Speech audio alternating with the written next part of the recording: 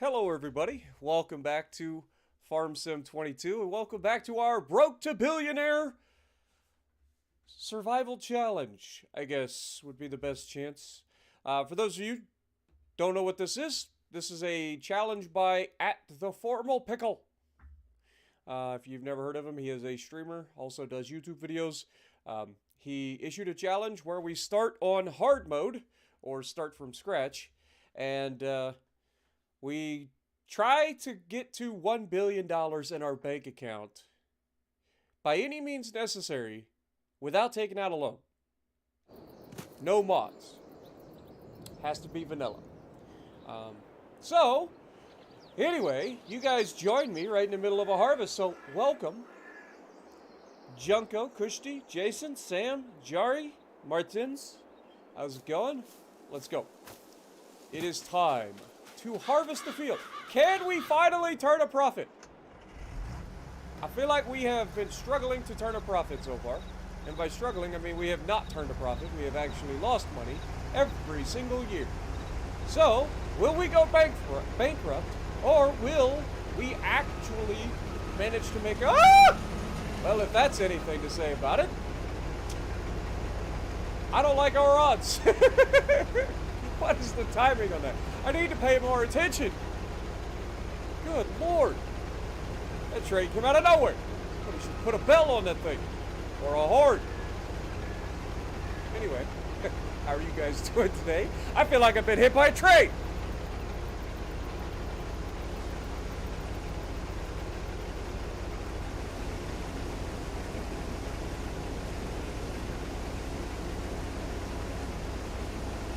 Alright.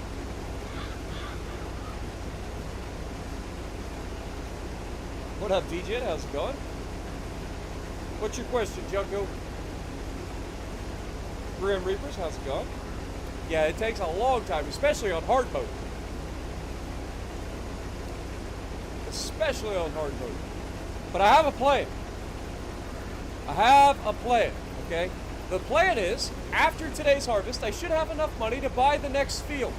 And when I do that, that will increase our money made per year, and then we will be able to compound that moving forward. Each year getting slightly bigger than the last. Well, in theory, that's the goal.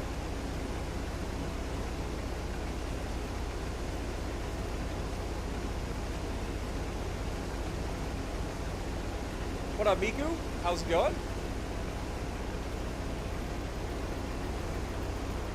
Oh, man. Y'all, that train perfectly signified exactly how I feel today. I ain't gonna lie. I am not gonna lie to you at all. I was up all night playing World of Warships Legends, and I wasn't even streaming it. And I kept running into the same few people over and over again. And either one game, they would end up being on the enemy team and getting their ass whooped. Or B, they would end up being on the enemy team and giving me an ass whooping.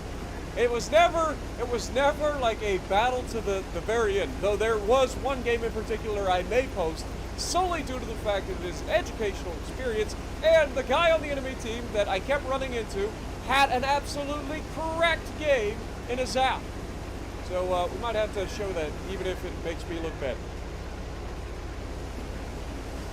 I have a plan, uninstalls. You're not wrong. What up?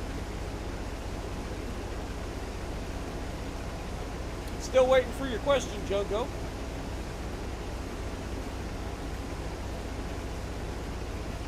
Nice, you finished the 4th stream, nice. I do need to get back into American Truck Sim. I really do. I know they've added so much. I just need to get back into it, man.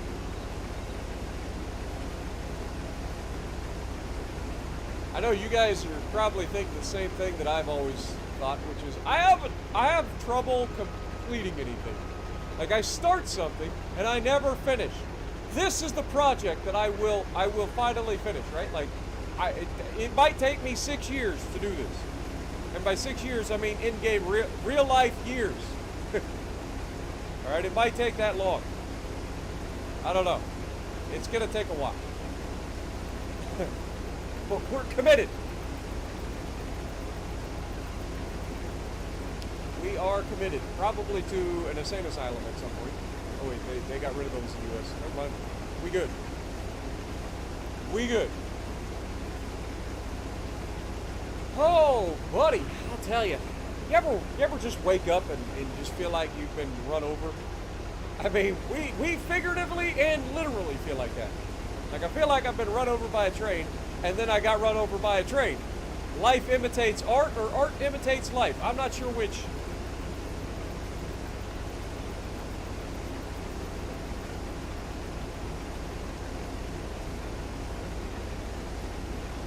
You know, that's actually not a terrible idea, but it does take away from the whole purpose of a live stream, in my opinion. Yes, pre-recorded streams do exist, I know that. Usually a Twitch stream that then comes to YouTube, but I can't bring myself to do it. Like, the only reason I stream is because I enjoy the interactions with folks, other than the stream snipers, obviously. I definitely do not enjoy those interactions at all. Unless, of course, I'm making them look silly. Ah! Dang it! I wasn't paying attention! It's Dejan's fault this time. It's Dejan's fault. Dadgummit! Well, there goes half our profit for this year. Oh, we gotta rent a trailer. Is there one for sale? There is a trailer for sale. It's $38,000 though it does hold 52 cubic meters of everything. As much as I want this, I can't afford it because that would ruin my plans. I have a plan, and that is not it. So I guess we'll go up here and lease another trailer. And this is the one that we've been leasing.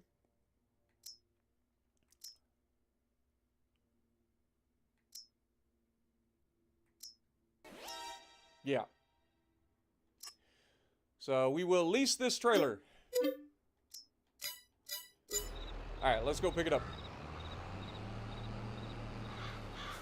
Can't believe I did that.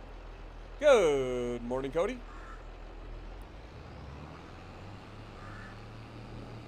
Can I do a video on the linen? I did see your comment this morning, Sam. I may do something like that. I can't guarantee anything. I kind of just jump on and play what I feel like. I know there's a lot of people that offer suggestions and stuff, and I do try to add those suggestions when I can.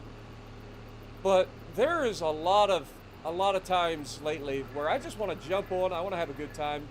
We've been like the solid last week. We were playing like Vermont like every single day, and I did play Vermont again last night. I'm trying so hard to give that thing a fair shake. And I have given it more of a fair shake than any other thing that I've ever given a fair shake to, which makes it an unfair shake. And yet, I am still at a loss for why that thing exists, because I'm telling you, it is just simply not as good as Montana or Ohio. It's just not. It is just not. Alright, let's go get this.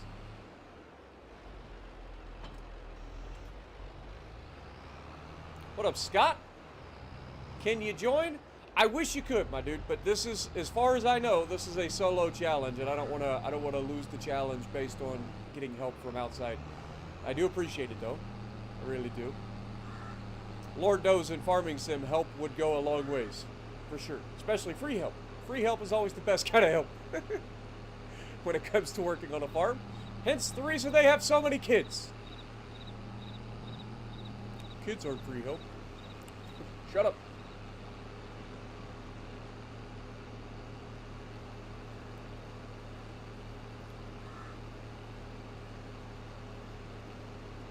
You're hoping for one in the conqueror of the build that you sent me? I mean, your conqueror build isn't that different from what I already use. I don't remember exactly it word for word, but I don't think it is that different.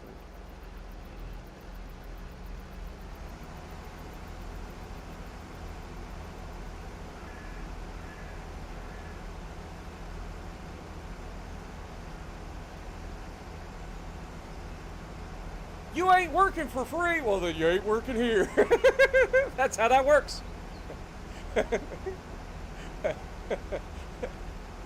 Oh, I'm a perfect capitalist. I'm sorry. That's just, I'm born and raised. There you go. Born and raised in the United States of America, where free work is the best work. May not be the highest quality, but if I ain't got to pay for it, I can put up with it. Let's go. Dude, I'm in a good mood today, I ain't gonna lie. I may feel like I've been hit by a truck, but I'm in a pretty good mood.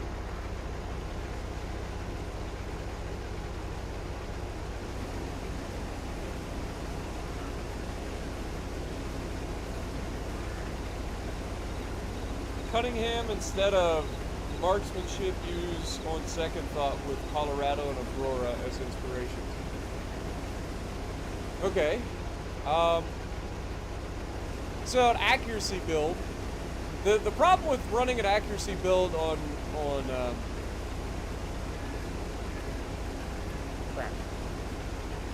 Conqueror would be the fact that you're missing out on those extra heals. Those extra heals make a huge difference in games where Conqueror is being focused. So, personally, I feel like if you don't have, like, it's accurate enough. It doesn't need to be more accurate. More often than not, like, you don't have to pinpoint strike things with the Conqueror. Like, it is capable of absolute devastation, no matter where those HE nuclear bombs hit, right? And then it's got plenty of accuracy, even with that build, to then go ahead and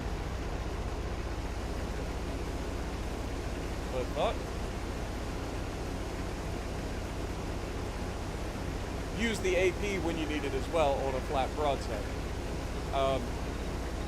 But yeah, I don't know. I used to use Cunningham for my my German, or not my German, my British battleships. But I learned relatively quickly that just wasn't the best way to utilize those things because they get those ridiculous heals. And if you're cutting out on their good heals, they're accurate enough to get away with a tank build. So why not run a tank build? That's the way I look at it. Like Azure Lane Dunkirk for the French. Yeah, but it's not though. Like, unfortunately, the on second thought skill only replaces it by 50%, right? Like, it cuts the reload time by 50%.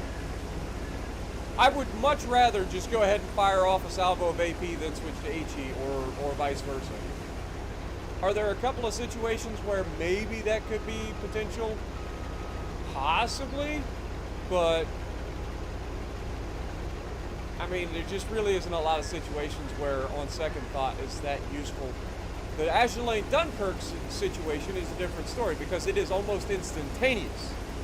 Allow you to maximize each and every salvo, which is pretty key. But if you're still waiting 15 seconds in between, you know, to switch your shells, I just feel like it's not quite as going to be as useful. That's just my opinion. If it works for you, it works for you. I got nothing against it. It's just one of those things where I feel like it's not taking full advantage of the ship and its capabilities.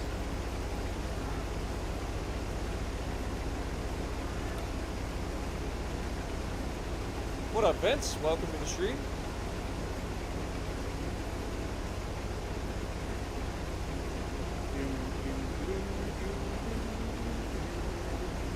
We out here harvesting soybeans.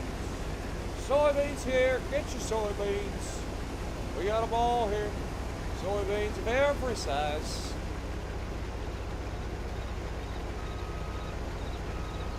Soybeans that'll put that tear in your mama's eye.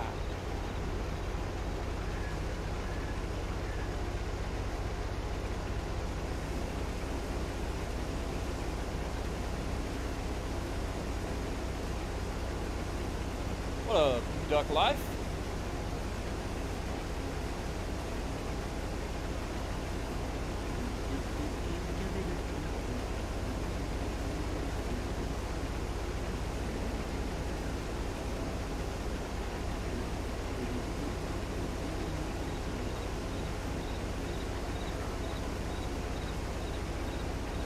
Yeah, I am thinking about plowing the fields together, but once I get more of the fields. Right now, the time and effort and then renting to plow, and it just wouldn't be worth it. you're not going to get that much out of it.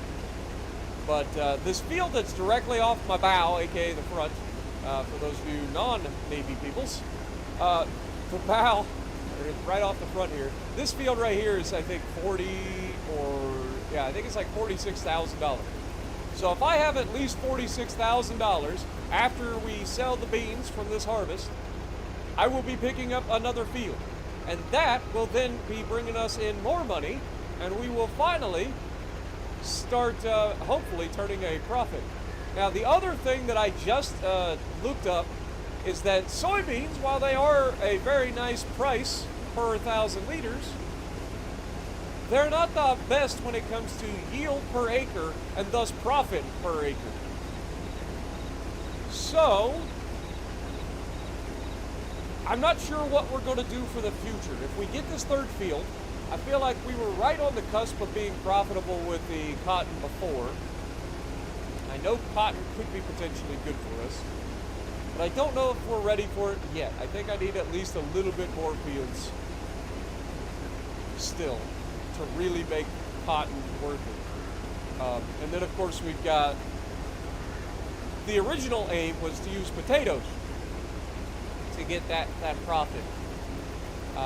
But I'm at a point where, like, I'm not quite big enough to get potatoes and make them profitable yet either, because the specialty equipment is just so expensive.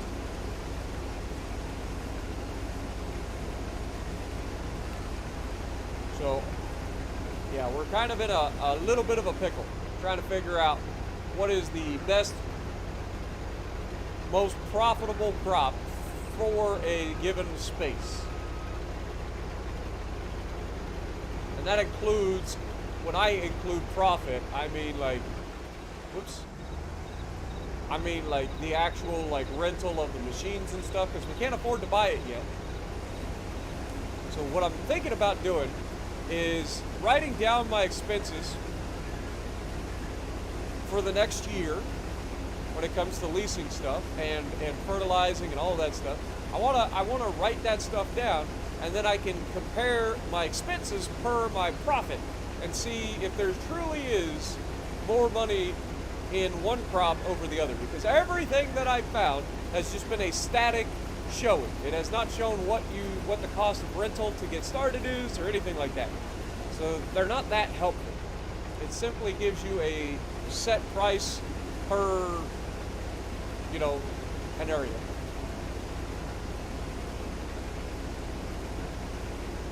So that is something I definitely want to check out. What up, young Gleazy? How's it going? Would I play War Thunder? Probably not. I have in the past. It's not for me. It's way too expensive. Like it makes wargaming look even like charitable. Let's be real honest. Like Gaijin and their War Thunder, definitely not for me. I mean, you have to put a lot of time and effort into that game to like really make anything out of it if you're going to play for free. And I just ain't willing to do that. And I'm definitely not paying to play that game. In the short amount of time that I was playing the game, I spent a stupid amount of money on it. And it got good views on the channel, but it just wasn't enough for me. Like I didn't enjoy it as much. Too much cheesiness going on with the crossplay, because you have crossplay between consoles and PC as well, and the PC gamers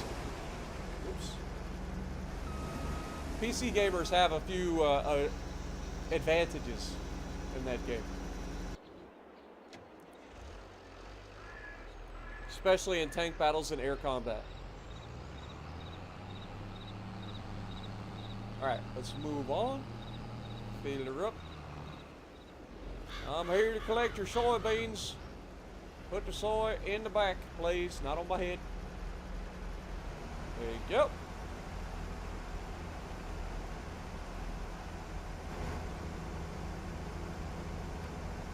What up, Terror? How's it going? What happened with the giveaway announced? I did the stream. I posted the winners during the stream. and or we actually did the drawings during the stream, and those people have been notified, and those who got back with me have already been credited their tanks or their ships that they won.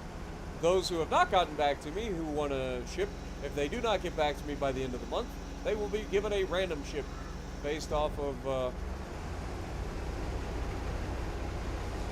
they have a choice.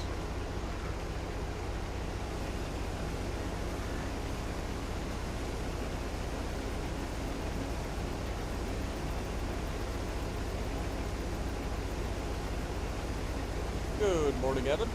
Uncle Brady, good to see you. Dude, I am way too tired to be singing Billie Jean.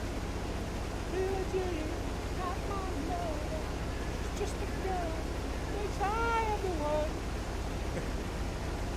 Kid is not my stud. This is my voice. Does that sound like a voice that's willing to, or capable of singing Michael Jackson this morning? Help!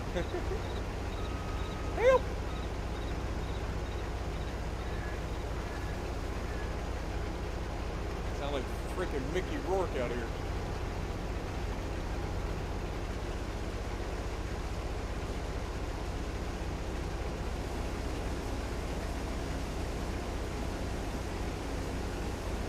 Yep. Good eye. See you later. See you. It should have been. I don't remember. It's got a wheel in the like thumbnail. Like, I forget the name of the stream. DJ might be able to look it up faster than I can. I just can't look it up right on the thing. But I'm pretty sure it's something around around the neighborhood of like 50,000 subscriber giveaway or something like that is the name of the stream.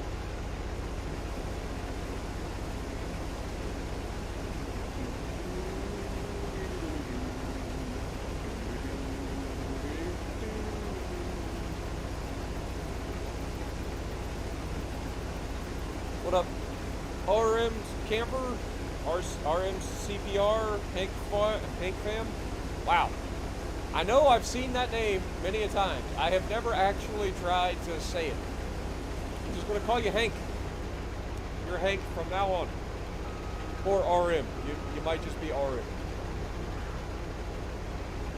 You know, Hank is technically less syllables.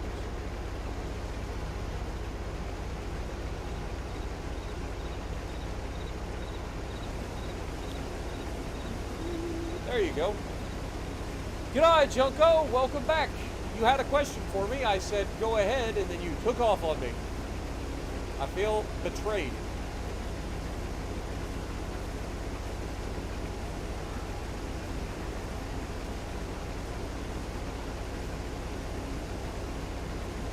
Just call you Hank. Speaking of Hank, cause I got friends in love. Wait, that's not him. That's Garth Brooks, dum-dum. That's not Hank at all. No, that's all good, Junko. I get it, my dude. I get it. All fun and games. I'm just teasing you. Just teasing you.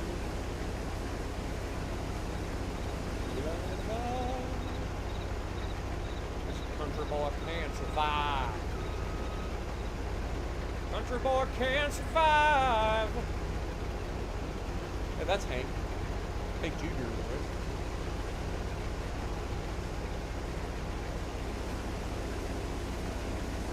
We say grace, we say men, if you ain't into that, we don't give a damn.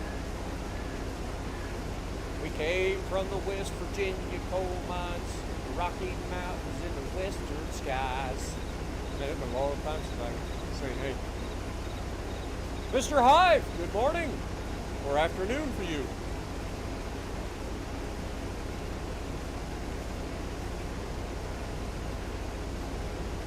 The question, is getting Atlantico worth it? If you can get the Commander with the Atlantico, absolutely. If you can't get the Commander, it is definitely not quite as good. The Commander is what makes Atlantico completely busted.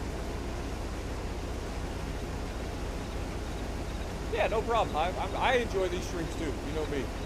Like, everybody thinks that I'm just a big, gigantic ogre that's a rage monster. I don't like that. some of us do like to have a good time once in a while. I try to have a good time while streaming Legends. It just always devolves into misery. I don't know why. Always devolves into misery.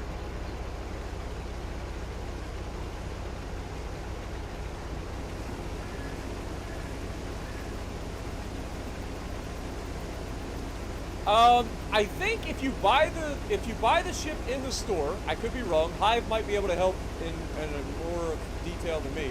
But if you buy the ship in the store, then you get a mission that you can complete the mission and get the commander.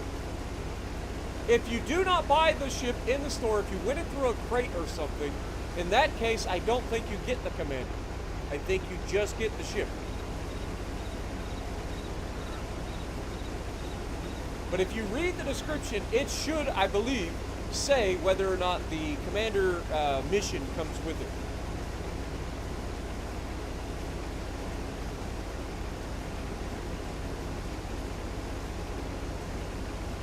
I was your favorite YouTuber when I didn't rage at all. I try not to. I really do. Like, a lot of people think I'm up here just trying to, like, rage just for the fun of it. I don't enjoy raging. I really don't. I just can't help it because it gets so frustrating, especially stream sniping. Like, I can put up with the frustrations of the game. That's normal. All right? When you do, like, straight up, like, the same game every day for your job, and you've got to, like, perform at a certain level to get everybody to pay attention to you and make sure that people enjoy what you're doing, like, you put a lot of pressure on yourself. And I get that. I put a lot of pressure on myself to perform. I really do. Because I'm not the best at the game. I've said that from the get-go. Like, I am nothing when it comes to the game. I am above average at best. But I still have a lot of pressure that I've put on myself to perform at a specific level.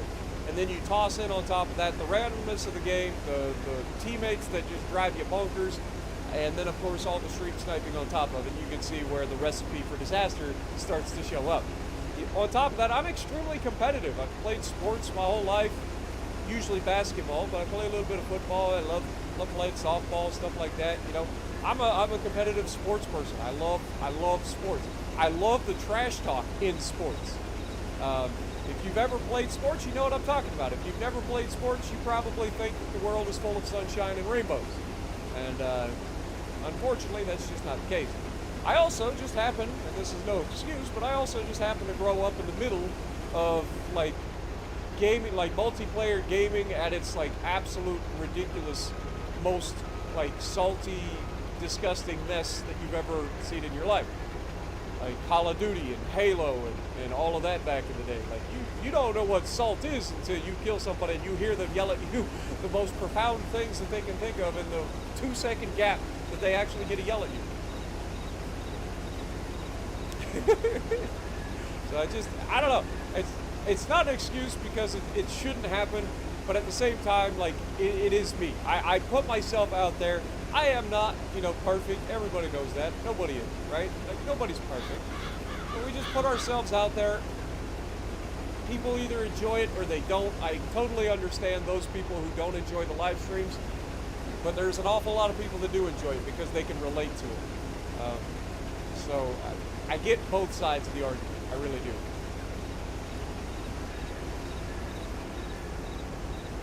Ah! Dang it! I looked at the chat again. Ah! Stop it! My profits! No!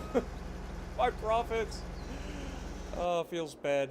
Feels real bad. I gotta stop doing it. Every time. I gotta start paying attention to the freaking 100% mark. God bless America. Every time. I'm the only farmer who can rage about running over his own soybeans because he looks at chat. Can't blame the stream snipers for this, but I can blame chat because this is America. We don't take responsibility for stuff. We blame everybody else. That's how it works. You play football? Oh, there you go. You know exactly what I'm talking about then. You know exactly what I'm talking about when you're playing sports and you're in that competitive environment. The stuff that gets said between players is crazy. You know exactly what I'm talking about.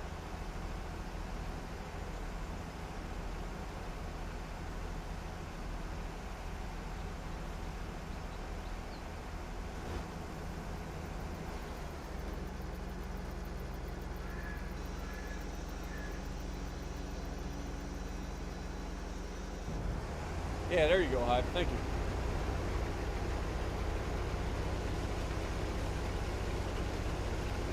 I have watched all my profits get run over.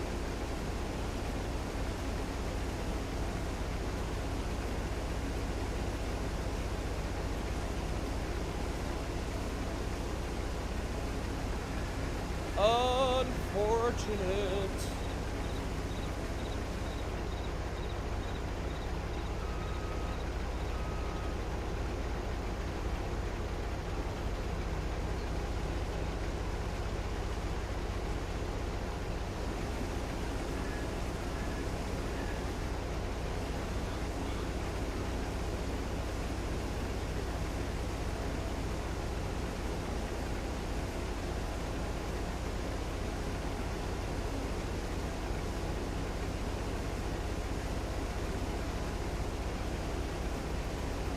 It's always Britain's fault.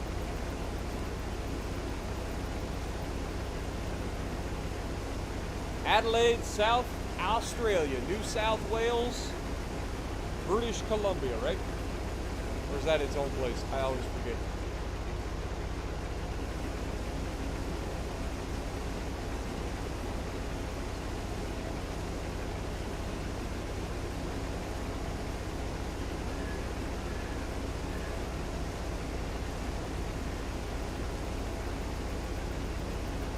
Yeah, you've got to have that competitive fire. Like, if you don't have that competitive fire and you play sports, you're probably getting run over. Like, you got to bring the heat, right? And does that always mean you have to trash talk? No, but there are going to be moments, especially if you're playing to win, there are going to be moments where that comes out. Unfortunately, it just happens to, like, video games also bring that out in you. Like, you've got to have that fire, because if you don't, you're going to get beat up on. Not saying you gotta go out and trash talk everybody, but you gotta at least have that ability to turn it on when you need it. You know what I mean? I know the young kids nowadays, they call it locking in.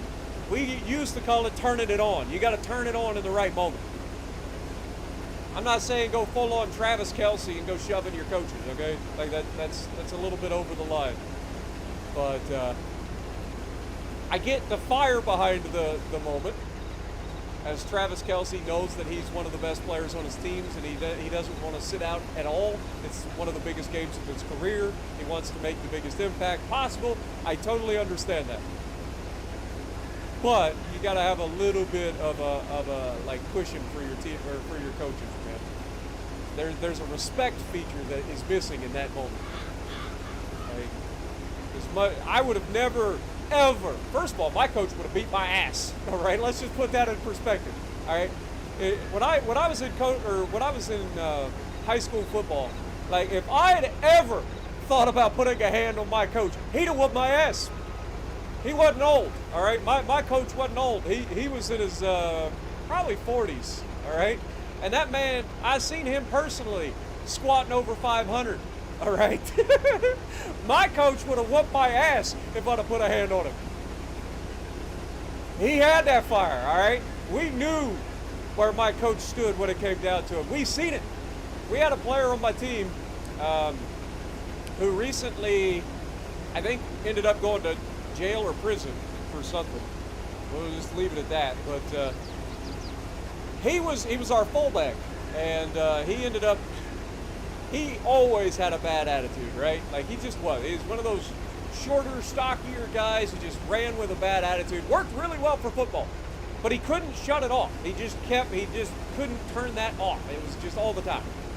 Whether he was on the field, off the field, practice, game, didn't matter. Like, he just couldn't turn it off.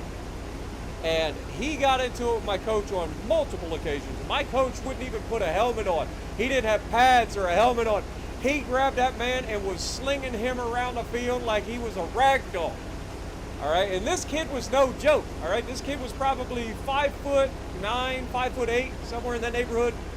250, 260, stocky, muscular, strong as hell. He was no joke. But he still, my coach would have whooped my ass.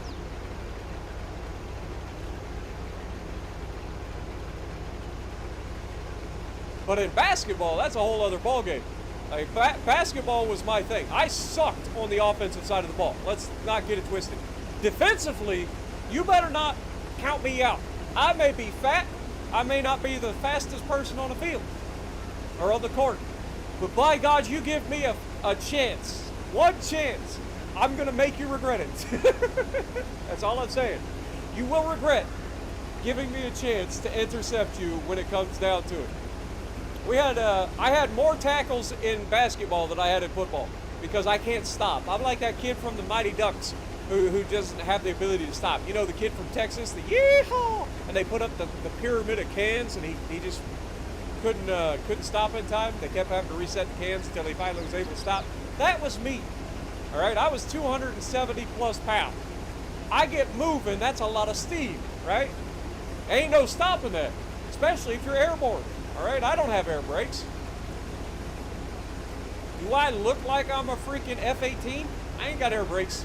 All right. When I get airborne, it may be a short amount of time that I'm airborne, but bad things tend to happen. That's all I'm saying. It is hilarious.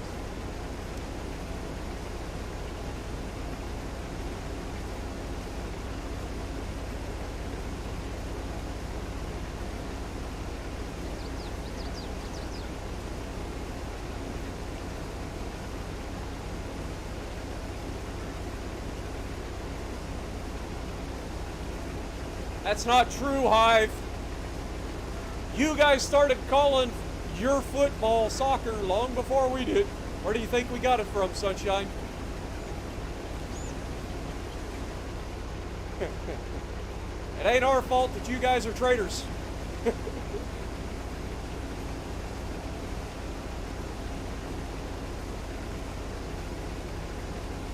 American football and rugby are similar in terms of how they're played, but it's very, very different. Rugby is definitely a pretty tough game in terms of like the overall like physicality of it. Like it's got a lot of the same physicality of football, but the difference mainly is that American football is played way, way harder. Like, if you've ever watched a game in the NFL, you know what I'm talking about. Like, yes, rugby is a dangerous game. I'm not sitting here trying to discount it at all. But the velocities involved when you add pads on top of it, all right, you just don't know what you're going to get hit with. Like, people when they have that equipment on, they're not afraid of getting hurt. They just throw everything behind everything. So there's a big difference between rugby and American football.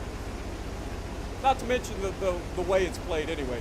But like when you add that padding, it just makes people that much more brazen to do stupid stuff and hit that much harder. I don't think there is a rugby player out there that could watch an American football highlight reel of the hits that are involved and honestly sit there and say, yeah, that's not as tough as rugby. They've got pads on. That's just not true.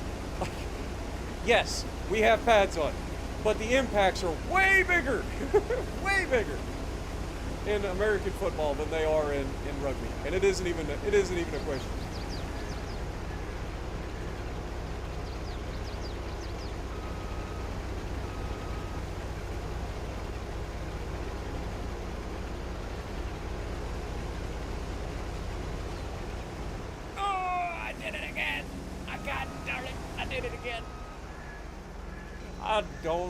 Dadgummit. Stop running over your soybeans. Lord have mercy. How many soybeans? Somebody gonna have to put up a montage of how many times I run over my soybeans by reading chat. What up, Charles? American Made, good to see you. Capri, good morning. Captain Rob, good to see you. I apologize that I got behind reading. I was running into my soybeans for a moment.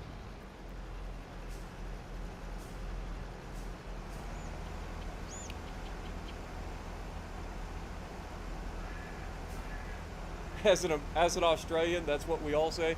Uh-huh.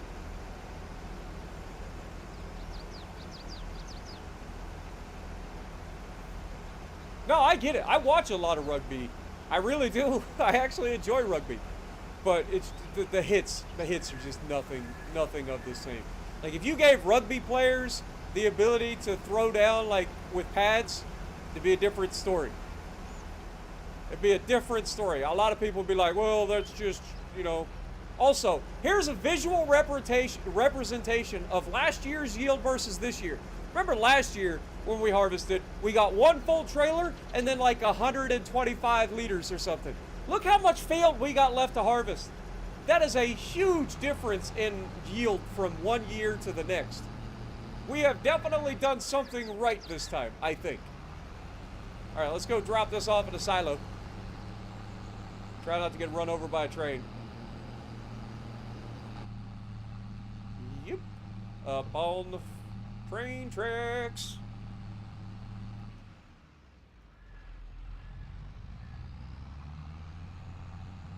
Let me know if there's a train coming, boys. I can't see it in my mirror. Actually, I can see it if it was in my left mirror. Come to think of it. I'm all over the road. Okay, now I can't see it anymore.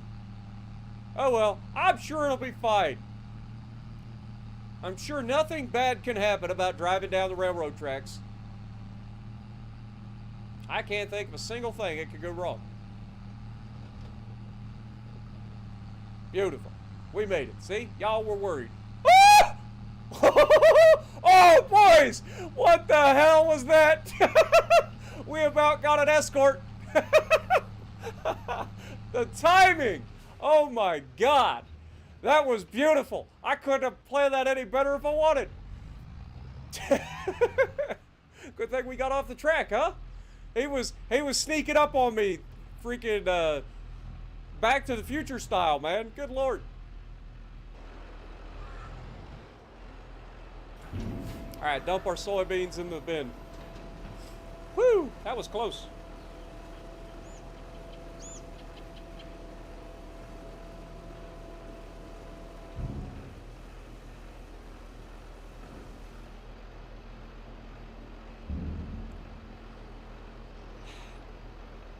Hive, I know where you're coming from. I really do. I want you to do some homework for me, my guy. All right? Simple homework. I promise it won't be too difficult. I know you're British. I don't want to bore you. Here's my homework. Go on YouTube right now. Search up like NFL's greatest hits. That's it. Something like that. NFL's greatest hits. And then tell me that rugby has hits that are harder than that, because it just doesn't happen. Like when we talk about like padding being, you know, useful, it really is. All right, but there is something behind. There's a reason why there's the old saying, like, if you can make a man feel immortal, he'll fight like a mortal man. All right, something along those lines. That's the saying. It's the same thing. It's the same thing as like putting somebody in a tank. Somebody in a tank is more willing to put themselves in danger than they are if they're not in a tank. Right? Because they're in a tank. What could go wrong? It's the same thing with American football. American football, they are so willing to just throw their entire body behind every hit because they have padding. And they assume that it's not going to end poorly. Well, a lot of times they're wrong. It does end poorly. A lot. It's the impact, man. You're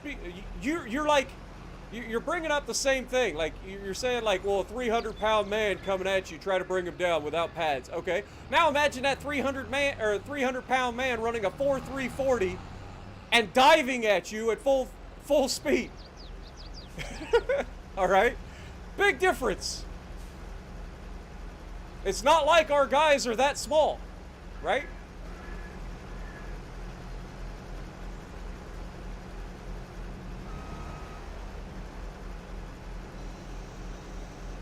Oh, we are empty. I didn't realize. I was like, why isn't it emptying? I don't get it. All right. Back to the harvest.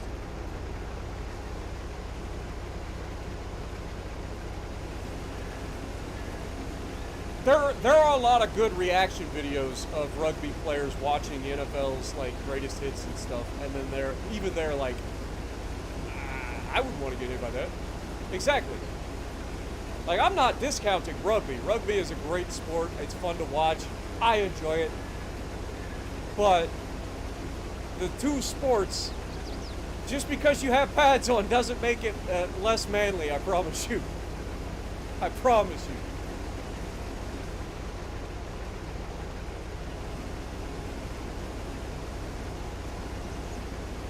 One of these days, they need to do this. One of these days, I know they won't, but because there's too much money involved. But one of these days, they need to get a rugby team and an NFL team, right? They do. They need to get a rugby team and an NFL team. Put the rugby team in pads for 1 quarter, right? Then in the next quarter, you take the pads off. I want to see truly what happens when you put an NFL team against a rugby team. I would love to see it.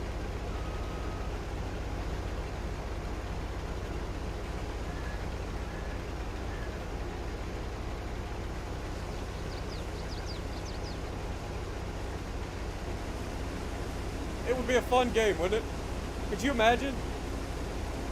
Because there'd be so much pride on the line, too. That would be like some of the biggest hits you've ever seen in your life.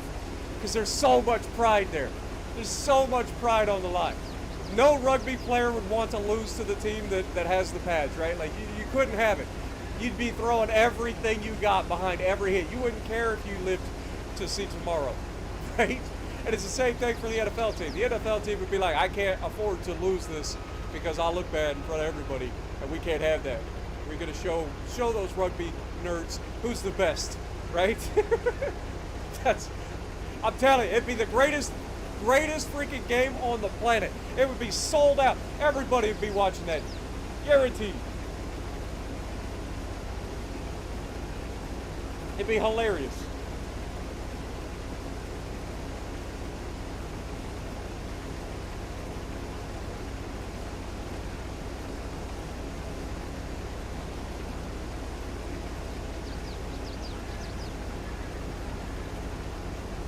I love we're just over here harvesting away and talking about rugby and football.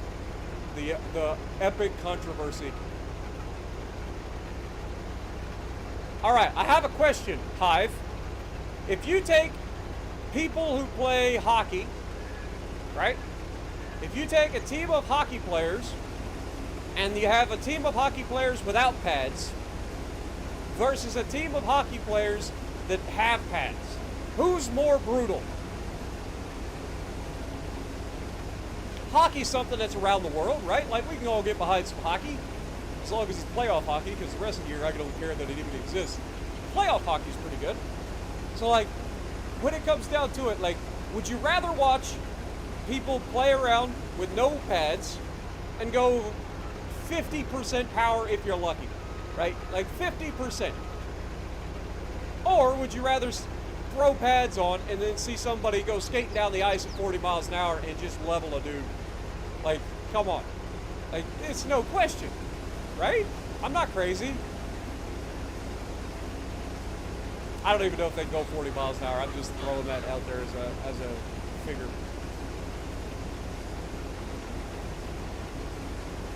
Lacrosse versus hockey. I mean, yeah, I guess that would be kind of the field hockey equivalent. Though I'm going with the hockey players in that one. I've never watched a game of lacrosse in my life because I don't make enough money. I feel like lacrosse is one of those like rich people sports. It's kind of like skiing. Skiing and snowboarding, like I just feel like that's a rich people thing.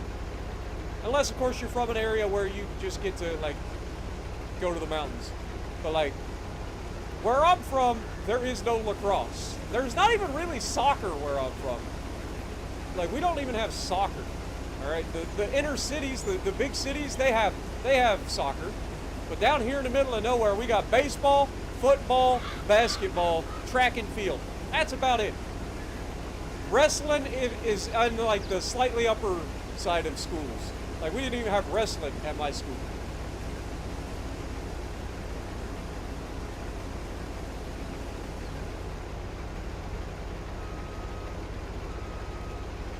It's just funny to like listen to like stories from everybody from different parts of the world. Like that is my favorite thing about YouTube. I love interacting with people from all over the world because I get to hear everybody's perspectives on stuff. I get to hear like these conversations with rugby and football and all the different like ships perspectives and military and like I love it. Like I truly do. I love interacting with you guys. That's why I love live streams. Well, here's the thing. Like I watch rugby. And yes, when they're in the like middle and they're all like wrapped up, they're in the trenches. That's what we call it. When you're in the trenches and you're blocking and you're pushing and you're in a pile pushing and stuff, yeah, sure, you're going full out. But when you're going to tackle somebody in the open field, he's running at you, you're running at him. Like I watch it. It's not as hard. It just, yes, you have a collision. Yes, you take him down. But more often than not, it's 70%. I'm being very, very like nice about it. It's like 70% of what you're capable of. And that's if somebody really, really doesn't like a guy. Right?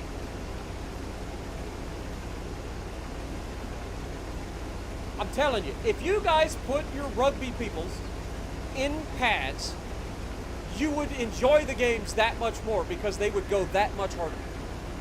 Tell me I'm wrong.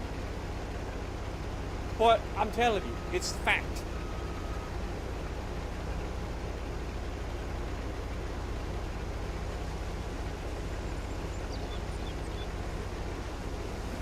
Not saying they don't go hard. I'm not saying that I don't enjoy watching them beat on each other. But when it comes down to it, I still think that when it comes down to like big explosive hits, NFL's got it every single time. It ain't even close. It isn't even close.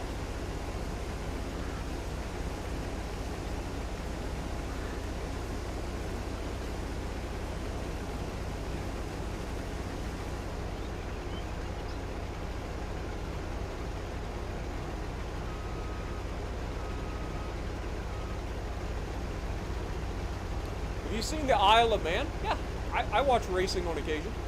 I'm not a big TT racer. Like, I don't really enjoy the whole, like, TT racing sort of stuff or stuff, but there is something about watching a bike that just screams across the Isle of Man at stupid speed through those towns, and it's just like, one mistake, man, you're into a cobblestone wall. Like, there is no tomorrow. I like rally, too. I love rally racing. Like, I'm from the middle of nowhere, man. Rally's in my blood. I grew up on a dirt road. You didn't think, and my first car was a rear-wheel drive car. You don't think I'm running around that dirt road like I'm in a rally race, sliding that thing through the corners like it's going out of style. I have to replace my tires every couple of months because I don't know, gravel eats rubber much faster than pavement. I love me some rally. Rally is crazy. All right, if there's one thing we can all stand on, right, no matter where we at, no matter what country you are from, if you have watched rally, you have seen the craziest people on the planet. They are crazy. I don't understand it. What do they have against living? Not even that. The only people crazier than the rally drivers themselves is the fans, the spectators that are there. They're even crazier than the people driving. Because those people walk right up in there. If they ain't eaten a drive shaft by the end of the day, have they even gone to a rally race?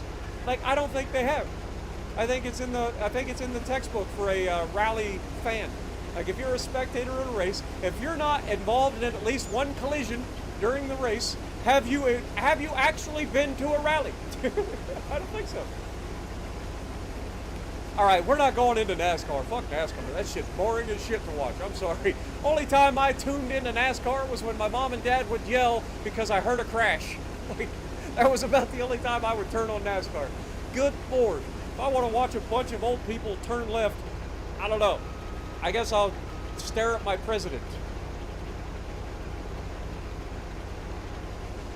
Like, good Lord. Rally's big in Finland. Oh, of course it is, man. Of course it is. What up, Curve?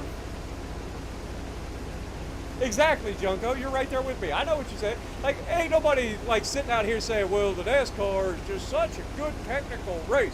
Yeah, sure, okay. It is. It's a thing. It exists. But the only reason anybody watches it is so they can get drunk and have an excuse to get away from their wife on Sunday. Let's be real. And the sad part is they don't even manage to do that because their wife is usually right there with them. Good morning, Buck. That is a name for an Ohioan if I've ever heard of it. Buck. What up, my guy?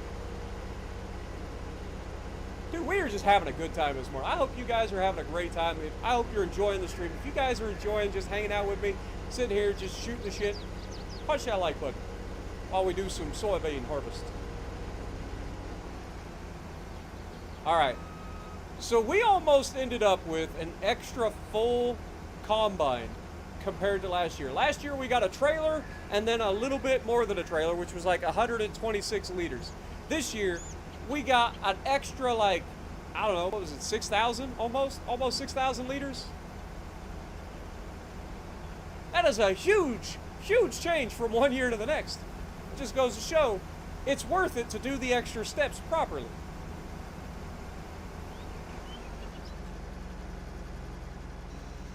All right, we'll swap over into that. Make sure we save the game before we end up breaking stuff. Lord knows I don't want to have to do the harvest all over again. Let's go ahead and send back our harvester because we're done with it. Send back the header because we're done with it. Take this trailer down the tracks. Just watched the whole giveaway stream. Turns out your name wasn't even on the wheel. Yeah, I mean, there were very clear rules as to how to enter the competition. And I took all of the people that were available before the deadline, put them onto the wheel. If people entered improperly, didn't leave the right information, or just straight up didn't actually enter, then they weren't entered. Or didn't enter by the right time. So I apologize that you managed to miss out somehow, one way or the other. But I did go through and add, I believe there were 219 participants. Something like that. There were a few people, there wasn't even that many people that didn't enter properly. Like most people entered correctly that had left a comment by the time that the deadline arrived. But there were 2 or 3 people, I think, that had entered the wrong way. I know some people tried to enter off of YouTube for some reason, but again, the rules were very, very clear.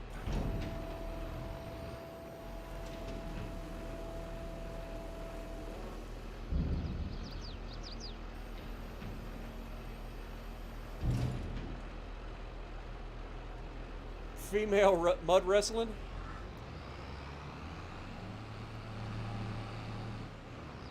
I don't know. I'm trying to think. There's another, like...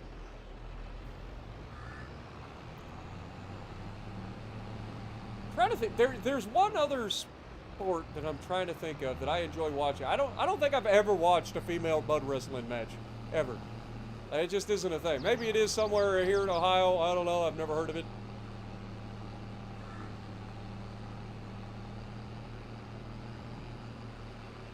Oh, hi, train. I think I'll go down here this time. You got the right of way, buddy. You've got the right of way, buddy. Don't worry. I got you. I will get out of your way this time. Give the train a wide berth. Life lessons from Spartan Elite 43.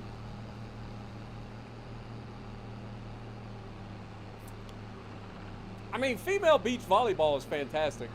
I loved watching the United States team kind of whoop up on everybody.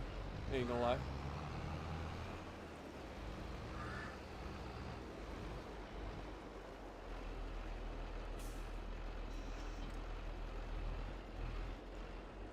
All right, let's go. Return the trailer. Yes. All right.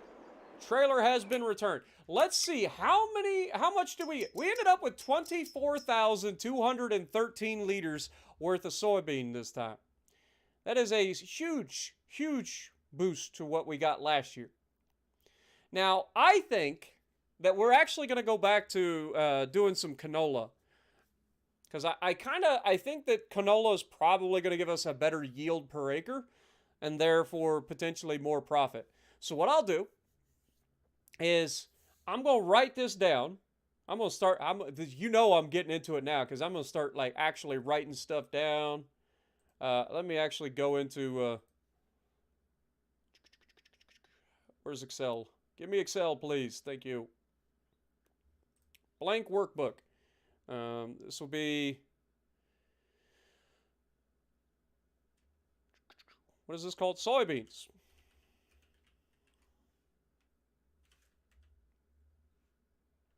Yield 24,213 liters.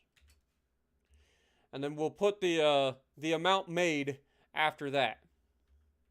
And then we will do a canola harvest next year and see what we end up getting in terms of total.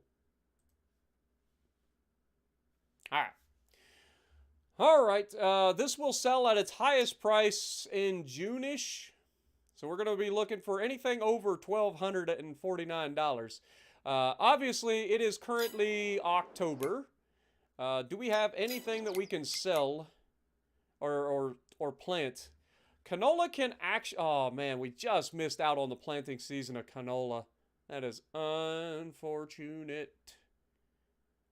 Unfortunate.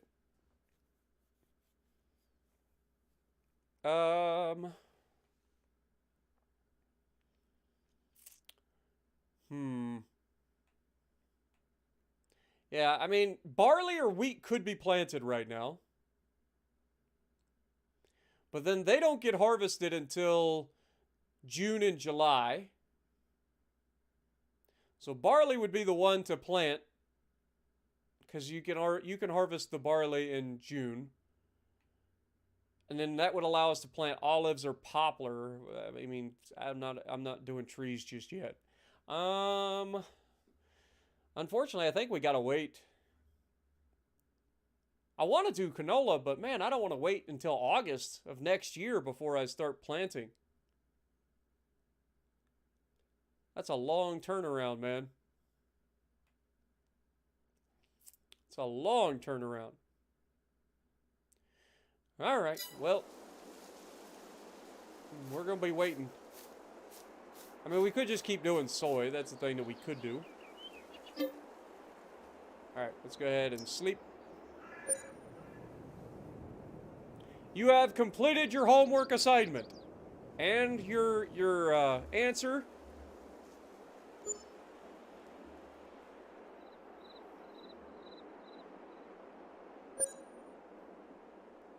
What up, Spiro or Spyro? How's it going? Shenanigans. Uh-huh.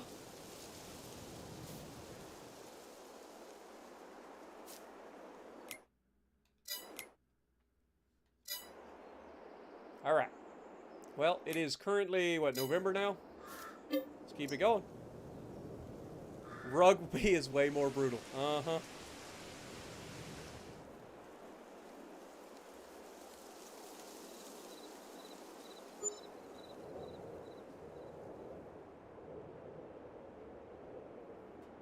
I'm sure there's absolutely zero bias in that either as a rugby player, huh?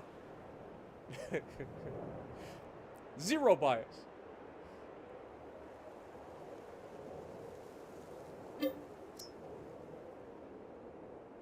Tomorrow's video, Spartan and Hive go back and forth with some more YouTube beef.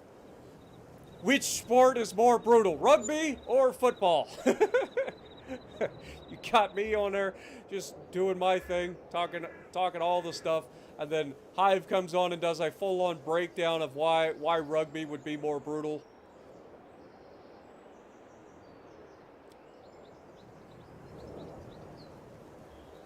You played 2 seasons of American football too? Did you though? Did you though?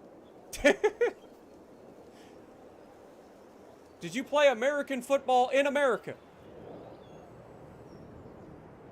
At least a college to NFL level? Because I don't think you did. You did in Cardiff. That is not in America.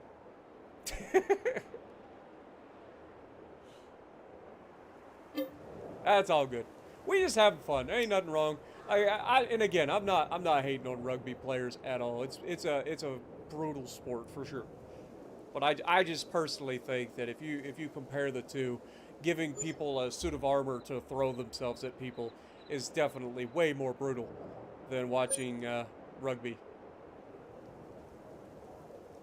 Not hating, just stating my opinion. Curve is played on console.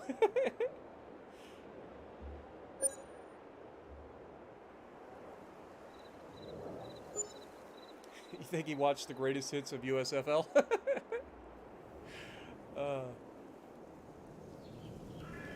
Dude, it's funny because we've kind of watched American football evolve from rugby, essentially. Like, if you go back in time and watch some of the early football, as they evolved from not having pads to having very minimal pads to going to what we see today, like the game is completely different. All right, it's so incredibly different. Like the NFL athletes are like top notch when it comes to like greatest athletes on the planet, right? Like they're right up there. Like, and those guys are running around at breakneck speed, literally breaking bones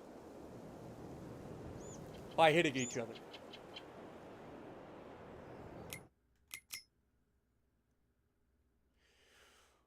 Ooh, hello. That's only 150 horsepower. Not worth it. Not worth it. Alright, let's keep her rocking. What is our price? Let's see. Soybeans. Terrible.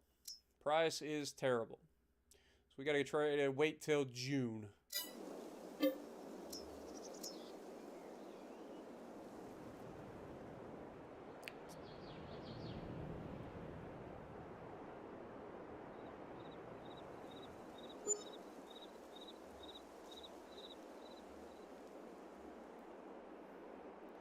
What's my favorite Olympic event? Oh God, that's a thing. The Olympics exist.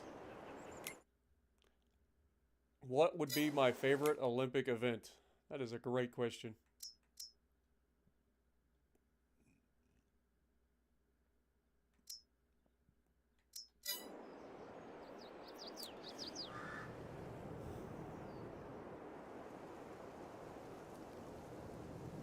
I don't know, man. I'll be real honest. I don't really have a lot of interest in the Olympics. I mean, occasionally I'll watch the javelin. I guess that can be fun. It goes back to my Spartan roots, right? Um, Obviously grew up with Kurt Angle winning the wrestling with a broken neck. So wrestling was always a thing. I damn sure don't watch swimming.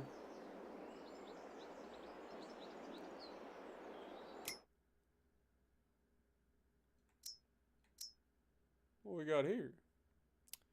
12 meter working width on a planter. Ah, we ain't got that kind of money anyway. All right, what are we at? 982 out of 1249. Keep waiting. Honestly, I just don't watch a lot of Olympics. I'll just be real honest. I don't really watch it other than beach volleyball. Like I said, women's beach volleyball in the Olympics. that's fun to watch. I don't really watch a lot of Olympics. Have a good night, Junko. Appreciate you dropping in, man.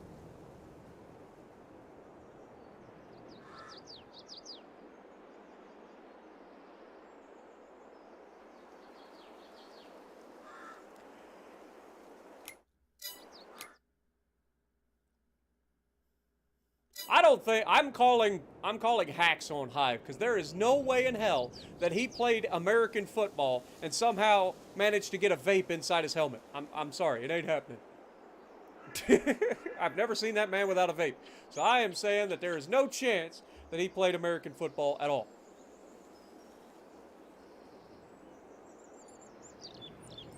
Vanilla or chocolate ice cream? I mean, I'm not really a vanilla or chocolate ice cream kind of person. I like cookies and cream, or maybe mint chocolate chip. Mint chocolate chip's probably a staple of mine for my entire life. And I blame my mom for that. We used to go to the beach all the time when I was younger, and they had a concession stand that had ice cream, and she would always get us a bowl of mint chocolate chip ice cream from the beach. 1,095. We're getting closer. Getting closer. All right, next month, technically, should be the highest price.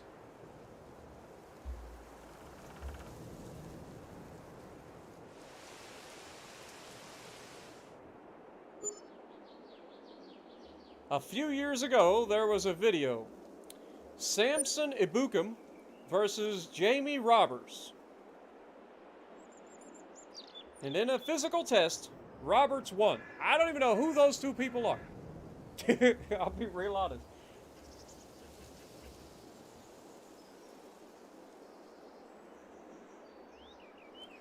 All right, where are we at? $13.69. That is a great price. Absolutely. Well, I don't need to take my tractor because it's already there. So we just got to run across everybody's stuff. Run over here, sell the soybeans, and pray to God that we get enough money that we can buy that field.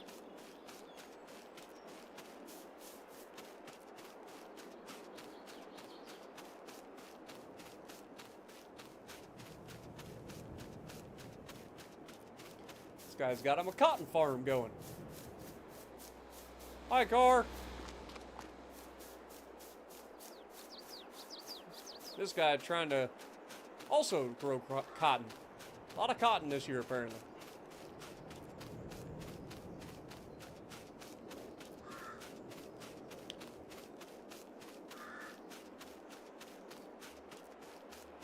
Have a good night, Junko. Appreciate you, my dude. Or good day, I should say. I'm so used to streaming late at night here, so I always say good night.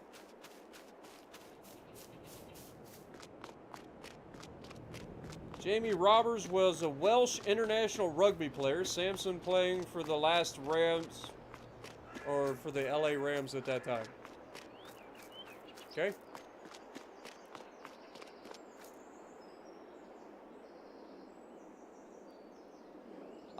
Yeah, again, I'm not hating on rugby at all. I'm not saying that they aren't physical. I'm just saying that the hits involved are completely different ends of the spectrum. Just because you're wearing pads doesn't mean that you're not getting hit hard. Because it just means that the hits are coming that much harder because they don't have to worry about us getting hurt as often. Even though, let's be honest, we probably get hurt as much as rugby, if not more, because of the hits involved.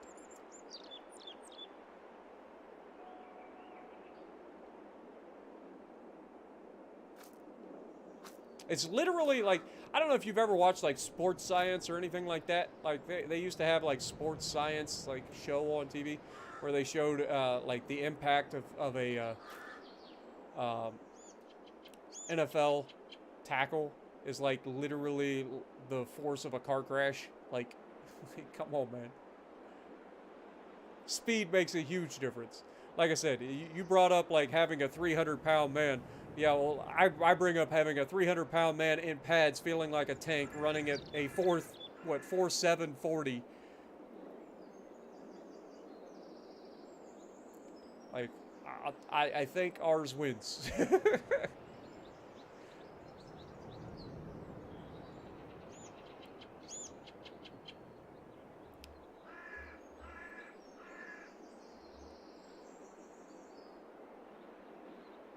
And then when you talk about the money involved, I don't think it's even close. Like, I think the NFL definitely has rugby beat in terms of money. Because it's just more fun to watch. If it wasn't completely and utterly brutal, would it be as much fun to watch?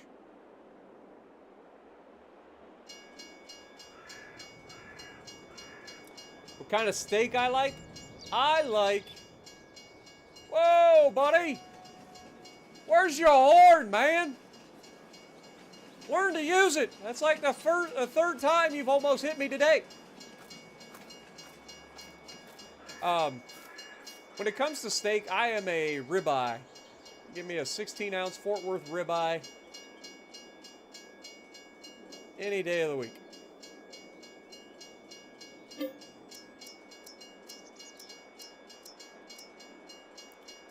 Load her up, boys.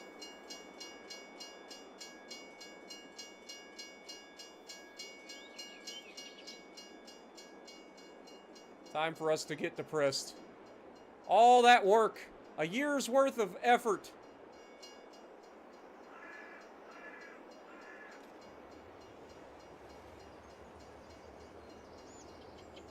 A year's worth of effort, and it culminates in, like, almost nothing. Look at this. We're gonna run back here and show you what a year's worth of effort means in a train. Literally nothing. It's a speck. It's a speck in a single car. That is a year's worth of effort right there. Sadness. Yeah, I love a nice juicy ribeye, man. I really do.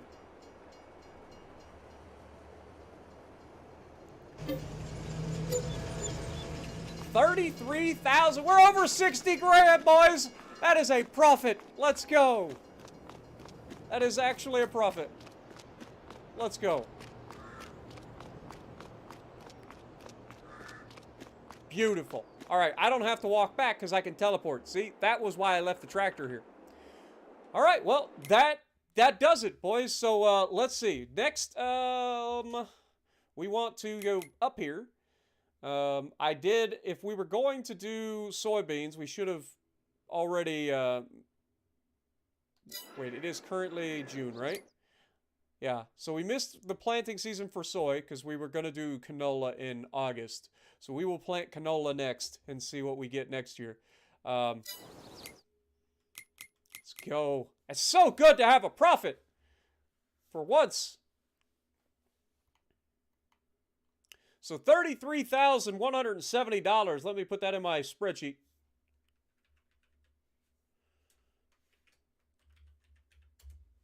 $33,170. Let's go.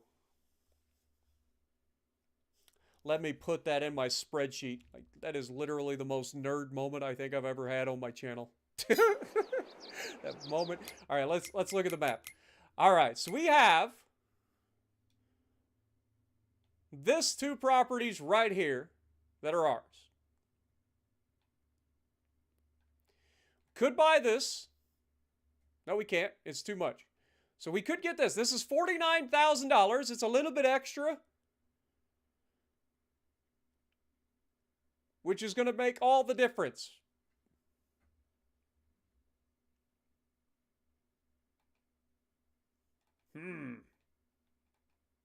Really? We just missed out on that too. We're at $60,000. We just missed out on being able to get that plot. So we're going to go with this plot. That gives us plenty of money to rent the equipment and stuff too. So we should be fine. We're going to go ahead and buy this now. That gives us our first land expansion, boys. Look at this. It's ours now. It's all ours. Our first expansion to our land. And it's actually got a crop on it, which we're probably not going to be able to do anything with. What is he growing? He's growing cotton. Yeah, we're going to probably just till that under. Because I'm not dealing with that. So when we go into August, we will end up plowing all these fields under. Do we need lime yet? That is something I should probably check out as well.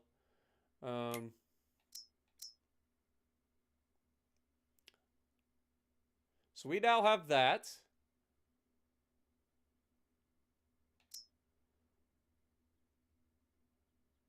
Okay, these two fields need lime. This one does not. So we're going to lime these two this year. Fortunately, liming only has to be done every couple of years.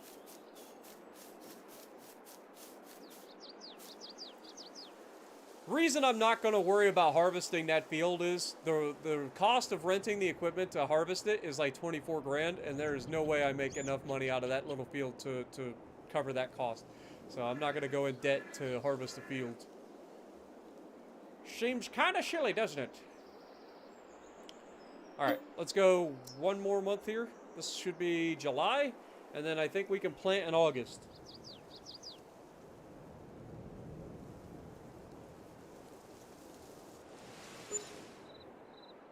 We have limits on pay as well, in terms of salary caps and all that.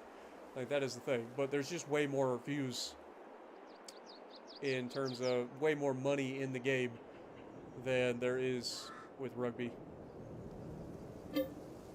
Alright, so I believe it is next month, right? Like, just double checking. Canola gets planted in August. Alright. Beautiful. Canola gets planted in August. One more month.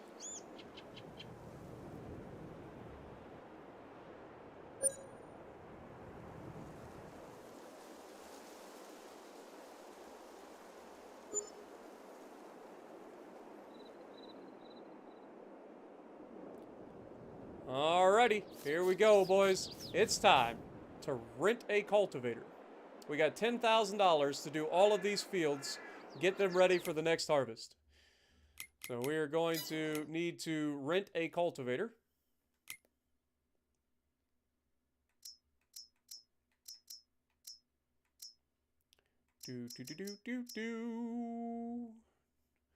Alright, I believe we were using this one.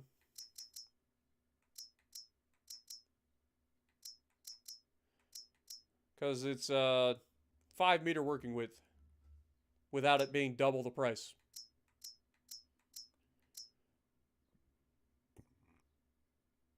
I think this one has a roller attached to it, which is why it's more expensive. It kind of does both at the same time. Alright, let's lease this thing. $1,200. Alright, let me, I need to keep track of all this stuff, so, $1,200 for a cultivator. I do want to make sure that we're turning some sort of a profit here. So we'll grab the cultivator.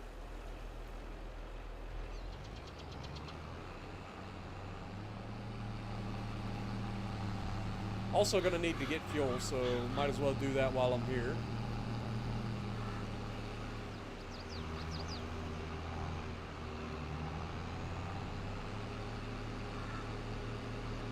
I think I'm just going to cut across here. I should have just went through the other guy. We have a driveway like between us.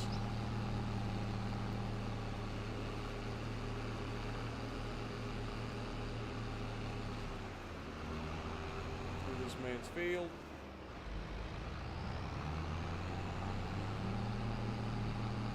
What up, Tuna?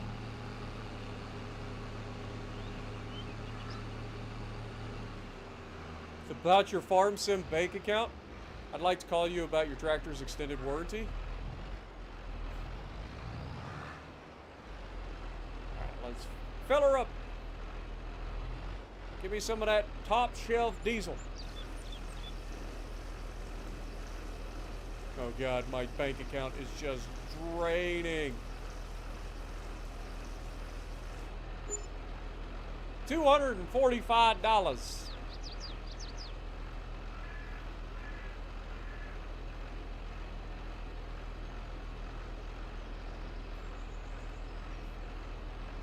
YouTube is not receiving enough. Is everything good on your guys' end? Like, is the stream still going and everything? 'Cause it looks fine on my side, but YouTube is yelling at me. Okay, everything's good? Okay. YouTube was yelling at me, that's why I was wondering. Okay, Tuna. You're live on stream. Better be worth it. $83 million. You little turd burglar. But you know what it isn't? It isn't a billion, Tuna. Okay? It isn't a billion. By the time this series ends, I will have $1 billion in my bank account. And we will have done it the hard way. No mods. Starting from scratch. Hardest difficulty. The only difference is I turned off Fieldstone because screw that shit. I hate Fieldstone. I'll do the liming, I'll do the plowing, the seasonal growth, all that stuff. When it comes down to it, hate. I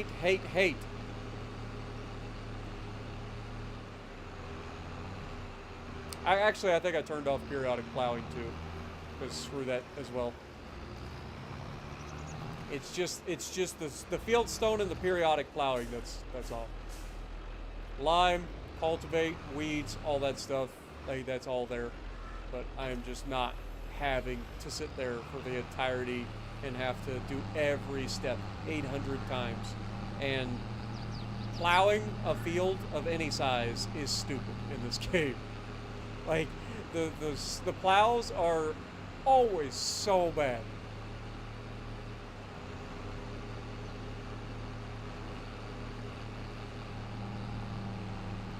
I don't even know if we're capable of cultivating the field that has stuff on it. I hope so.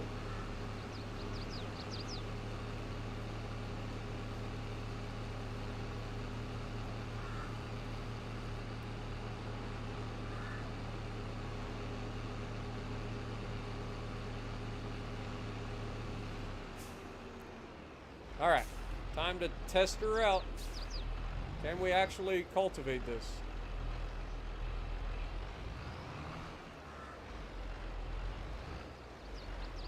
I would assume that we can.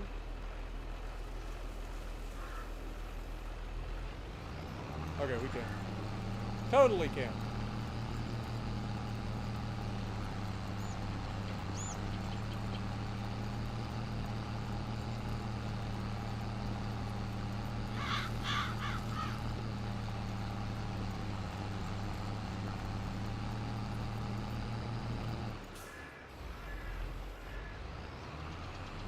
Just gonna do a quick headland pass here.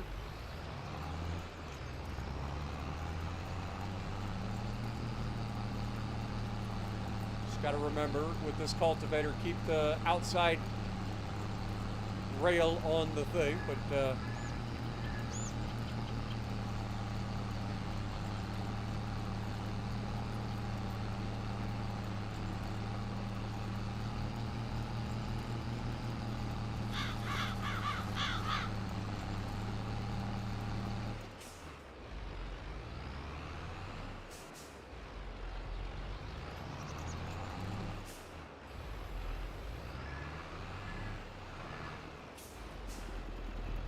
yeah, that's still awesome, Jason. Don't get me wrong. I'm not discounting that either.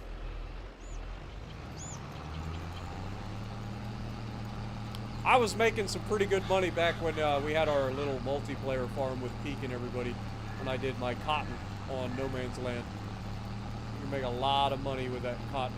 You get a large enough field. You know you're making money when you're able to have like three harvesters going at the same time, cotton harvesters, and you paid for them all with cash.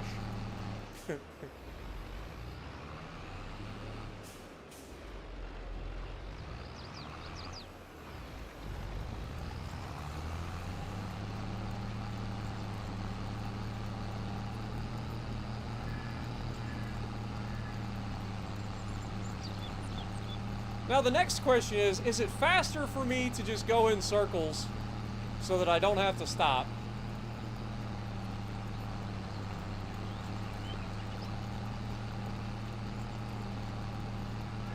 Probably ought to get her straightened out. I think I've been drinking. Or is it faster to just do down and backs? That is the real question. I don't know what the most efficient, like, in my mind, the most efficient would be the one where I don't actually stop moving, right?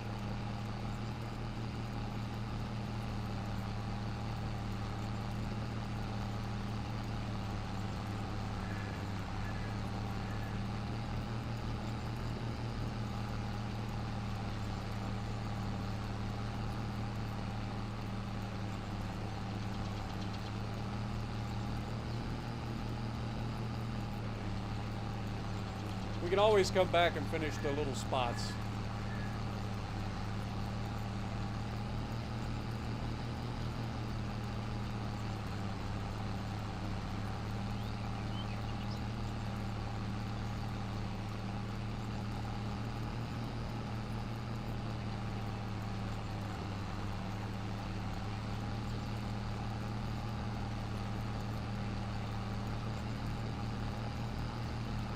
I know this isn't that much larger of a field,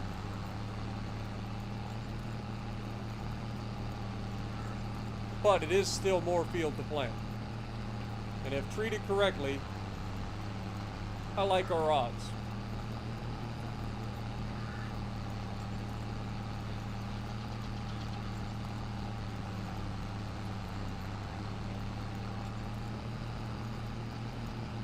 I will say this. As tough as it is to get started in this mode with starting from scratch and all that stuff and everything being super like hard to like build from, it is rewarding as crap when you finally get to buy a piece of land. Like, it gives you a whole new appreciation for being able to expand your farm.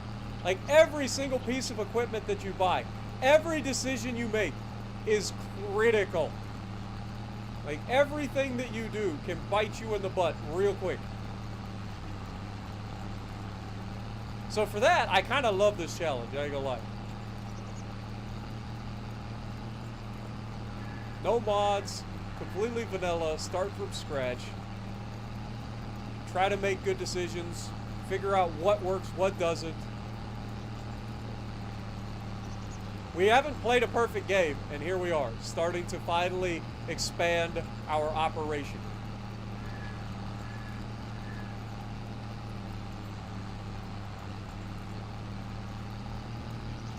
And I haven't even put on any passive income or anything. Like, I know Pickle's been using like solar panels and greenhouses and stuff like that. I haven't even done anything like that. Simply just bought some fields and started working. But I think I had a better start in terms of choosing the right plots of land to start with.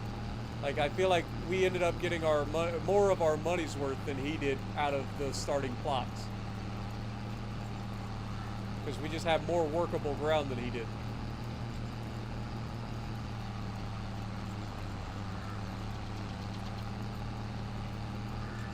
Because last I checked, his biggest field was the one that we just purchased. This one right here.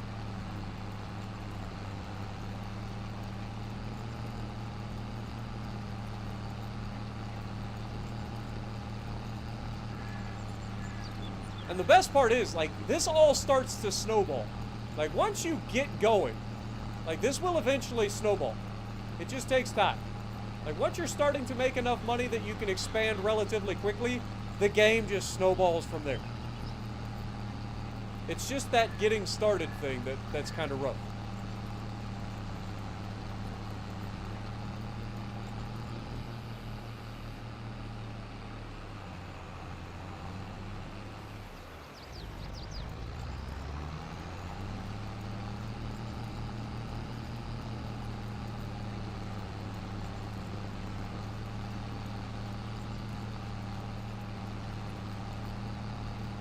Use the engine boost.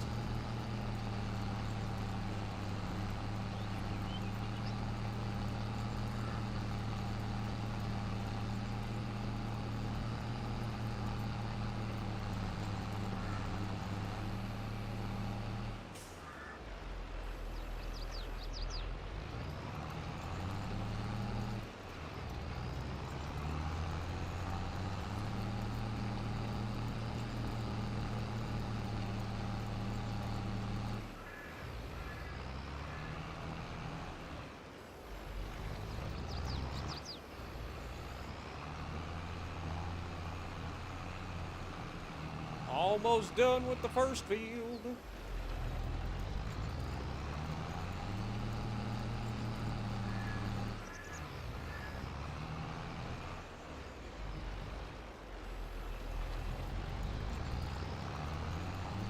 There we go. First field done.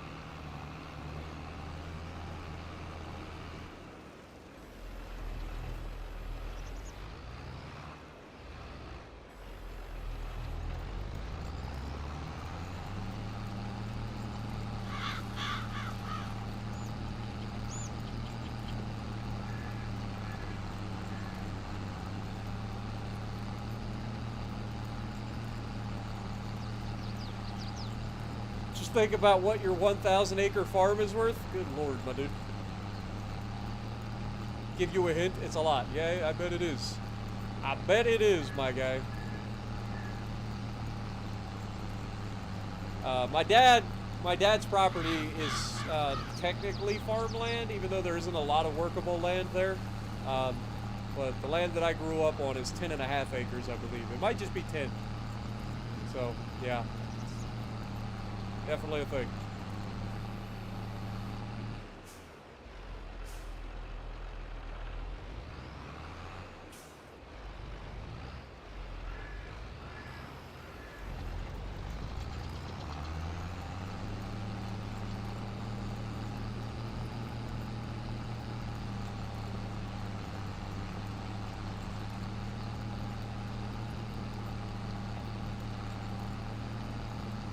You started your farm sim over? I'm telling you, man, it's a lot of fun.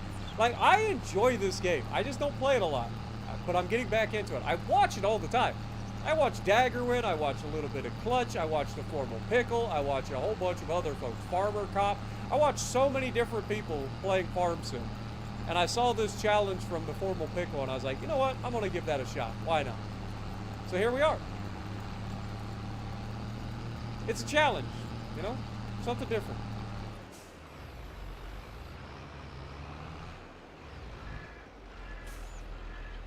All right, all this time it takes me to turn around, this has gotta be less effective, right? Has to be. Like, if I want to do this, I think I just start doing an entire loop, right? I feel like we spend way too much time turning around to try to get perfect down and back strips, when it literally does not matter in this game. All that matters is that you actually get it cultivated.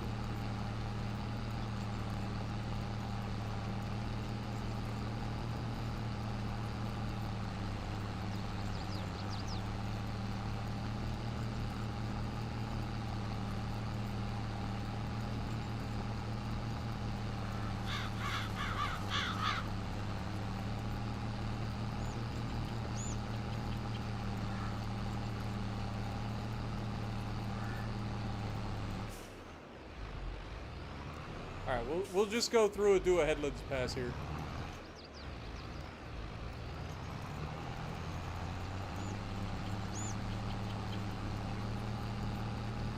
We'll start doing a full-on loop. So I just feel like we waste way too much time doing those turnarounds.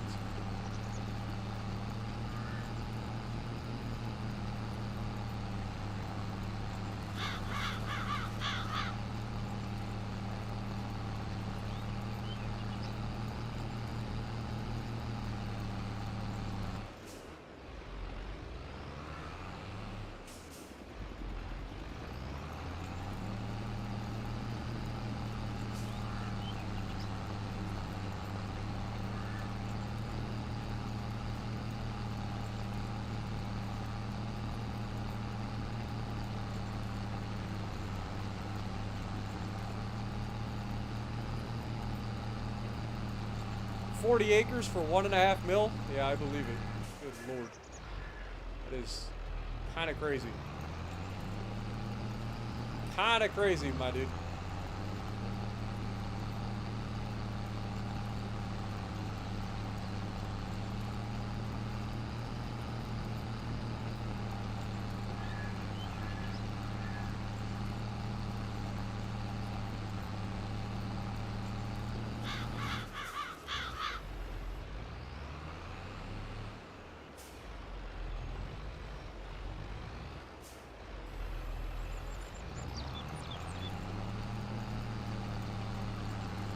Turns out land is not cheap.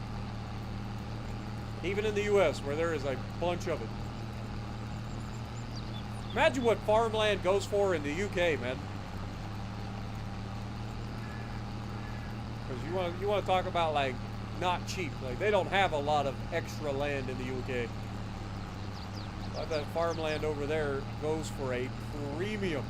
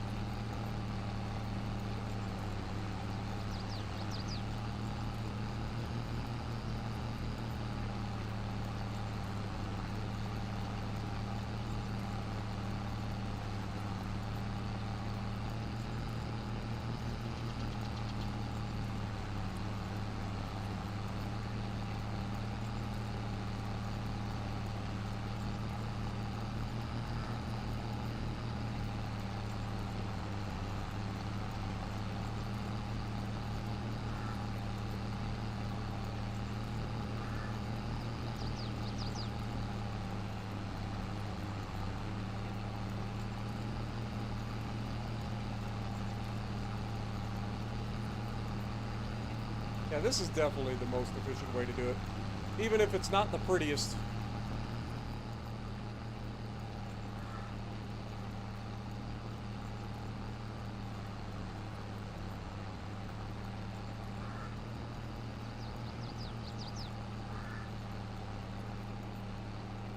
Ooh, that was almost perfect. It was almost perfect.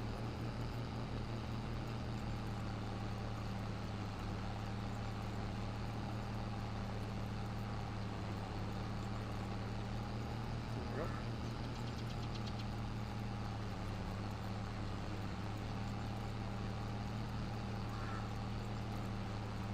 10,600 pound an acre? I believe it.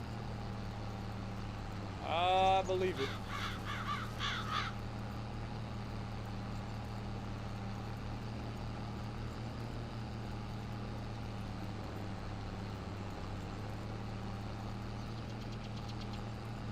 I was sleeping at the wheel.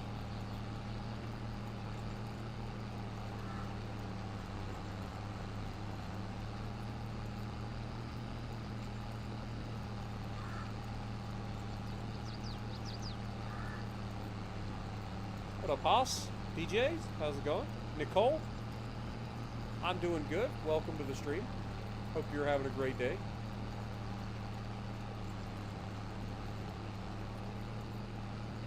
Don't forget, folks, if you guys are enjoying this, hanging out, just having a good time, watching some Farm Sim, punch that like button for me. It does help the channel out quite a bit, especially for these off-brand sort of games for me.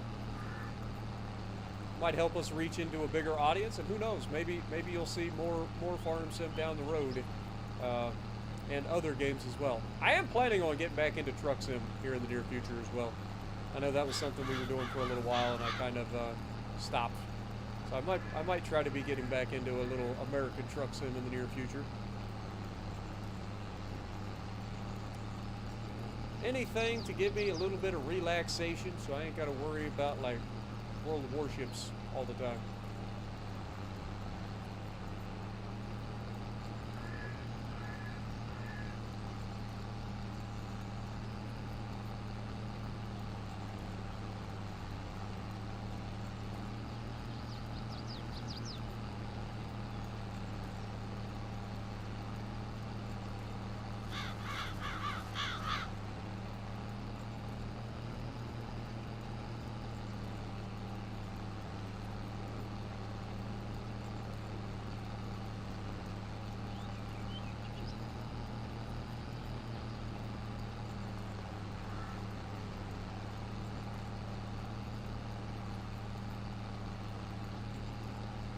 Rusty Money Gaming? Nice. I'll have to keep an eye out for that. I've never actually heard of that guy.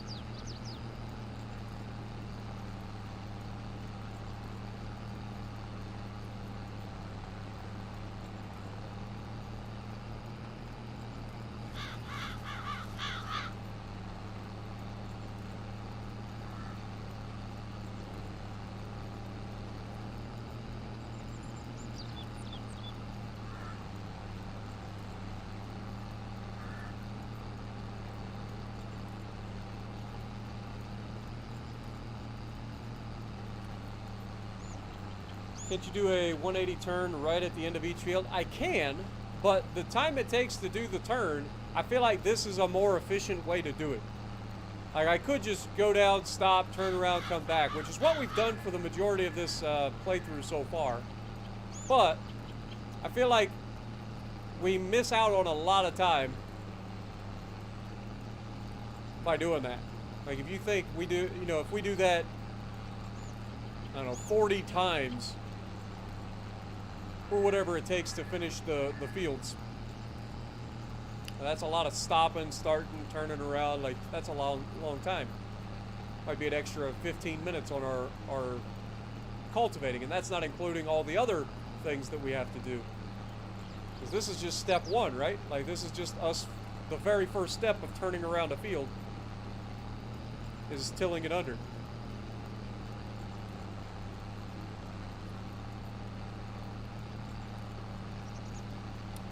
So I'm basically just trying to save myself a little bit of time by not stopping and just whipping it around the edge.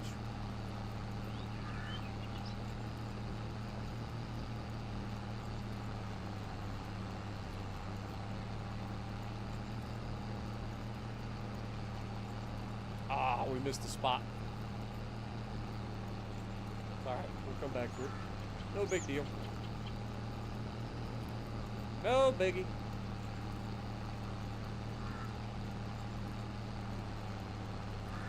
Took me a while to get used to this cultivator because we kept missing spots all the time. But now that I figured out the strat with it, I generally don't miss any spots in terms of the actual finished product of the field when we're done with it.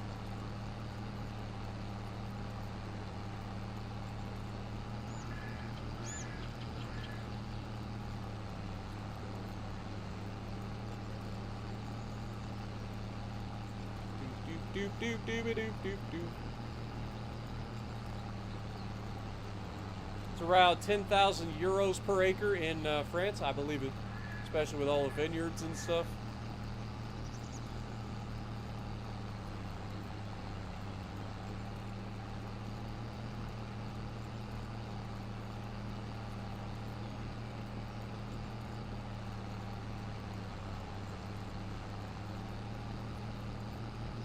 What is the average price? I mean, in Ohio, it's probably not as high as some places, but I imagine like farmland in Ohio, what would be the average price per acre of farmland in Ohio? That'll be a homework assignment for you guys to look up for me. I don't think technically my property would be considered farmland anymore, technically, even though it was used as a farm for a long time.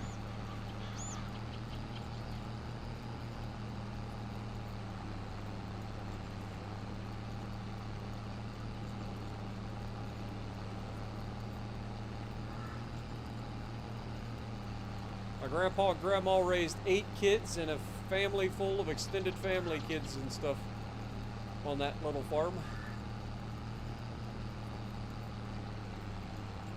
Chickens and cows.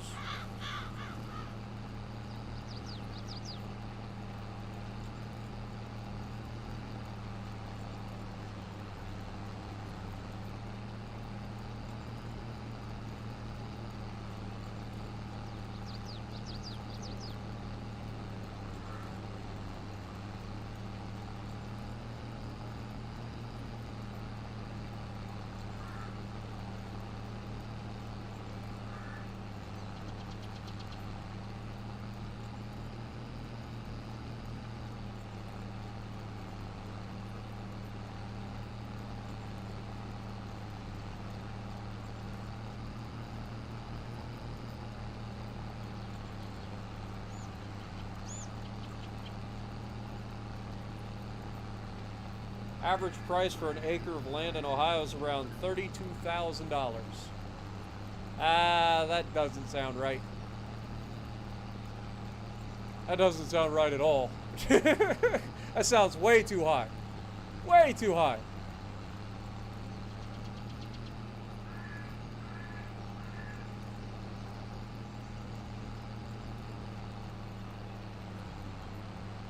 I think with the house on our property, our 10 acres plus the house is valued at around $100,000. Put that in perspective. That sounds way too high.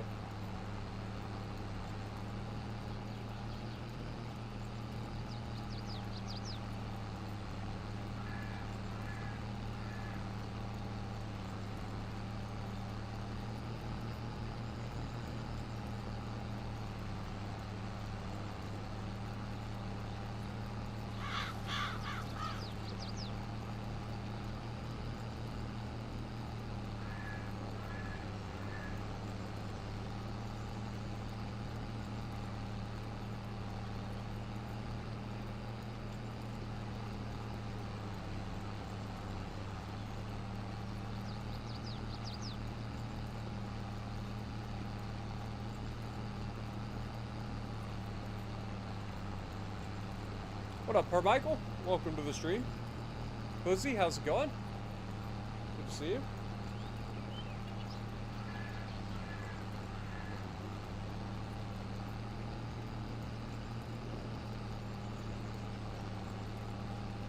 What am I doing? Staring at chat. I'm messing up. It's always chat's fault. Tucker, how's it going?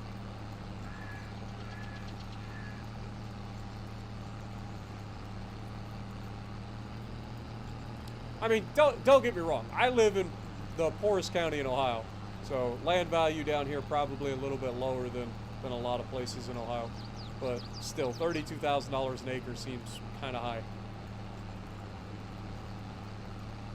I mean, that sounds like suburb territory.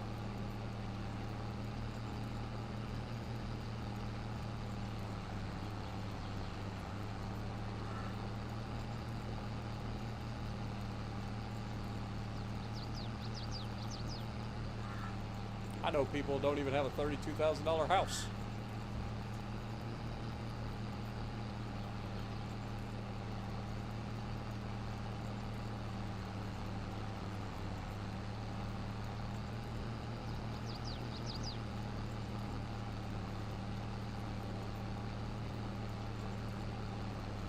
Obi-Wan, welcome.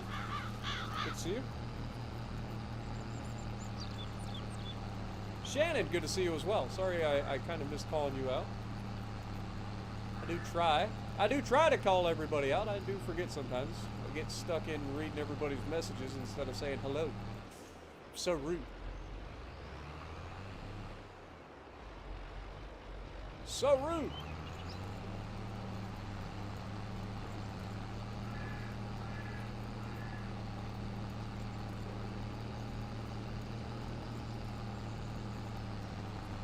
Marinus, good to see you. Yep, we're back on the farm. E-I-E-I-O indeed. Ah, just missed it. Just missed it. Almost 360 no scoped that one.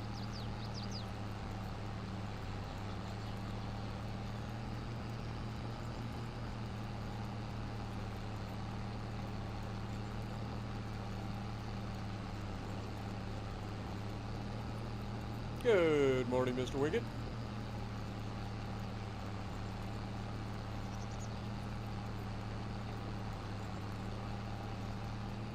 All right, I'll just call you Jesse. How about that? Not to be confused with Bussy, who's also in chat.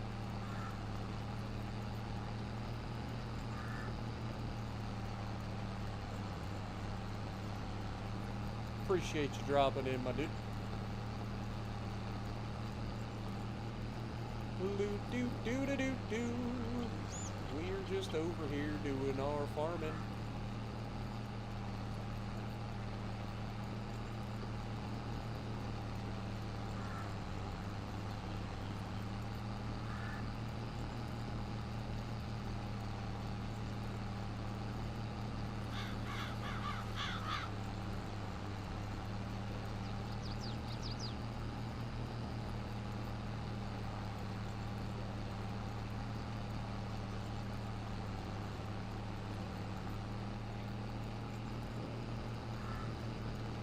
We gotta try to sweep up that corner this time.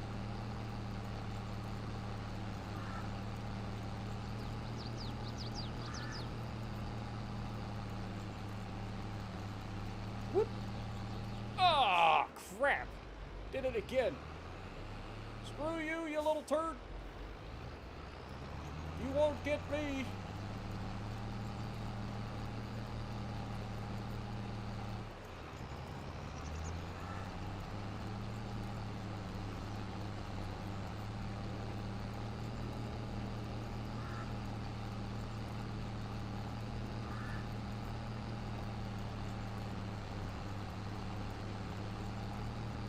Mr. Aaron, welcome. Hope you're having a great day at work. Congrats on 10K, my dude. Big, big things happening to you. Glad you're enjoying your new job, by the way.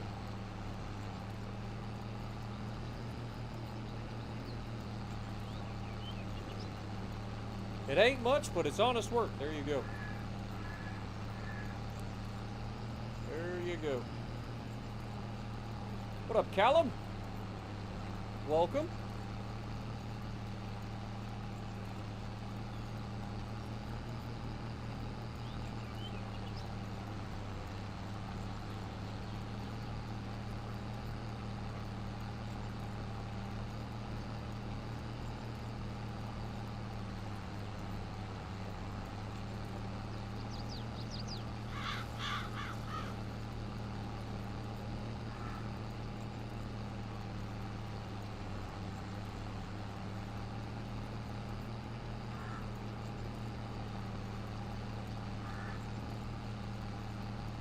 Rundell, welcome to the stream.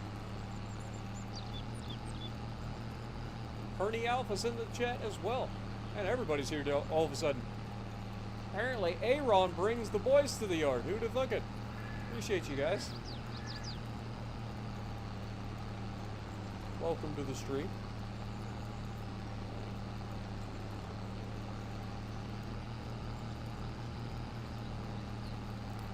Hire a workman to do that so I can sit behind the desk and make big decisions.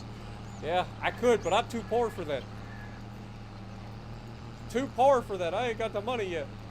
Eventually, that'll be me. I'll be the one sitting in the office going, yep, you guys are doing great out there.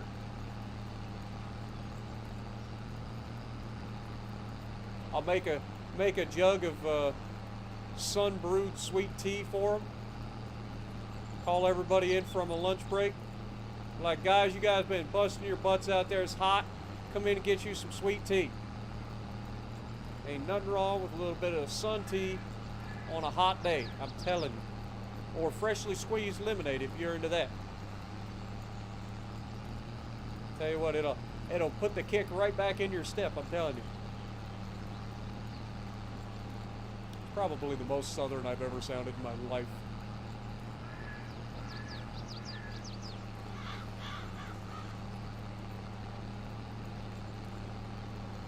I remember growing up, Mom used to do that for us.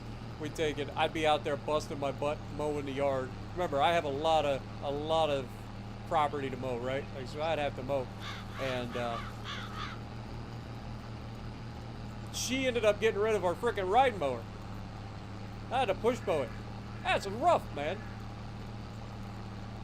You don't understand how much work that is when you got to push mow all of your property. Out of our entire 10 acres, I bet I had to push mow at least half of that. At least half. Pretty close.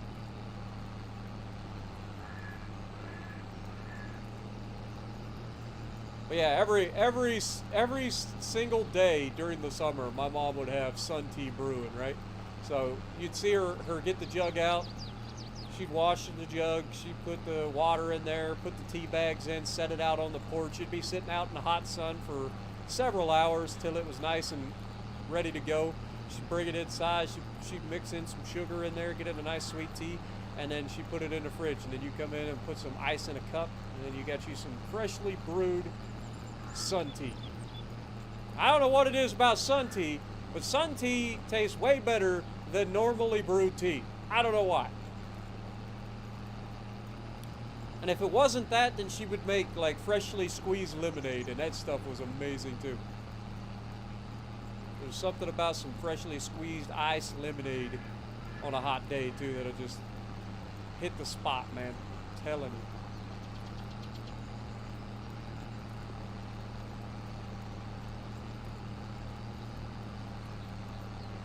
Welcome back, Junko.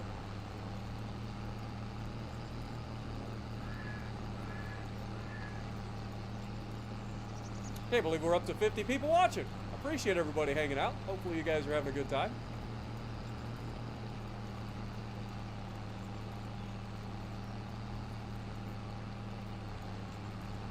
Don't forget to slap that like button for me. Helps the channel out a lot.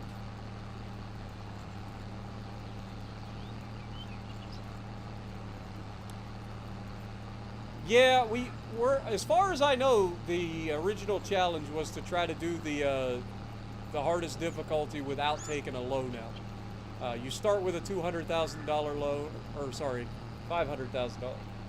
No, it's $200,000 loan. And I haven't taken a loan out at all. That's just the starting loan. So the goal is to try to get through without taking out an extra loan. And vanilla, no mods. So that's what we're trying. That is what we're trying. And honestly, it's been okay. Like, yes, it's a bit tedious to get started,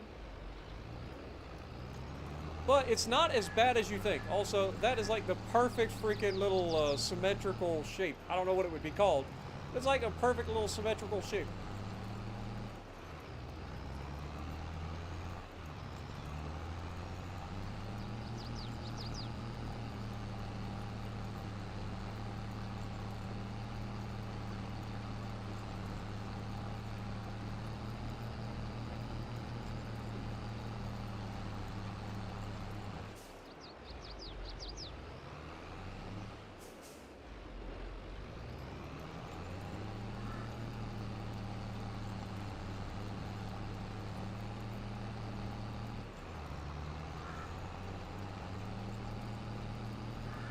Alrighty, let's go smack this.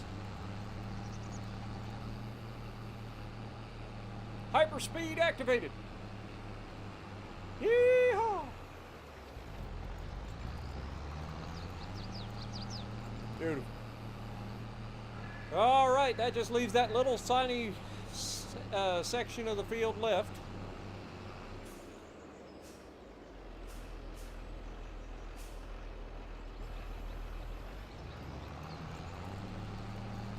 This shouldn't take too long to finish up.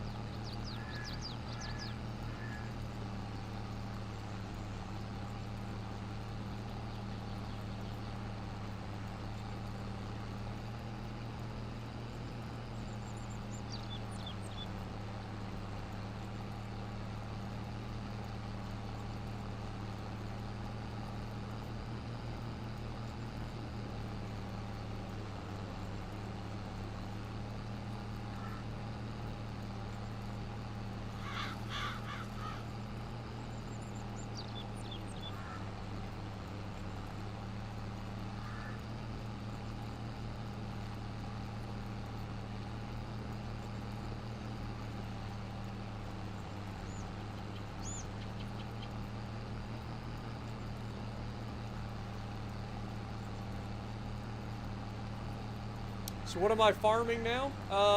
We will be planting canola in the field. We just got done harvesting some soybeans a couple months back. So now we'll be planting some canola in, because I think that canola will offer a higher yield per acre that will make up the difference between the cost, or the overall price per 1,000 liters.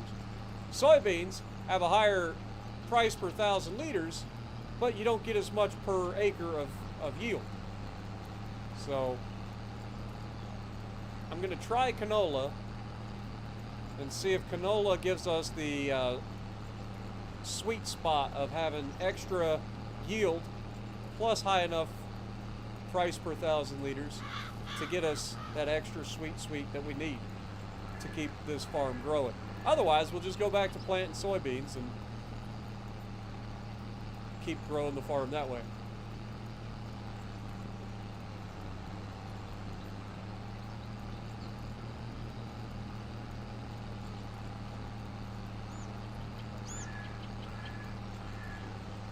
But soybean, while it has one of the higher prices per 1,000 liters, it's also one of the lowest performing yields per acre. So I think we're actually losing out on some money potentially.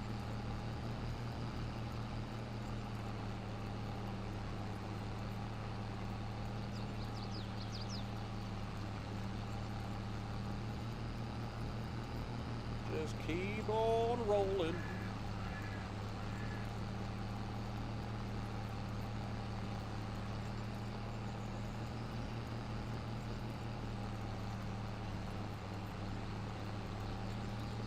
I definitely need a steering gears on this thing. Lord have mercy.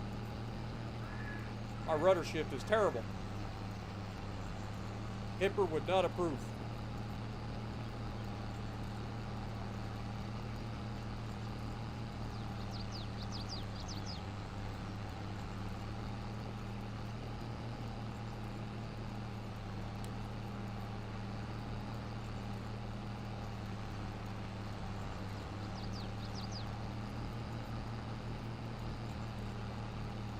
Does the tractor have a reload build? It's all about speed and concealment. Nobody can see me. People driving by just see a strawberry in a field. They're like, man, where'd that big old strawberry come from? I wonder how juicy that thing is. It's real juicy. Just a big old strawberry in the middle of the field.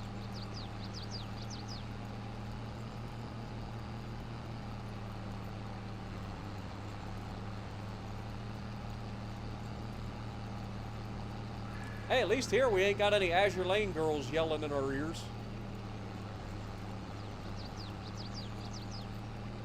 Yeah, you don't want to get near this thing. The secondaries will tear you up. You're not wrong.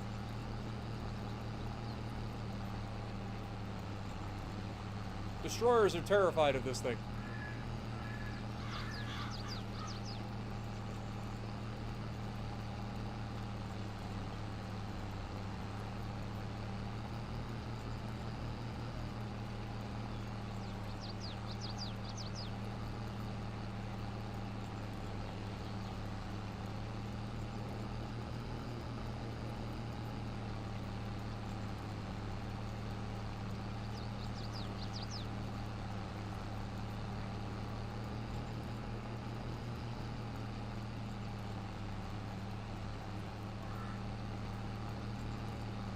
Figure I'd mix it up on these last couple of passes.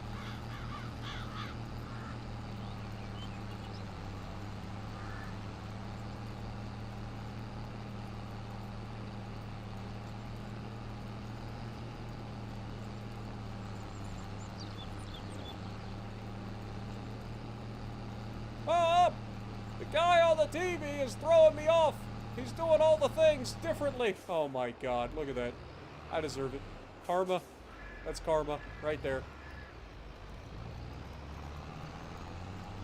Screw you, karma!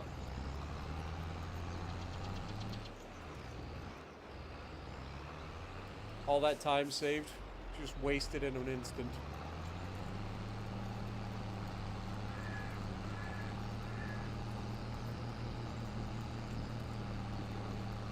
The fields are alive with the sound of music.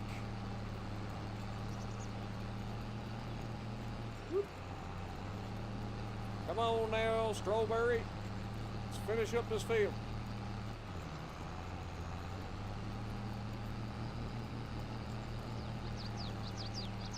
I'd say I'm probably doing in the neighborhood of about 27 knots full force. Not while plowing, obviously, or cultivating, but when I get going, I'll probably be doing somewhere around 27 knots.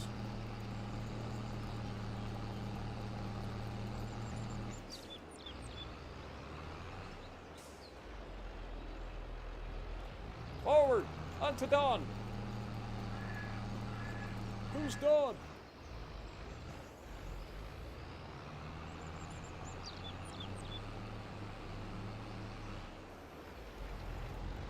Beautiful. All right, that's our cultivating done, folks. Let's go ahead and press the start button to get this saving.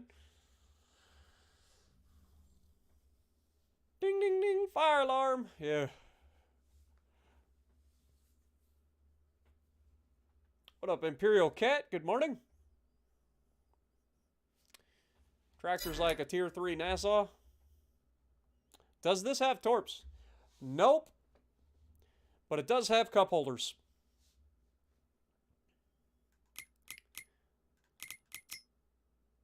Priorities, folks. Oh my God, that would be an amazing tractor for us.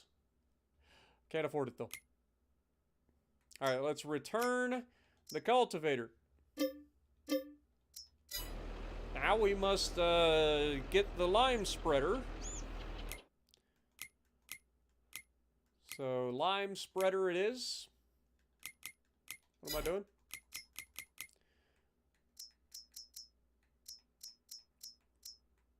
Fertilizer spreader. This thing is a lime spreader right here. So we will lease that for $2,295.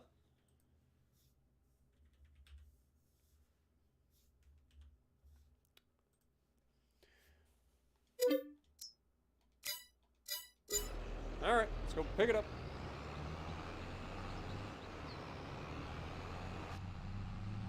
See? Told you it had cup holders. Also got a buddy seat.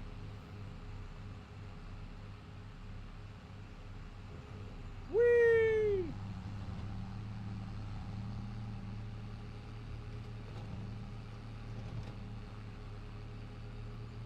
Feel like my suspension is a little bit rough. Did you guys hear that? We were getting all kinds of little bit shaky. We are about halfway through our service life. We're going to have to get this thing serviced before too long, and that's probably going to cost a fortune. Woo! Oh! Oh! Tree! Tree! Mailbox! Nailed it. Didn't hit anything. That was impressive. Admit it. Admit it. It was impressive. Only here at Spartan Elite 43 will you see somebody whip a tractor around so nicely. Look at that. We're just too good. Don't ask me how I'm an owl. Okay? I'm an owl. Don't think about it. Alright, is that? That is not. That is fertilizer. I need some lime. You got some lime for me in there? I need some lime. Can I get a big bag of lime? Can I get a couple bags of lime, please? Because I think I take a couple bags of lime, if I remember correctly. Go ahead and fill her up, boys. Some of that grade A premium crushed gravel.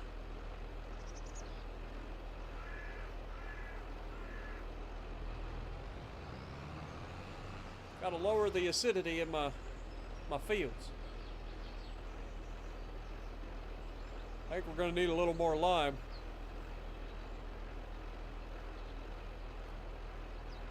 Yep, that's 2 more bags of lime. All right, so these are 350. Or wait, no. Yeah, $350 a piece. So that'd be $1,400 in lime. $1,400 in lime. You know, these costs are starting to add up real quick. I ain't got a lot of money. I just realized, just this moment, I don't have a lot of money. I still got to plant and fertilize.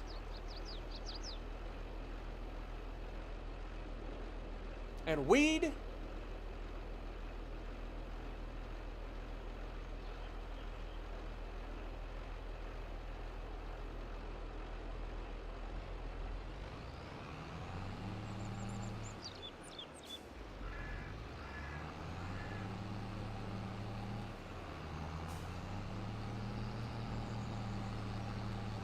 All right, we got our lime. Let's go.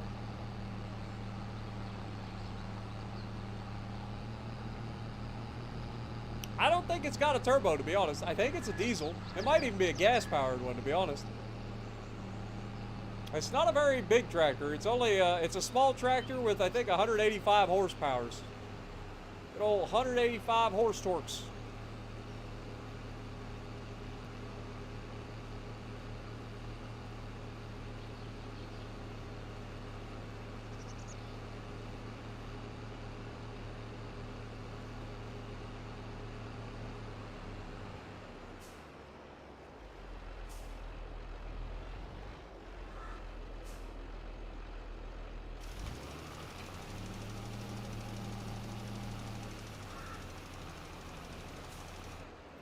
Crap.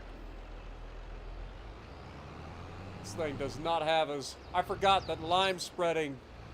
Like, you only have to do lime every couple of years. But I forgot it doesn't have quite the spread.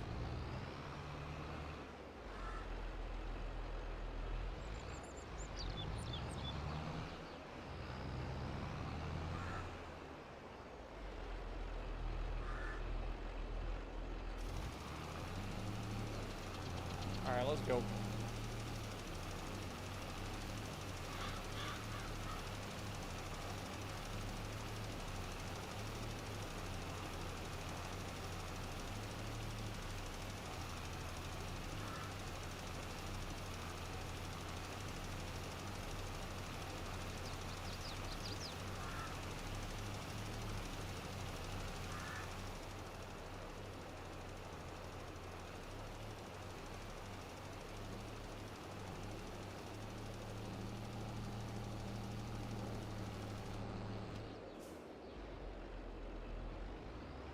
telling you, I'm gonna get run over by the train again.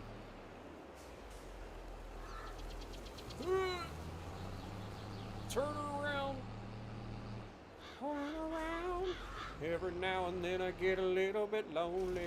You never come around. Turn around.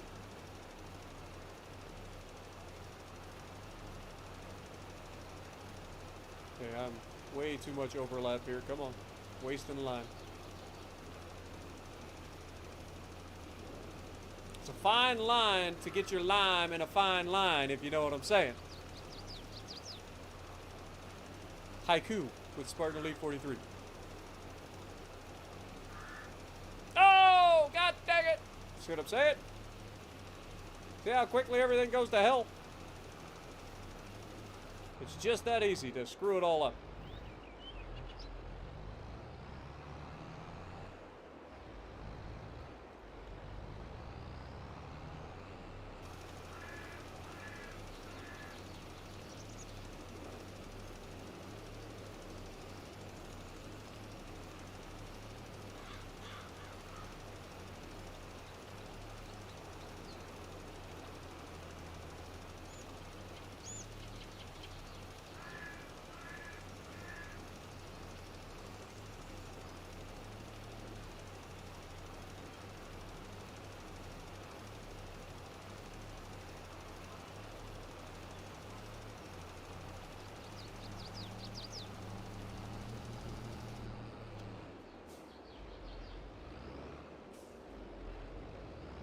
Turn around.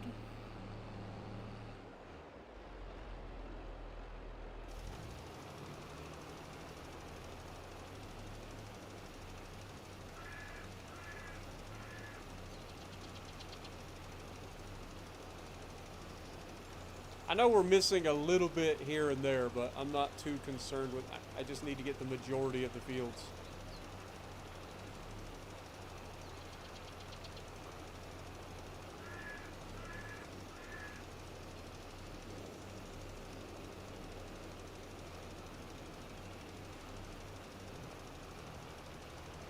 Lime isn't the most expensive thing in the world, but you go through a lot of it.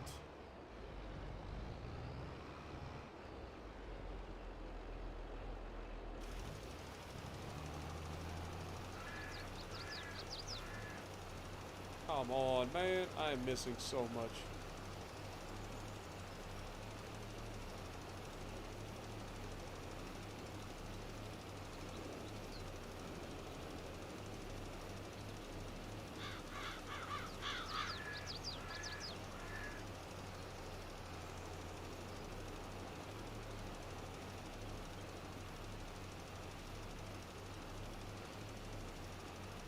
Look at it. Oh, sadness.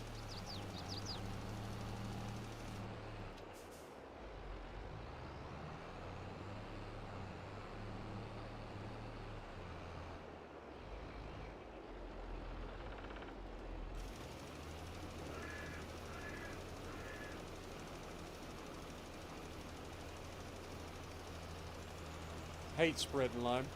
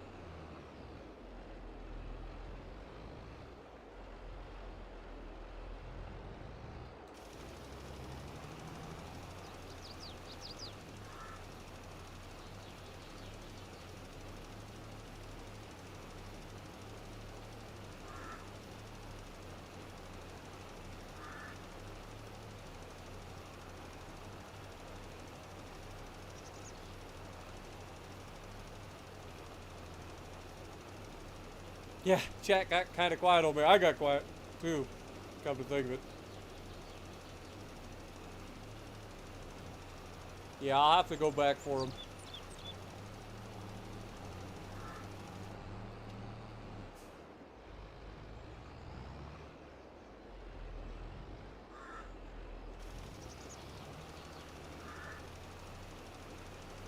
like I said, it may not be very expensive to buy lime, but you do go through a lot of it when you have to lime.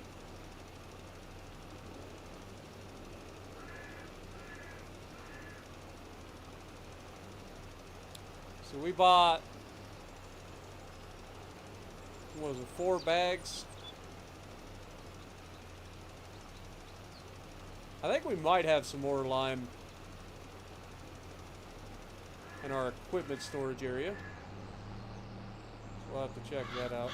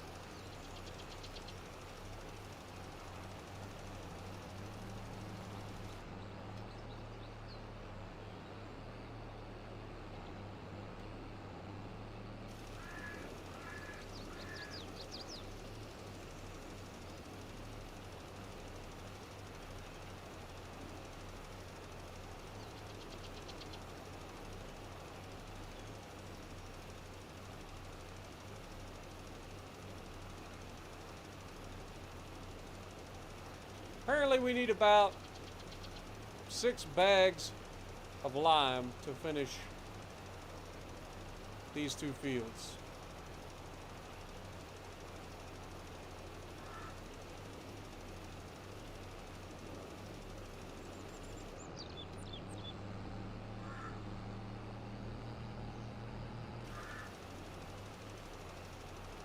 Crap. Definitely screwed the boocher on that one.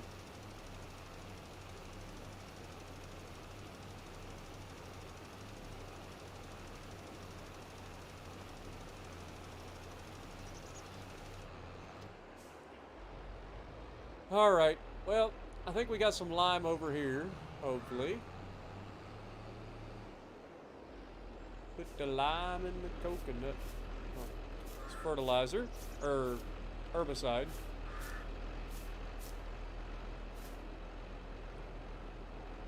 That's solid fertilizer.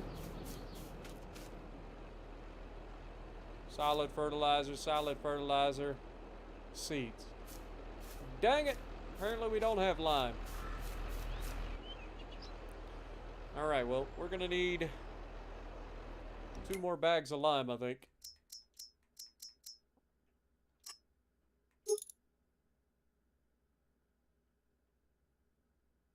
Let's just call it 3.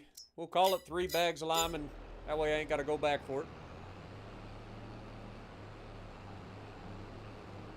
Andrew, welcome to the chat. Appreciate you dropping in.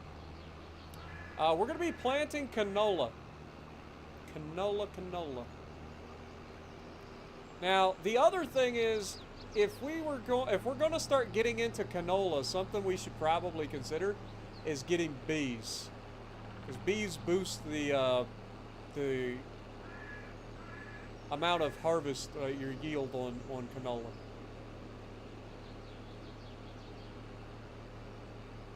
I don't know how much of a yield boost it is, but if you get bees, I know they boost canola.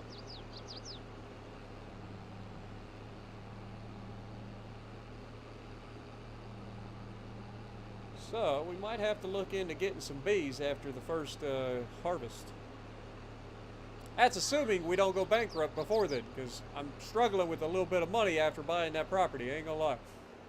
Ain't gonna lie.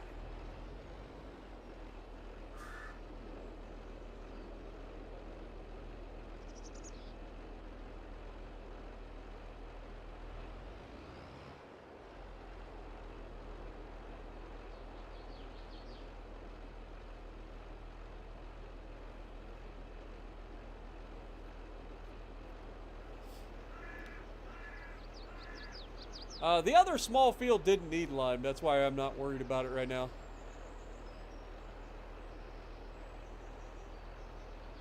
I might go ahead and try it just to like get it done. That way they're all on the same like lime day. You know what I mean?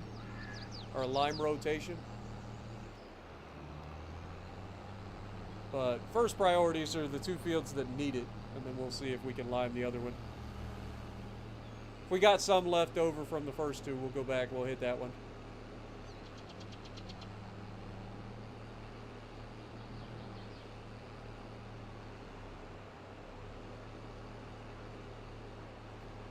So this would be a total, let's see, we got 4, this will be 7 total bags of lime that we bought for this one, which would have been another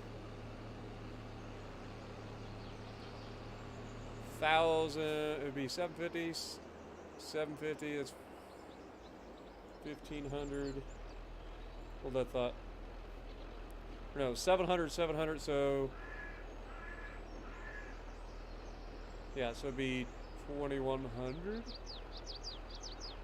I'm so confused, hold that thought, it's 350 per, so 350 be 900, 1,050, so that'd be 2,450 was what I just spent in lime. I'm trying to keep track of my costs this year, because the game does somewhat keep track of your expenses, but usually by the time that you end up harvesting, the expenses for that particular year are already gone. It's kind of annoying, really. All right, let's go finish this field real quick.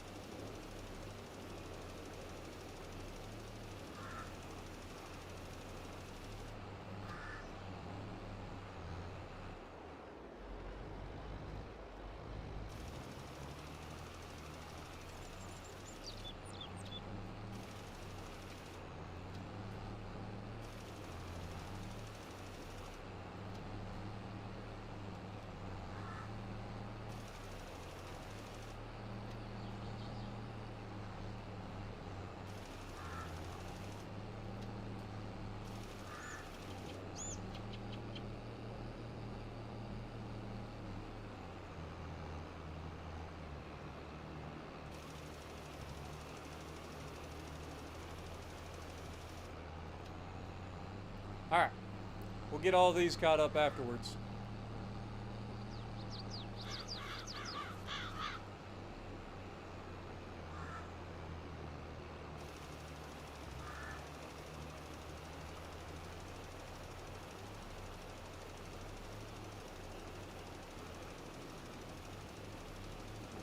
God dang it.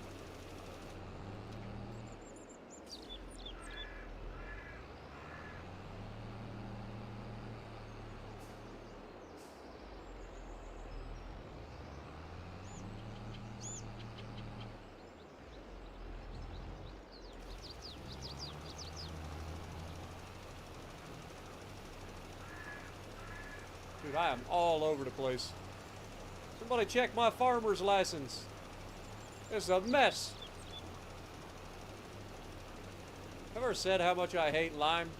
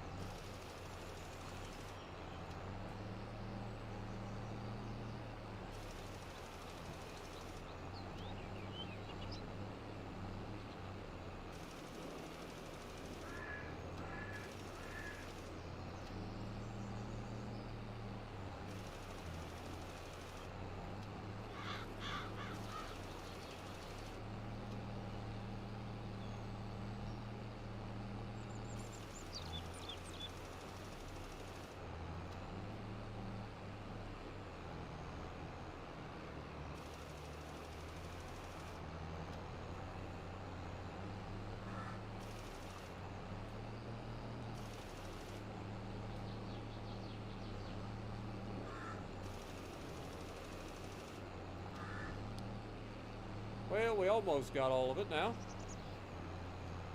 We have wasted so much lime. Trying to get in a hurry.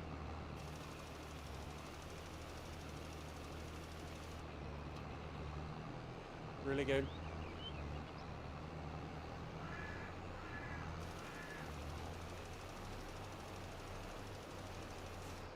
I feel like this game is trolling me.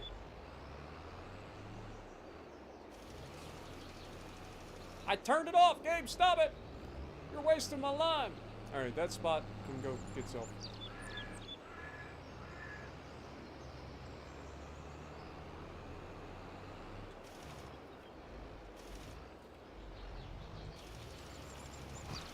No! Dumb. God dang it! Screw it. Just get it done. Alright, finish the field. Lord have mercy. What a catastrophe this has been. The amount of money wasted in this endeavor has been awful. Absolute awful.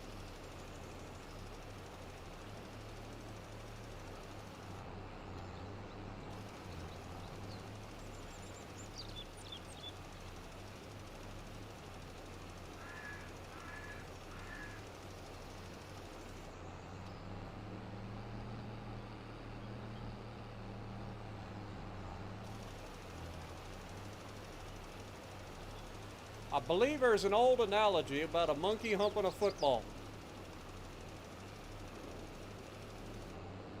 Right now, anybody who's ever spread lime is cringing.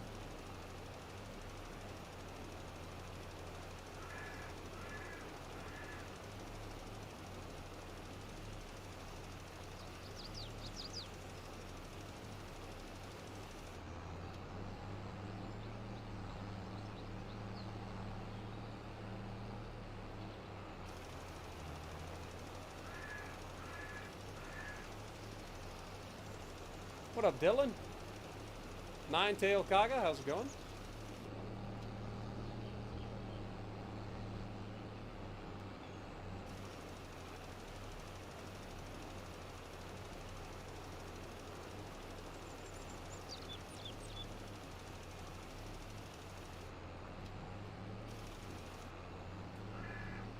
How does it not get that? Like, come on. Why? I quit. I'm not trying. I'm not doing it. It's driving me crazy.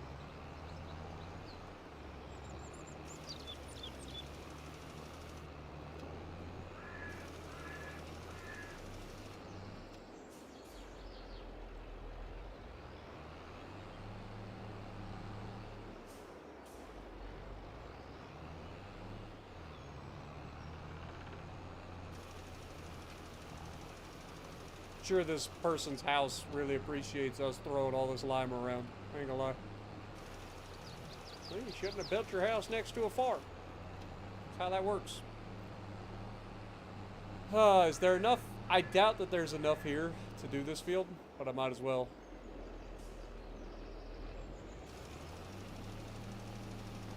Might as well give it a shot.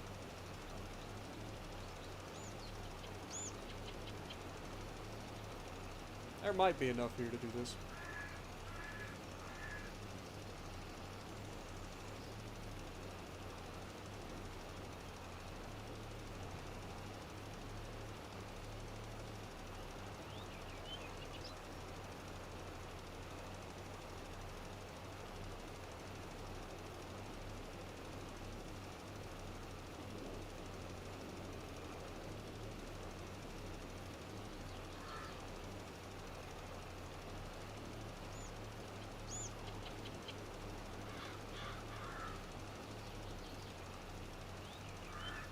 There's definitely not enough here to do this.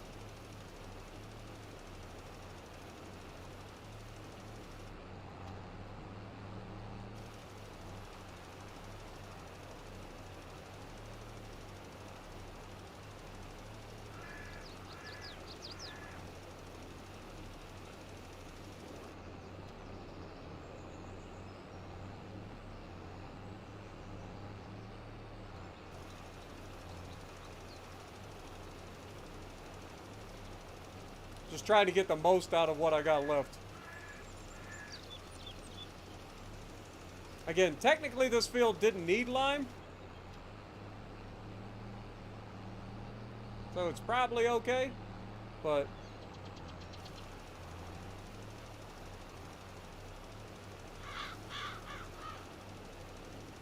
you go through so much lime, man.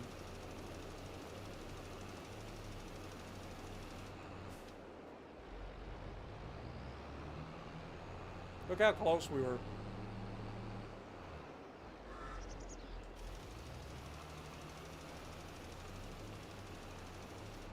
And we're up. I can't do it. I can't. We're just too close. Get one more bag. Give me one bag. God dang it. Dang it. I knew I shouldn't have done this field. I should have just put the lime down.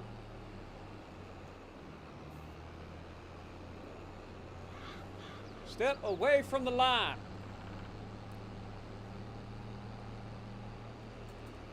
$2,800 in lime is what we've ended up spending. $2,800. Yeah, I'm having a good day, Dylan. Hope you are as well. Also, Wooded, how's it going? Appreciate you dropping in. Glad you were able to catch a stream.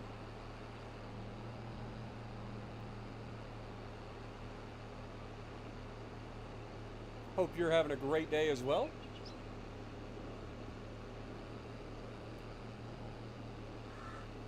Doodle-doo-doo, doodle-doo-doo. Oh, buddy. Yeah, buddy. Lightweight.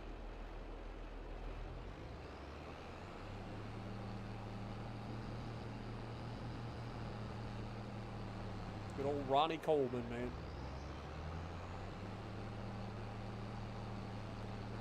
Off we go.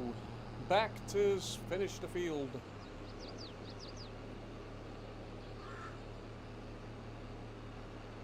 Just watched my Ohio video, huh? Very nice. Glad you enjoyed it. Also, I think I called you out, Dustin, but welcome.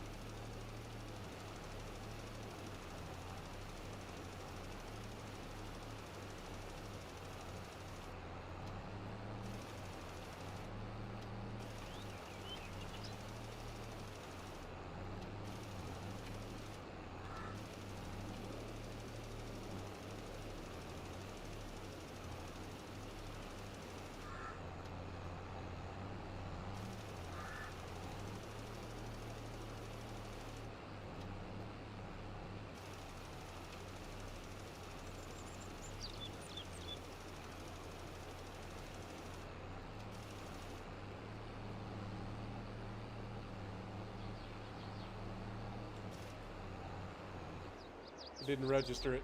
You friggin' turd. Oh, now it registers. And then it kicks me out again. God dang it. Alright, let's go.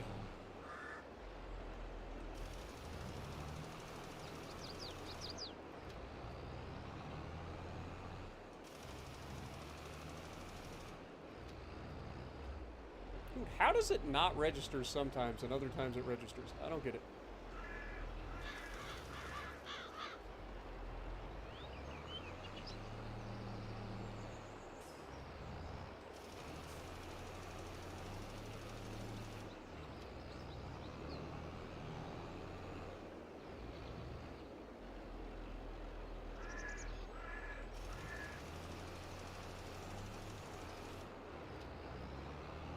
Alright.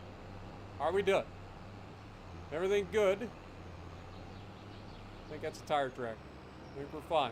Did I miss any spots over here that I need to go back for? There's that little tiny spot right there. Alright, well, we'll go ahead and knock that out real quick. You're welcome. A little bit of that too. You're welcome. Alright. Any other little tiny specks that I may have missed? I see one in the other field. Also all the way down that right side apparently. Or it's just not loading in.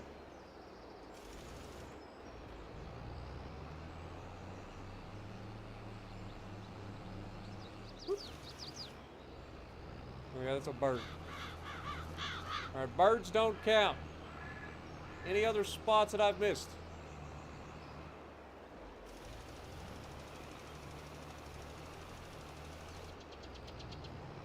This last little corner over here.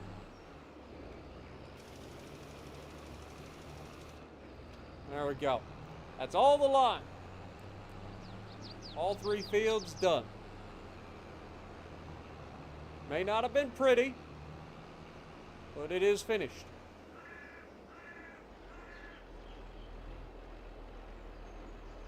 Go ahead and dump that lime right there. Why not? Detach the machine. I said detach the machine. Send it home. Get out of my sight. You disgust me. The next thing we need to do is we need to rent a planter. Because we need to put some canola in the ground. So, planter. This is the one we usually rent. Let's make sure it does do canola, right? No, it does. Yeah, canola's the yellow thing. So yeah, we need it. We need it. All right. We don't have enough money for it. That's fan-friggin-tastic. Love it. Love it. That is unfortunate.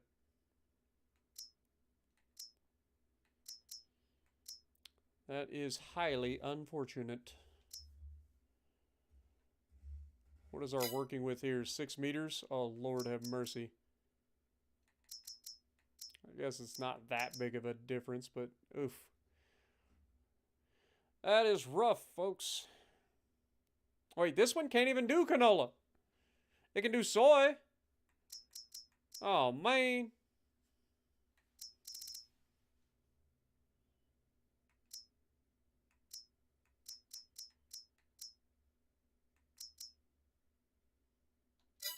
Do we need a seeder for canola? Yeah, we need a seeder. Frig. Which means our working with is now awful. Oof. Hate it.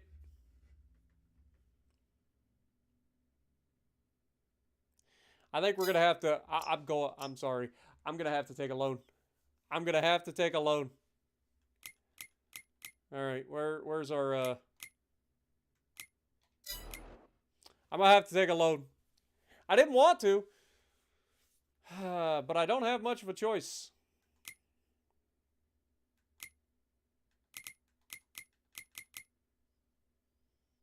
Alright, let's borrow $5,000. Is that now enough to rent the planter?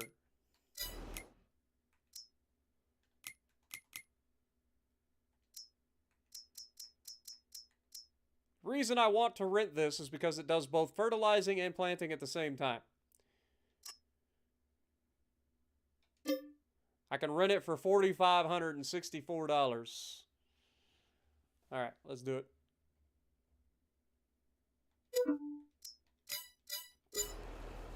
Go get your planter.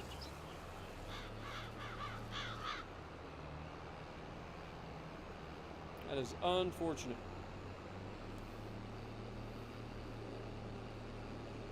Do I think they will add tier 9 and 10s to each, or to tech trees, or just keep it at tier 8? I think tier 8 is, I think the format that we've got right now is probably where it'll end. As far as I know, they're not planning on bringing any super ships, which would be beyond legendary tier. So, I mean, we already have tier 9 ships on PC that are in tier 7. Some legendary tier ships or tier 10 ships on PC are in tier 8 here. Like it's a clustered mess. Architectures are. But yeah, I think they've pretty much settled into the tier 7, tier 8 legendary tier as their format, their final format.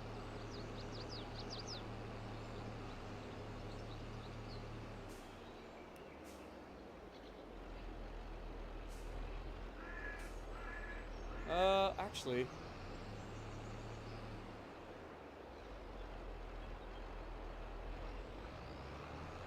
mistakes have been made. Let's get in here.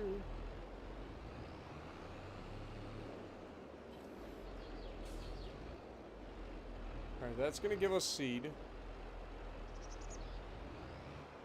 That's liquid fertilizer. Should have some solid fertilizer on the other side that we already have back at the farm.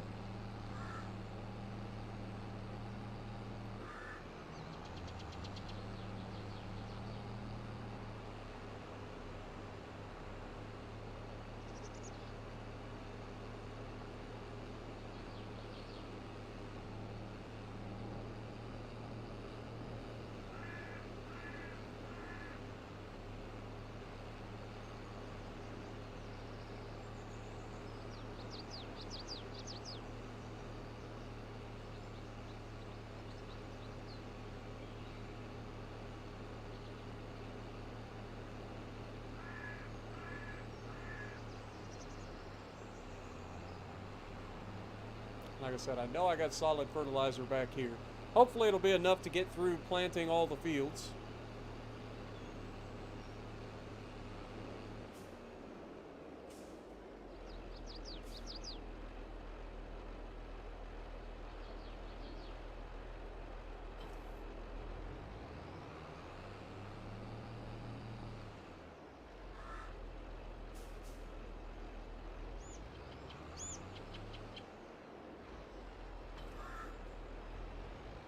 Wait, can you guys rewind real quick and tell me how much that lease was? Was it 40? It was 4,700 or 4,500 and something. Can somebody rewind that and check that out for me?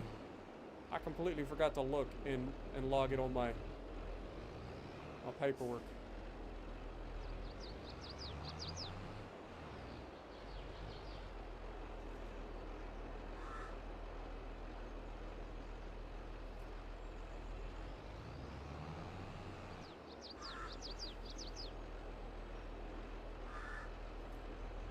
Alright, hopefully that's enough fertilizer to get us through this planting season. I don't know that it will be, but I'm hoping it is. I know seed, we'll have to go back and get some seed. I got some seed here. We'll go back and get the seed that's over there,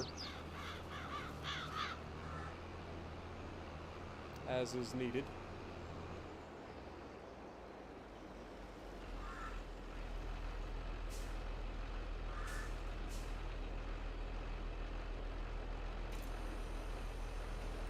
Unfold.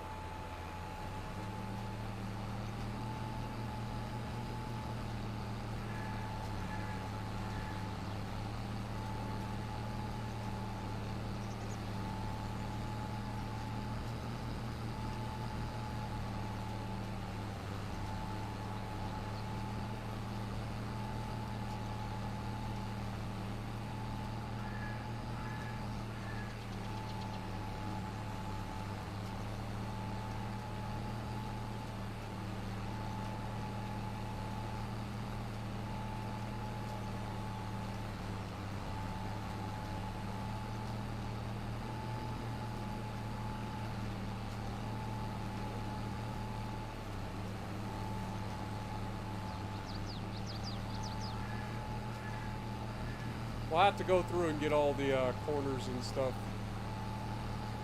at the end. Just try to get through it as quickly as possible at this point.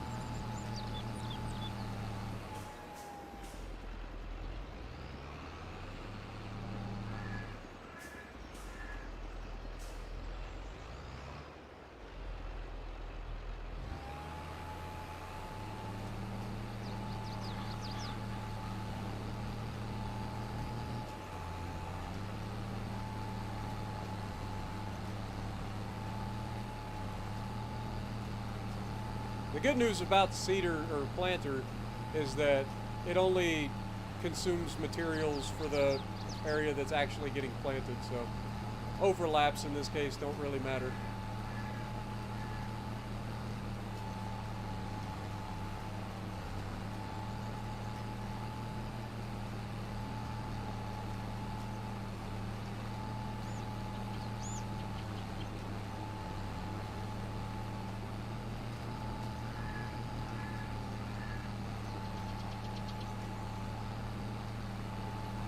Definitely not the prettiest planting job I've done.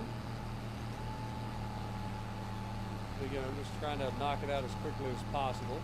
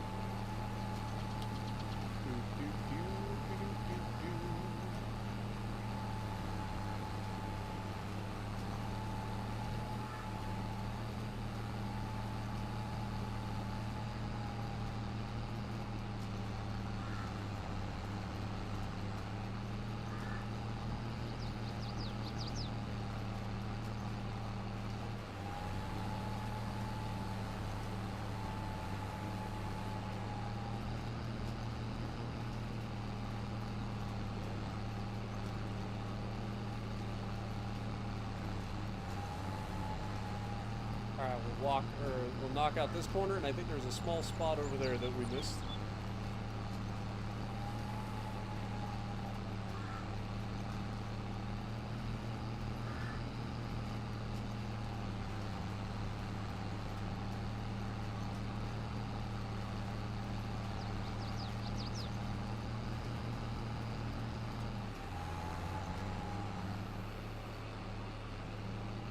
Alright.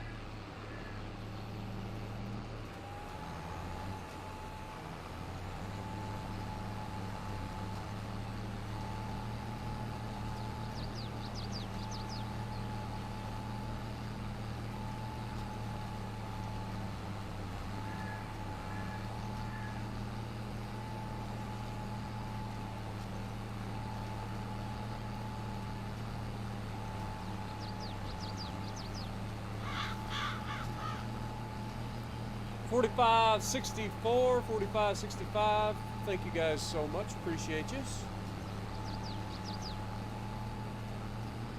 Let me write that down right now.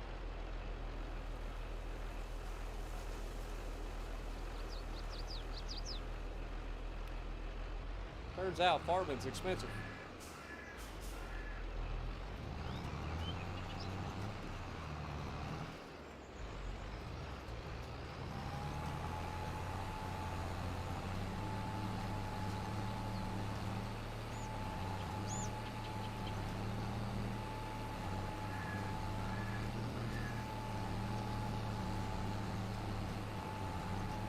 What up, Kenneth?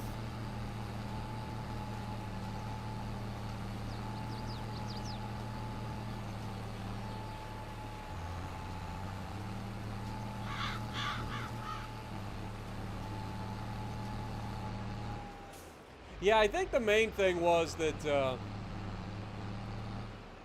when Pickle created the challenge, he didn't want us taking out any loans. Um, but I think he's cheesed it a little bit. I don't think he's been completely perfect either. So the spirit of the challenge is still intact, even if we had to take a little bit of cheese.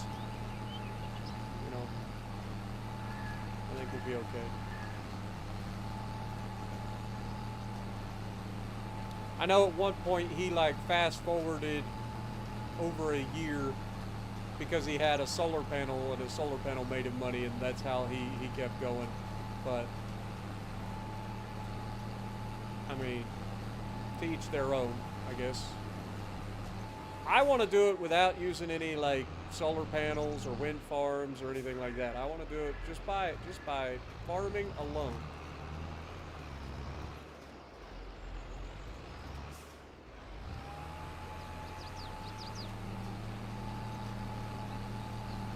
So I'm kind of adding an extra layer to the challenge, as if the challenge wasn't hard enough.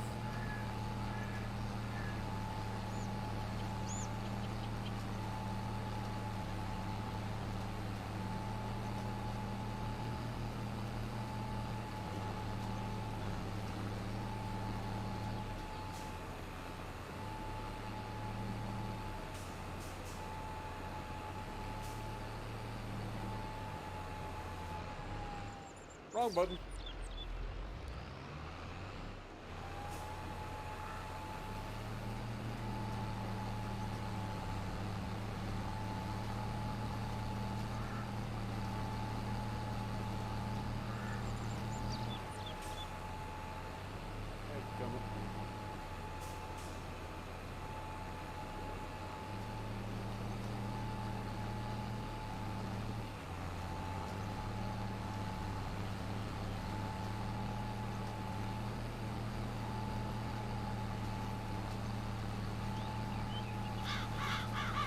Yeah, if you guys are enjoying, don't forget to hit that like button. It does help me out a lot. Appreciate you guys.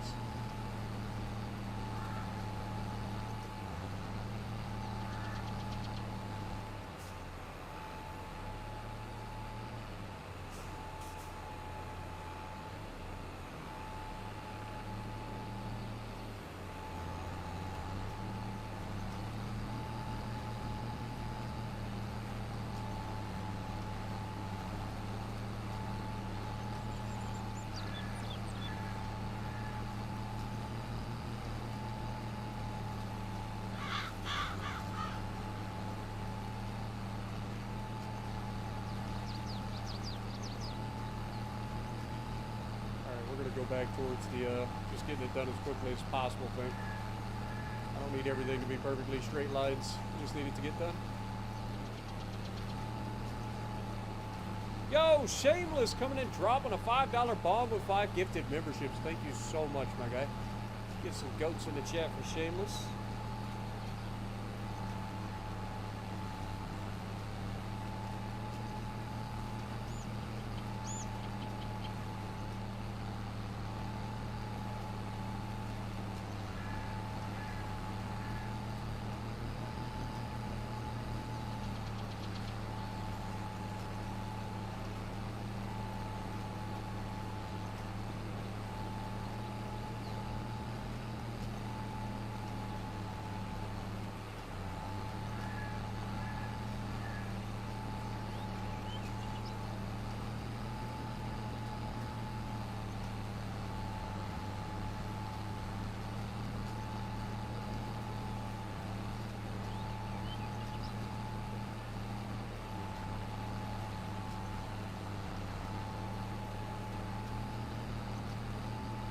Appreciate you guys. I really do. I do appreciate everybody that comes in and hangs out with me, man. I really do. Hopefully you guys get to enjoy just as much as I do. Just hanging out, having a good time. No rage involved. Nice, chilled, relaxing time on the farm. God, I wish there was a better way to enable cruise control on console. No rage at all.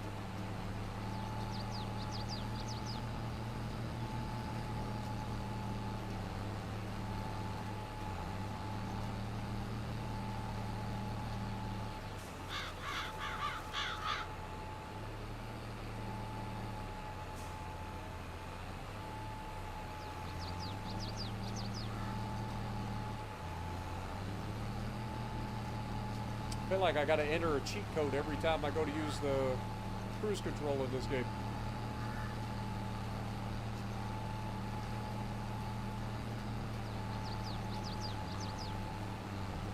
Nabbit.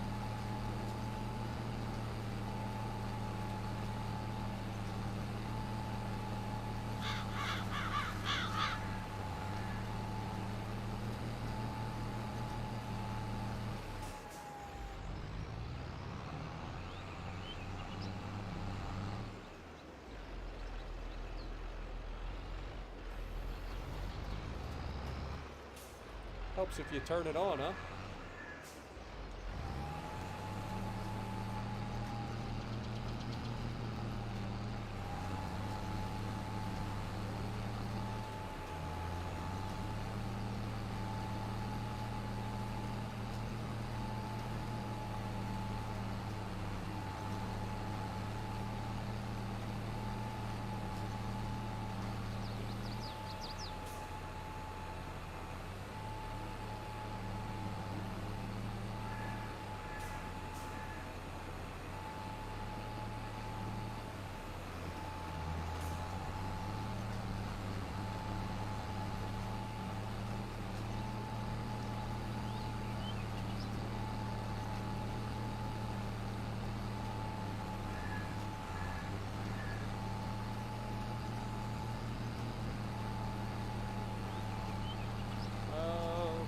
Understandably, your win rate is 61%.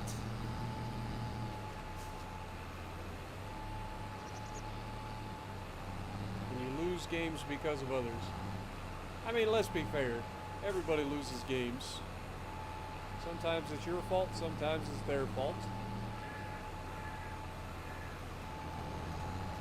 I mean, Lord knows I've lost our teams plenty of games. Stupid decisions, costing games in clutch situations.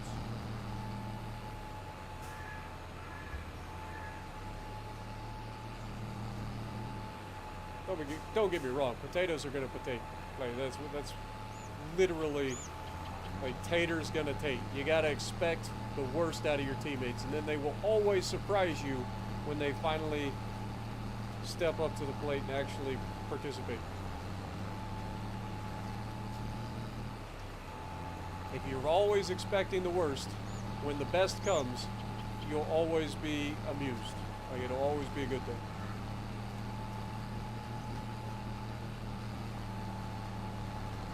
Like, I'm at a point with the game that I just expect everybody to be absolutely useless.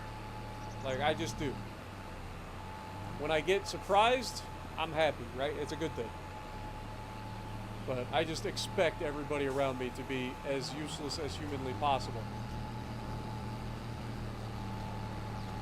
And I try to play accordingly.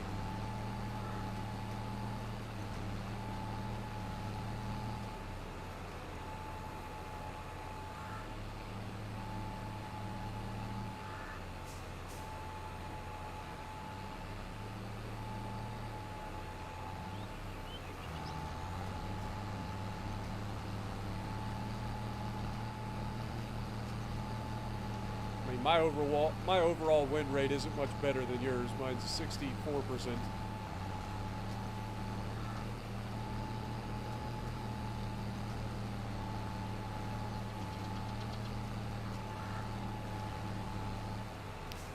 Unfortunately, I just don't think that we're ever going to get better teams.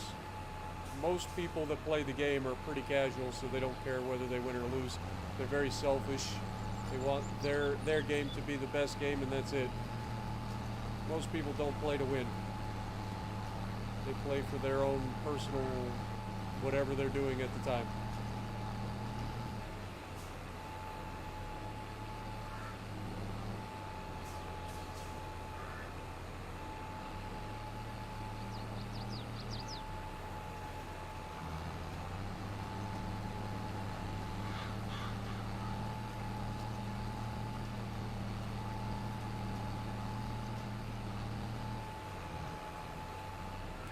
Dang it, game.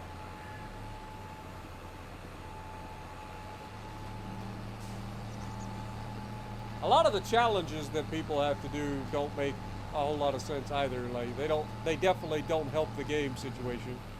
When there's like challenges like get a ram kill or get 25 fires in a game. That's not helping the game at all.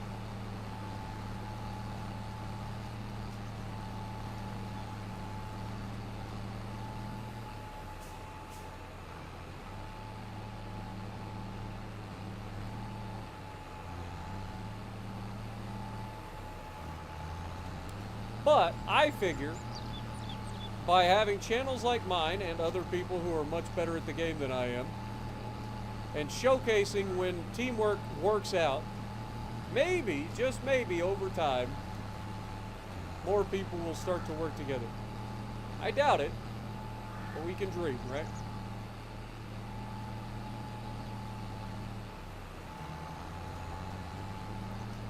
That's why I try to make an emphasis of it when I get that kind of teamwork. Like, I want to show people that teamwork does in fact lead to victories. Like, if you work together with those around you rather than running away and hiding and trying to like group up with 15 other people, like just stay on your side, do your job, do the best you can. You may not always end up with the greatest game ever, but you will win more often. That I can assure you.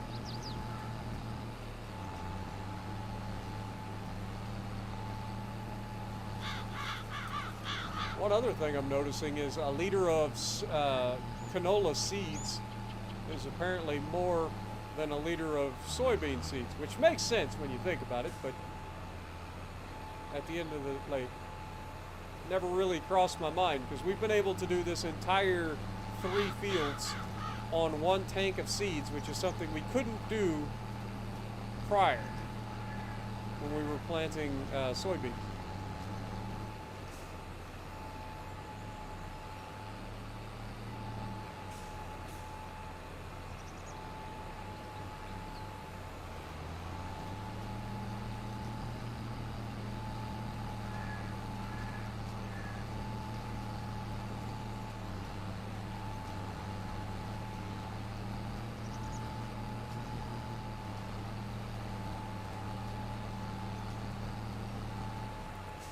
Honestly, I think we need to have like rewards based on classes.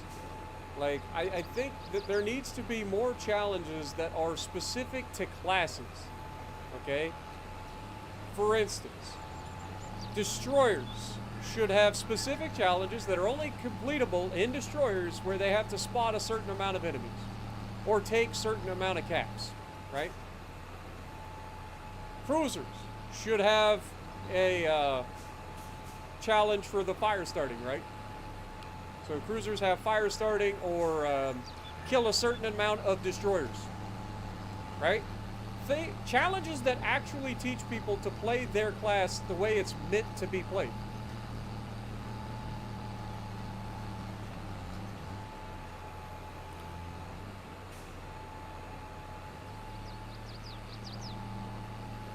Battleships should be out there trying to get their like Citadel challenges, right? They just stuff like that. Like, I think there should be specific challenges based on ship class. So instead of having it just random, okay, tier 3 to tier 7, try to score 25 fires in a game, or try to ram a ship. Like, that's, first of all, ramming a ship is a stupid challenge. Does not teach anybody anything. I think challenges should be educational. That's just me. But I also feel like the rewards for said challenges should be better.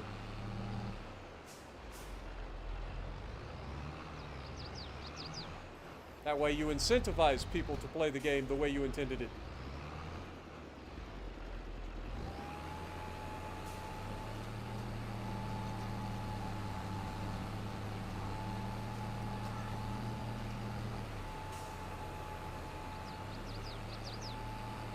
Crazy concept, I know.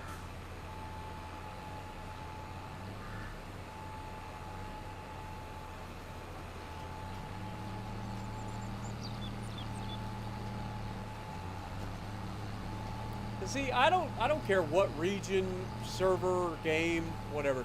Like, there are always going to be bad players, there are going to be better players. Like, that's just the way life is in general. Like, there are just different levels of people who take different things seriously, right? Like, it's just the way life is.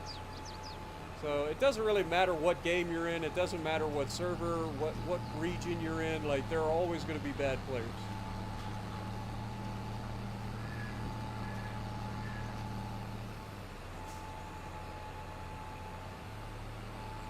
Are we actually going to get this done with one fill up of seeds? Or are we going to come antagonizingly close and then come up just short?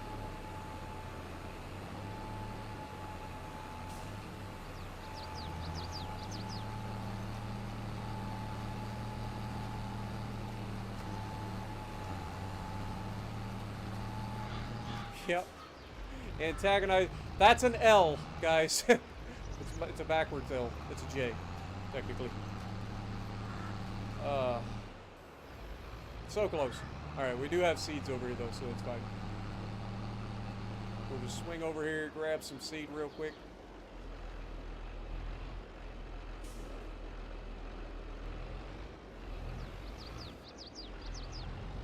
Go finish the field.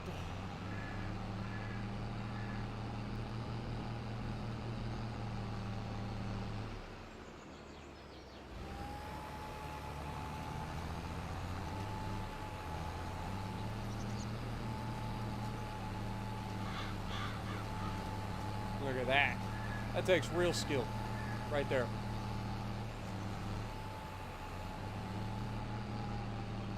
Alright, I think that's everything. I think we've got all the spots. I don't think I missed any.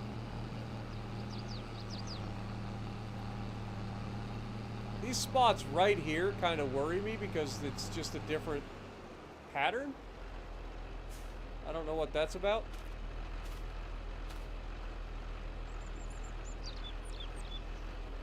It says it's been planted, so it's just a weird texture difference.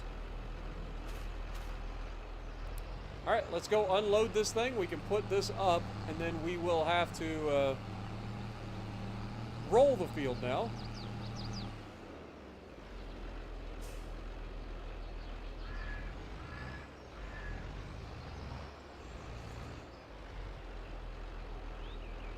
Okay, put that down.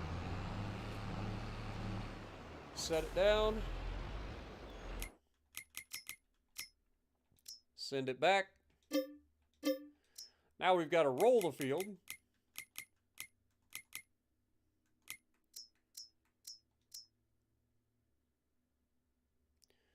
Which is going to cost another $2,091.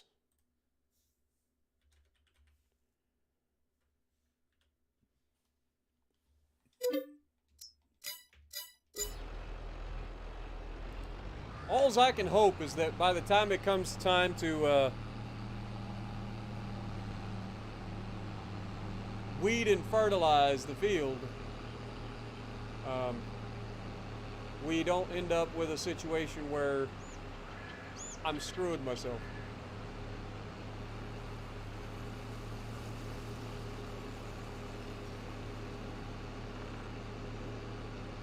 again.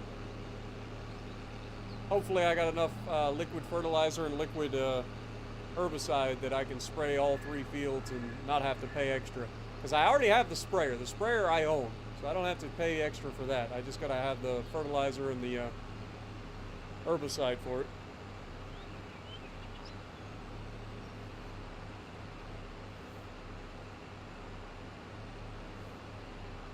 What up, Dr. Van Gelder?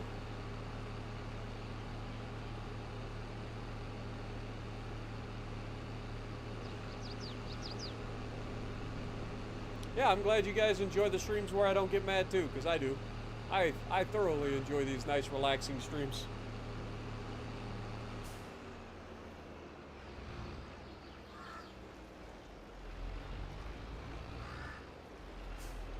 Okay, we have herbicide and fertilizer here. So that's good news.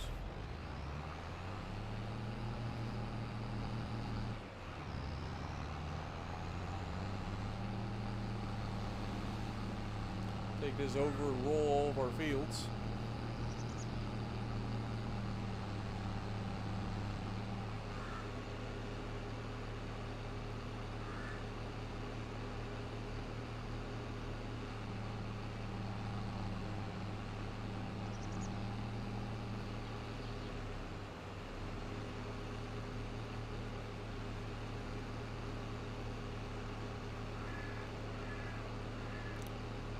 Let's go ahead and start unfolding.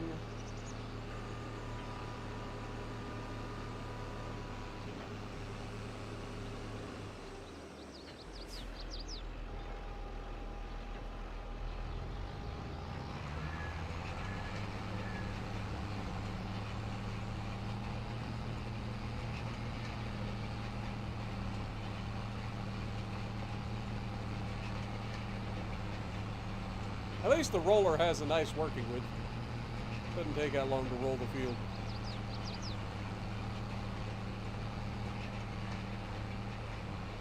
I will have to go do that corner again.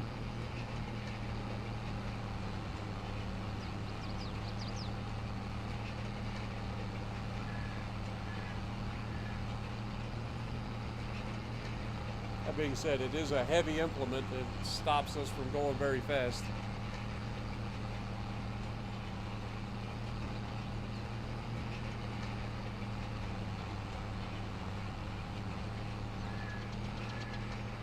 That was better.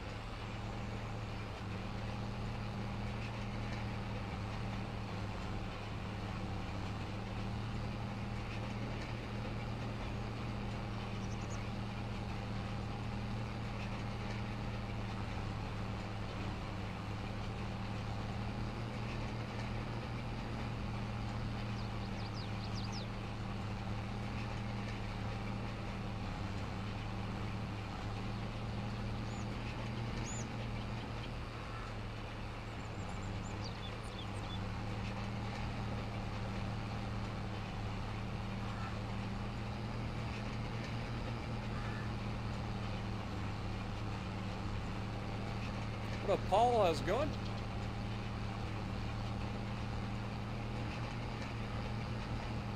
Welcome to the stream.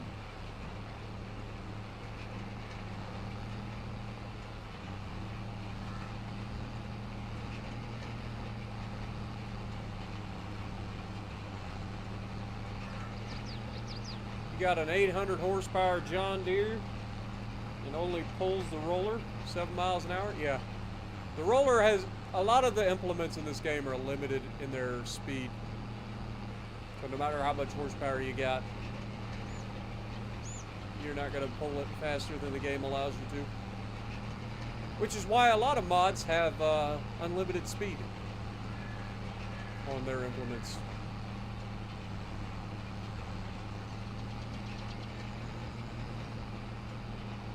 For those moments you really, really, really got to get around Talladega while pulling a roller.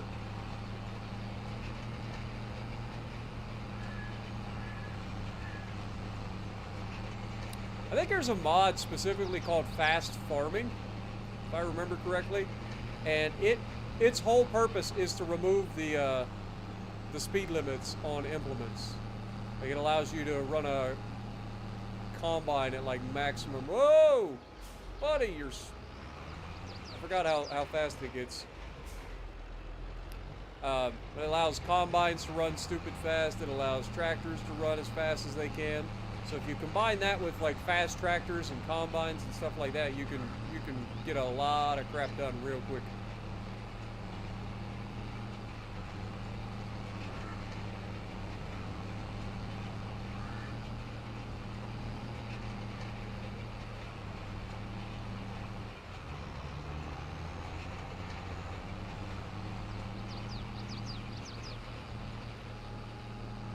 There's one more little spot here.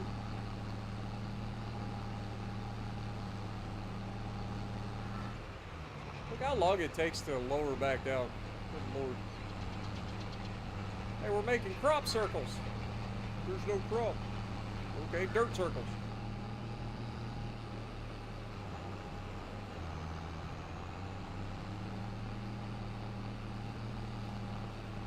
All right, that's the small field done. Here we go again. Here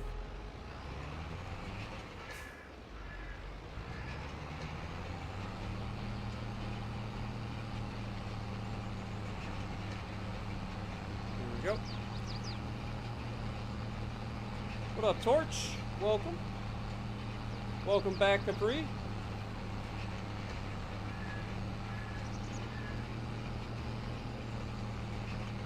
Gone for a couple hours and I'm skint again. I'm assuming you mean I'm broke. I bought a new piece of land. That land right over there. So we're trying to improve our yield year to year if we can. It only looks like I'm broke. In reality, by the time we finish the next harvest, we should have a little bit more money. We'll see.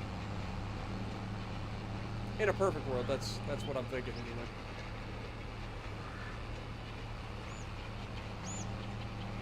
That's the thought process behind it.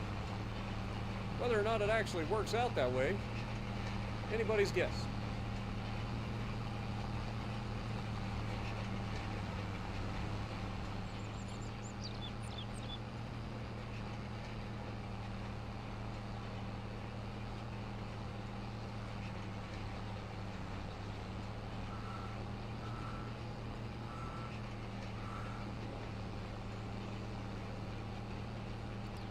Look at the amount of land we got now, Capri. We got that little field ahead of us. We got this big field, that big field. Hey, we're doing okay. We'll be able to get a little bit more bonus yield on this year, and then hopefully within 2 years we'll have that field right there. Then we'll start combining fields.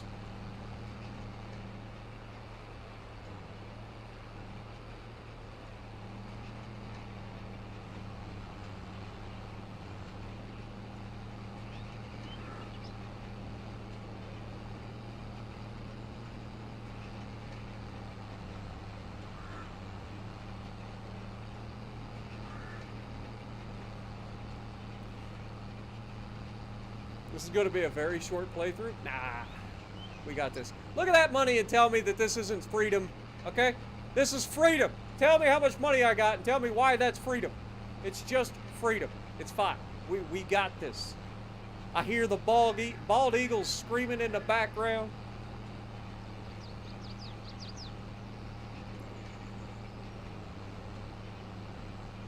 Now, I ain't gonna lie, I did have to take out a $5,000 loan, but you know, hopefully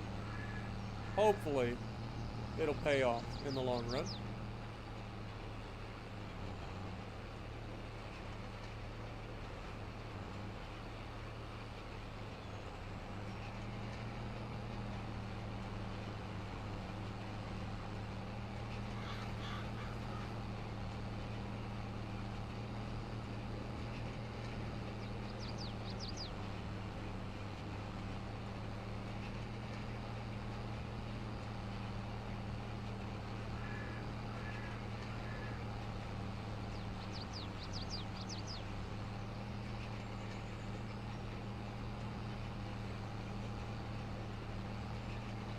No, we've already planted. Everything's good on that side. The only thing that'll be left will be to fertilize the field for the second time and to de-weed the field. So we'll have to spray the field for weeds and fertilize it. And then these will be ready to harvest. This game is trolling me.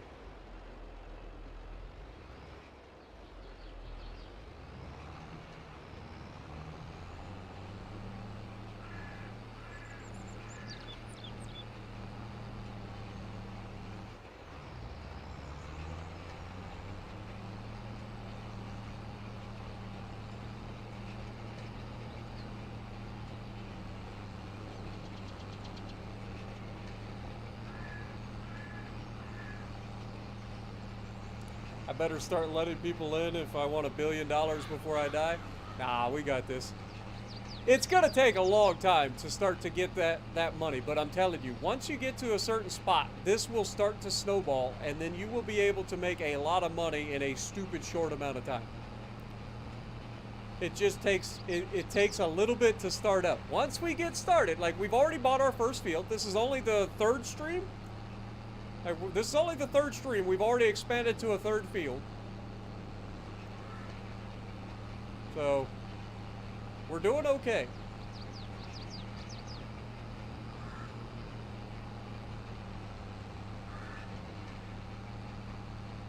Starting is always the slow part.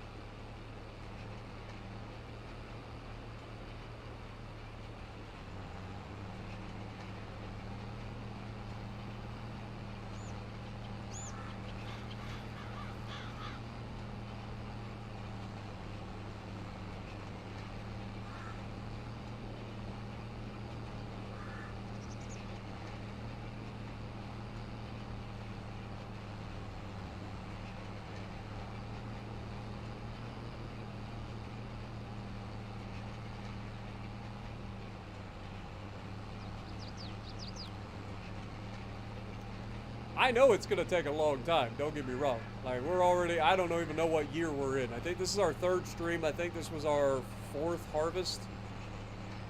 Question mark? Technically.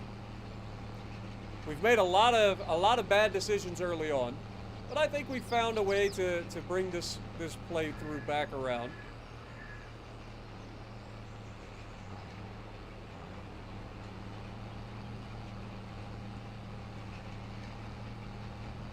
Like I said, once it starts to snowball, everything gets much quicker. Because we'll be using AI to help us. We'll be doing all the things.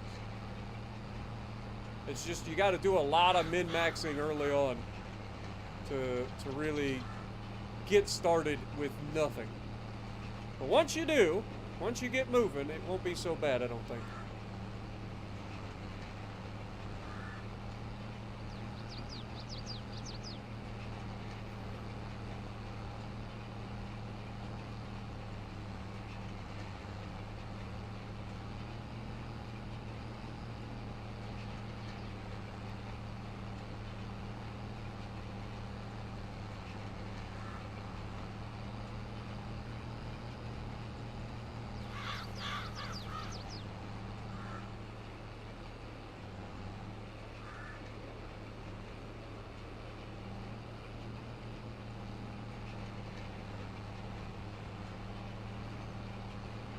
Like, I could have cheesed this challenge run. Like, the easiest way to make $1 billion the quickest would be to simply use passive income, because you don't have to buy equipment. You just buy the solar panels initially.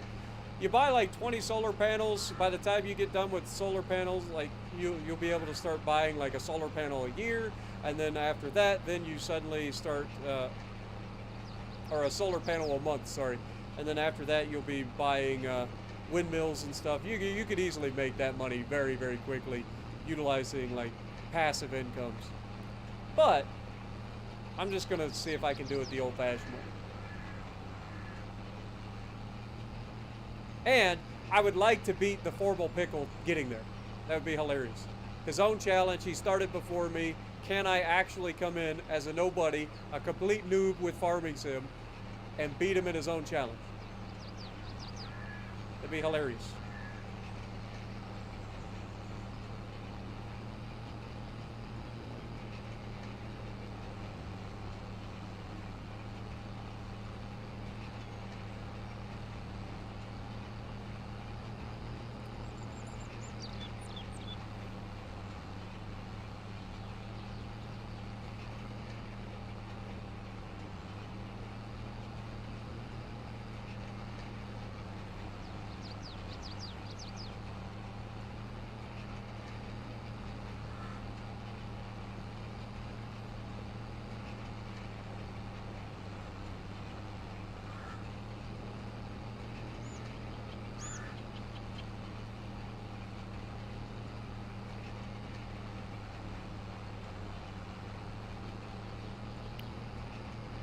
What up, Dubberucky? How's it going?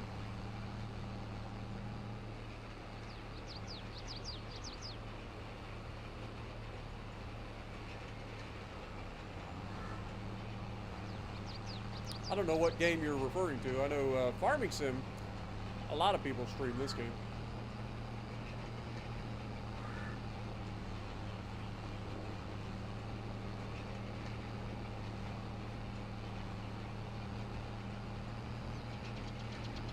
Yeah, and grass is another thing I'm trying to avoid. I know that silage is the way to go for maximizing like early game as well. I just don't want to do that. Everybody does silage. I'm so sick of seeing silage. That's the other side of me. Like, I love watching Farm Sim. But everybody does the same cookie cutter approach to like how to early on make money. I don't want to do that. I don't want to do silage and grass and no thanks. I'll do it the old-fashioned way, my way. Might take me a lot longer, but at the end of the day, I can look back on it and be like, I did that. I did that my way. There's a song about that. You guys have heard me sing it.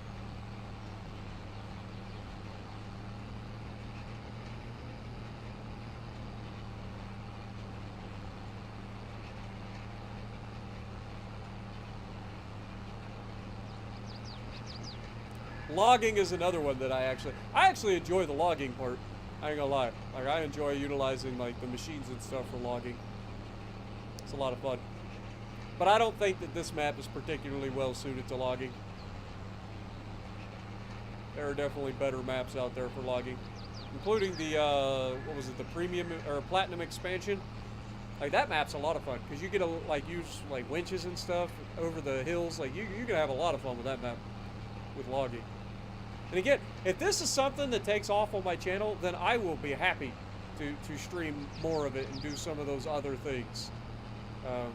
But for now, it's just mostly a hobby that I'm having fun with, a little bit of a challenge run that I think people would enjoy, watching me suffer through hard mode.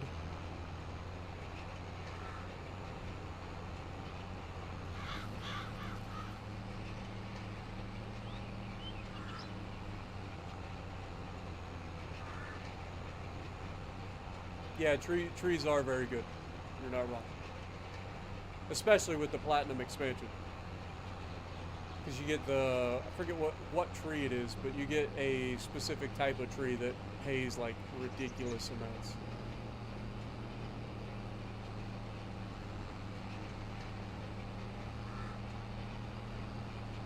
I want to say it's a type of pine, I think. Or ponderosa pine or something, pole pine, or I forget what it is.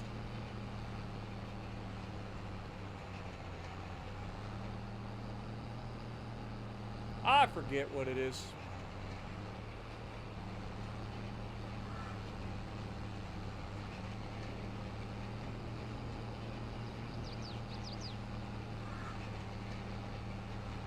But we're almost done rolling.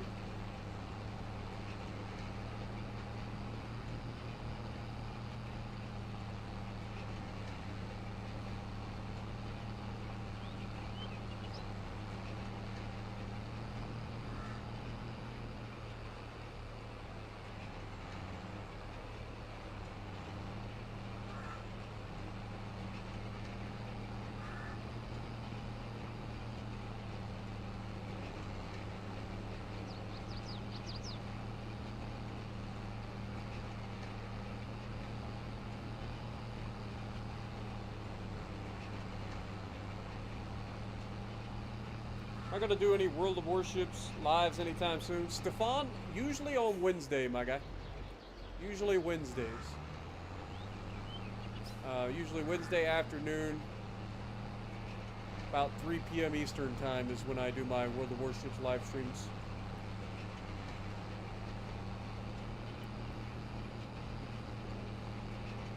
Appreciate you dropping by. Hopefully you're enjoying this as well.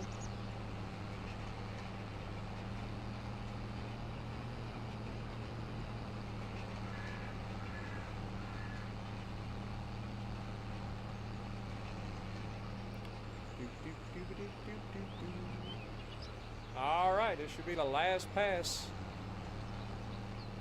Oh, is it going to troll me? It's going to try to troll me. Get in the middle. Come on, Spartan, you can do it. Min-max to the greatest.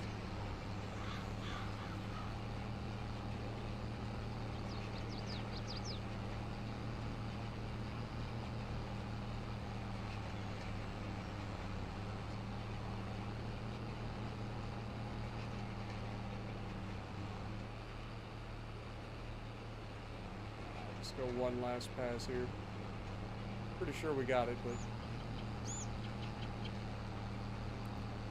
this corner, I think, ended up getting missed.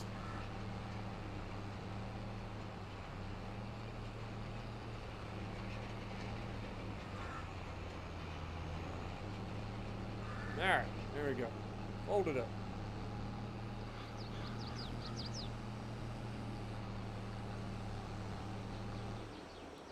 Rolling is done.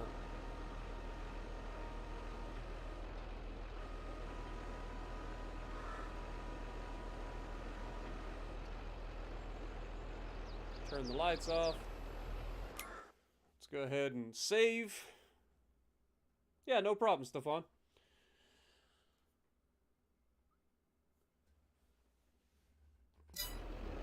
Alright, so send the roller back. Turn this, actually we want to drive back over to our place.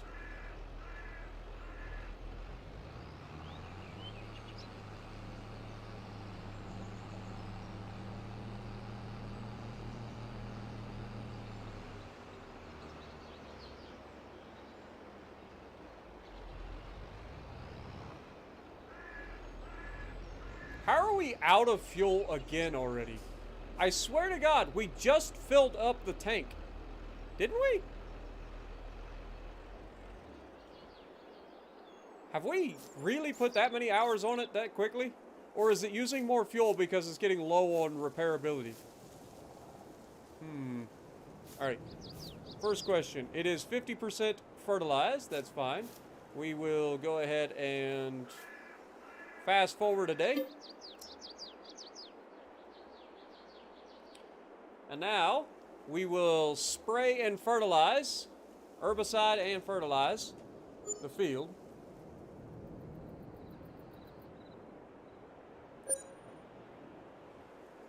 And we should be good from there.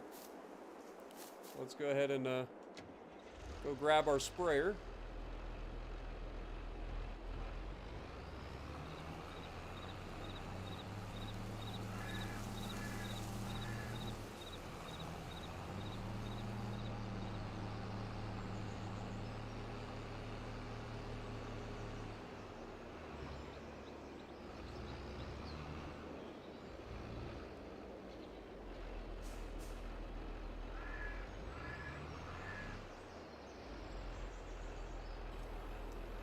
Alright, so we need herbicide first. Grab some of that. Okay, do we have any more herbicide here? I don't think we do. So I think I'll start with a small field.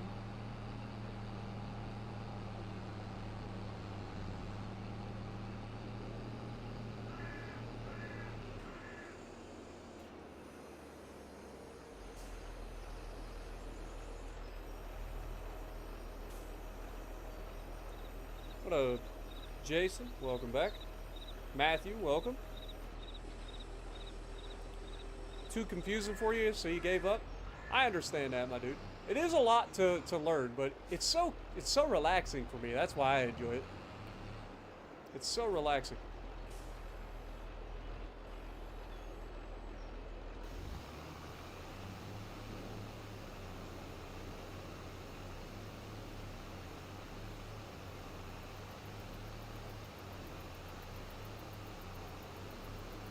Like I said, I watch a lot of this on YouTube.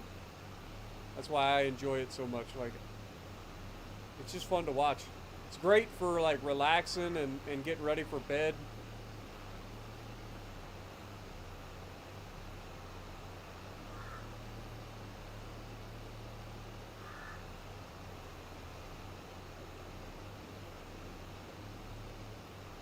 Like, I'll put on a playlist of Farm Sim and then fall asleep to it.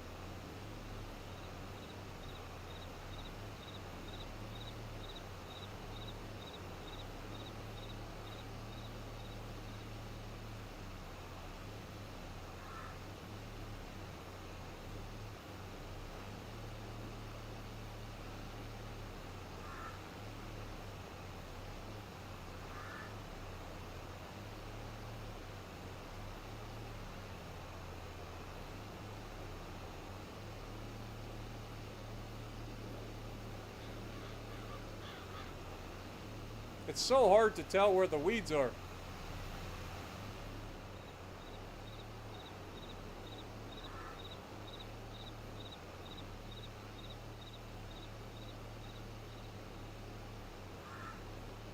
Gonna have to pull out the old map.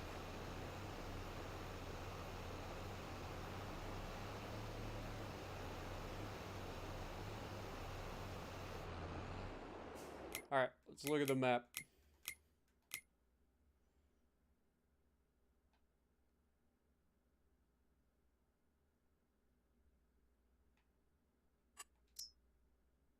All right, so that one's done. I must have got that one pretty good. Probably wasted a little bit of weed killer in that one, if I'm being honest.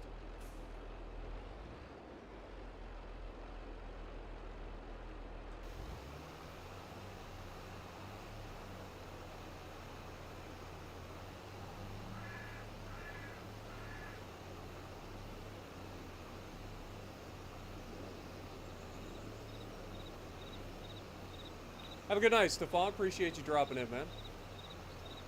What up, Kate? Hello from Ohio. Appreciate you dropping in. Eskel, good to see you as well. All the way from the Emerald Isles. Nice. Appreciate you dropping in.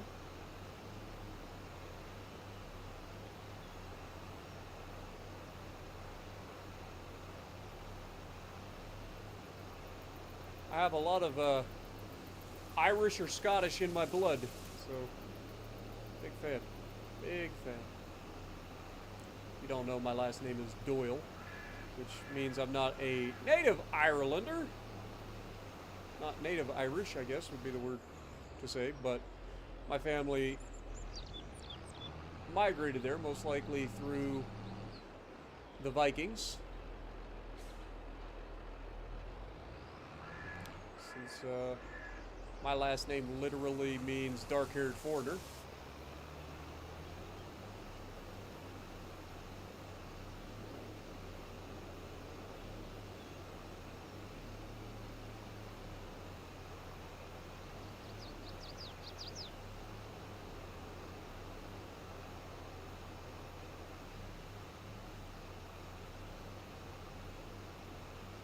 Maybe try planting one field with trees just to help out. I mean, it's not a bad idea necessarily. But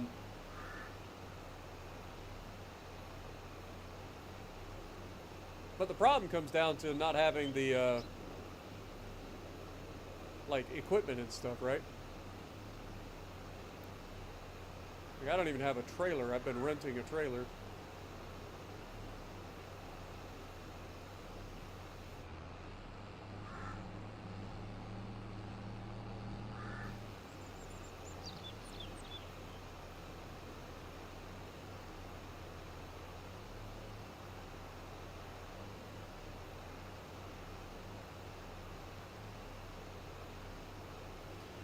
it was my great-great-grandfather that came over from Ireland. Would have been William Doyle. Of course, probably would have been William O'Doyle back then. But, yeah. It would have been great, yeah. So two greats away. Came in through the New York entry at Ellis Island. Ended up living in West Virginia. And then my family ended up moving from West Virginia up into Zanesville area of Ohio. And then my grandfather and grandmother ended up moving to where we own the property today. Yep. Gonna need some more herbicide. By the looks of it, probably gonna need a lot of it.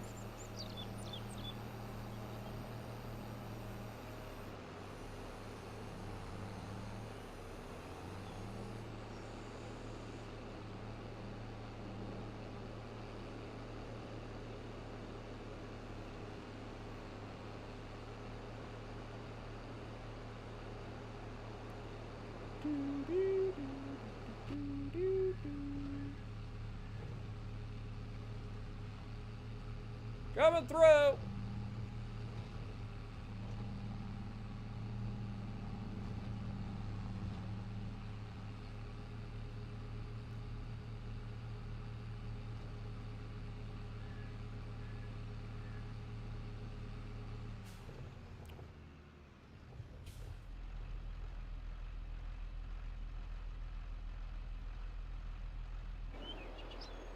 Apparently I'm not close enough to it.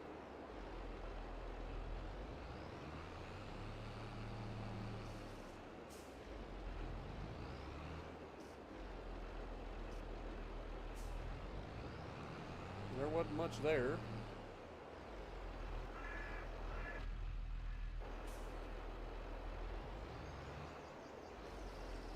Let's hope this is enough. I'm gonna have to buy some more. Let's go for some herbicide, please. I don't have enough money. Oh, God. I'm gonna have to take out another loan.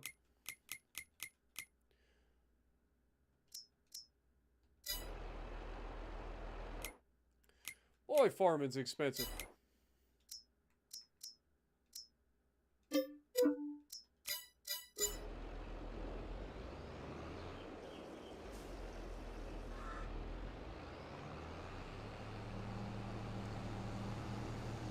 Alright, that's another $2,400.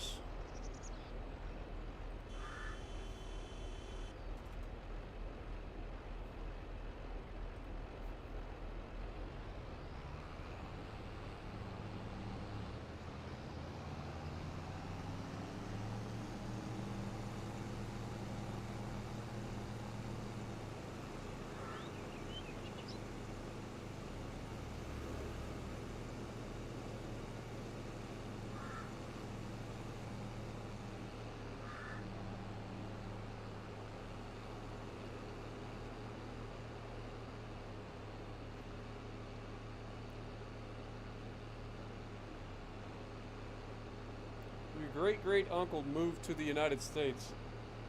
Nixon. Nice.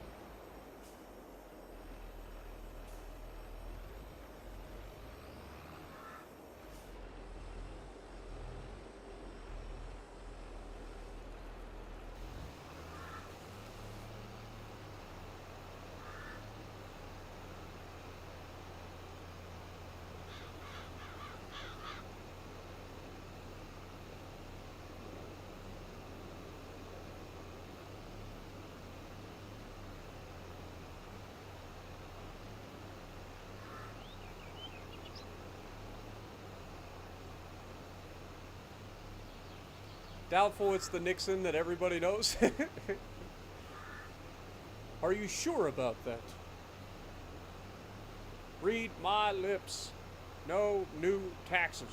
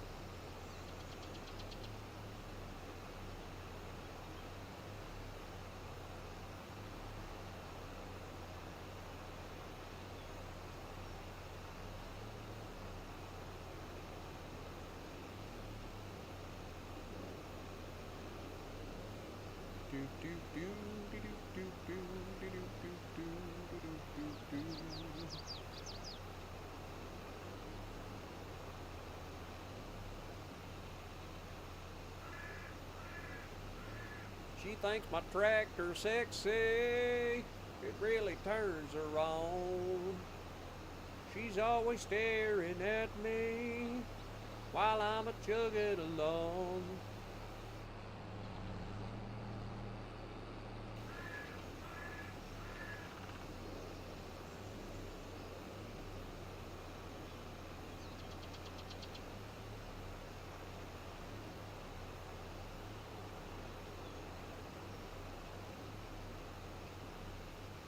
Yeah, it is awesome. I agree.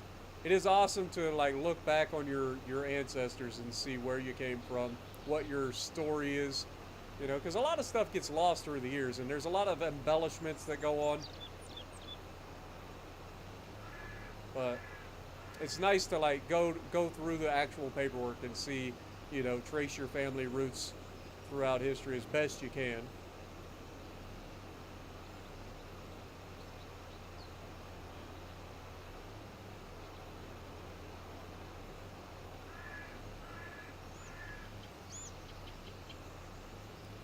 I've done a DNA test and it showed that I have at least 1% or close to 1% of my blood that comes from, what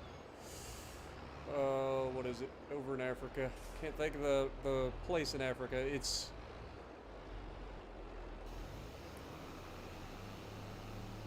want to say it's northwestern Africa. I just can't think of the name of it.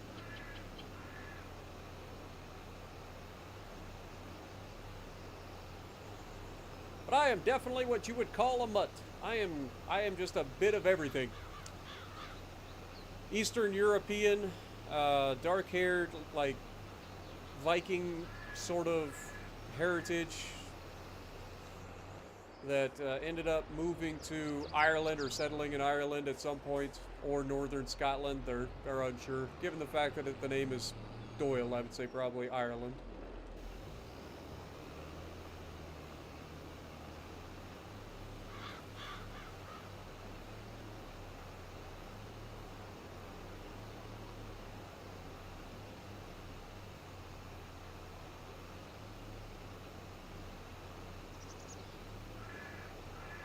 Your mom's side come from Germany, and your grandpa's mother was born in Germany, and she moved to the U.S. where I was born. Nice. That's what I'm saying. It's so, like, the U.S. is such a melting pot. Like, I know it's cliche at this point. But, like, we literally have a little bit of everything here. Which is why I don't understand why there's so much hate for different reasons in the U.S. Like, it doesn't make any sense. Like, there are so many people that just hate on other people for no reason.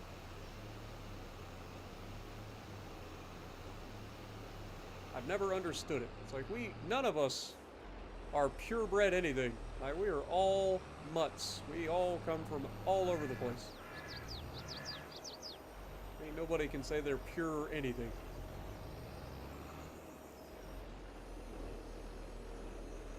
Alright, let's go ahead and unload this. Scoop up some fertilizer.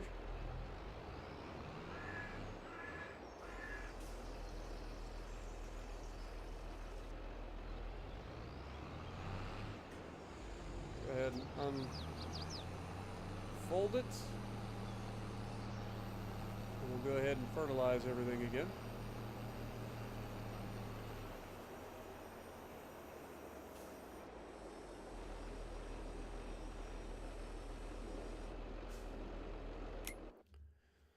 Save. Alright, so what am I looking for? Maps. Hide that, please. So the next is fertilizer.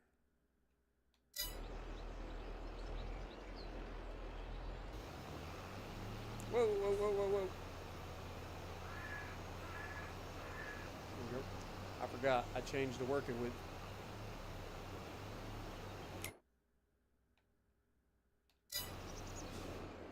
Does it not need fertilized? Oh, it's 100%. Oh yeah, we tilled. This field doesn't need it because we tilled in the cotton that was on there. Forgot about that. Good. That'd save us a little bit of money. Other than that, I just wasted.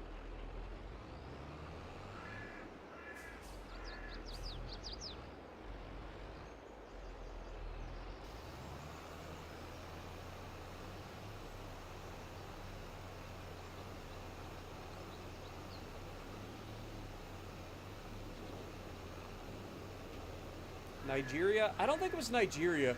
I think it was, I think it starts with an E, and I can't think of what it's called. But it's basically over by, Morocco. Like in that neighborhood of Africa. Just can't think of what it's called. I think it starts with an E, though.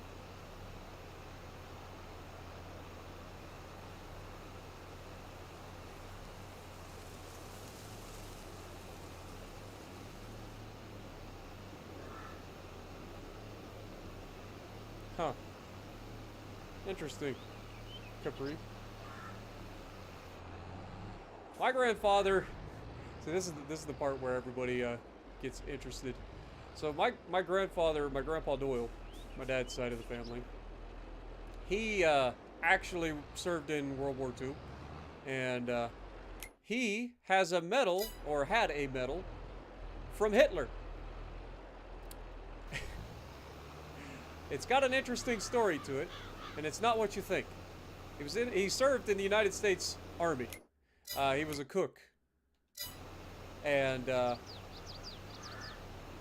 he and a friend used to go around and deliver food in Berlin. He used to get in a lot of trouble and get in fights and stuff all the time. He was a scrappy little fella.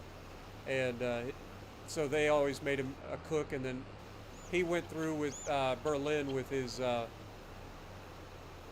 friend, and they would like deliver food to the residents of Berlin.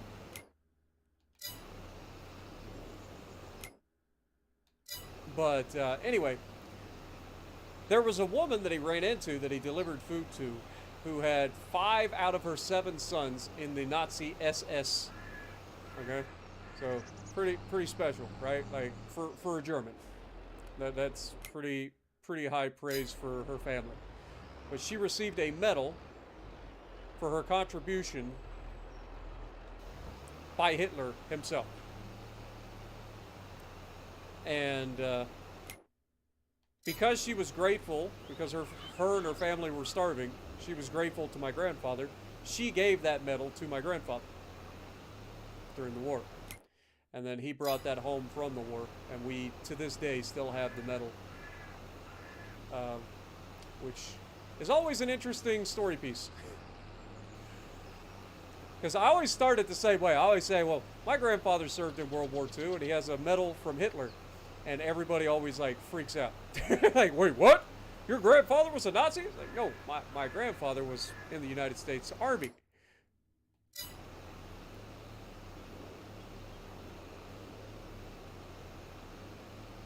What up, Marinus?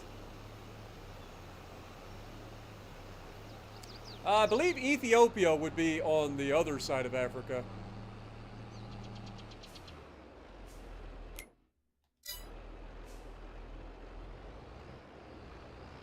Dude, it is so hard to tell where I've fertilized and where I haven't. I know I'm overlapping quite a bit.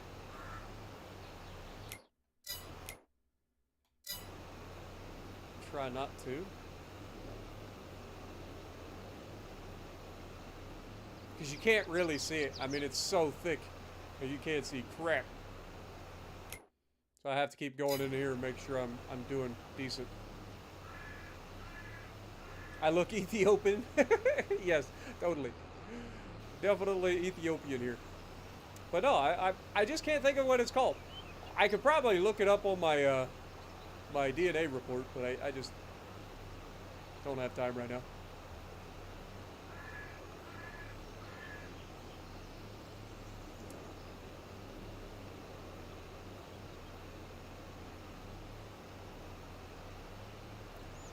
But yeah, who'd have thunk it? I mean, my grandfather literally got in trouble all the time.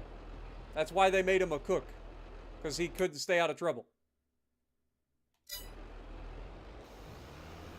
And so when they were delivering food, like they ended up delivering food to a family that had 5 of her 7 sons in the Nazi SS, who received a medal from Hitler. And then, because she was so appreciative of the food delivered by my grandfather, she gave it to my grandfather. It's crazy. And like I said, we still have that medal to this day. Like, I believe my sister has it.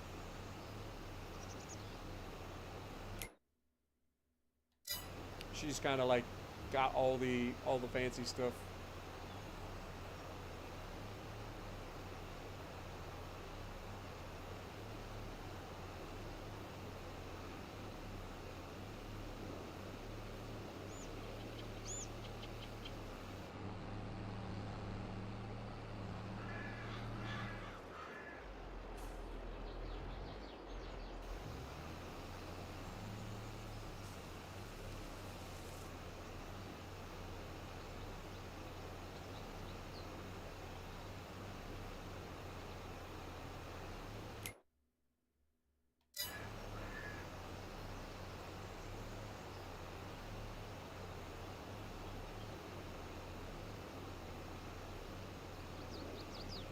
Do I want to know one thing about your grandfather? Go for it.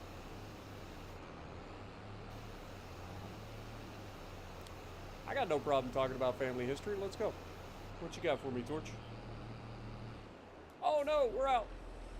Alright, we gotta go get some more fertilizer.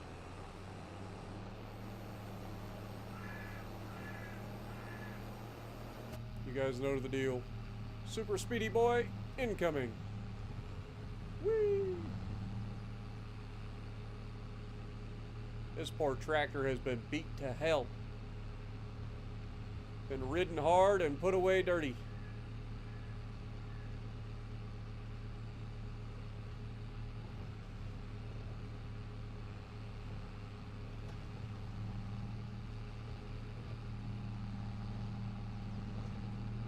Ah, I still nicked the curb. I was trying not to hit the curb that time.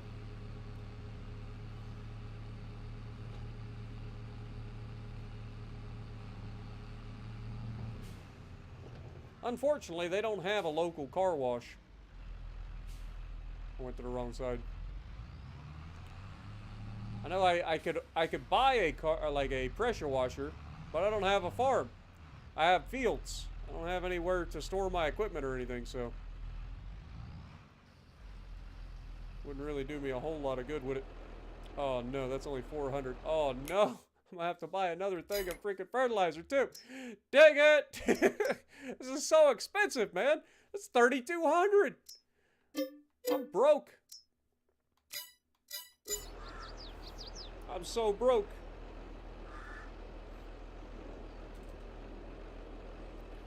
Boy, I'm looking over the cost of all of this stuff, and I'm starting to realize that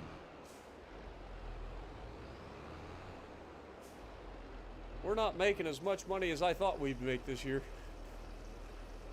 When you add up all the leasing costs, man, it gets expensive real quick.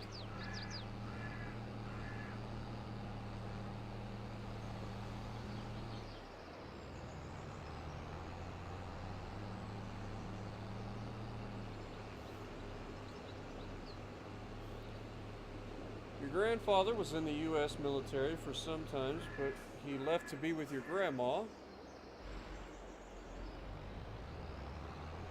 3 years ago,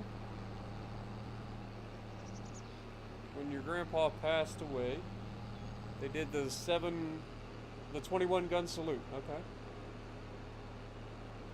And a few weeks ago, your grandmother passed away. Well, I'm sorry to hear that. What up, Luscious? Appreciate you dropping in as well.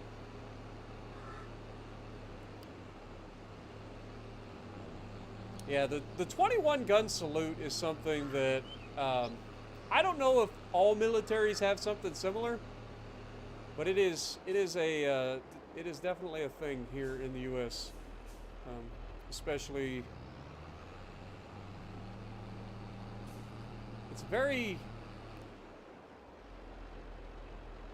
I forget what's the word. It's not somber. It's a. Can't think of the word.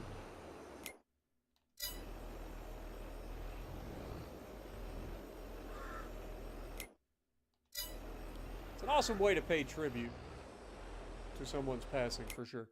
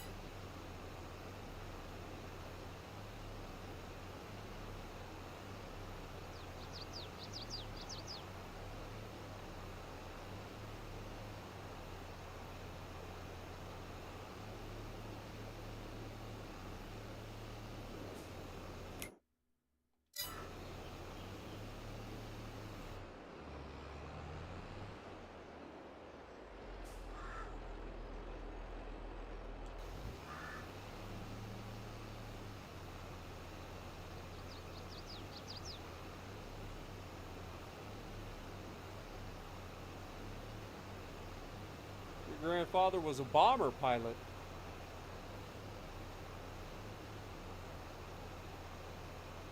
That's awesome. That's actually awesome. Purely coincidence, but yeah, I can imagine, man.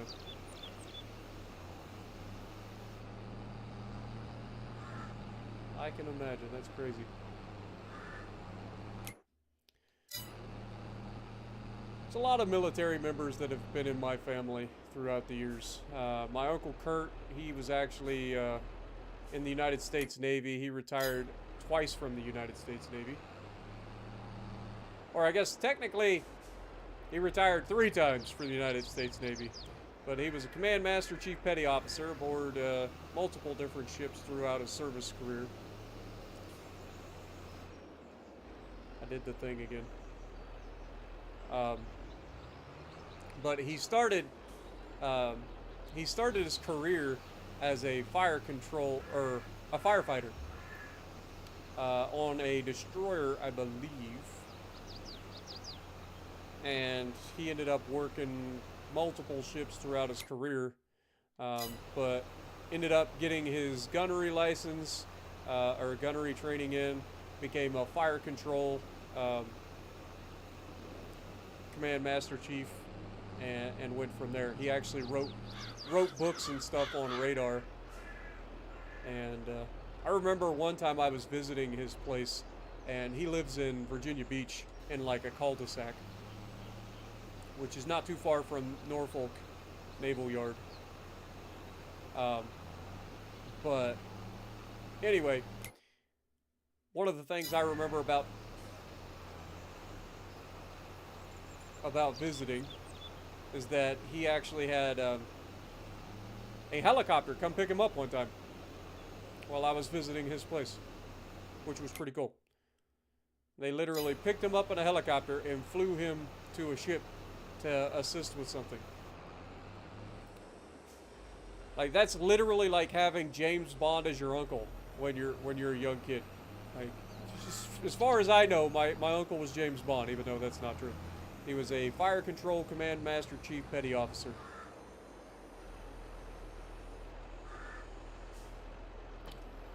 His name is Curtis Cook.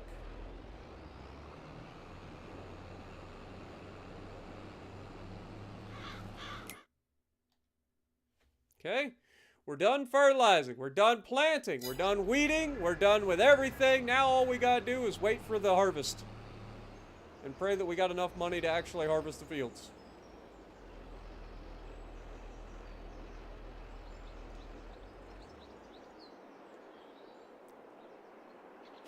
Alright.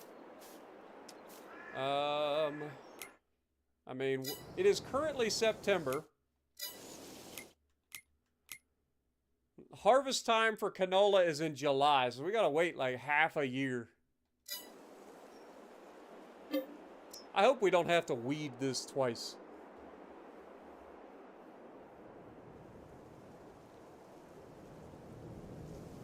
What up, Shannon?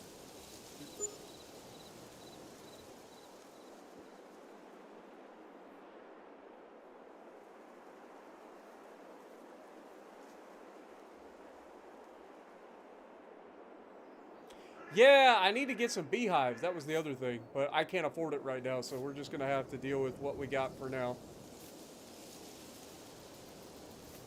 Because how much is a beehive?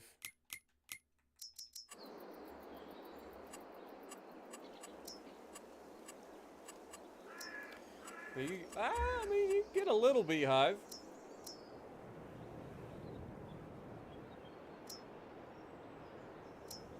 But yeah, I really can't. Can't afford it, unfortunately. So for now, we just hold.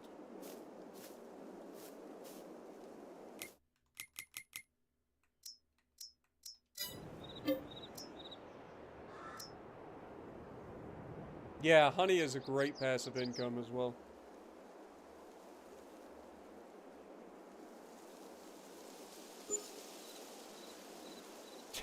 Meredith.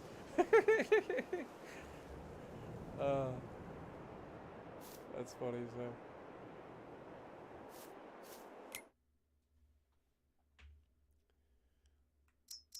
Wait.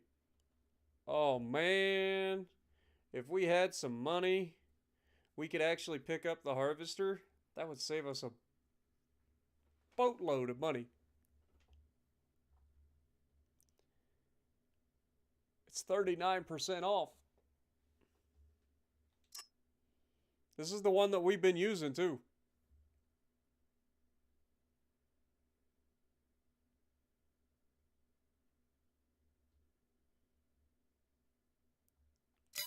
Too bad we can't afford it.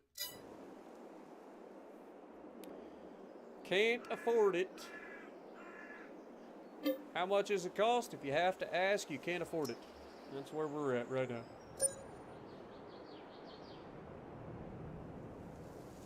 We're trying to go no loan. We did actually end up getting a little bit of a loan here recently.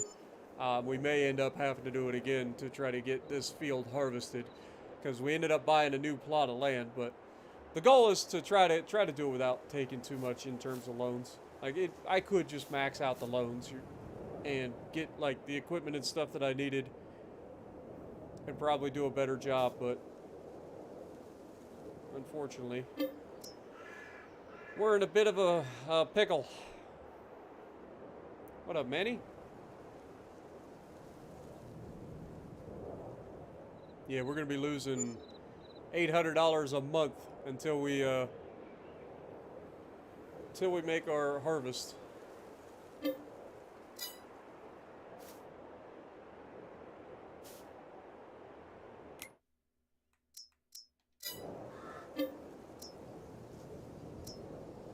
Are you allowed greenhouses? Yeah, you could do greenhouses, but greenhouses aren't really that profitable. You only need water, yes, but they don't make that much money, and they are kind of an expensive initial investment.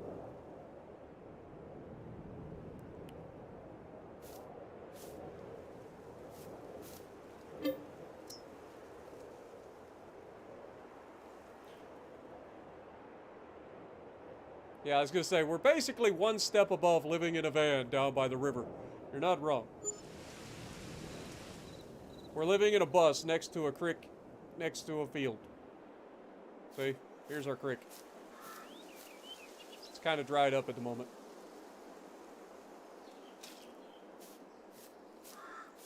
I do love canola as it grows, though. I'm not gonna lie.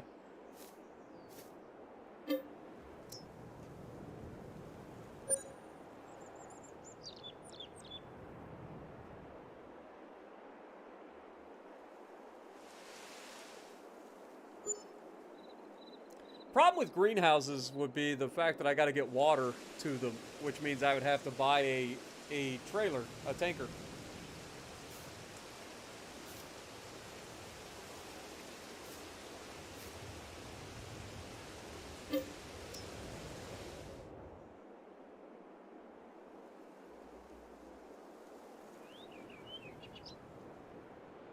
Your son installs screen doors on subs in the Navy. Nice. Thank him for his service for me. Ah, there it is. There's that beautiful yellow canola, man. Doesn't it look so good? I was kind of washed out at the moment because the sun's kind of bright, but canola as far as the eye can see. And I almost got run over by the train again. That train and I are going to have a problem. We're in debt officially.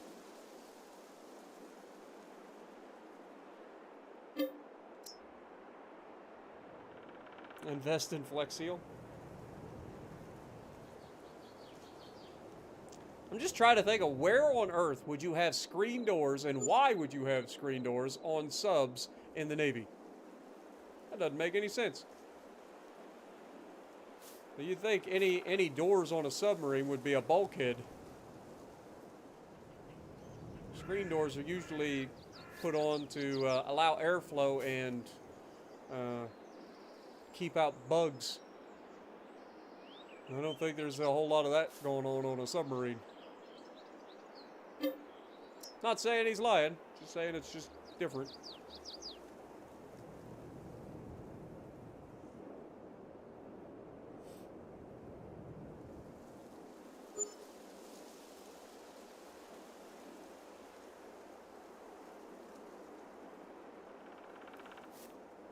Hey, we're ready to harvest in July. Okay, it is. I guess it is July that you harvest. All right, well, we're gonna have to definitely take out a loan.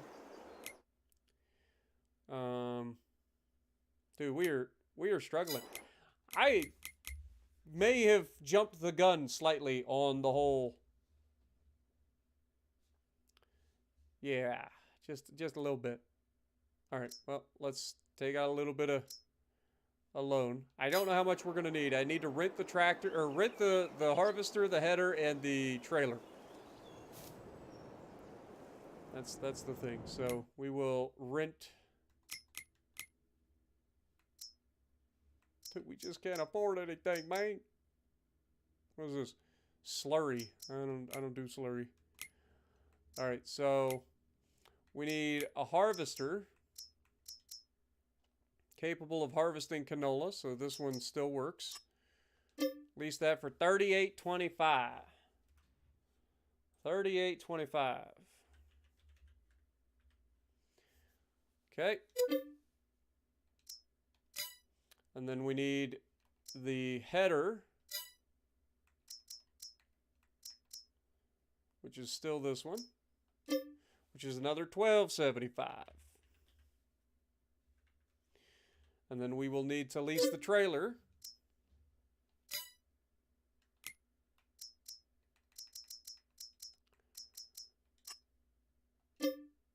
For $1,020. Oh boy, that's a long list of expenses, boys. I ain't gonna lie. Ain't gonna lie, that's a long list of expenses. And we are officially BEA broke. Okay? I know that doesn't make a whole lot of sense, but that's how broke we are. Nothing makes sense. Alright, let's hope we get enough canola off these 3 fields to make it worth our while. Otherwise, this could be over. Like, if we are unable to make anything happen here, we may be in a world of trouble. I may have made too many mistakes to overcome.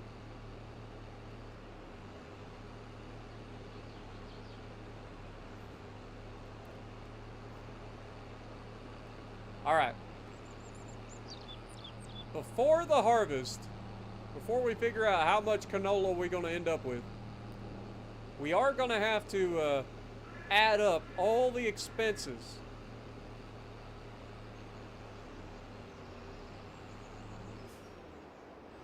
So that we can get an idea of how much we need in order to make a profit.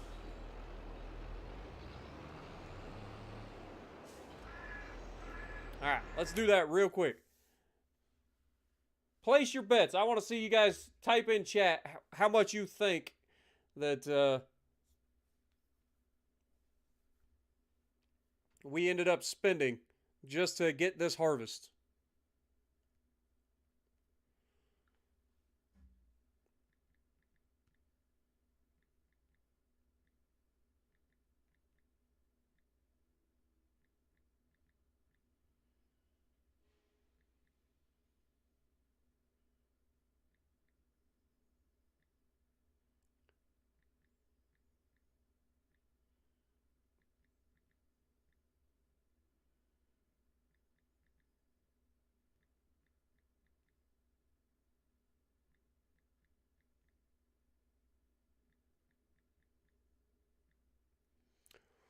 Whoo! Whoo, that's expensive. We got to make bank if we're going to make any profit. All right? The number is $24,915. That's what we spent. So in order to make money off of this harvest, we have to be able to sell our canola that we harvest for more than $25,000. All right, if we make anything over $25,000, it is a profit. So that's our goal. We have a target.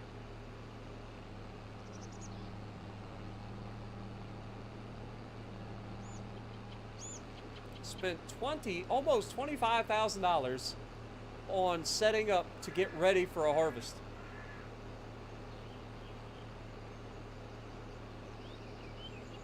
That is crazy. Now, obviously, I didn't include the price of buying that extra field. I about did a real dumb. I legitimately about drove straight into that field like a complete jackass. Legitimately about drove right into that field like a complete jackass. There goes our profit. All right, let's go, boys. I believe we gotta have over $25,000 to turn a profit. Now, the other thing I did not include was the cost of our loans interest every month that we've been getting charged. So it's actually higher than that. If you assume that we've been getting charged $800 a month for the last year, I mean, that's an extra...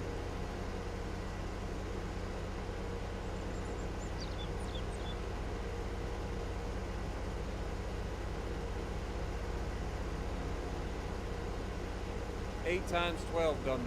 My brain is not working right now.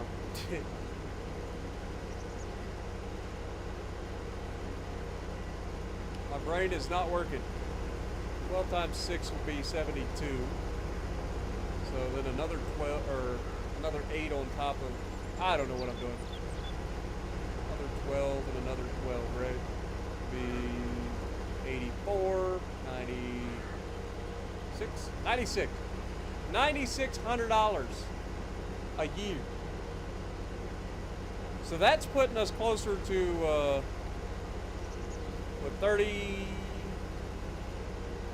$35,000 to turn a profit.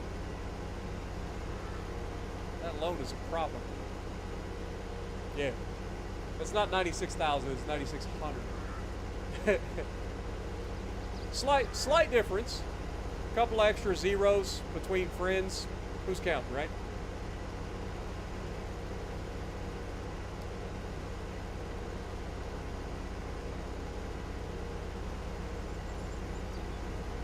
Alrighty, time to start this stuff. First little tiny field. Will we fill up the harvester on this little field?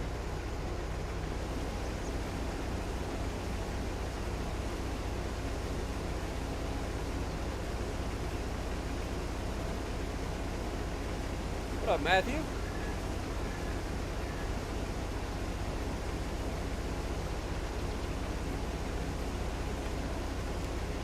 Contracts are something that you could actually do. He just, initially he said that he didn't want to do it, but in his most recent episode, I'm pretty sure he did contract work. So as far as I know, contracts wouldn't be out of the realm of possibility, and that is actually a great way to make some money. So that might be something we do. If for nothing else, if I do contract work, it may just be to pay down the loan. Right? Like if we could just pay off our loan completely by doing contracts, that might be something we could do. I never thought about that, but I'm pretty confident in his most recent stream, or his most recent episode, that the Formal Pickle actually did contract work. As far as I know, it isn't out of the realm of possibility to do contract work, and I know they can be pretty lucrative.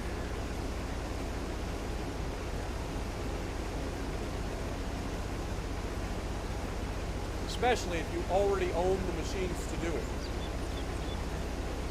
Which is kind of our problem. We don't really own any machines. We own a sprayer, and then you have to like buy the herbicide or the fertilizer.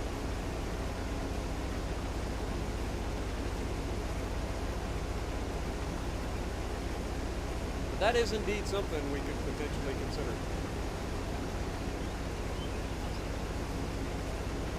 Also, welcome to the stream. Appreciate you dropping in.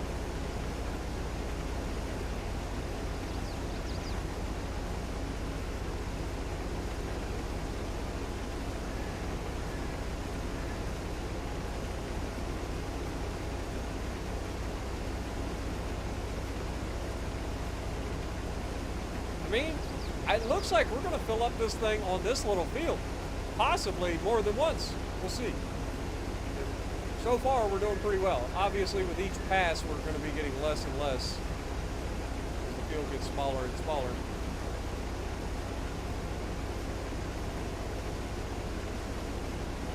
But it definitely seems like we're getting a decent yield off these fields.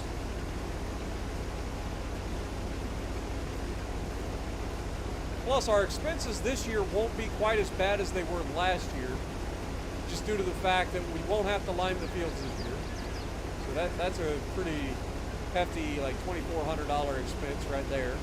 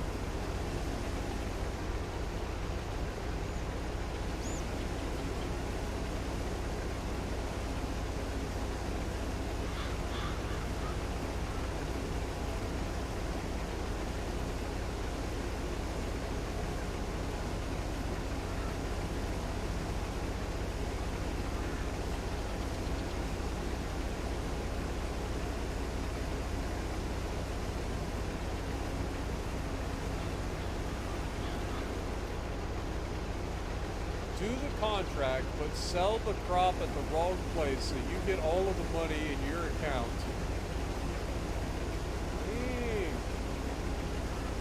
That's some low down dirty shenanigans there. We ain't a thief around here.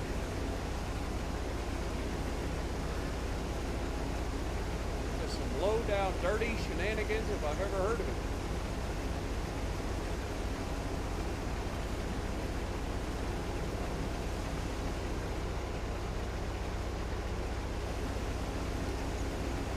Pretty close to our first harvester full.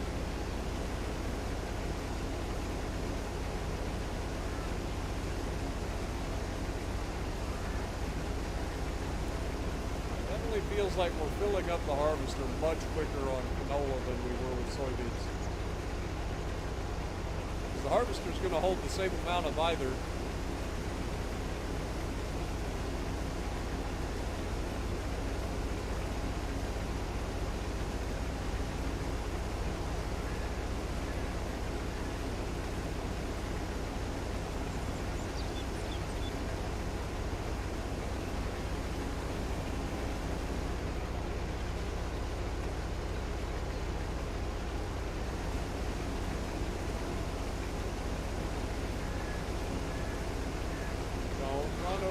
Crop.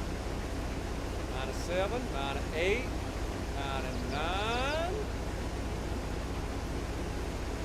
100. Ah, look at that. For the first time ever, I didn't damage my crop. Woohoo! I'm learning. All right. Don't test it.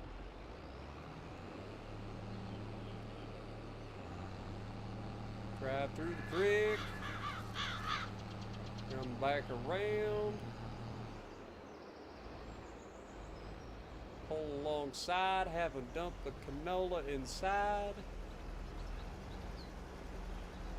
Put her in, buddy.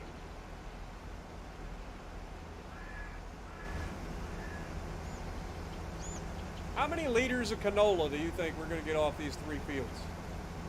That's another thing you guys can place a bet on.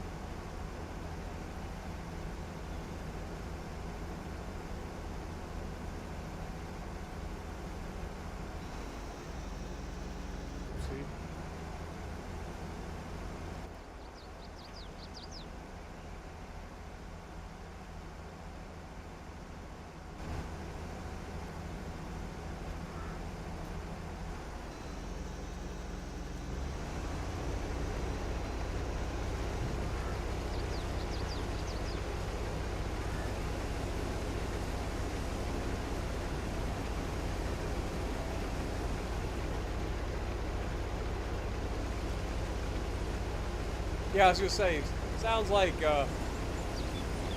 Farming Sim Mafia edition. You're not wrong. I'm about to make you an offer you can't refuse. I'll harvest your field, and I'm gonna sell your crops. I'm gonna take them. There ain't nothing you can do about it. Oh, call the law. Call the law. I am the law.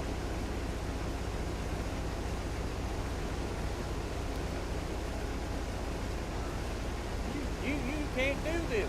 I just did.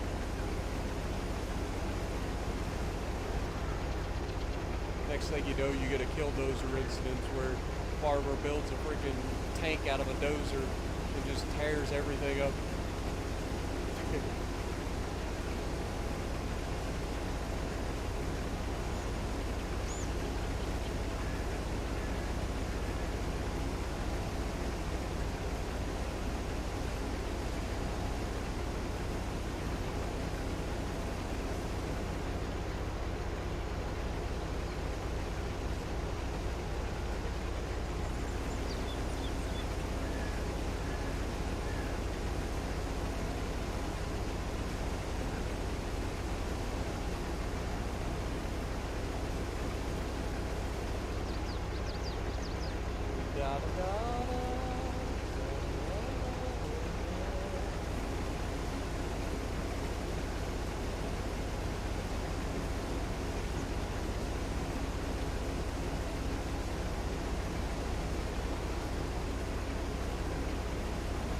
Alright, so we're going to end up with about, I don't know, 40% of a second harvester. It's not too shabby, man.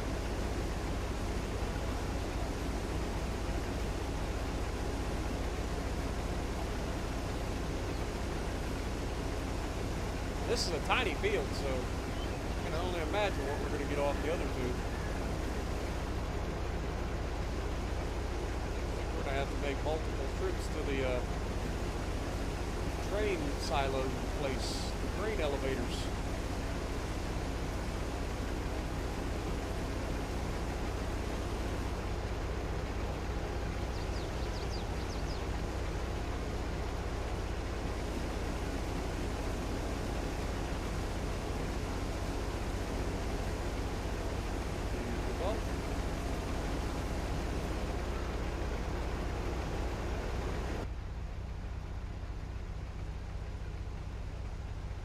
Little first person action for y'all.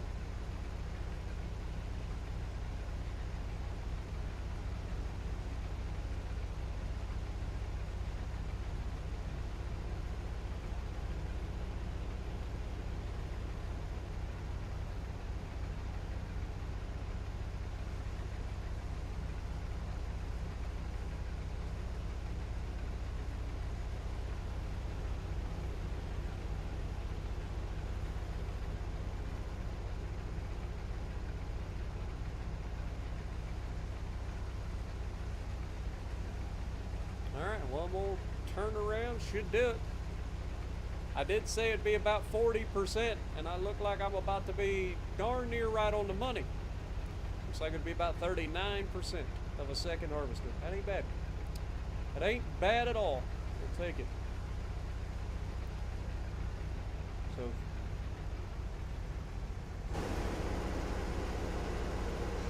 one whole harvester and 39% of the other harvester.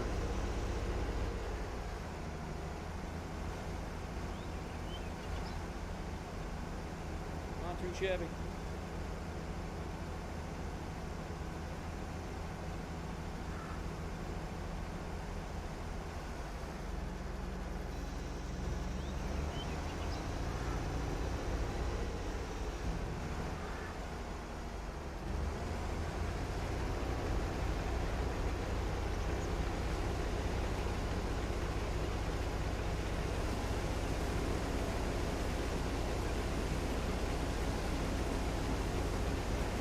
Here we go.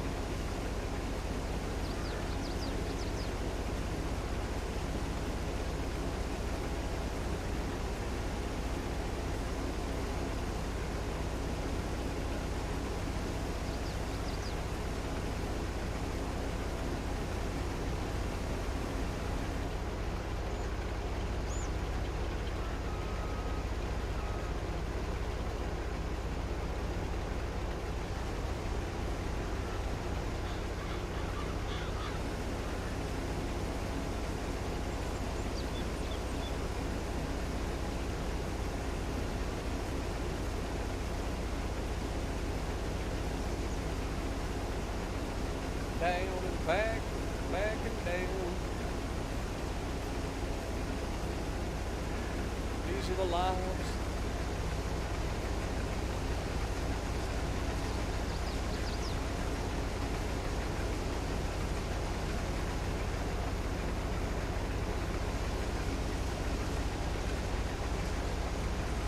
Good thing I can backpedal faster than that thing can move. Be a rough day to get sucked up in there, huh?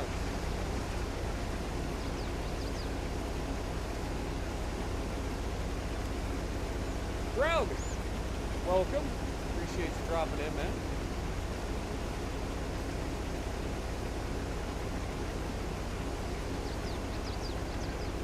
All right, that's 2 passes down, about 40 to go.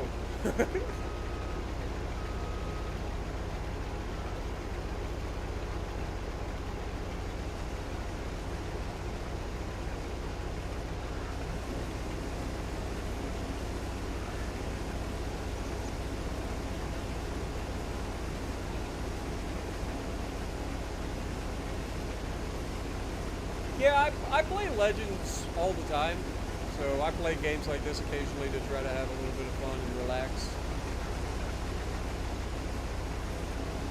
Something different.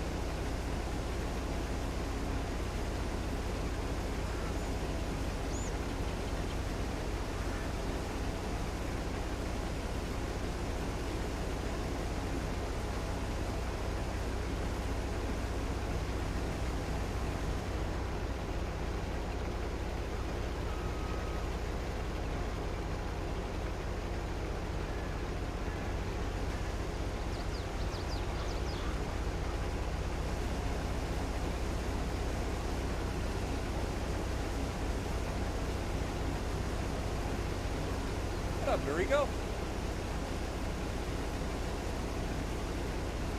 When am I bringing back the UAD challenges? Probably not going to. I did those challenges with Stealth and everybody for so long. There's only so many challenges you can do. Eventually it just gets repetitive and tedious.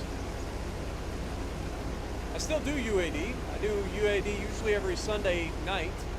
We're getting close to wrapping up our latest campaign. It was the Imperial Japanese campaign on Legendary difficulty. And our next campaign, I'm not sure what country we'll be doing, but I intend to try out Brother Monroe's mod that he created for Ultimate Admiral. That'll be fun.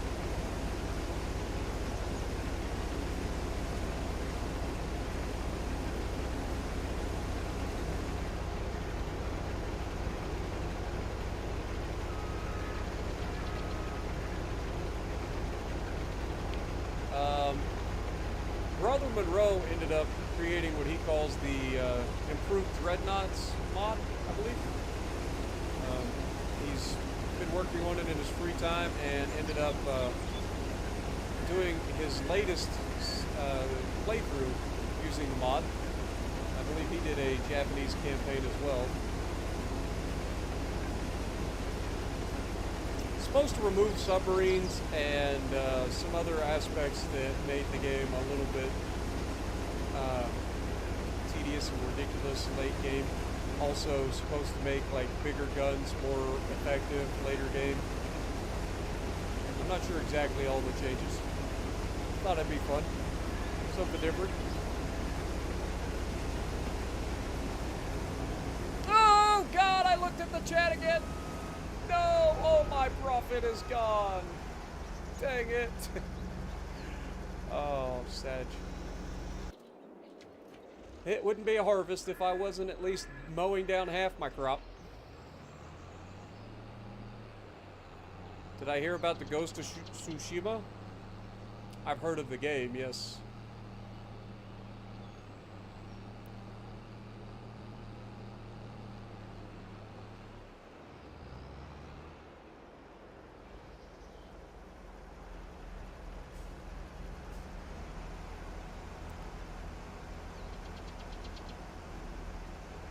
Alright, so I think this thing can hold like 20,000 liters.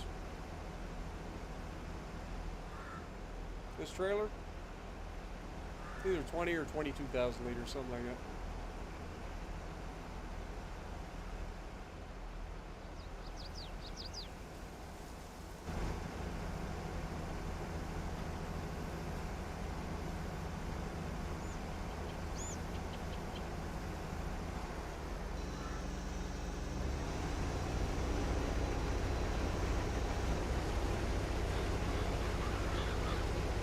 back to combining we go. What up, Fabian? I usually play World of Warships Legends on Wednesdays, so tomorrow afternoon I should be streaming Legends.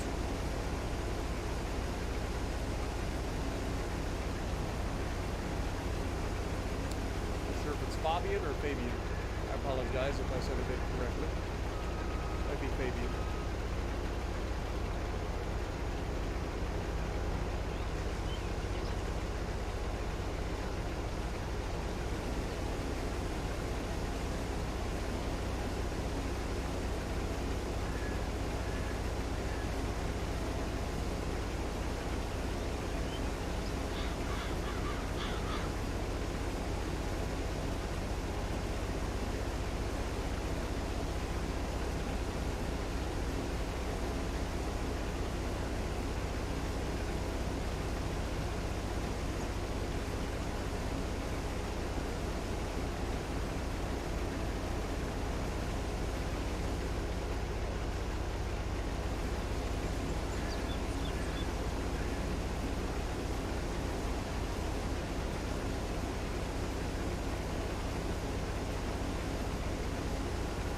Back, there we go.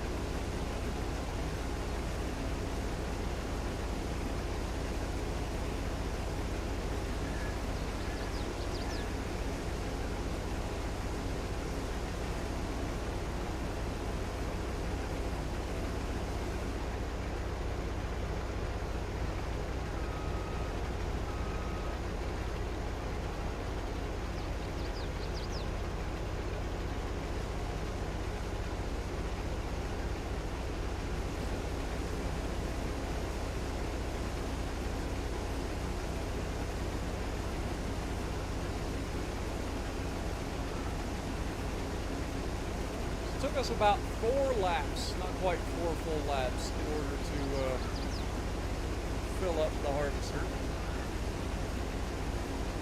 So if we take that into consideration, I feel like we get 4 full harvesters plus that one over there, so maybe a 5th full harvester.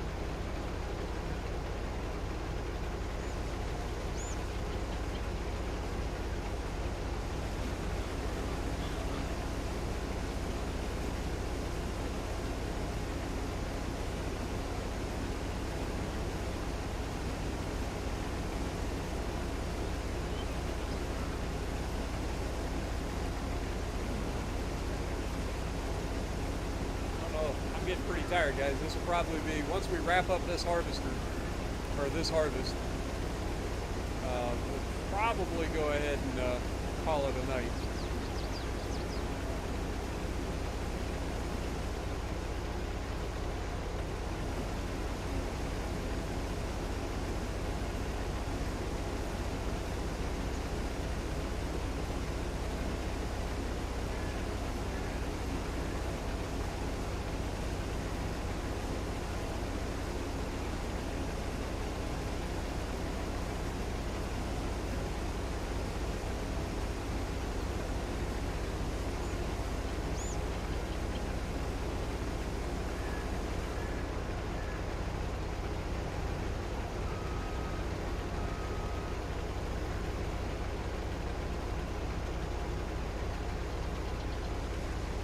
Take and do a estimated harvest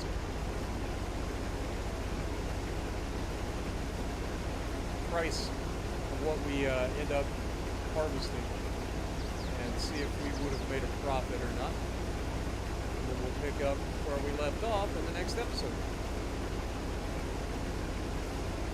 We still got about a half hour probably.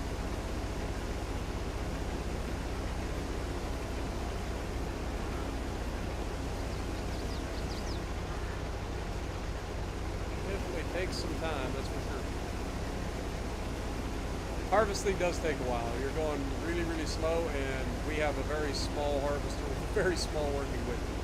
So it does take a while.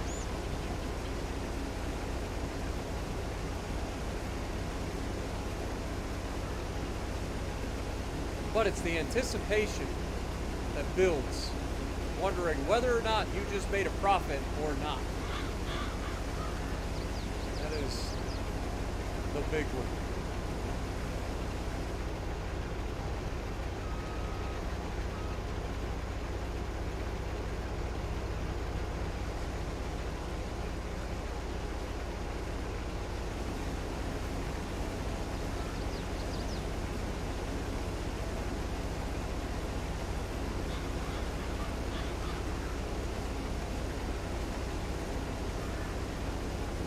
Keep an eye on my meter.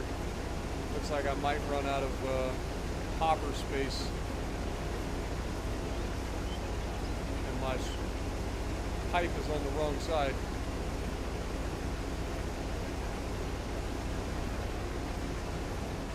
Well, that was kind of perfect. Alright, well, in that case, let's back up a little bit, make it easier to get to.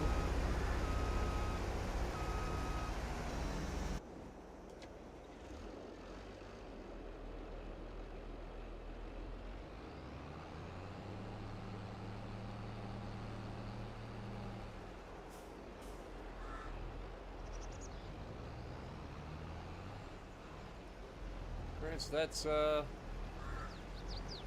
mean, we're doing pretty good so far. Like, we've almost filled up this trailer already. I say almost, we're halfway filling up this trailer. And we're not quite done with half of the field.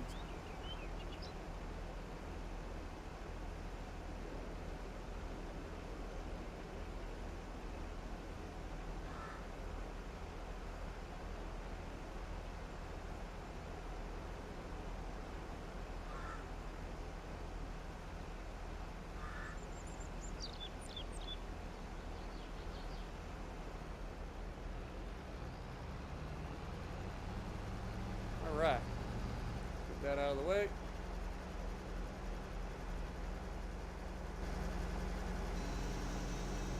Back in here. Back in position.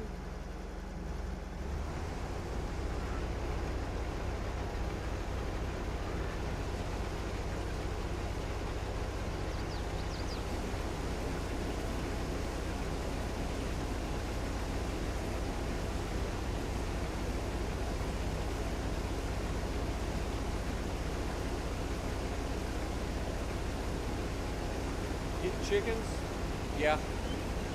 I mean, there's a lot of different strategies for sure.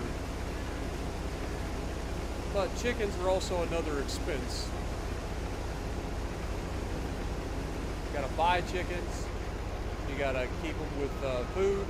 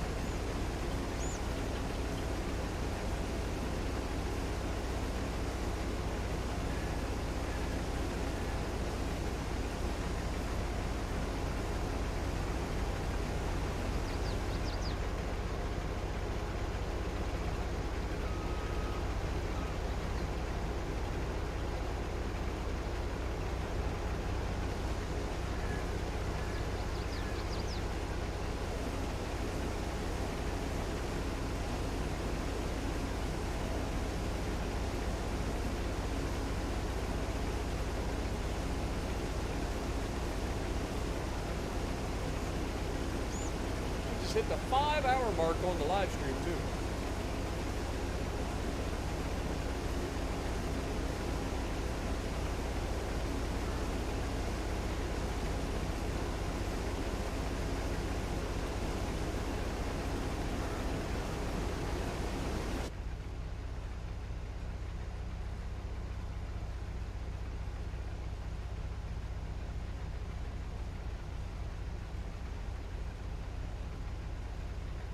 I'm really hoping that we manage to earn enough in this harvest that we can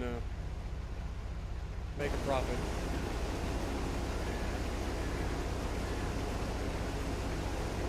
Because up to this point, I'm not 100% sure.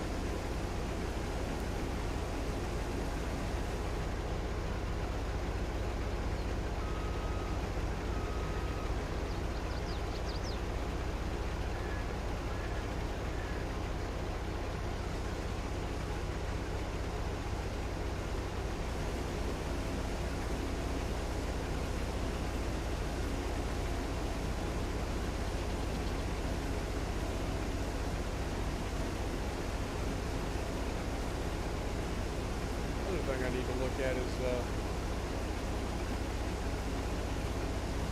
weather. And we're supposed to get some storms tonight, I think.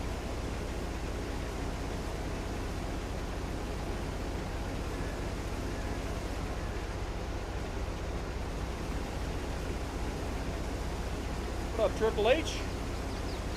So far, so good. We did expand to a new field today. We got a third field, finally. This is our first harvest using all 3 fields. We did switch over to canola to see if it was worth it or not.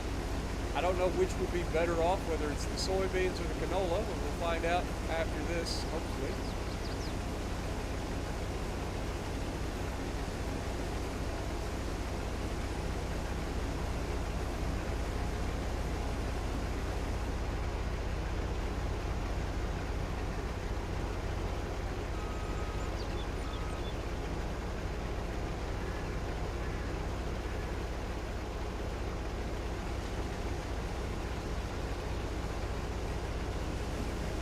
How goes the trucking out there, Triple H?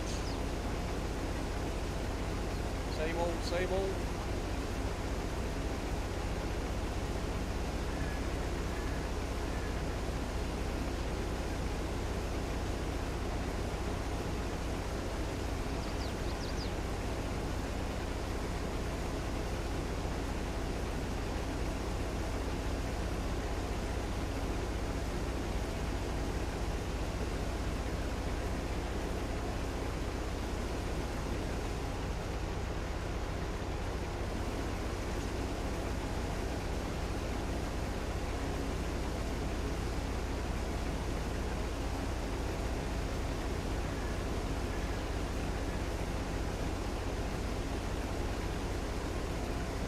Cold this morning in New Zealand.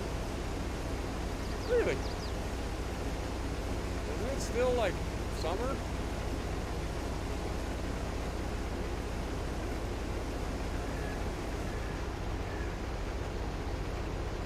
Or are we talking about 2 different NZs? I may be wrong.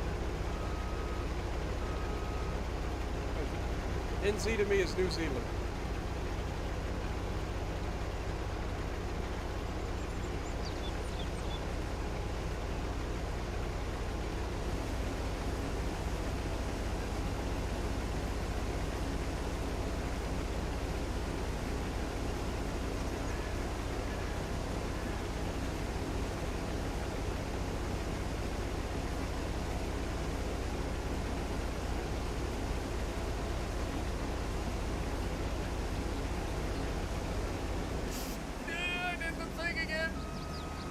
I did catch it quickly this time. It's not as bad. Golly, man. You'd think I'd learn. I just always like get sidetracked and forget. Alright. Should be able to fill up our cart this time. Which means we'll have to make a trip to the old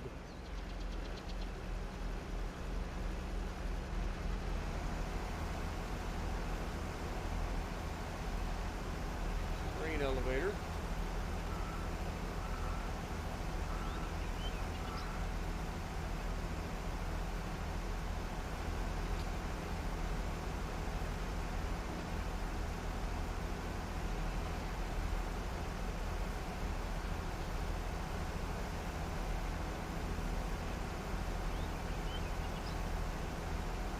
maybe it is 22,000 pounds. Or 22,000 liters. Alright, well that's close enough.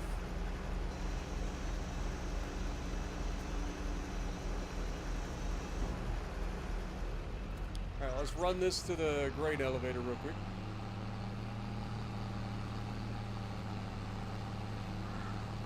I'll be honest, I'm not going to go along the railroad track this time. I'm just going to cut straight across everybody's fields. I'm sure they don't mind. Doesn't look like anything's planted yet anyway. At least nothing's growing that could be damaged.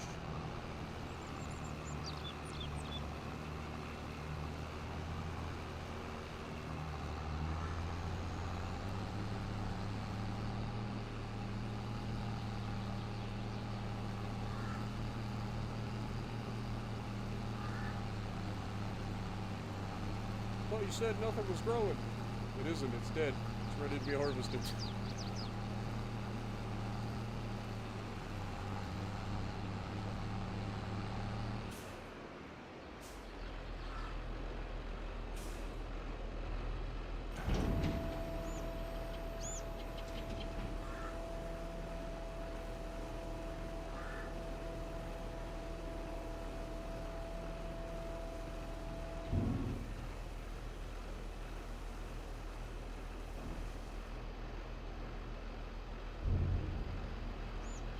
Wait for it to drop. Don't run into the wall. We good. Swing around. Head back. 11 degrees Celsius in New Zealand. So it is cold. I mean, 11 degrees Celsius. I'd have to look it up.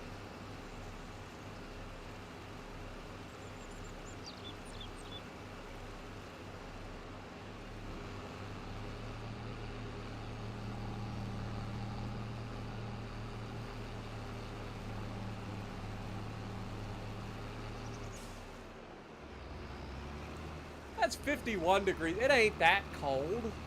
It's 50 degrees. But I get it. It's not exactly what we call sunshine and rainbows.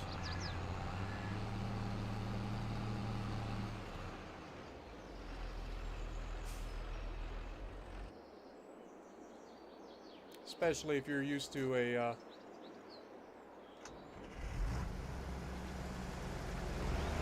more temperate climate.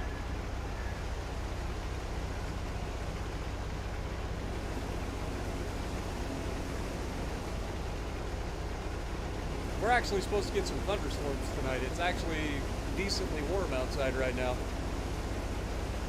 Unseasonably warm, we would call it. Because it is 67 degrees here, which would be probably closer to 18 or 20 degrees Celsius for you guys.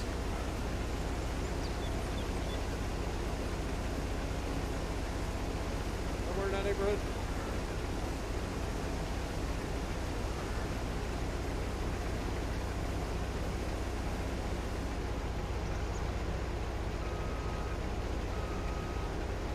You're hot-blooded. I think we're all warm-blooded.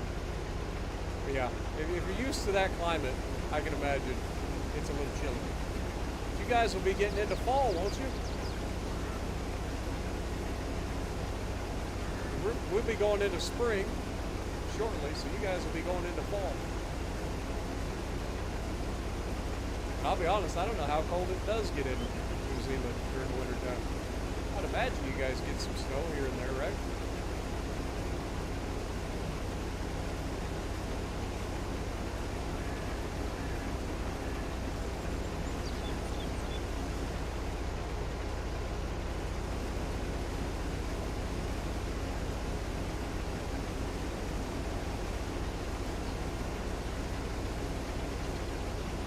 It's 90 degrees Fahrenheit at 5 a.m. Good Lord. No, thank you.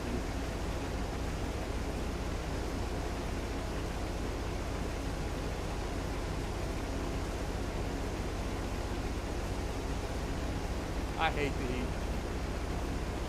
I can always warm up in the cold. I can't ever get cold in the heat. Like, don't get me wrong. The older I get, the more I do appreciate a nice warm day. But here in Ohio, man, it's like we get the worst of everything. We get super cold in the wintertime, super hot in the summertime with the humidity. Like, we get it all, man.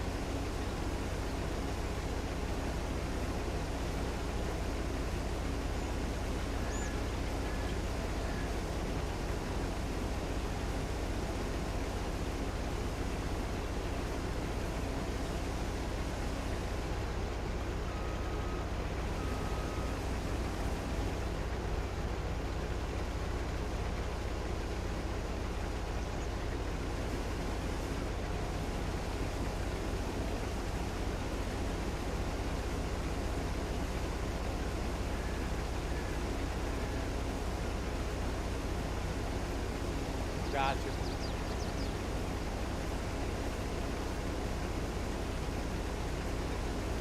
Stefan, I do enjoy this game. It is a nice little game. Plus, we got a challenge run that we're trying to do, so it makes the game a little bit more interesting even than it normally is. I enjoyed it. It's something nice and chill to relax to. Don't have to get all crazy.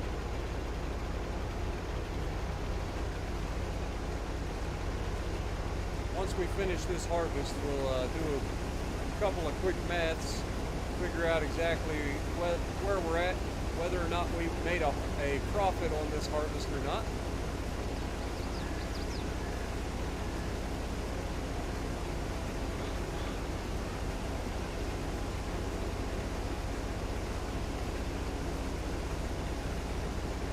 We don't own the oil mill, so turning this into canola oil is not an option, unfortunately.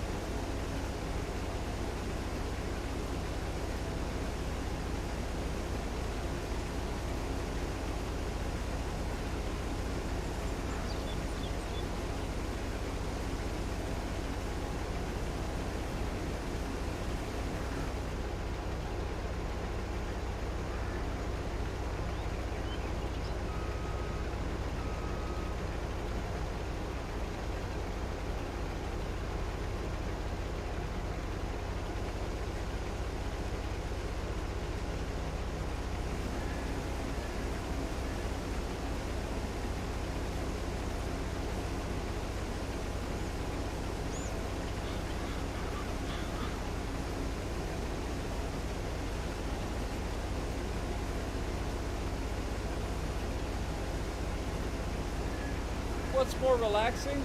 Playing farm sim or depth striking against broadside Yama? Definitely farm sim. I mean, you can hear it in my voice. I'm literally falling asleep right now.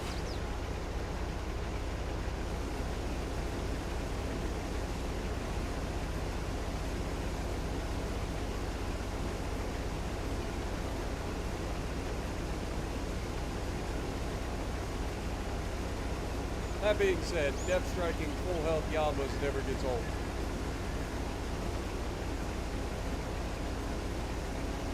I will never not enjoy sending somebody from full health to no health back to port. That is the thing.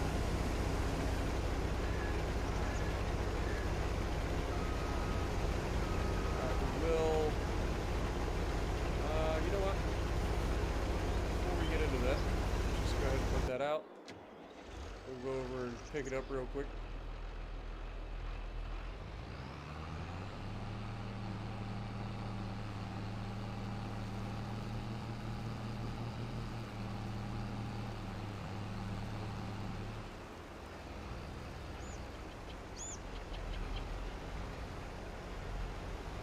This is how you get run over by a train.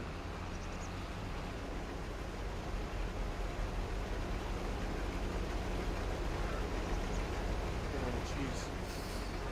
Hey, that works.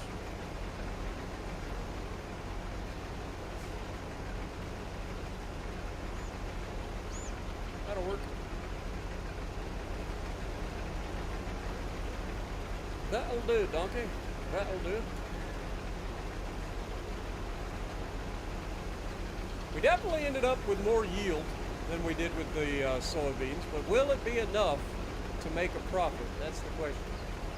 So this,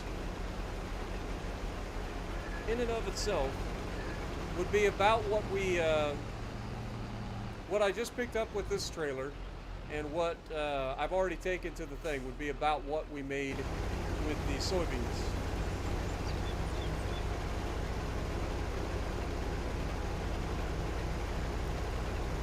In terms of overall yield. So whether or not we can earn enough to make it worth going for canola in extra yield versus what we ended up with soybeans.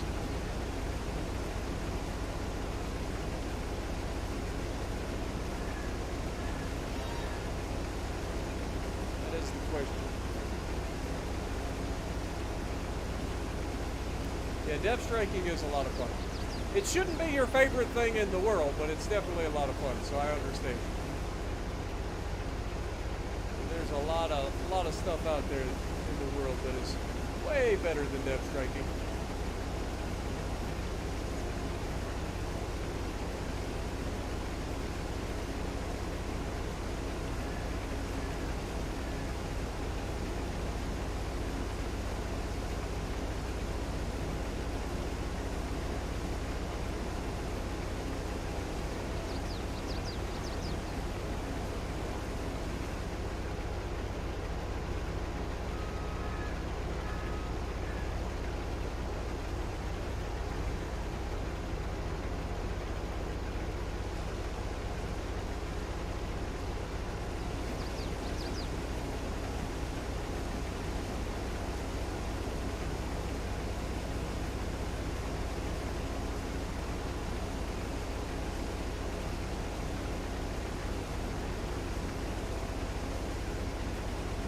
What up, Johnny?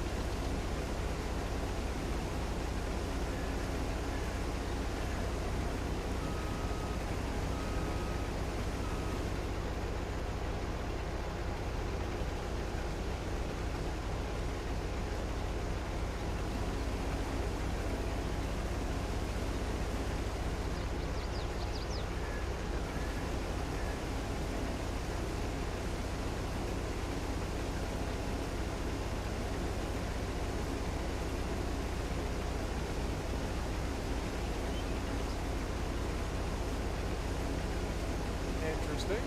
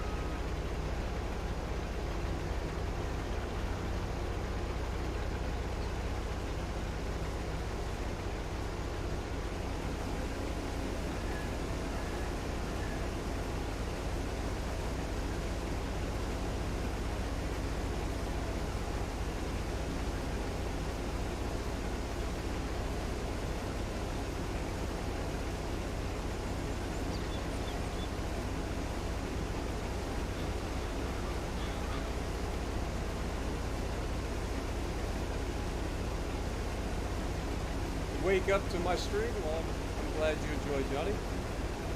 Hey, Victus, what up, my dude? Welcome to the stream, man. Appreciate you guys all dropping in.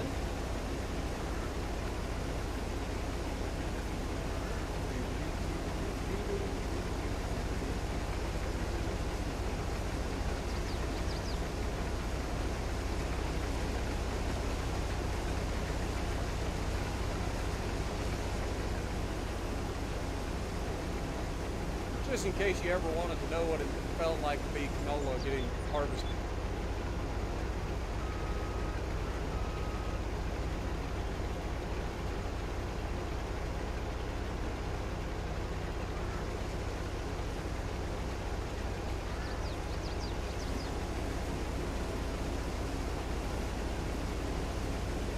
Not gonna lie, I feel pretty good about this harvest. I have high hopes.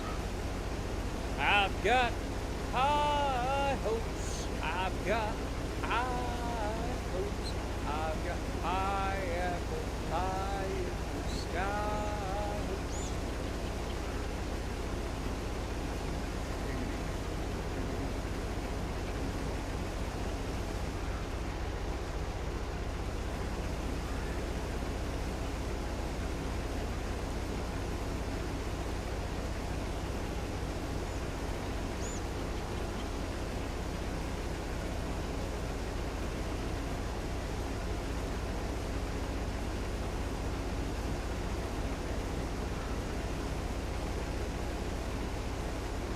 Hope you guys are all having a good day. I know you just woke up, but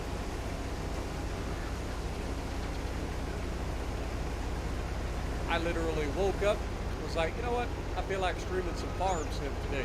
So I did. And I then proceeded to immediately get hit by a train. It was quite entertaining.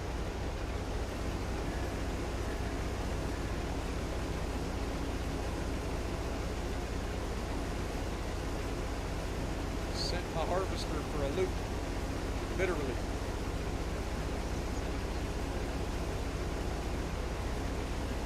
Fortunately, it's a rental, so it didn't hurt me any. I was fine. Had the seatbelt on and everything.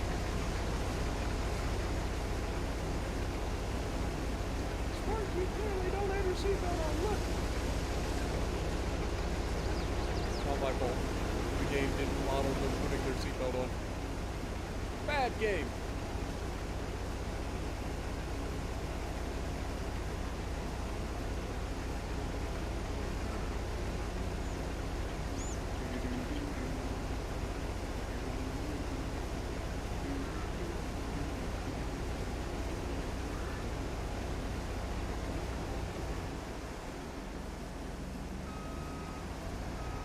Really? Now you're just being rude.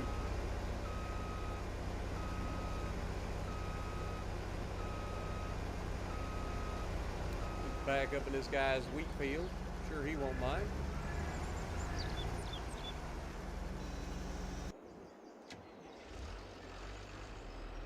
Come and get it. On my way, buddy.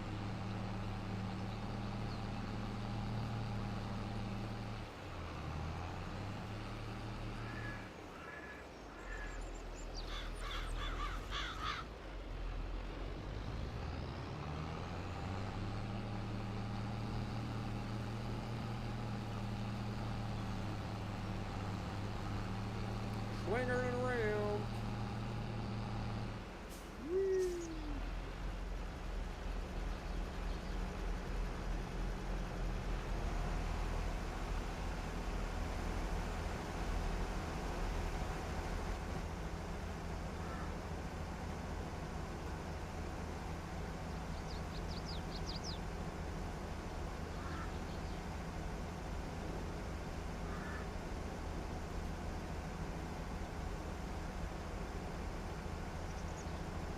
We got anybody out west in like Illinois today?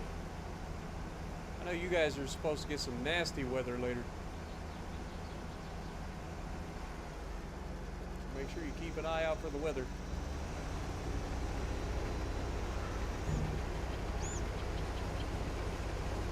Let's knock this out real quick.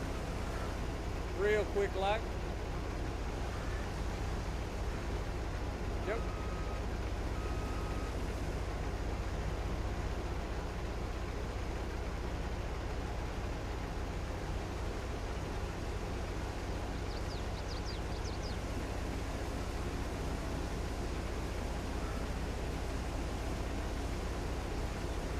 Paul's in Idaho. Gotcha. Yeah, I know out there should be like Missouri, Iowa, Illinois, maybe even Indiana, parts of western Ohio. It's supposed to get hit hard. And it's supposed to be after sunset. That's the scary part. Johnny's in Florida. Where I'm at, we probably won't get nothing. We'll get a little bit of rain, that's about it.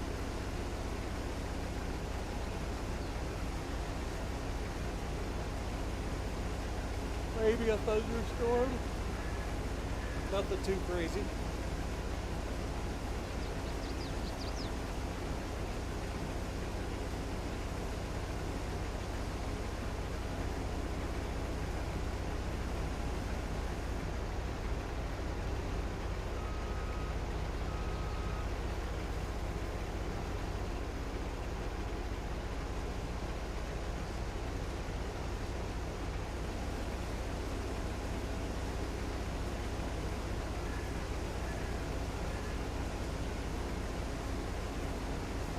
Supposed to get some bad weather in Kansas as well. I didn't think it was going to be that far south. I thought the majority of it was going to be north of you guys, or northeast of you guys. But yeah, keep an eye out, man, because it can get nasty. Then there's supposed to be a cold snap coming in behind it. That's the problem. So then it's going to go from really, really warm and then stormy, and then immediately switch over to cold.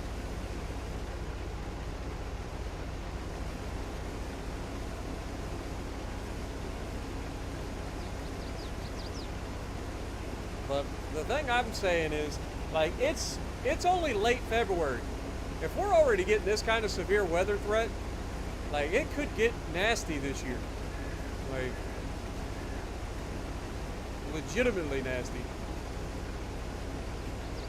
Because I feel like we've had semi-active couple of summers or storm seasons, but I don't feel like we've had like the crazy storm seasons that we've had not too long ago. So we might be due for a pretty nasty storm season.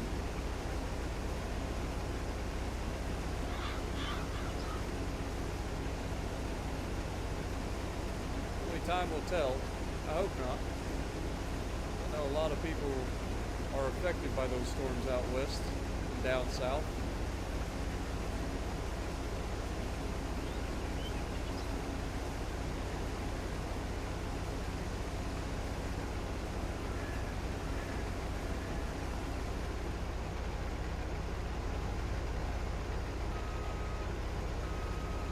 Almost done, folks. Just a little part of the field to go.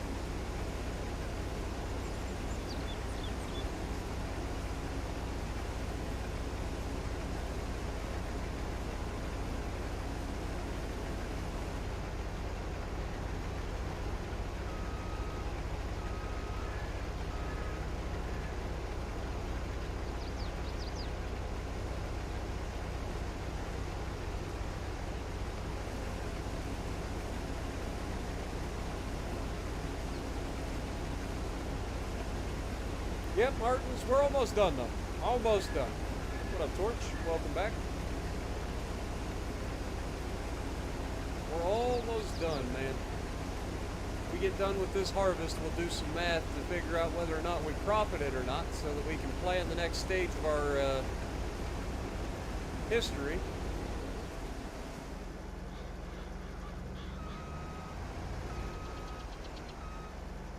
We're definitely getting more yield of canola, but is it enough to overcome the difference in price? That is the question. without actually having the oil mill that allows us to turn it into canola oil and thereby make more money. That is the question.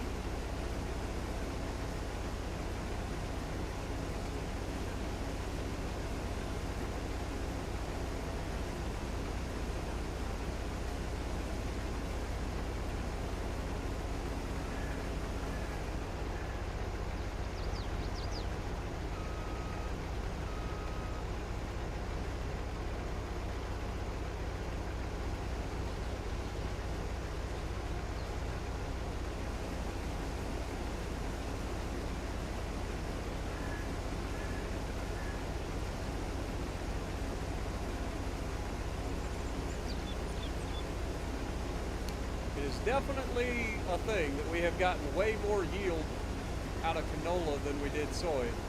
But is it enough?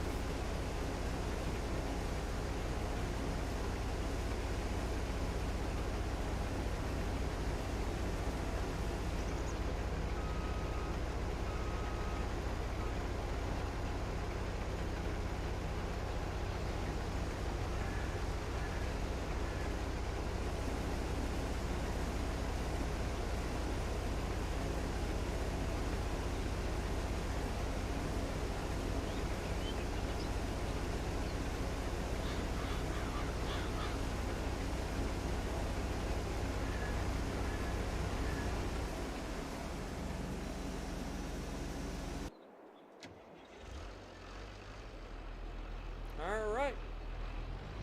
I mean, I ain't gonna lie, this is quite a bit different in terms of total yield.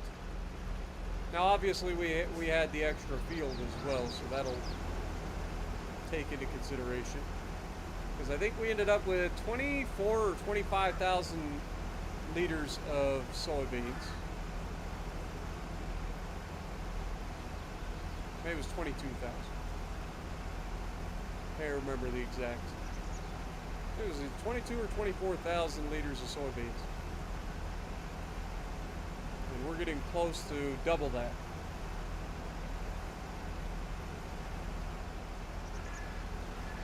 Now, adding another small field like that is definitely not enough to double. That does tell you that you make a little bit more yield, or a decent amount of yield, more by farming canola than you do soybeans. Yield per acre is definitely up. And again, the biggest question is, we already knew we would get more yield. Is it going to be enough to offset the cost? That is the difference between soybeans and canola. I think canola's best price is like $900 a liter, or 1,000 liters. Whereas soy, I think it's like $1,200 or $1,300, which is a significant difference in price.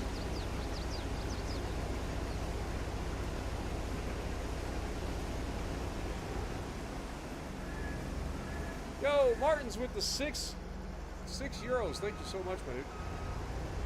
Get a goat in the chat for Mr. Martins.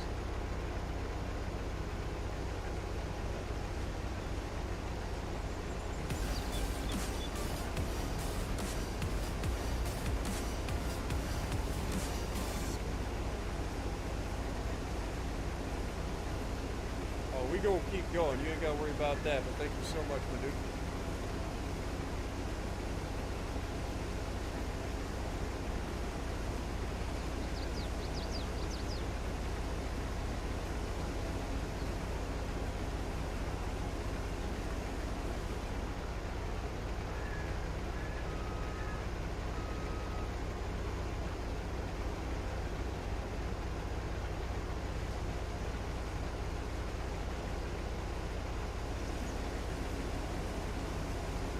Couple more passes.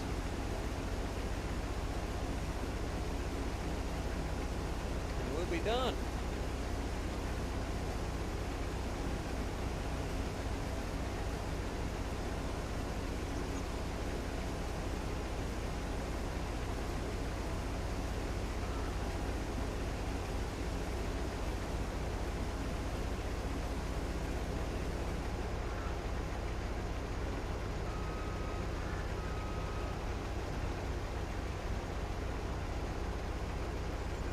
more down and back, and we are finished. Let's go. Let's go, baby. Let's go, baby.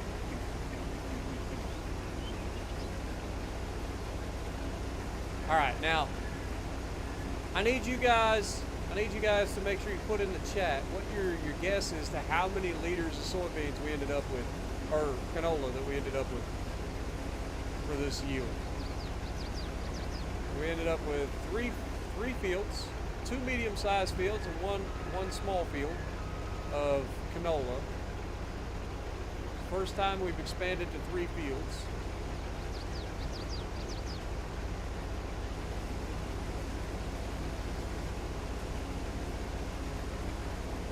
Just 3. Just 3 liters. I think we got a little bit more than 3 liters.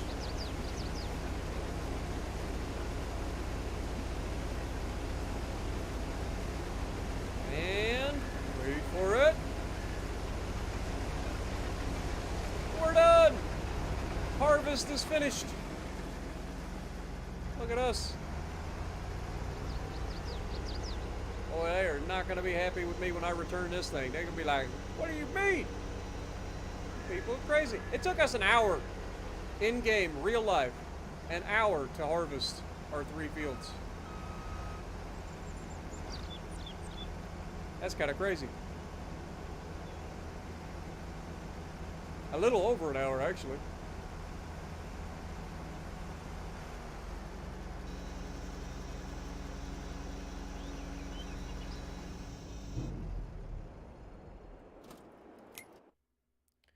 All right. Let's go ahead and save. We will return the harvester. Return the header. We'll take this and go dump it.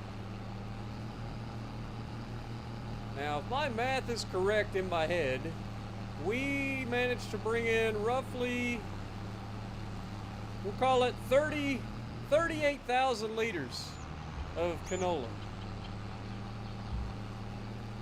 $2 profit. Woo! We got some air on that one. We out here doing some ramping now, boys. Look at us go.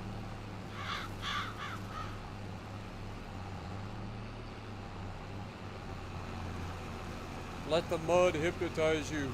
You are getting very sleepy. Oh God. I can't see! Help!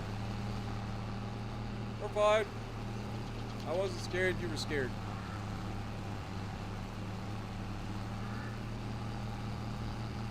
Alright, so we want to go right between the tree.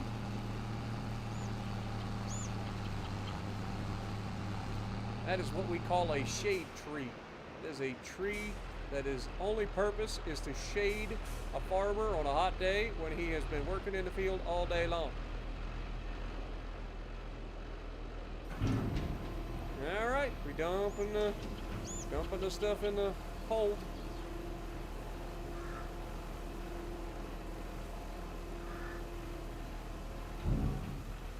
Look at us go, boys. Hell yeah. Another harvest in the books.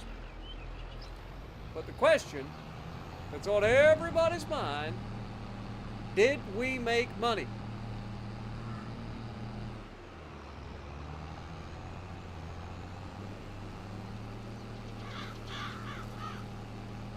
I'll have to give you guys the exacts here in a moment.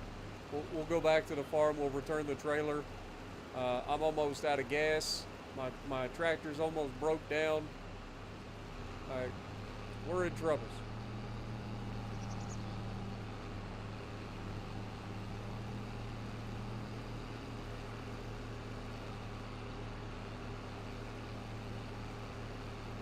Coming through.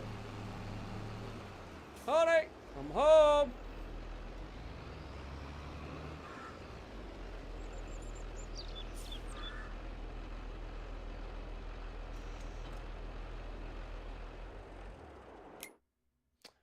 All right. So we have a total of 38,077 liters of canola That is 38,077 liters. All right. 3877. Whoops. 38,077 liters. Now, at its best price, canola will sell for around $745. That is not much, I'll be real honest. Times 745. Wait. Be 38. Yeah. Multiply that by 745. That gives us $28,367,000, $365 for good measure. That is not correct because I gotta divide that by 1,000. So now I divide that by 1,000, and that is $28,000, $28,367.36. That is a profit, but only just. That is next to nothing. That's like a $3,000 profit. So we have decisions to make, folks. Decisions to make. Canola. We got more yield, but it doesn't offer a lot in terms of the overall price. Now, if we were to turn that canola into canola oil,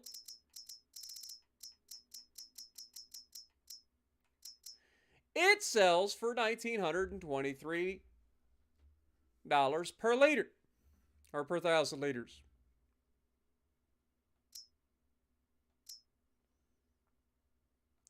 But the oil mill costs $100,000, and we don't have that.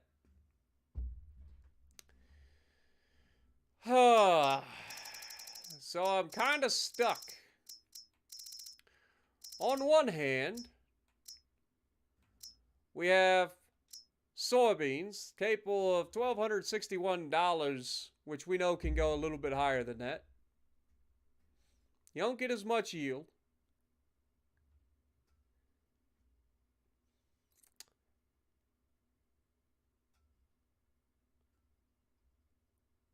I'm thinking soybeans are the way to go. Unless we just change course all the way and do something completely different.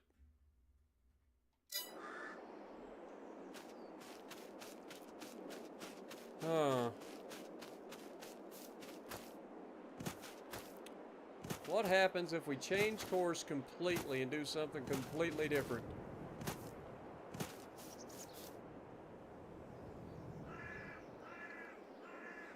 Take a loan in the bank for factories. Never sell crops directly. Always produce into products. Yeah.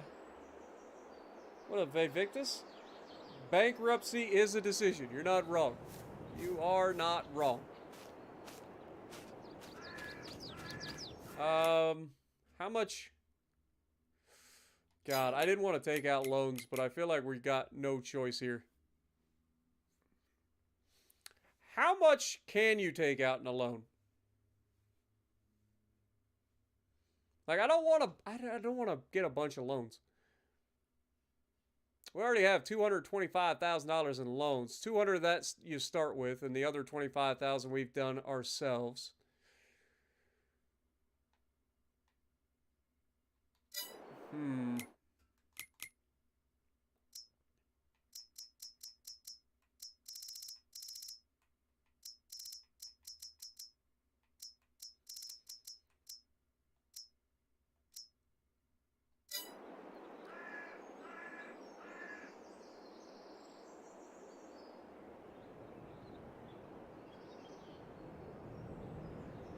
Do we just bite the bullet and go for it?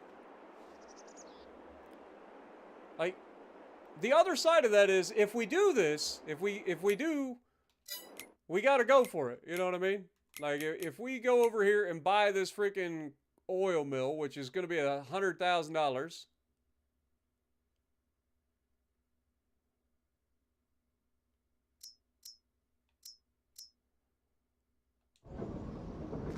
This is $100,000, I'm pretty confident.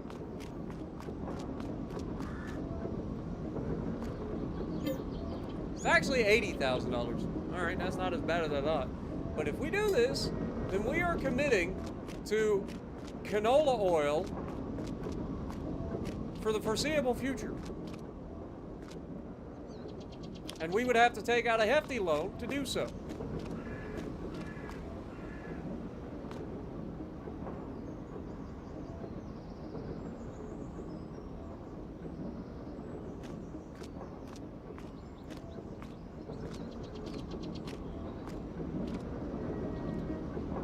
Conversely, now hear me now.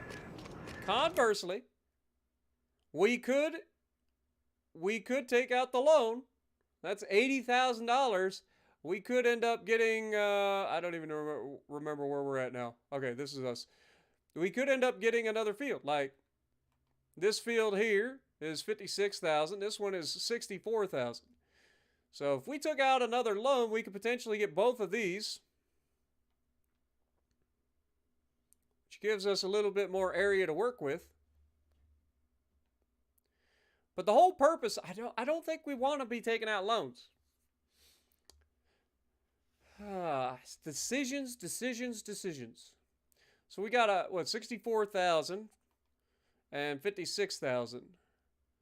So that'd be $112,000 for those two properties there.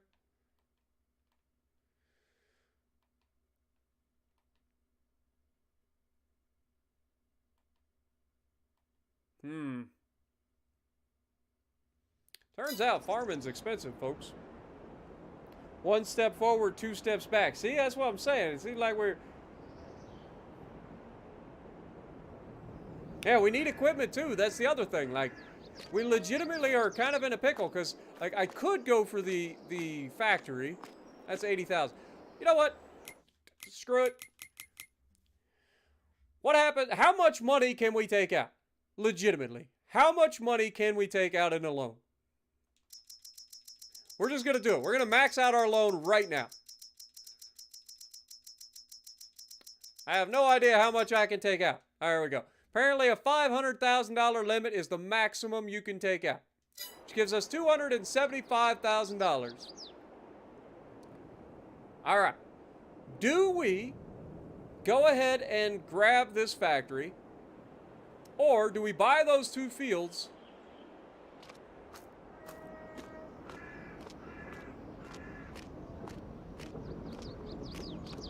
This is the questions.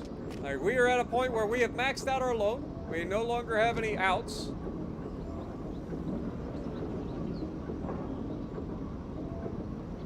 No on the factory, that's long term. Exactly, that's what I'm saying. Like, yeah, I know the interest is a thing, which is another thing that I've got to consider.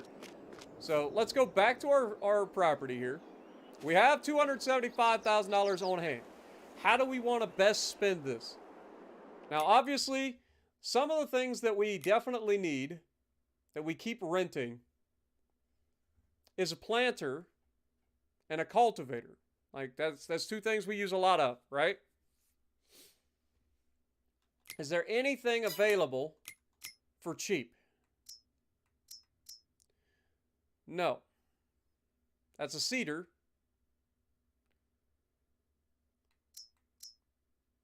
But it does not fertilize at the same time, so I'm not interested. Also, I do not need that tractor, even though that's kind of crazy. All right, so the things that we need the most. A planter, which we already know what planter we tend to use. Which is this guy right here, which is $89,000 for that planter.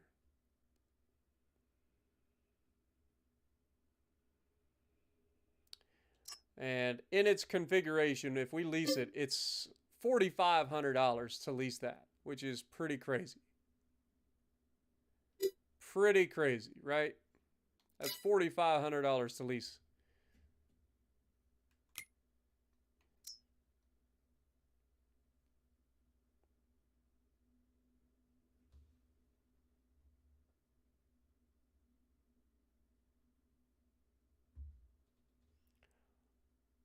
Yeah, harvester, planter, cultivator is kind of where we're at.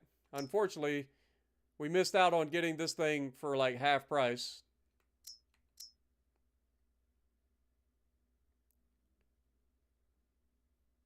Again, the crazy thing is this thing isn't even that expensive to lease. It's $3,800.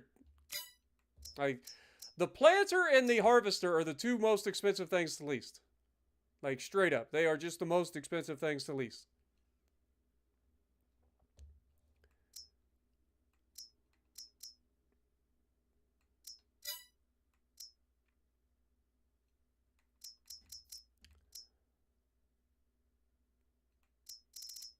Cultivator isn't even that expensive to lease. Like, if we go to a cultivator, this cultivator is only $24,000. We go to lease it, it's $1,200 bucks. That's not that bad. So I don't mind leasing that.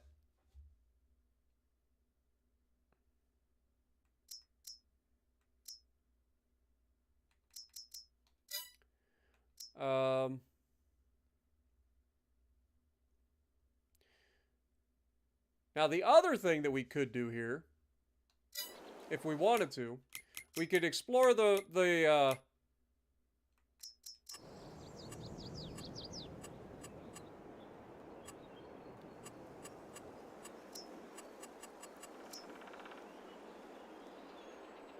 life of having cheap, sustainable energy. Like, we could get 2 of these, which produce almost $9,000 per month.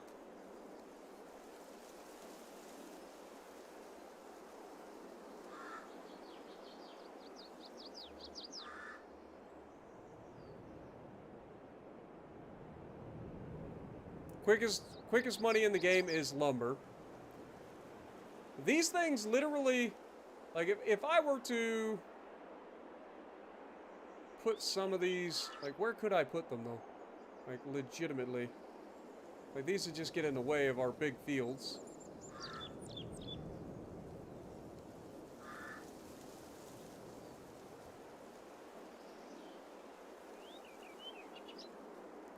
Like, if we were to do solar, like, we could earn our money back relatively quickly. And we don't even have to do anything.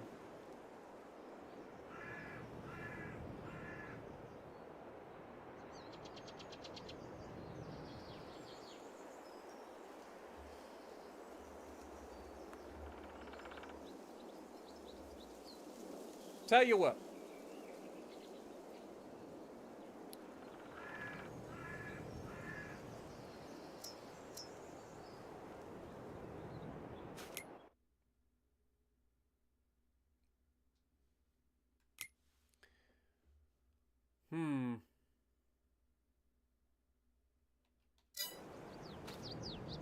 Also, we need to get rid of that. Let's go ahead and return that.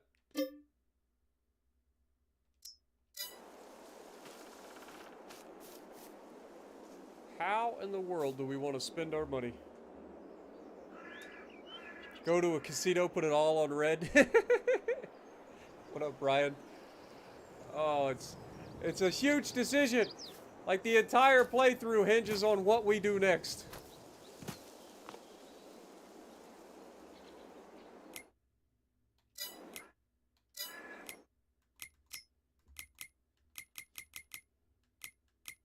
I mean, from an ease standpoint, like, we could legitimately just go for the generators, right? As much as I don't want to, like, this seems like the most obvious choice. That's $9,000 guaranteed, basically, a month. A month! We could buy 2 of them, that's $18,000 a month. And that opens up potential for more earnings down the road. It would cover our interest costs, no problem. And then give us a little boost each month.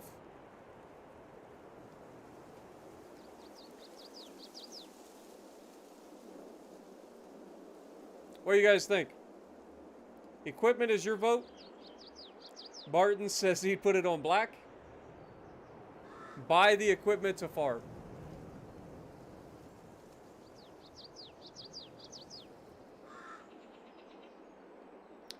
All right, well.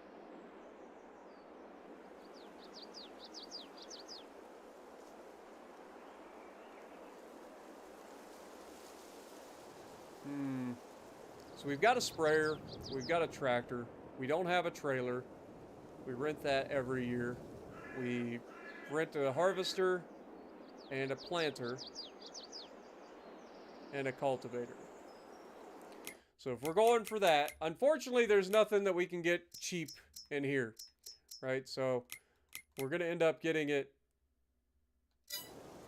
Or do we wait a month and see if something pops up in the thing? It's July.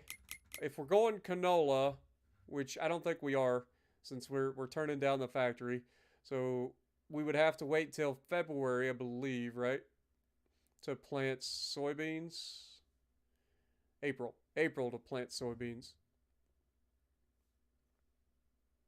Have a good night, Martins. Appreciate you. Hope you have some good games.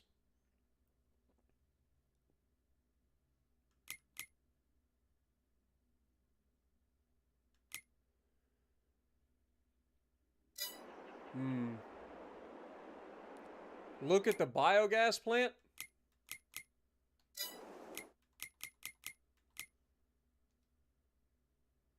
Is that this down here?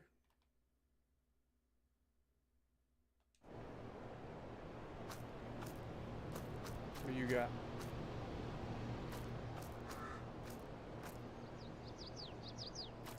Can you even buy this?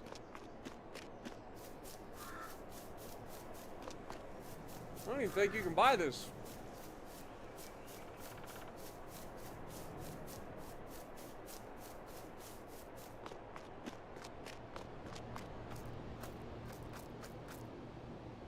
Sell wood.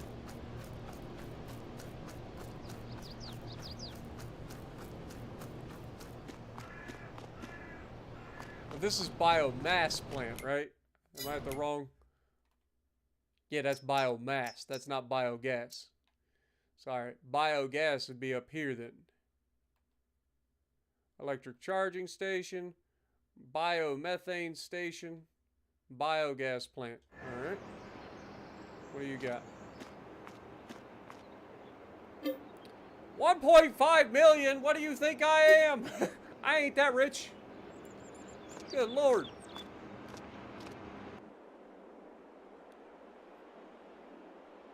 Silage sells real good, yeah. Yeah, it does. Ah.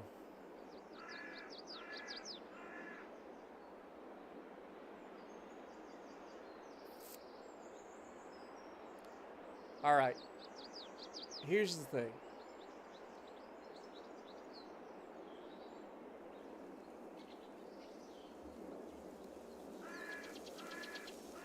Quit now, sell everything, leave the country.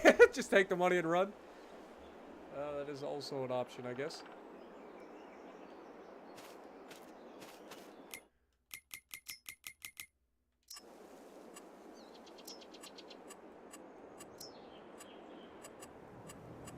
All right.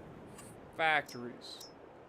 So you... Oh, okay. I see what you're saying. So the biogas plant you can actually build too. But I still don't have that kind of money. I mean, good Lord.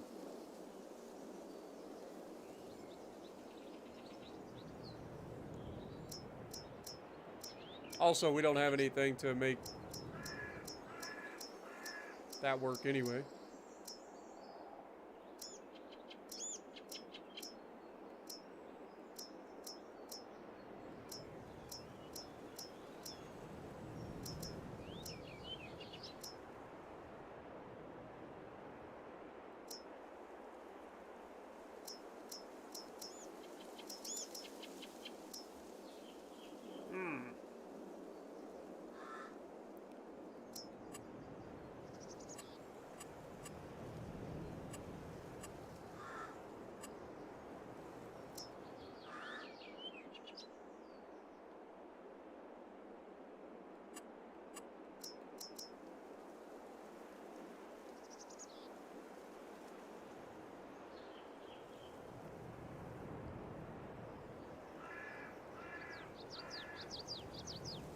Cannabis and opium.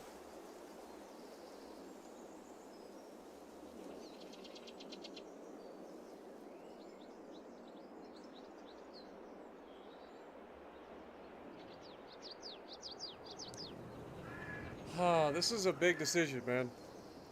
I think the best decision, honestly, would be to get some sort of passive income going so that we're always making some money. Think about it. Like, even if we rent, or even if we get the equipment now, like, even if we get the equipment, we're still not making money most of the year, right?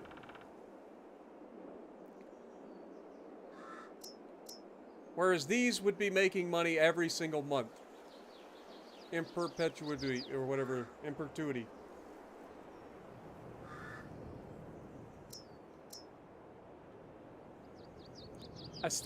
I truly think that we should probably start putting some of these things down. I think this would be our best bet for sure. $9,000 a day is what you get out of these things. Or $9,000 a month, I should say. What up, nuts?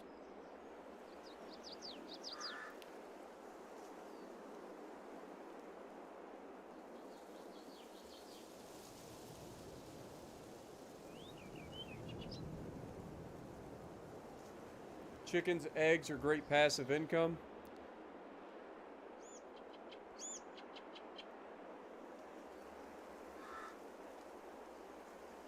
I think we need something to just dig us out of this hole. You know what I mean? And this is probably the way to do it. As much as I hate it.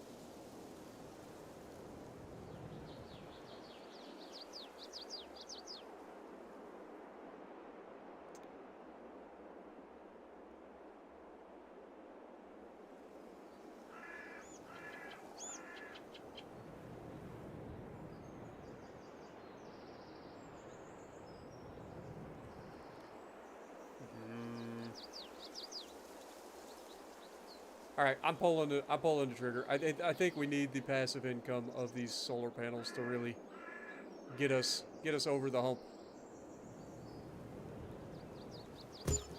Okay, that's one.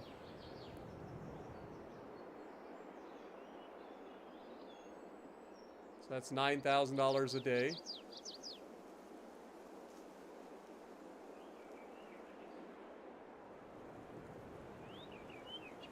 Do we do a second one?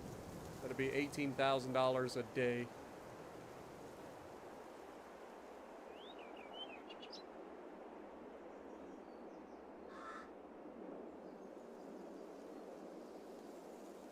What up, Jimmy?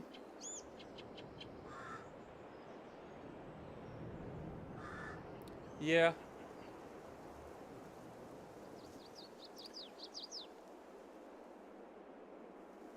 All right, we're doing it. All right. The reason I didn't get equipment is simple. I don't know what we're going to be doing. That gives us $18,000 a month in revenue. So that should bail us out of the loan debt that we're currently in.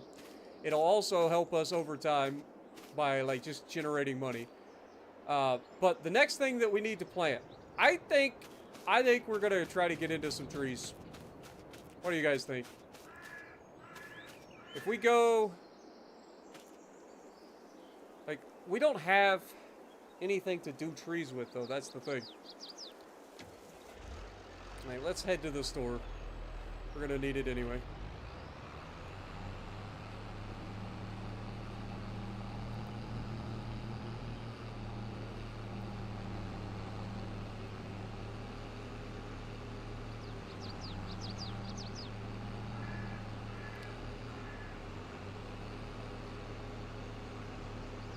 Trees are something you can do basically year-round. We've got plenty of property to build a lot of trees, or to plant a lot of trees.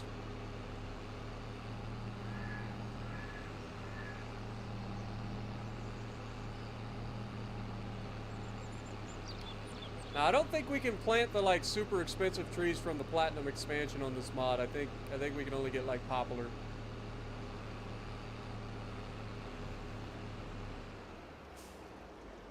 But let's see what we can do to fix this. We got to repair our tractor. Let's go ahead and do that.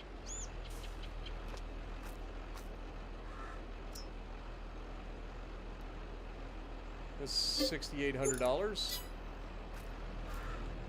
That's a repaired tractor. We'll have to fill up on gas. If we're going to do trees, we're gonna need some way to actually like plant the trees. Like, I have never done like commercial trees ever, so I'm gonna have to like rely on y'all a little bit here. So if we're gonna get into lumber,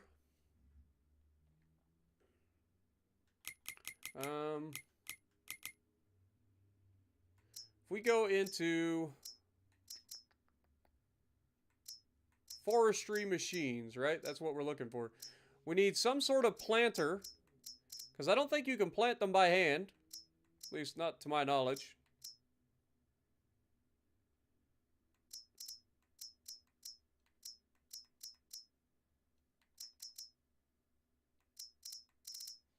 Now, obviously, we're not going to be able to do any of this major equipment anytime soon.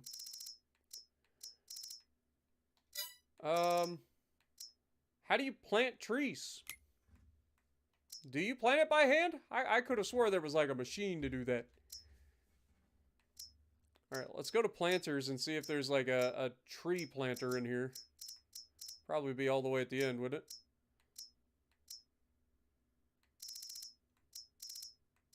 Yeah, definitely not that. Maybe further down?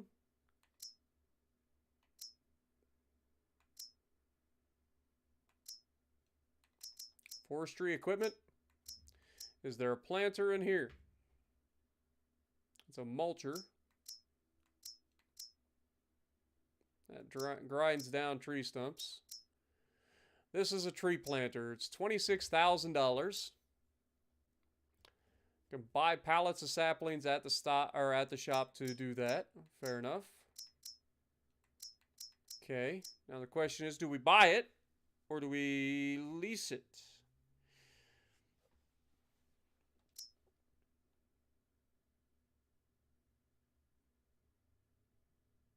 Definitely needs a tractor, so we've got our tractor for that.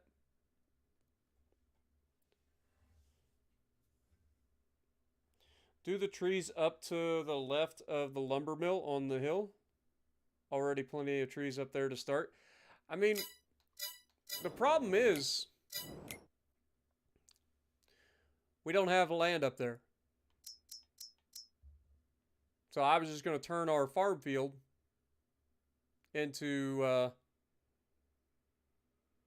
lumber area. I know what you're talking about. Like, I think this is the lumber mill, right? Yeah. This is literally $1.1 million. We don't have that kind of money.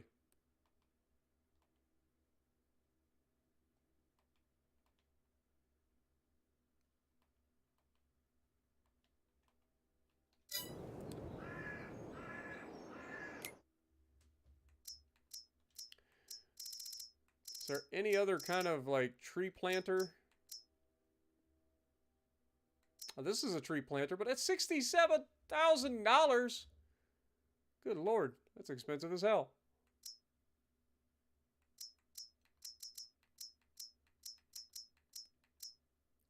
All right, well, I think we're going to go for this. And I think we just buy it outright, right? Like leasing it, it's only $1,300 to lease.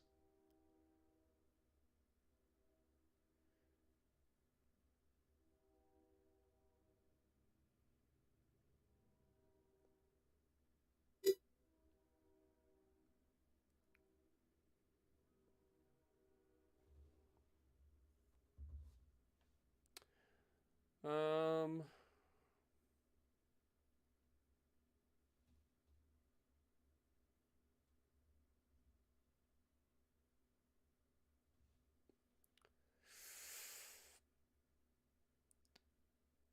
all right. I guess we just buy it. Let's go. Just buy it. Get it done. We're also going to need a chainsaw because we're not going to be able to start with any sort of fancy machine. So getting a chainsaw is going to come in handy.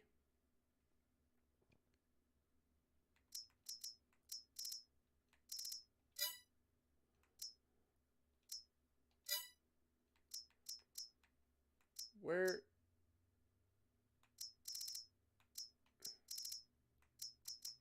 grab us a nice little steel chainsaw. It's $1,000. All right. Now, how much does it cost to get pallets of tree saplings? Does it matter? See, those are $7,000. These are $1,000. It's 20 pieces versus 240 pieces. Good Lord. I mean,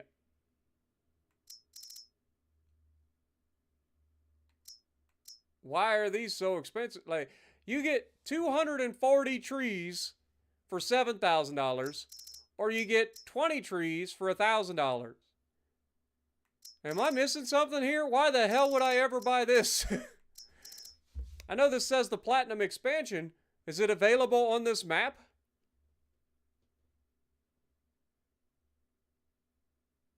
Get the other tree planter. I can't. I already pulled the trigger.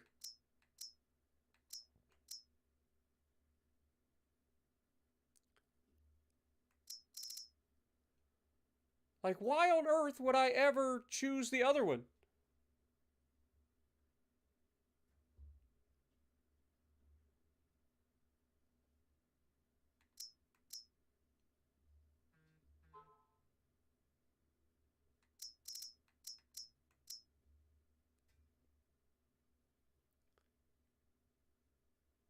Like, if we look at the map does not show that we can plant anything other than poplar, right? Like, it doesn't show anything else. So I don't know if we can plant any of the stuff from the Platinum expansion. What up, Paramedic? Welcome. What up, Ethan? Welcome to the stream.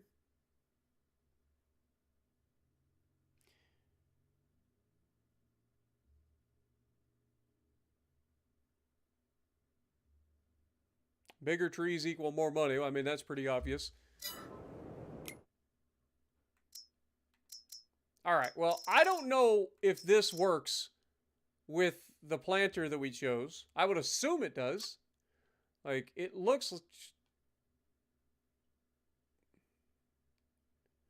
It doesn't say that there's anything here. Oh, you can actually choose. So spruce, pine, stone pine, birch, oak, willow.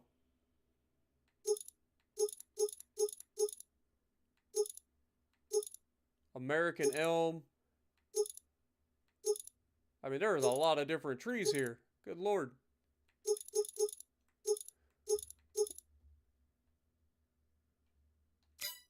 Okay, and if we go to this one, spruce, pine, stone pine, birch, oak, willow, maple, pagoda,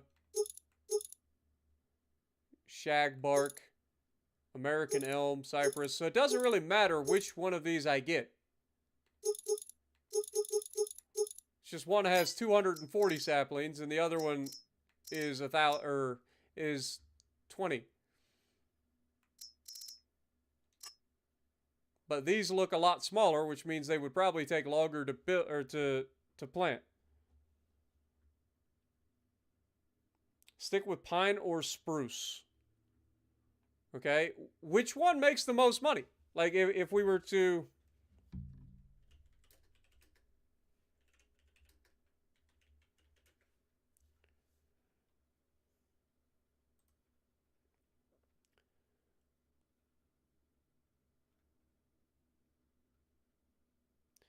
All right, pine can get to 32 meters, which is the biggest. So I think that's, or actually spruce gets a little bit bigger than that even. So yeah. So what do we go with? Spruce? That's the biggest trees. All right, so this is $12,000 for this one pallet. Pray to God it actually works with that planter. Otherwise, I may cry. All right, we grab this.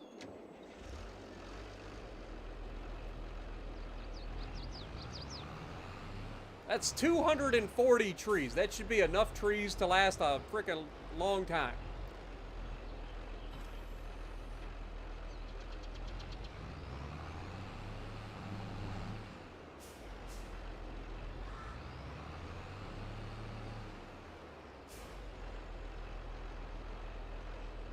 Okay, so now we have 240 trees on board. Now we just go over to our property and plant them? I don't think we have to do anything crazy with them, right? Like, we don't have to do anything with the ground or anything like that. We just... I have literally never done this, so I have no idea. Also, I should probably get gas. Let's go do that before I forget.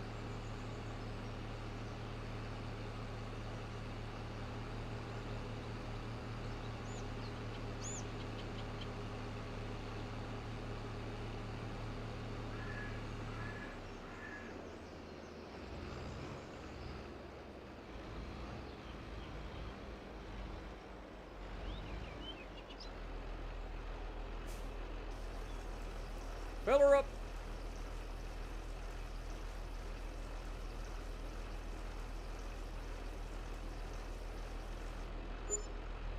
It's $247.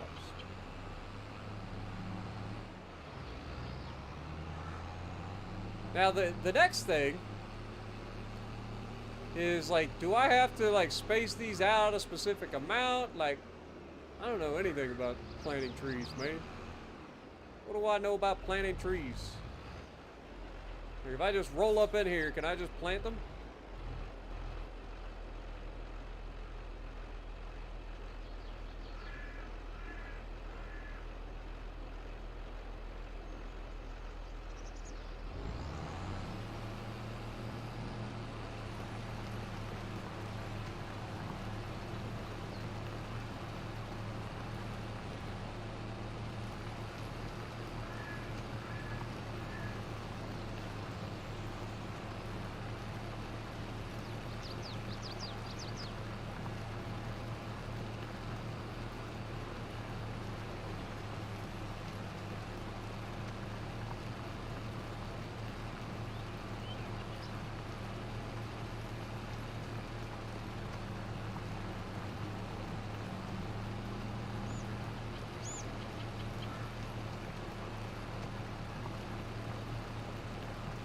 We have completely shifted gears from where we started out.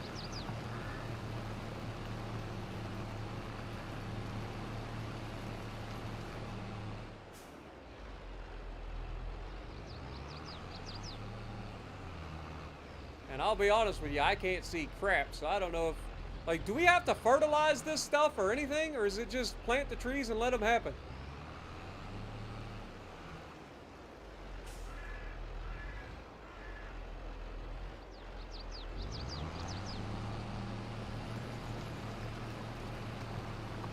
Let it happen. You don't have to do nothing. Just plant the trees and they do their thing. Okay, fair enough. Like I said, I've never done this, so I have no idea how we're supposed to make it work. You can't see the little turds in the freaking ground either, so hopefully it's working properly. I mean, the numbers are going down, so in theory it's working.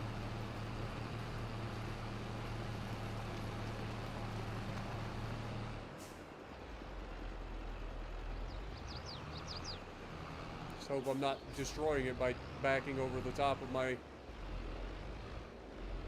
trees.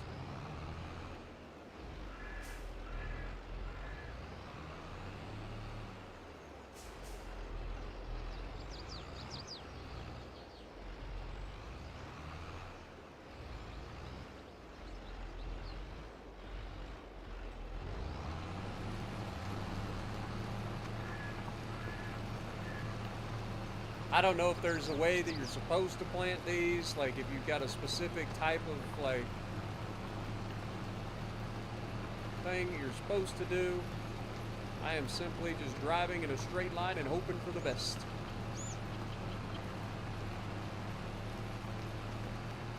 What up, David Hogg? How's it going?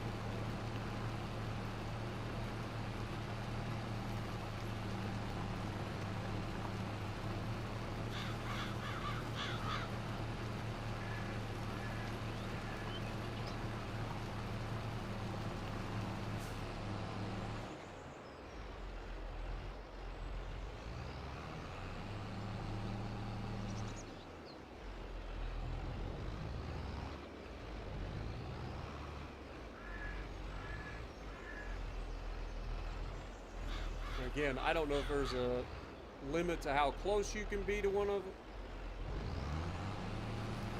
So I'm just going to give it plenty of berth here.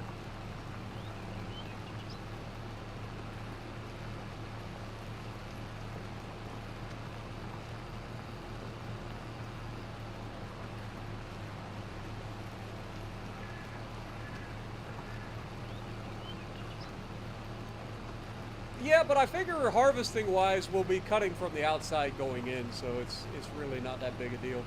But we're not going to be really using equipment early on anyway. It'll be us by hand, chopping with a freaking chainsaw, and then loading it onto a trailer, and then running it to the mill that way.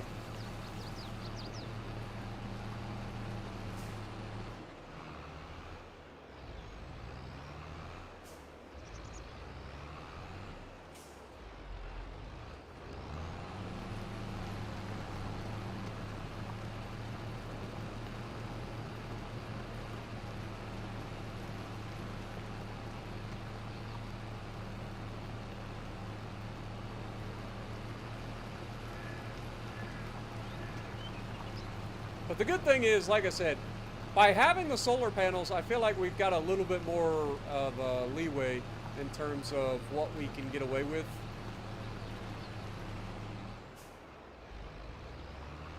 You know what I mean? Because we're going to have that security blanket of always having something in terms of money coming in. And that gives us a little bit more margin of error. Because Lord knows we've made a lot of mistakes early on.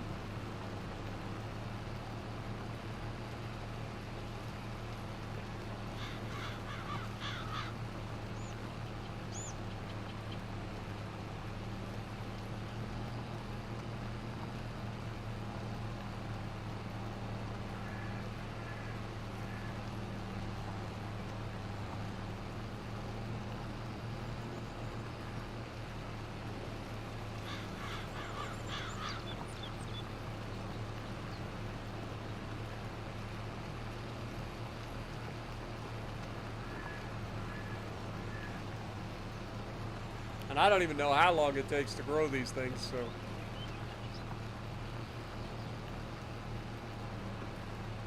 We about to find out. I mean, in real life, planting these trees would be a guaranteed I'm out of business. I wouldn't have anything to do with these trees for the next 30 freaking years.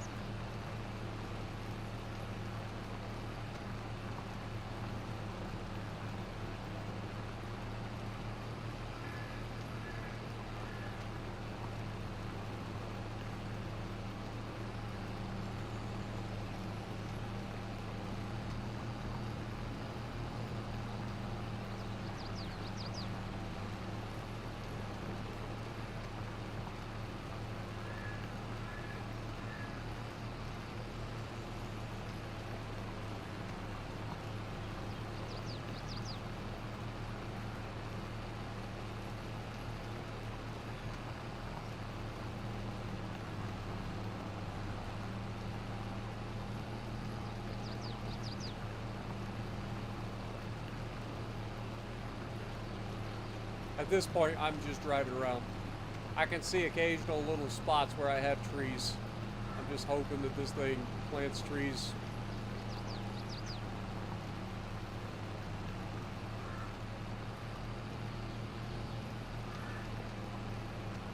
Somewhat.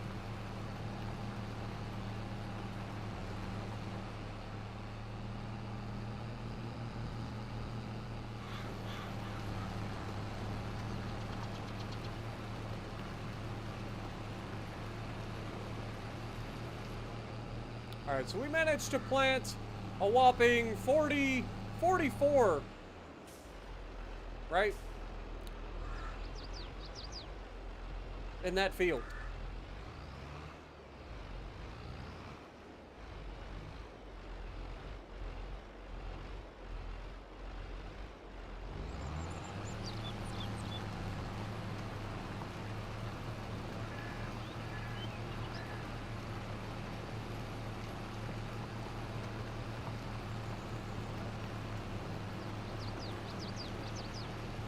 Two to 3 in-game years? Good Lord. Good thing we put those solar panels out. That's going to allow us to transition to cutting these trees down.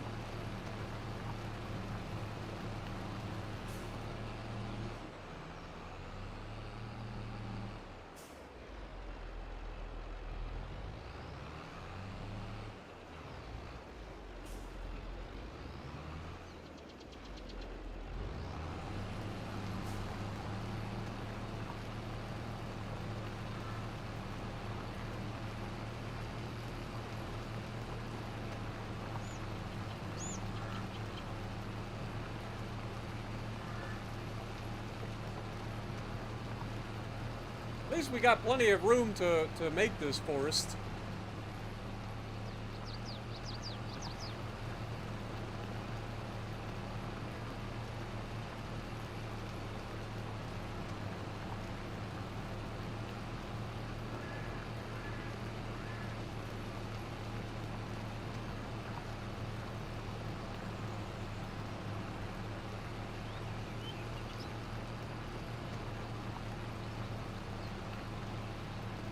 Hashtag Team Trees, guys.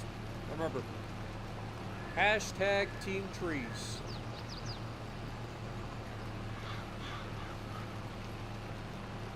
Two to 5 years to reach full growth. Go to 3 just to be safe. It's a long investment, guys. You guys got me sweating over here. I trust you, though.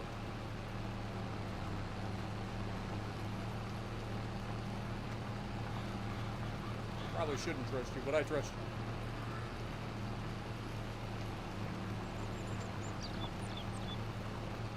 Seems like we put a tree about every 10 feet.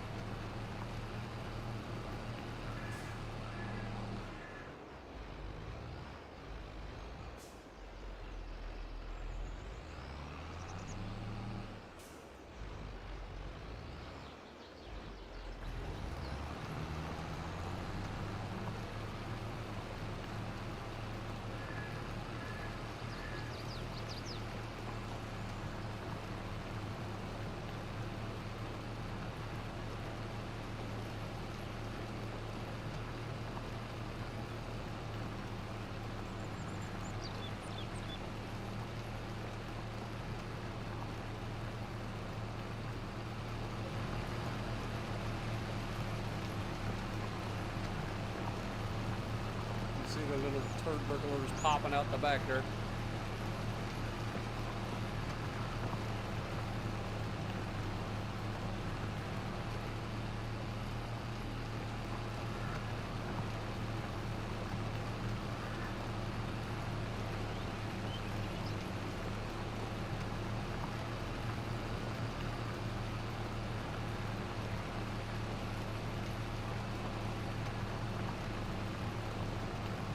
I will say this, it's not exactly fast work to plant all these trees.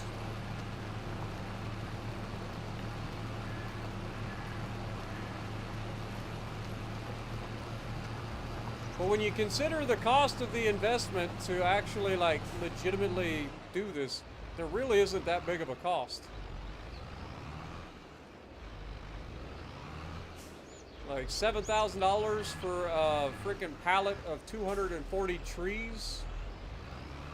Probably gonna make a couple thousand or a couple $100 per tree back. Like, I mean, we should be making money. Oops.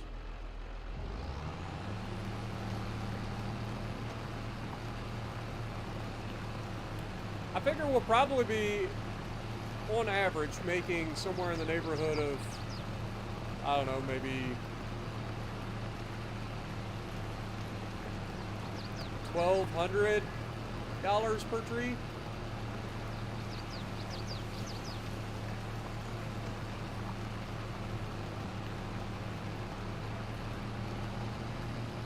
So, I don't need to be this precise with it, I don't think.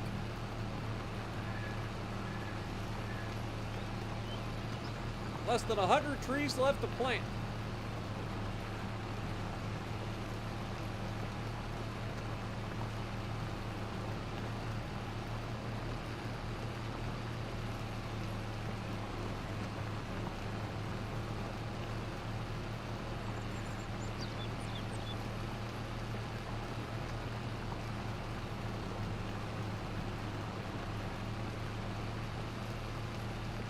Now the question becomes, should I just go even further and buy another pallet of trees? That way we can plant that field and this field. We gotta wait 3 years to harvest them. I mean, planting as many trees as possible seems like a good idea.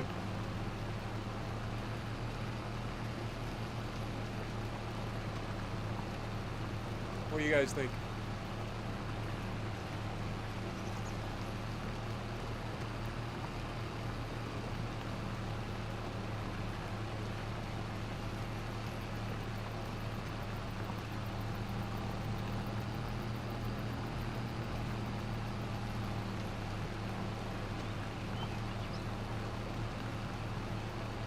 I'm a streamer, man. I am the absolute captain of board footage, okay?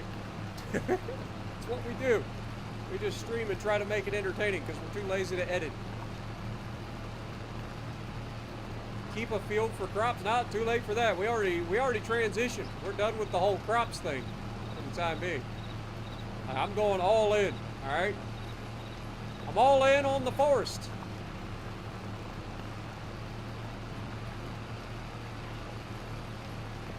I will get very tired of doing trees. You're probably right.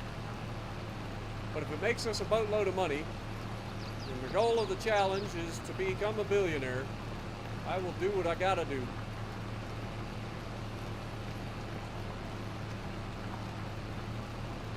Plus, we can use this to make a bunch of money and then go back into making crops and stuff. Because we can always grind away the stumps. We still have the land.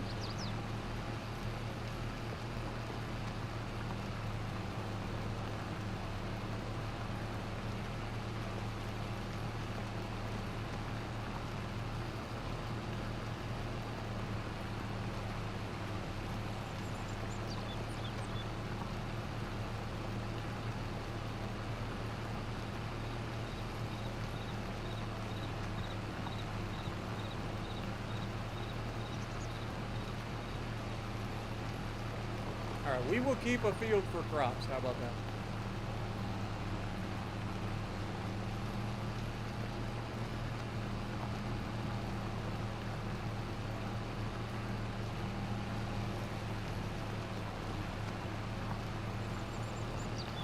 Probably should have kept this field for crops, but it's fine.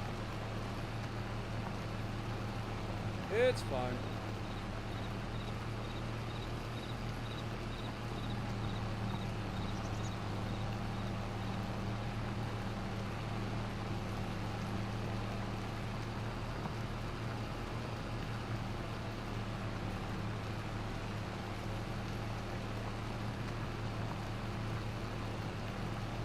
Now, one thing we may want to look into is this old tractor, trying to get a front loader for this thing. Because I don't want to have to like cut the logs into small enough pieces for me to load into a trailer. So we'll need some sort of trailer. We'll need a log fork front loader.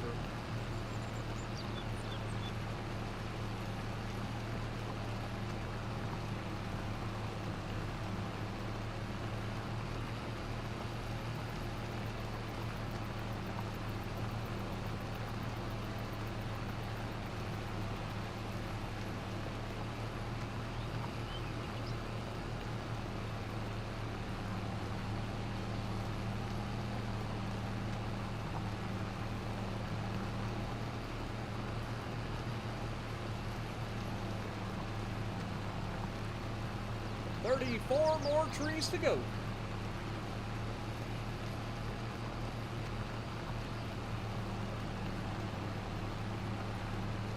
I like how I started out by doing like really straight lines and trying to like keep everything somewhat separated. Now I have no idea where I'm at. So I'm just like driving randomly through the field, hoping that I can have enough room for these trees.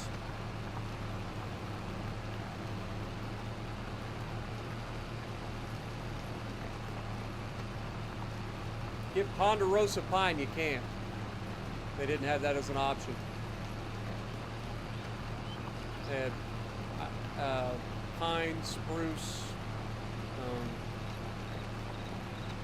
I think ponderosa pine and those others are only available on that platinum expansion map. Silver Run Forest or something like that.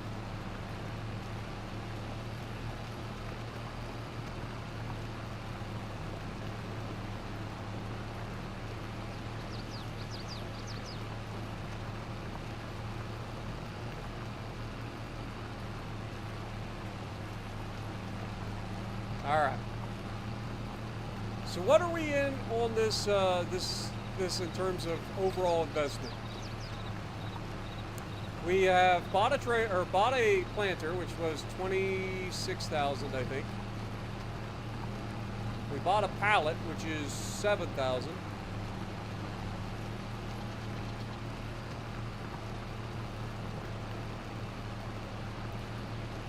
So about $30,000 worth of investment on the forestry side of things, plus a chainsaw, which is relatively cheap. I think it was $1,000. So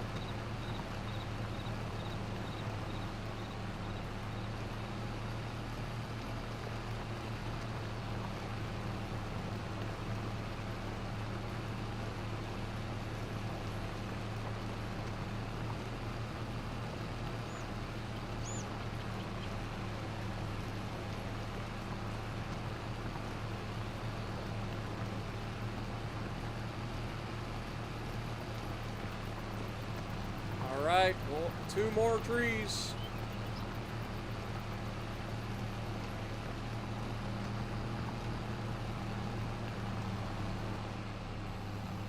Beautiful.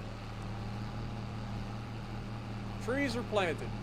Our first ever attempt at trees ever in farm sim. What could go wrong? I'm going to drop my equipment off at my neighbor's house because he loves storing my stuff for me. We will run over here. What else do we need? We need a trailer that can haul logs. We need a front loader. Probably ought to put our big tires back on because we're not worried about having or going into the fields. So we'll put the big tires back on this thing. What up, Mr. Slurp?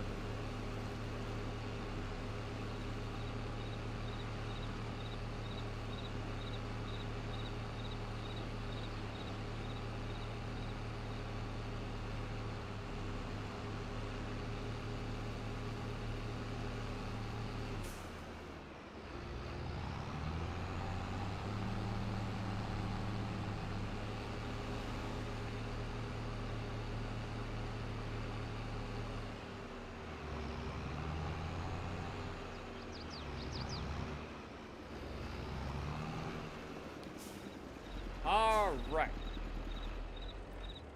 So, we need a trailer. So let's see what kind of trailers we got on here. Trailer specifically for forestry, preferably.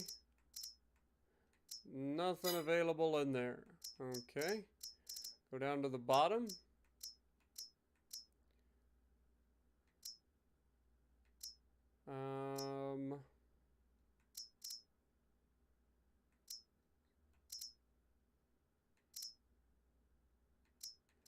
Forestry equipment. Is there a specific trailer? I mean, that's a full-on semi-trailer. It's not going to do us any good with this little tractor. Just want like a small little...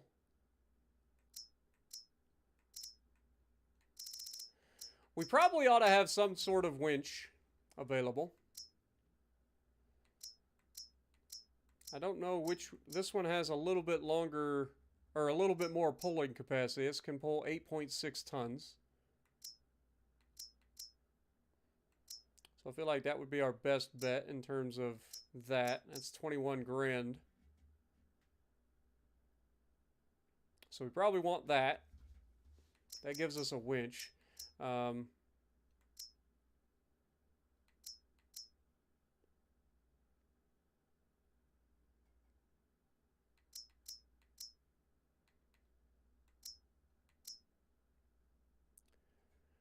mean, we could just grab this. It's 19 grand. It's got the claw arm to grab them and can transport logs.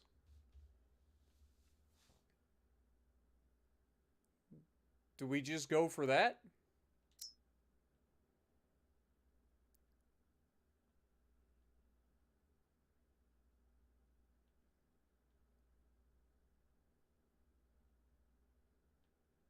I think we could probably get away with that.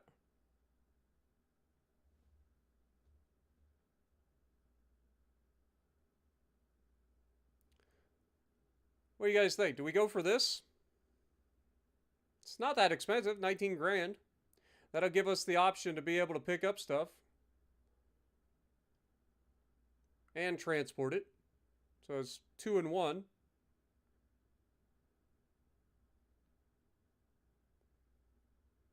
And it looks like it hooks straight up to our tractor, so...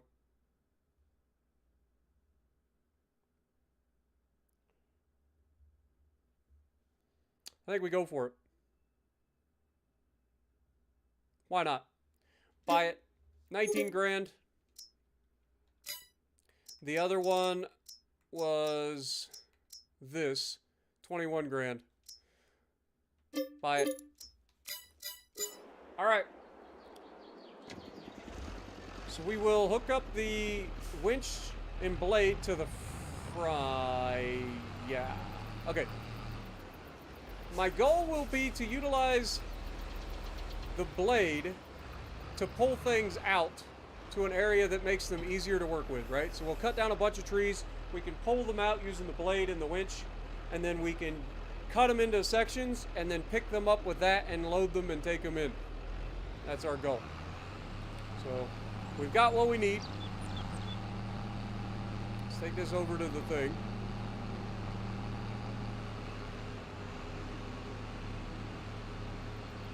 And because we have the claw truck that has the, it's already a trailer, like, we should be okay in terms of not needing a, like, fork, right? Like, we don't need a log fork at that point.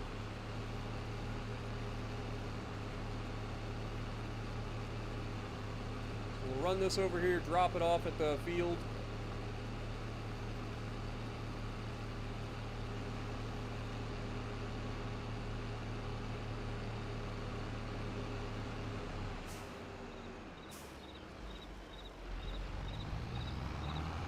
Honestly, since we're not utilizing this field for crops or anything right now, I'll just drop it here in this field. We'll run back, grab the log trailer. Don't forget to treat for pine beetles. I don't think that's a thing in the game, is it?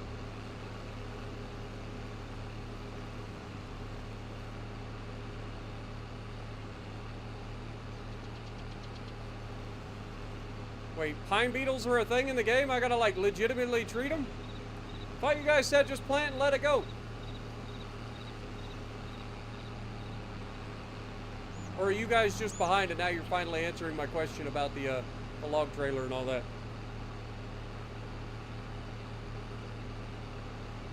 Can't tell.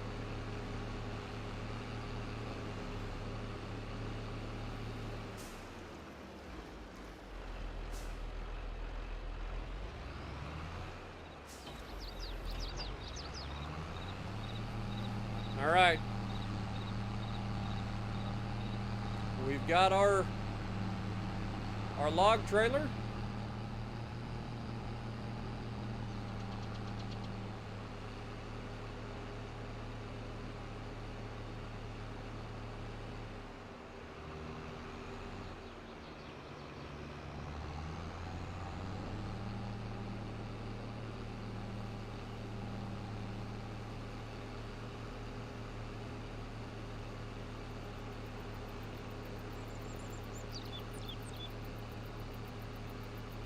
Who knows? Maybe at some point I'll have enough money to build a better house.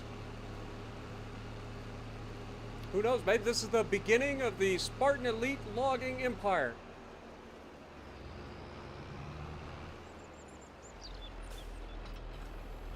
All right, we've got equipment ready to go. Now we just wait, right? Like.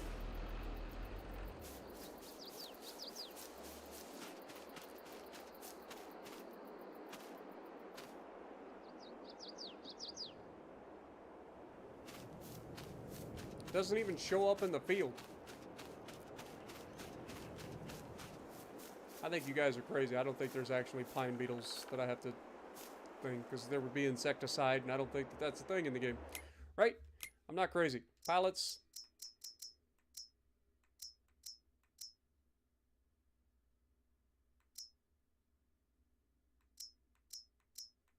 Yeah.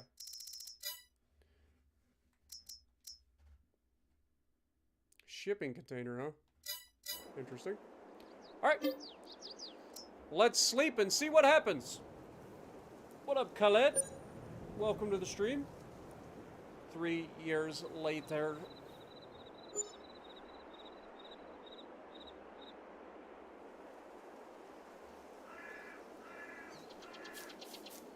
Did they grow?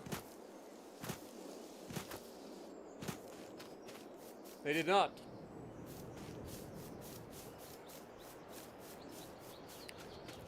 Also, we gotta sell our stuff at the right time. So let me remember, when is canola at its best? It is at its best in November. It is currently August. So we will sell our stuff in November.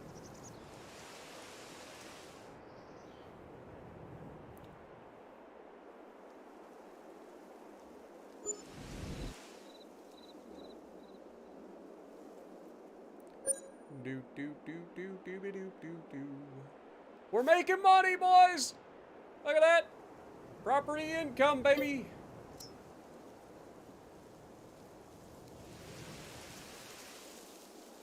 Property income. Let's go.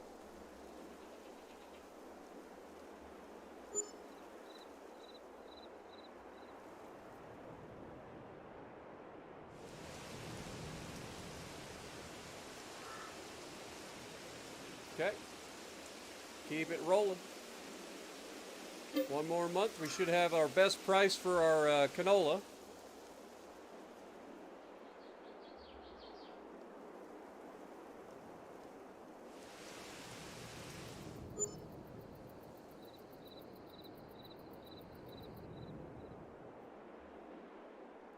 All right. What is the price currently for canola? It is at $7.93 at Goldcrest Valley. That is perfect. Let me run over there real quick. We will sell our canola on the train.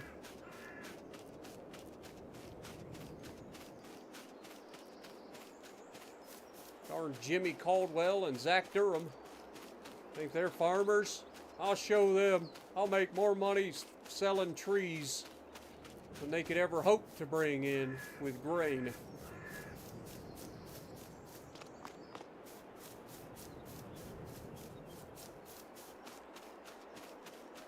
All right, time to place your bets. How much money are we making when we sell this canola?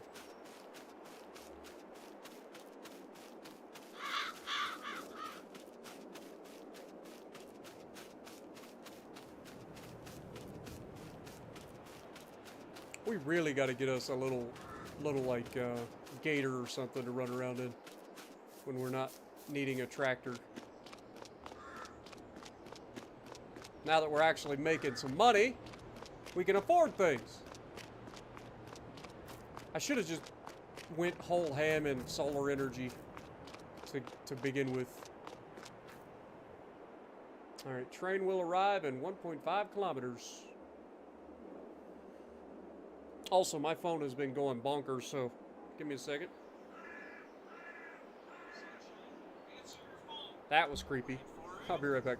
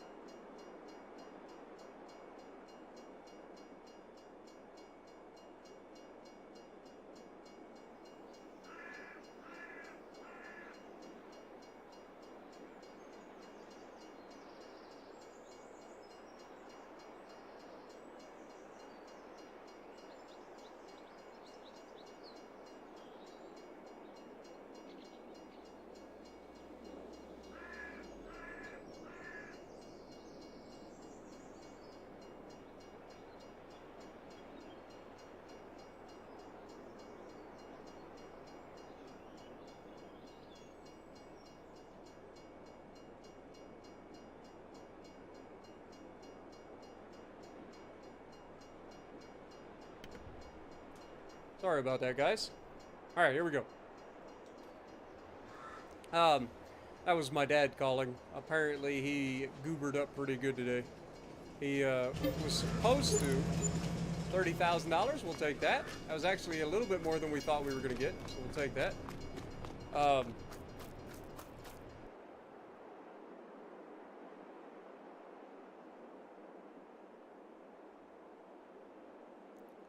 Plant my other field of trees. So you always got trees. Yeah, wouldn't be a bad idea. But we got some money, boys. We probably should grab a stump grinder too, shouldn't we?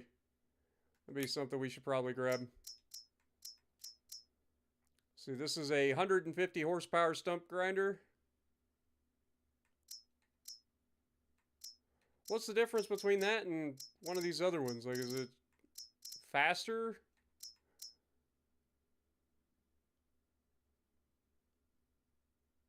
No, this is just a platinum expansion forestry mulcher, capable of 180 horsepower. I mean, that's basically the exact one we need for our thing, but I don't know what's the difference. I don't think it matters, right? A mulcher's a mulcher.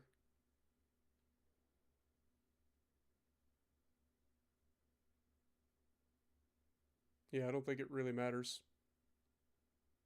That's 3 miles an hour. What is this one?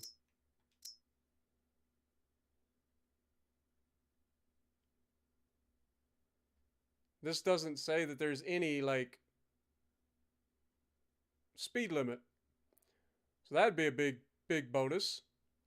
If the other one's limited to 3 miles an hour, and this one doesn't actually have a speed limit, then why the heck would I go for the other one?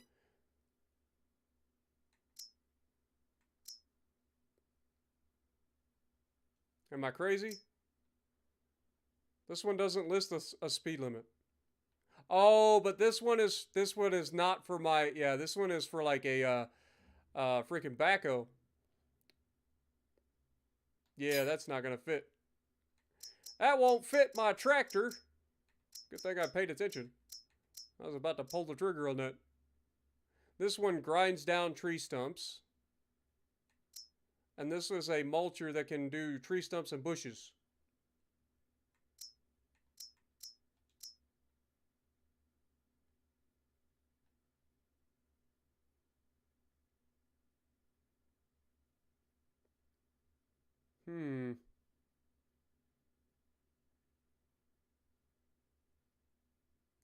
Which one should we get? Should we get the mulcher or should we get this?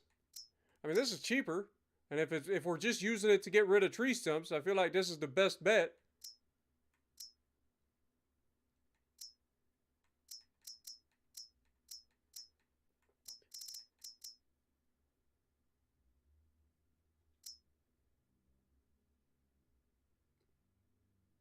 And this also attaches to a three-point hitch, but it's limited to 3 miles an hour.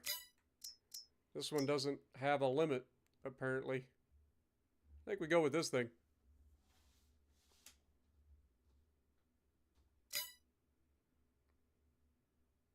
Yeah, I think we go for this.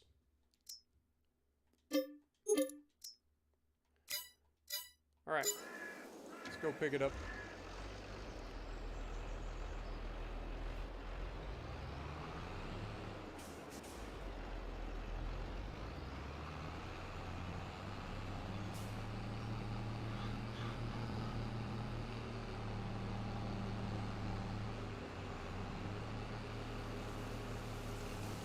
Also, remind me to put my big tires back on.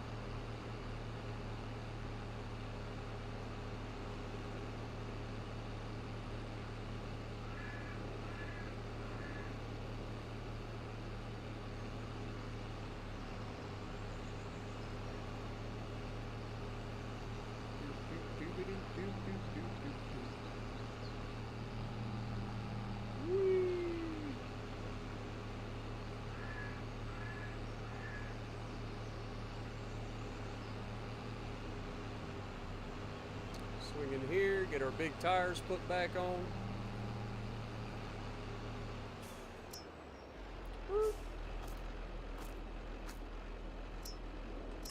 Customize. Standard tires, please. Thank you.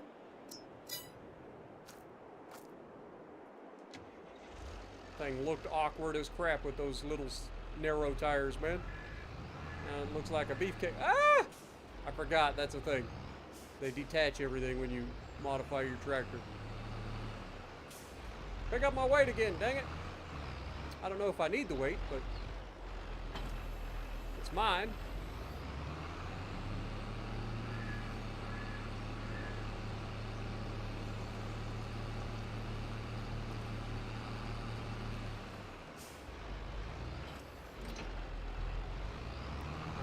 go.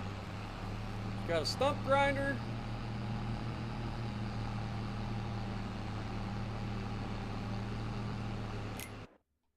What the heck was that?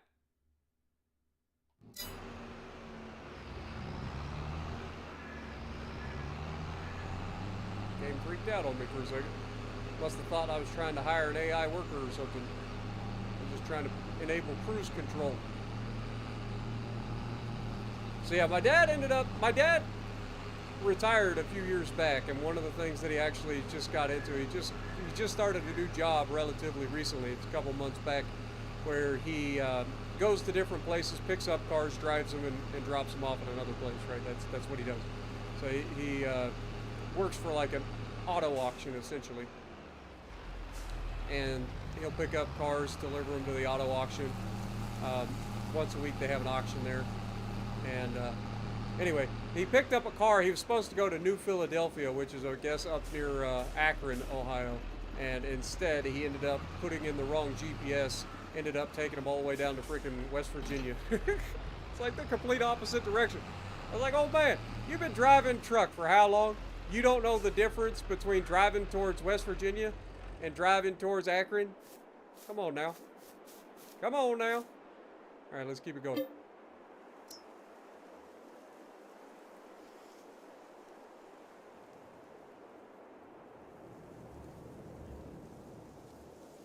Yeah, I think you guys are slightly behind me in terms of the stream. I think you guys need to hit the live button to make sure you catch up to me, because I'll say stuff and then you guys don't even like comment on it for like 3 minutes, and then out of nowhere you'll comment on it.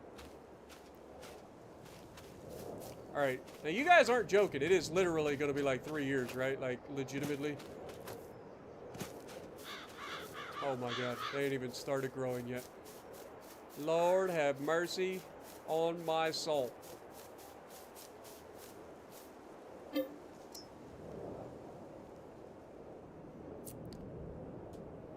I wish there was a way to skip multiple days at once instead of like doing this.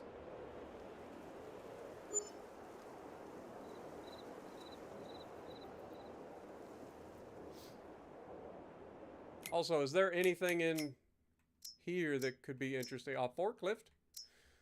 But no, not really. Trailer. Small trailer. We're not doing grain anymore, so keep it going.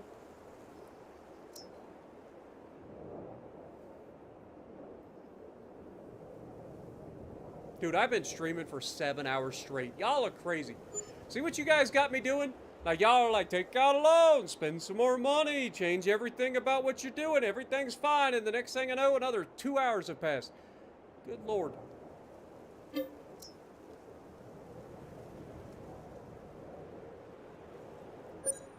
Yeah, I've probably been refreshing. But yeah, that button down there in the bottom left corner called live, if you click it, it'll catch you up if you get behind. You're welcome. Tips from Spartan Elite 43.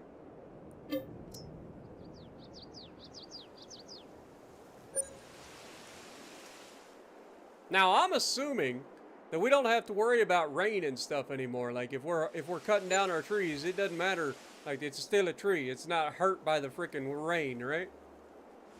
Or do I still have to worry about that when we go to do it?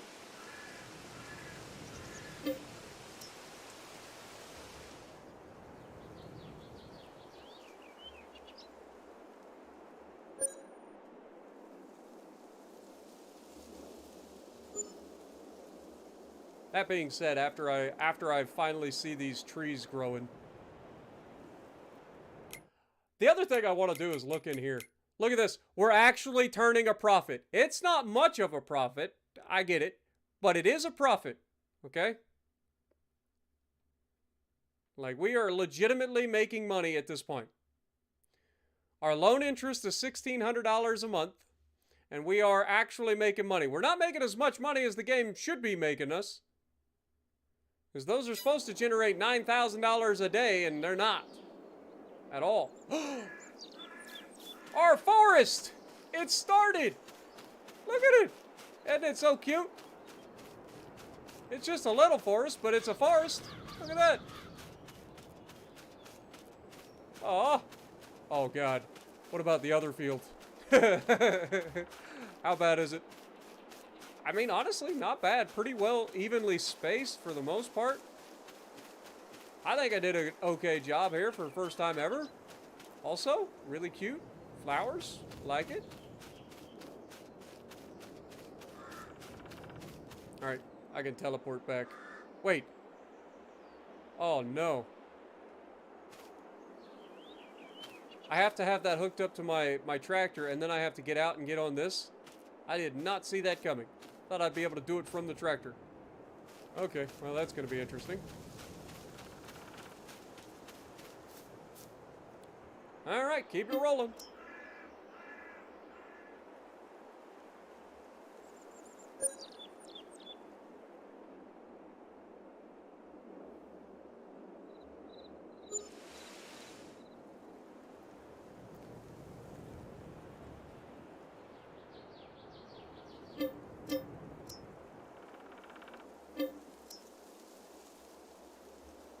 Yeah, Horny Alf, we've transitioned over to doing logs.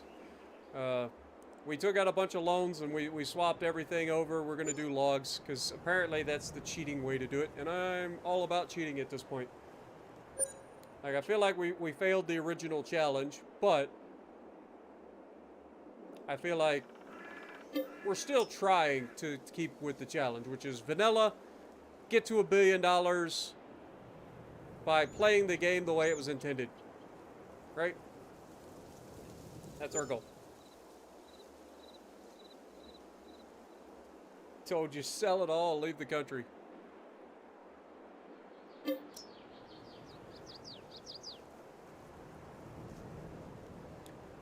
Should we put in another solar panel? Like, maybe we start a solar farm on this side of the property, in the crop field.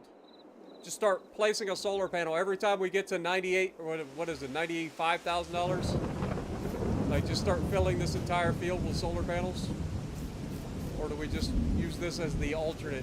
So we get to a point where these guys are almost, like, fully grown, and then we start planting these ones, because by the time I get this one harvested and then everything done, then this field should be ready to go.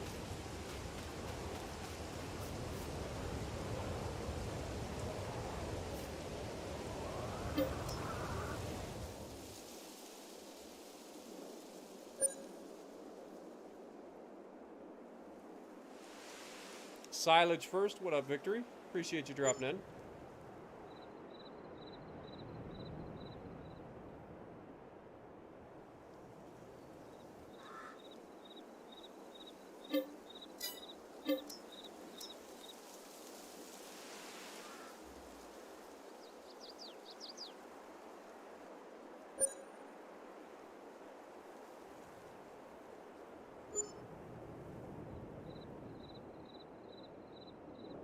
Yep, I live in a rusted out bus. This is my home. Alright, not all of us are privileged to live in, like, nice houses, okay? Alf, it's fine. Some of us gotta rough it out a little bit. Don't worry, soon enough we might actually have enough to actually build a house.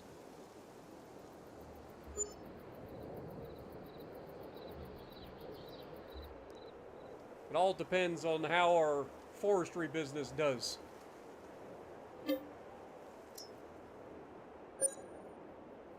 Alright, that's a new year come and gone. Our first year of actual profit, thanks to the solar panels.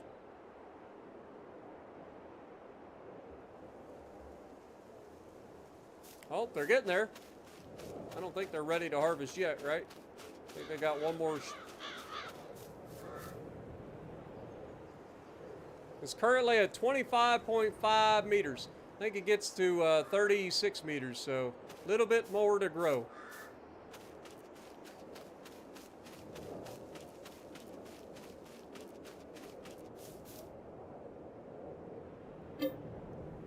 Keep it rolling.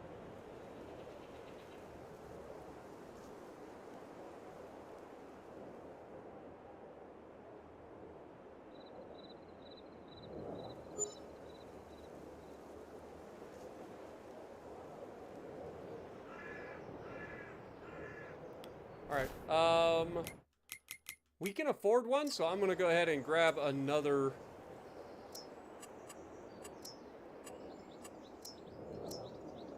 one of these solar panels. Probably dumb, the position that I've got them in now, because now they're like always in the shade.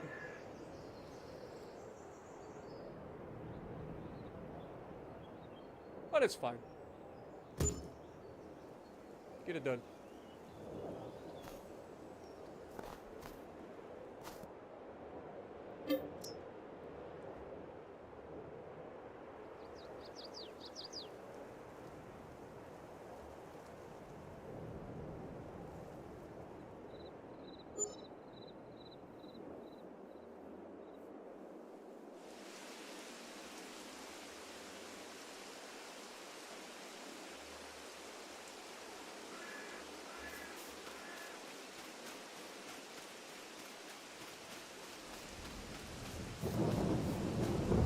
Yeah, still 25.5. I think it's one more growth stage, so just keep going.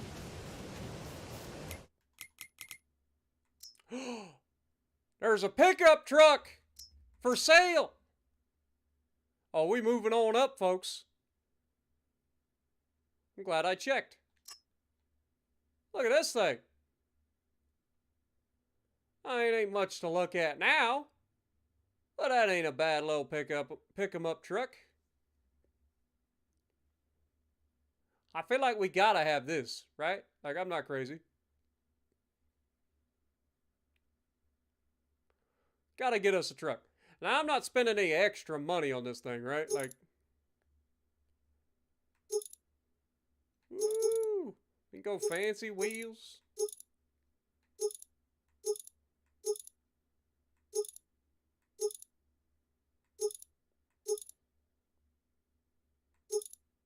I don't know, I kind of like the standard wheel, I ain't gonna lie.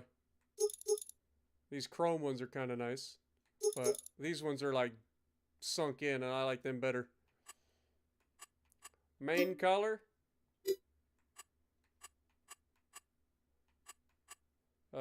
Change color. We go black. Woo, buddy! Look at that. Oh, we're rolling in the money now. That's gonna cost us an extra grand. It's fine. It's worth it. It's totally worth it. I'll keep the chrome wheels for good measure. We got us a truck, boys. Probably didn't need a truck. But sometimes, you just gotta show up.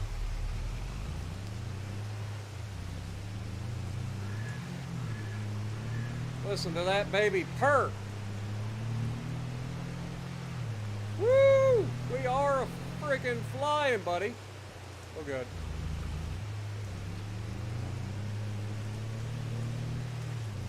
Dude, this truck got some speed to her. Look at our gigantic forest we have created over here.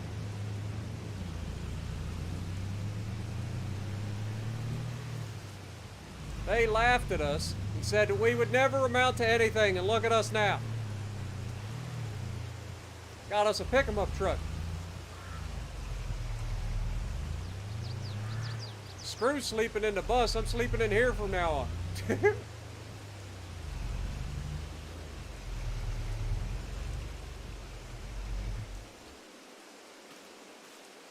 Look at that.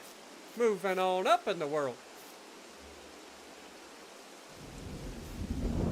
Wreck it on the way to the farm. That'd be my luck. I think we're still going, right? Like, we still got...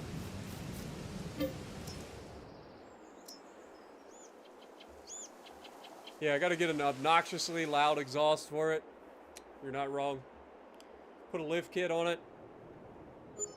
Or even worse, put a lift kit on it, then put those little tiny, like, rubber band tires on there. It's like a 20 profile tire.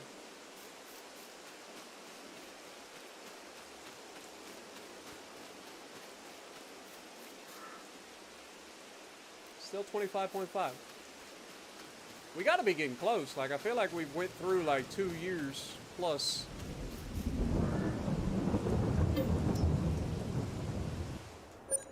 I think it was what, July or August when we did it? What up, Kiefer? Appreciate you dropping in. Hope you're having a great day as well.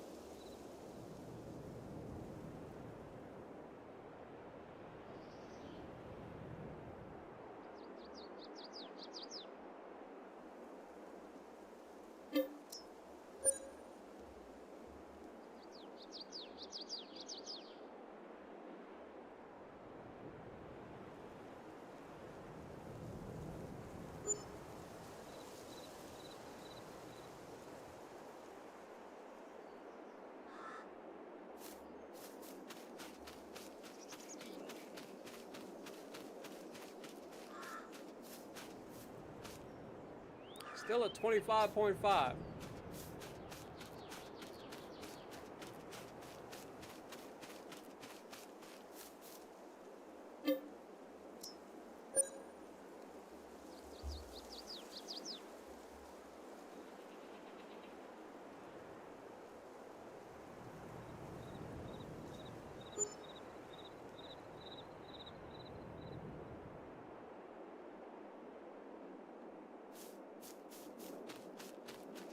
It's officially July. Surely these have grown a little bit more, right? No. Are we sure they get bigger than 25.5, or am I just wasting time? I feel like I'm wasting time.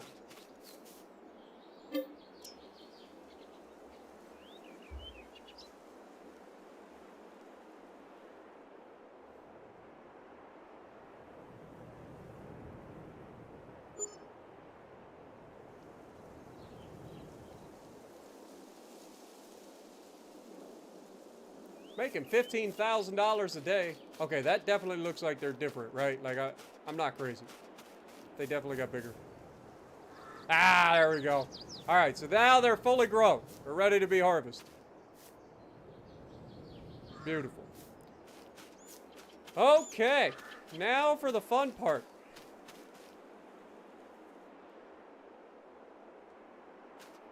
I forget how to pull out my, there we go.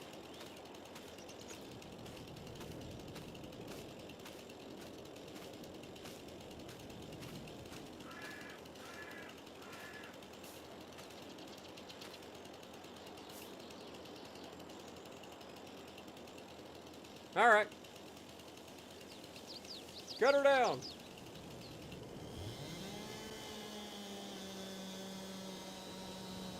Timber! Uh-oh. Well, that didn't work.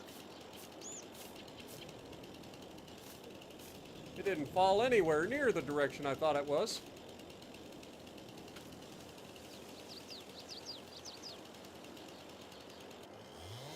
I thought it would fall the direction I'm cutting towards, you know?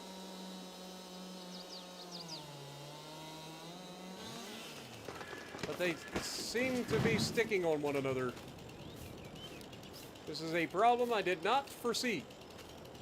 And the game really doesn't like it.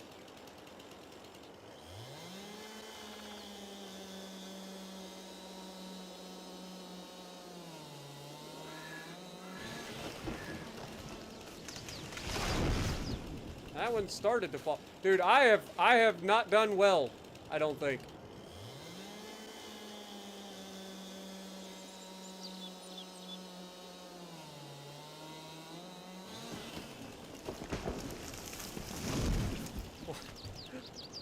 I'm the worst logger on the planet. What up, Dr. Ghost?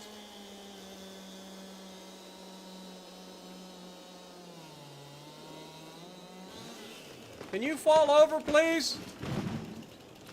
Why are they all falling that direction? Oh, this is awful. Oh, boys. I think we've made some mistakes in our lives. What's a man got to do to get a tree to fall over around here?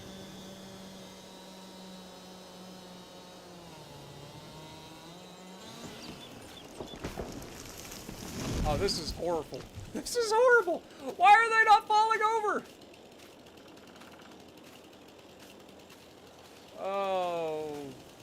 Put the chainsaw away.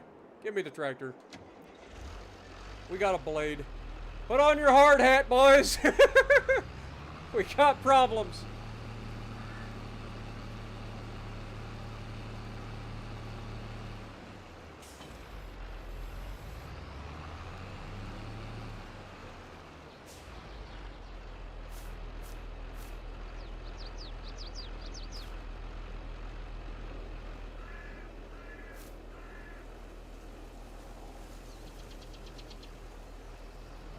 That is not what I wanted.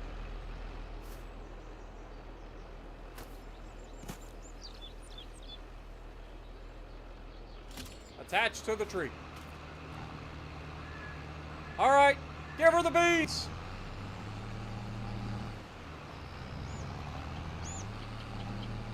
Oh, boys. We pulled it down, and now suddenly it is like, nope. This poor little tractor was not ready for that. But hey, it did its job, right? Like, that was the main thing. Like, it actually worked.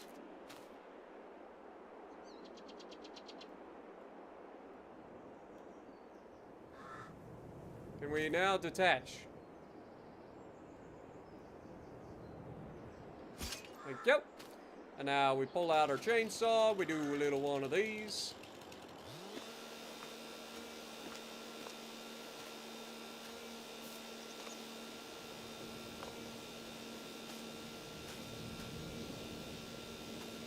Whee!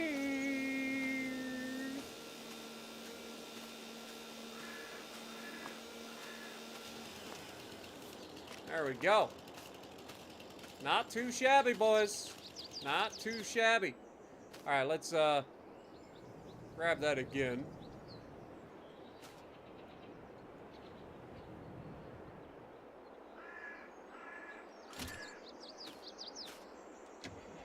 Now can we pull it?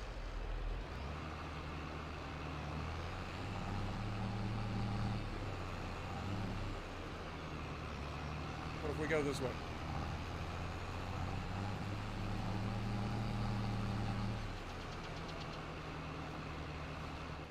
All right.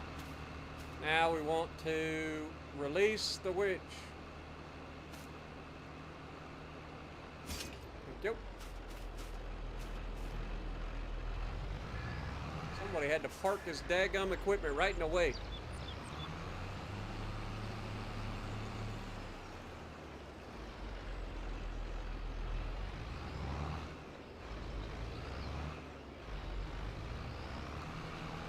Probably help if I didn't have a winch on the back up.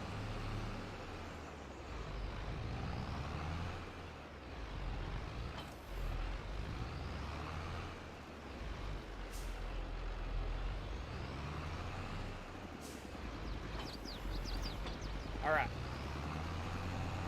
Get this stuff out the way for the moment. For the meantime, I will be back for you, don't worry. Dude, the game is like seriously struggling with the amount of like stuff on the screen right now. Like, actually, it hates this. It hates this so much. The frame loss is real, folks. Maybe went a little bit too ham with the forest. Just a little bit.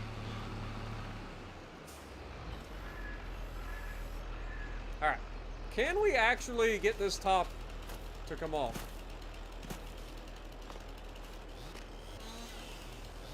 There we go. That's what I wanted. Alright, now we get back in this, and we grab another tree. I have no idea how long the winch cable is. We grab that. We grab that. Alright, boys. Give her the beans. Go, little tractor, go. Yeah!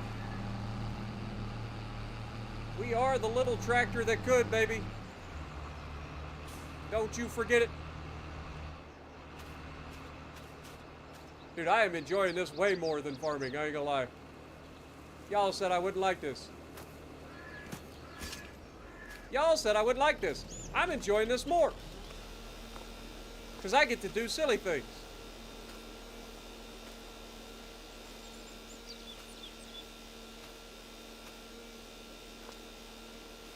is way better than farming.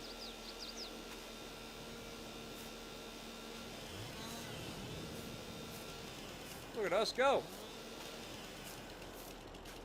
Hope we missed one. Yep. Alright. That is not what I was looking for. Alright, that's 2 of them that we cut.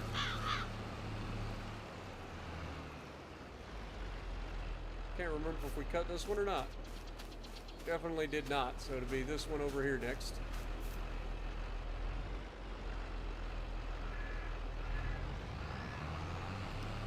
Dadgummit, somebody left the frickin' equipment right in the way again.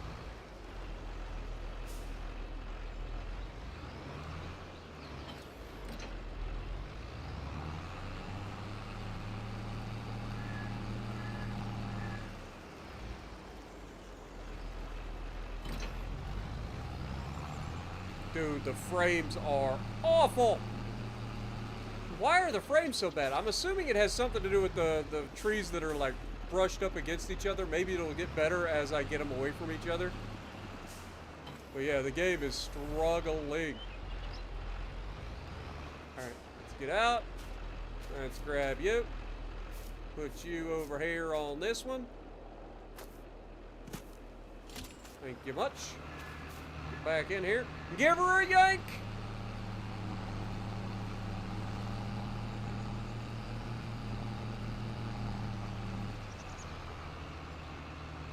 Dude, we are professionals out here. Professionals.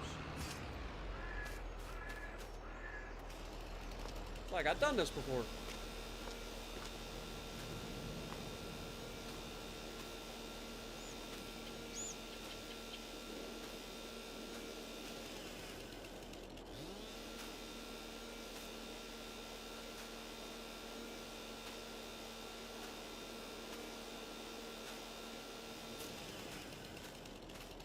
Oh god, we missed a couple.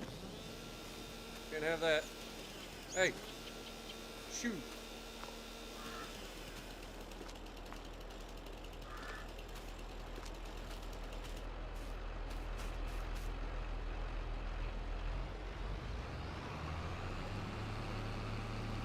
I ain't gonna lie, this is actually fun so far. Alright. Back in here. Click onto that. Stick it on here. It's the wrong button again. Think I'd learn. Yank it.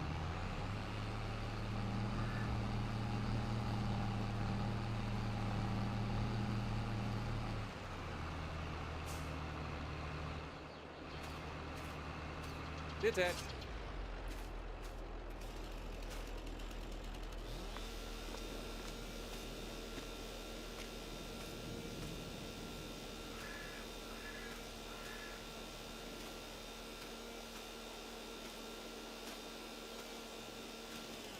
Beautiful.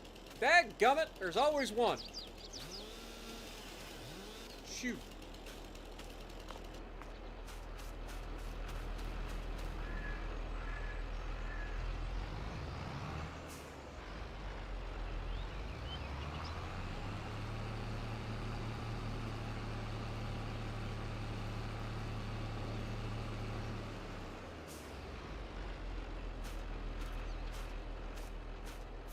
What am I doing? Gotta click this first. Click there. Click there. Yank it.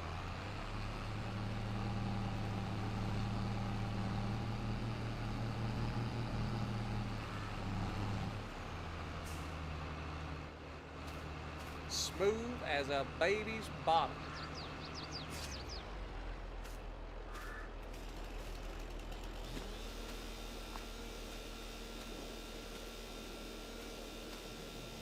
Good thing we bought that winch, huh, boys? She earning her money today.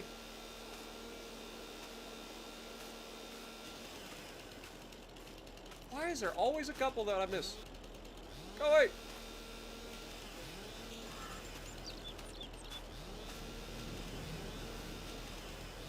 Shoot.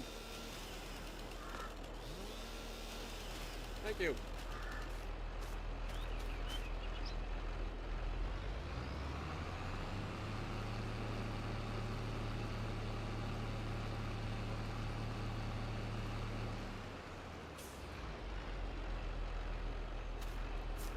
Click on that. Click on that. Oh, now it starts to immediately fall over too. Like it's like I'll just sit here and then it immediately tries to fall over. Boy, this little tractor just doesn't care, does it? It just gets it. I like it.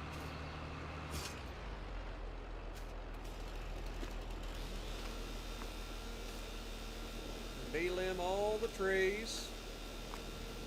I said delimb all the trees. Nice. Thank you. I feel like it's definitely not delimbing the tree at all.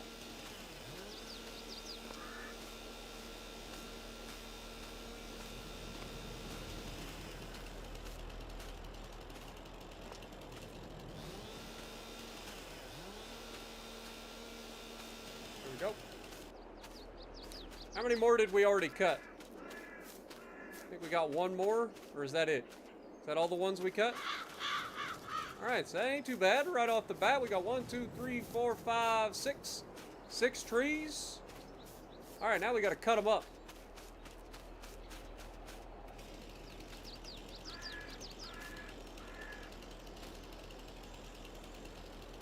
Only there was a way to know, like, how big of a chunk we were making here.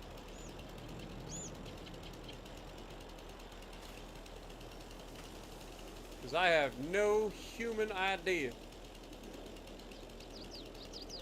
I mean, that seemed like a right-sized log. Somewhere in there.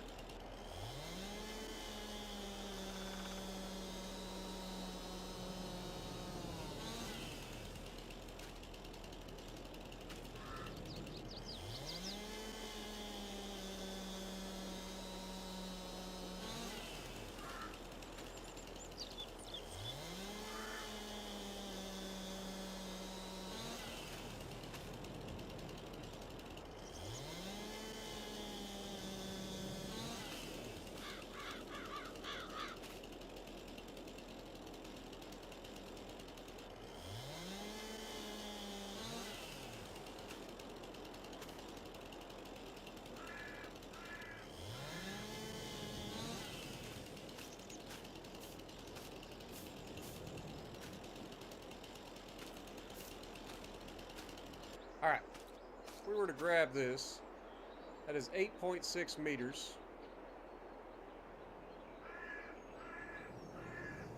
We can totally grab that, okay.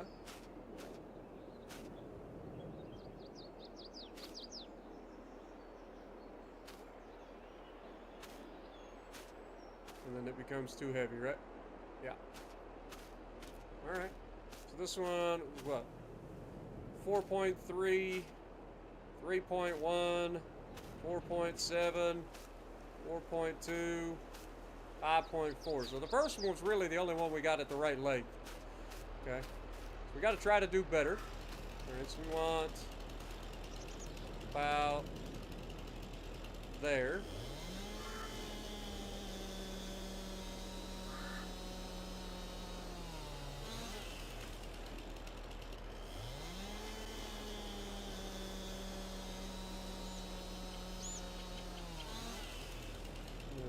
Down about there.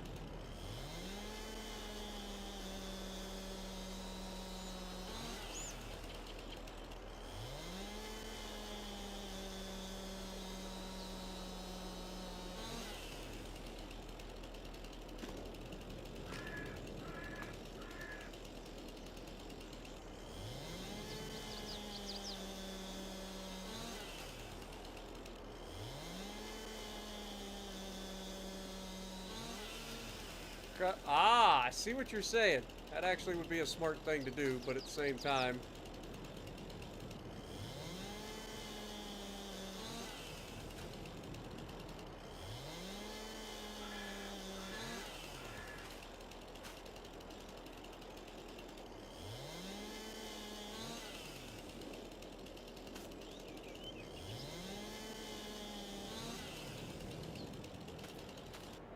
What is this length?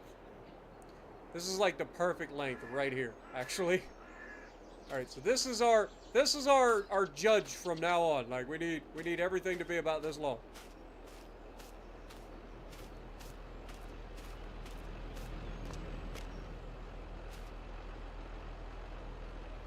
Drop.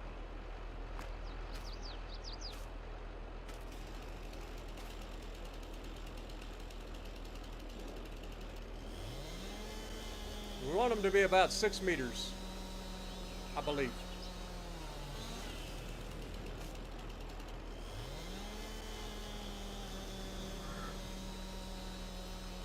In that neighborhood, anyway.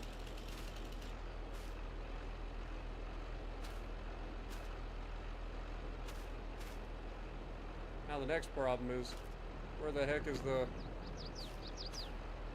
cut? There it is. Oh, now I dropped the... So hard to see. There it is. Something like that. And then we want to come down here.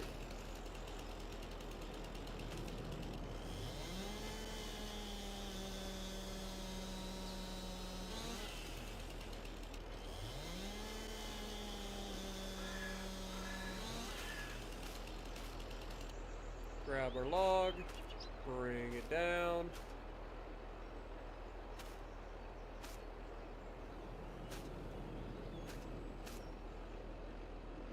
Roughly there. This was a genius idea, even if it is going to take a little bit longer. At least we get more uniform lengths. I say as I immediately screw this one up.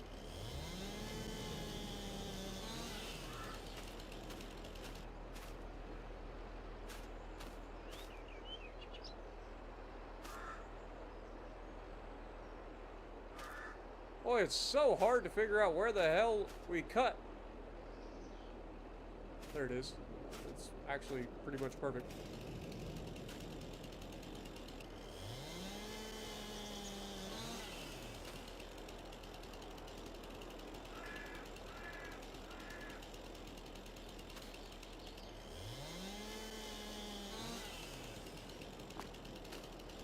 And then do something like this.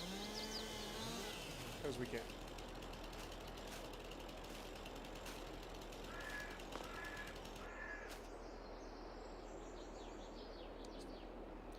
That's fine. Alright, grab this one. Bring it over here.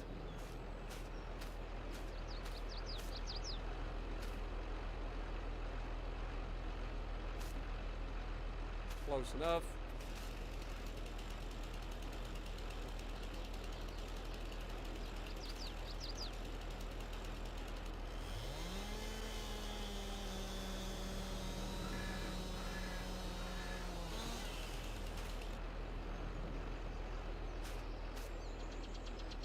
Again, it's so hard to see. Like, they don't roll away from one another very well.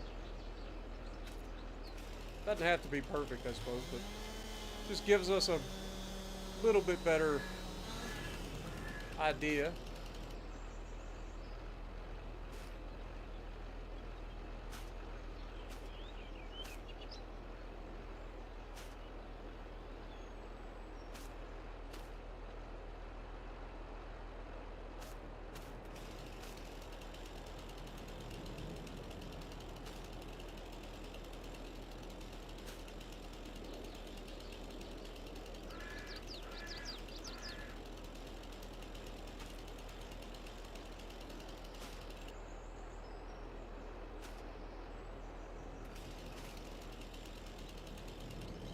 It won't let me actually line it up.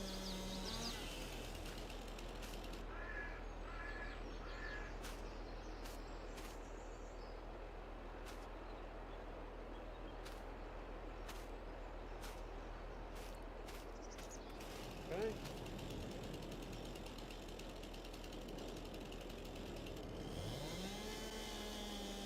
Lay bonk.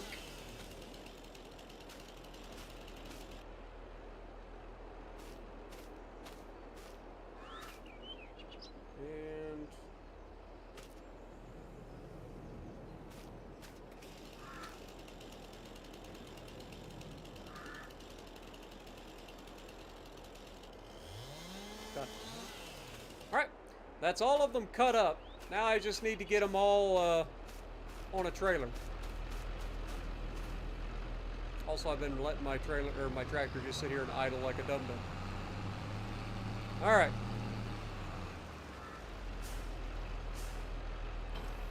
Winch is done. Now I get to figure out how to use this thing.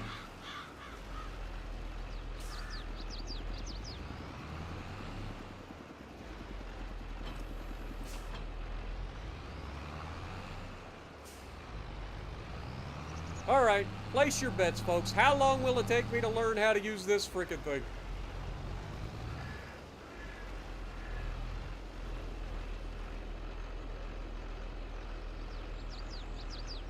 I honestly should just, like, push all this stuff together. You know what? I think I will. I think I will. Let me use that blade. I'll shove all these logs closer to one another so that I don't have to keep, like, getting out and getting back in. That'd be the smart thing to do, wouldn't it? Wouldn't it?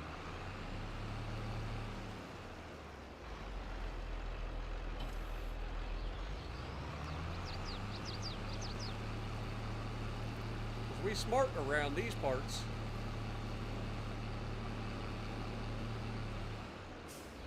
All right, let's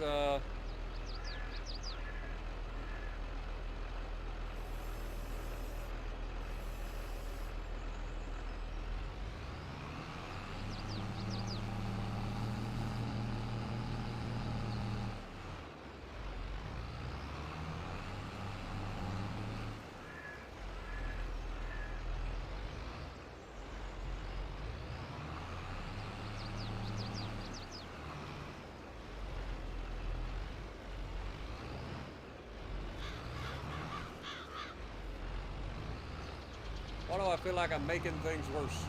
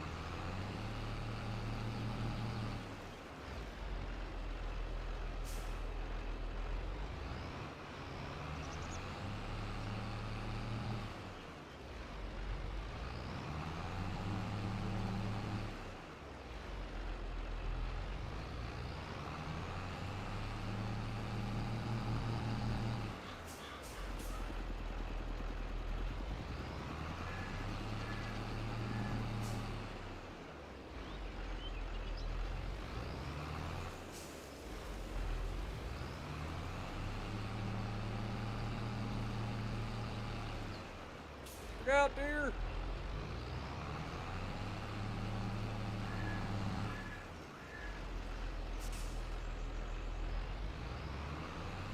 I almost hit a deer on a forklift one time. Can you believe that? I was coming out of a building. We had the automated doors, right? You just push a button and the door opens on your way through. But I was coming out of the building. It was late at night. I was working third shift. And out of nowhere, a deer runs right out in front of me. Darn near got him. Darn near took him out. It was kind of crazy. Also, I feel like there's definitely something that did not get delimbed here. Who was it? Ah, you. Got it. What up, USS Montana? Yeah, deer is amazing. You're not wrong. I have no idea if we can even pick these logs up with this little thing, to be perfectly honest.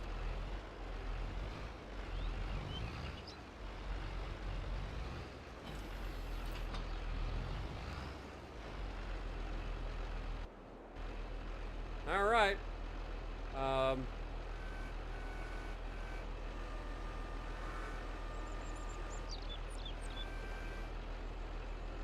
Okay.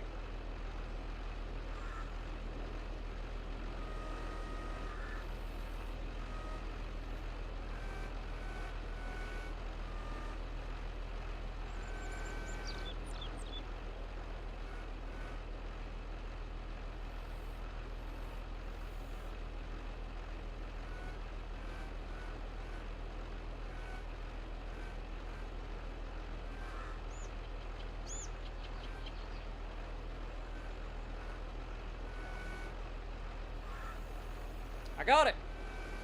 Oh no. That is far too big for this thing.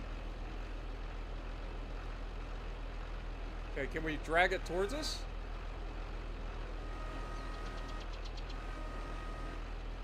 Okay. We can make this work.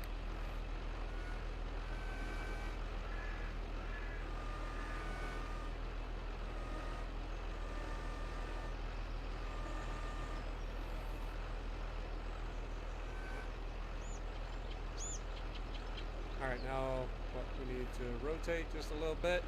Extend her out just a little bit. Drop her down.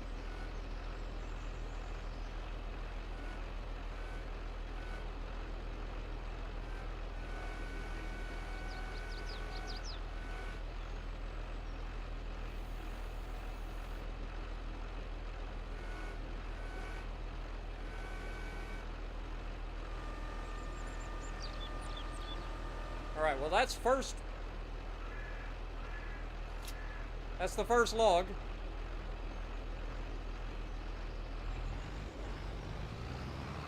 Let's try to get a little bit closer.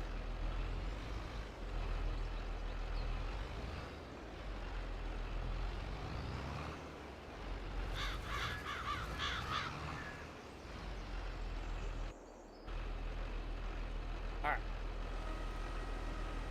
See if we can get this one a little bit quicker.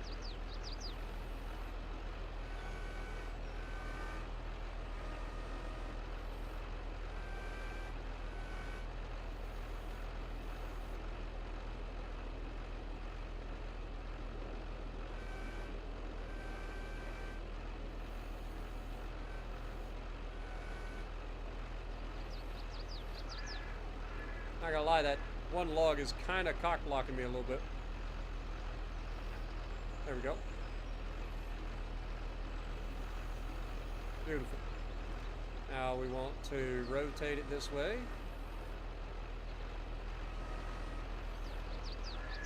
Okay, pick her up.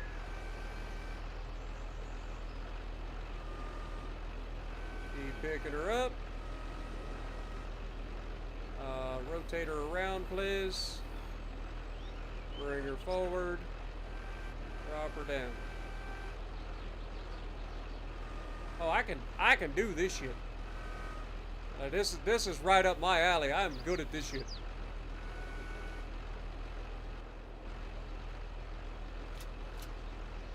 I am good at this shit. I think we can all agree. Okay, I think we can all agree that this arm is far too short.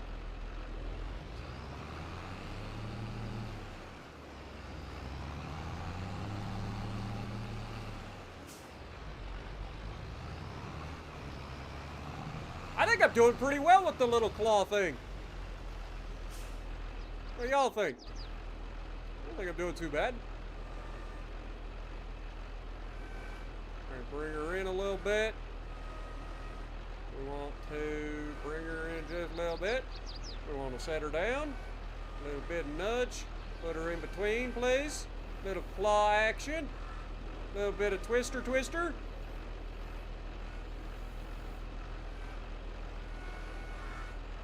And then we pull her back around. Dude, I was made to be a logger. Clearly. Also, that is way longer than the rest of them. How did I fuck that up? Can we even pick this thing? Oh, we can definitely pick it up. I don't know if we're going to be able to use it. Rotate her. Bring it around town. Put the heavy end up the front, please. Oh, this is way too big for this little machine.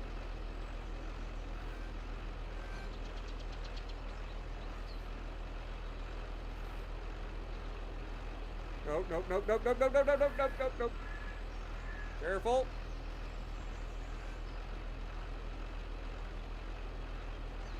Can we rotate her around this way, please? Can we get it just a teensy bit? Teensy bit of rotation?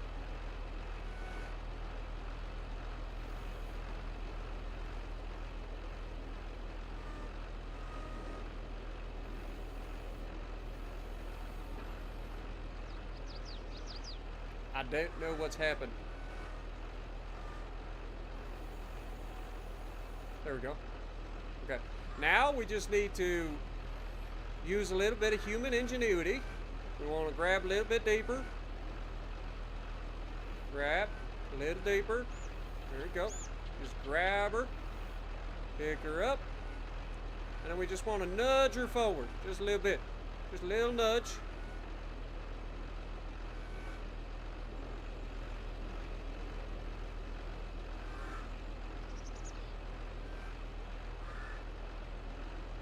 That is a thing of beauty, folks.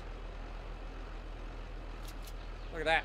Then we just open up the clampers. Call me Jed, because I'm a-clamping it. Let's go. We make it work, baby. That's all we gotta do. Like a glove. That's what I'm saying. I'm telling you, I'm getting good at this. I think I can do this. Y'all said this would be hard or boring or something. I forget what you guys exactly said. But I'm actually enjoying this so far. I ain't gonna lie. Alright, let's grab the next one. Whoop.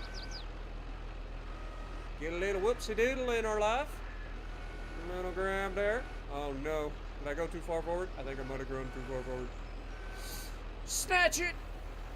Drag it! Oh, I am the fucking man when it comes to this shit. Let's go. Let's fucking go, boys. I found something in Farming Sim I'm good at. Like, legitimately found something in Farm Sim that I'm good at. Mark it on your calendars, boys.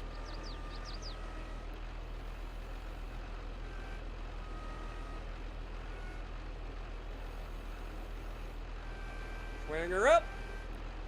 Bring it around town.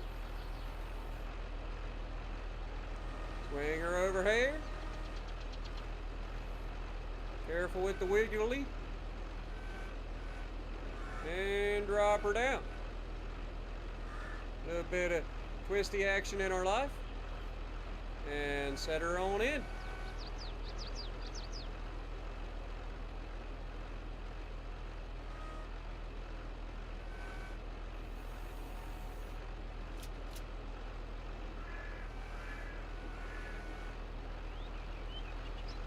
All right. Low key, are you impressed?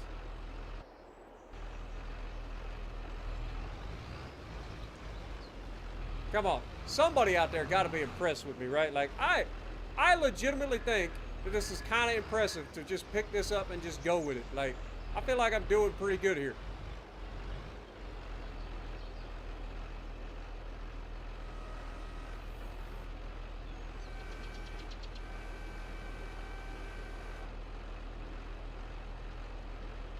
Careful there, killer. We have run into a slight issue. Slight unforeseen circumstance. All right, I guess we need to take this to the logging mill. Because we've kind of run it. Oh wait, no, I got an idea. Brain blast. Hold that thought.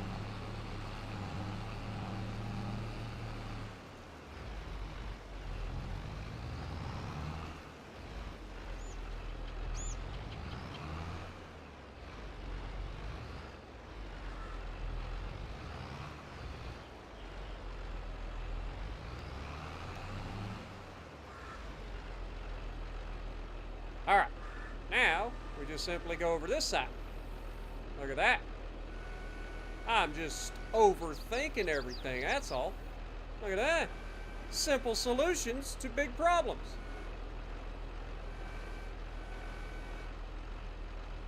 Capri, oh my God. Capri, thank you for the 10 gifted memberships, my dude. What up, Kushti?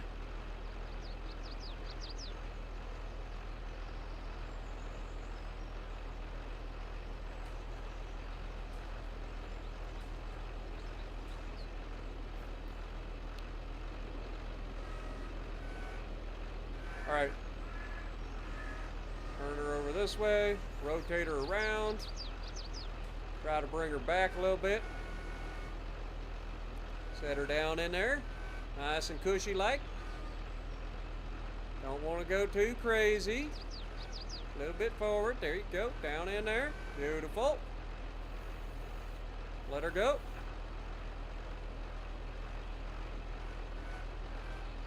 Beautiful. All right, I think that's a good first load. Hello? There we go. Set her down on there.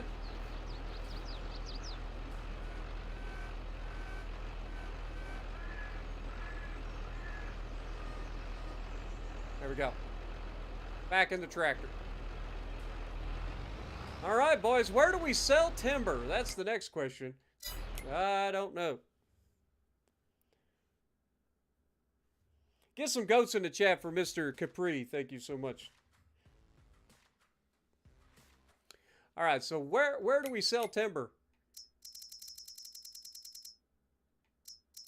So we sell wood at looks like December is the best time for wood, but it really doesn't fluctuate all that much. We're at a pretty decent one at the sawmill. I don't even know where the sawmill is. I have never been to the sawmill on this map. Show me big green beacon in the sky.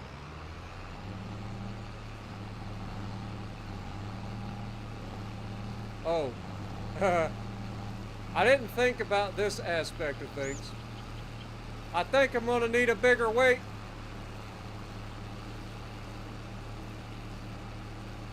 Come on, my little tractor. You gotta hang on there. Oh, we are all in trouble. Oh, God.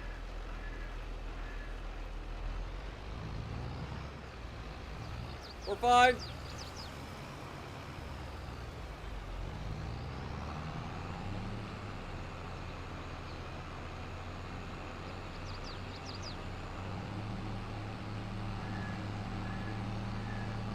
I can't think of a single thing that could go wrong here. I need more weight.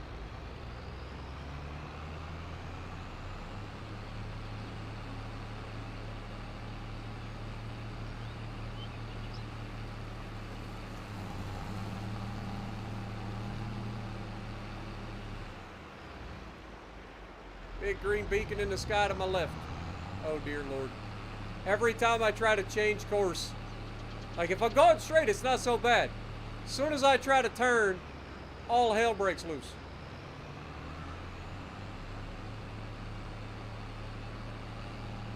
All right, we fine?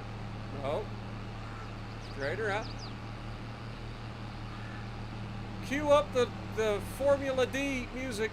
Oh, Lord have mercy. We got us a tank slapper. We're fine. We're fine. Keep it going. Call me the Drift King. All right? I don't know what's more impressive, my claw machine skills or the fact that I haven't actually dumped this thing over yet. Hoot! Slow her down. Slow. Oh, we're good. Keep her straight. There you go. It's fine. No. No. Bad. Straighten out. Are we there yet? Help. Send help. I think we need a bigger tractor, boys. This tractor's done us well, but good Lord. This is off. This is not good. I think it's time we upgrade our tractor. Depends on how much money we make here, but I think it's about time we upgrade our tractor. Hoot! Hoot!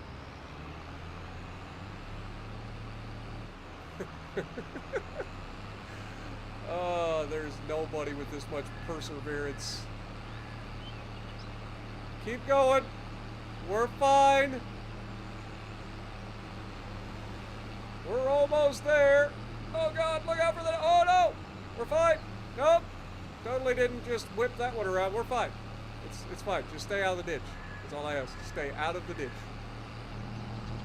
Go, little tractor, go. Oh, I don't even know if I'm going to be able to pull this up this hill.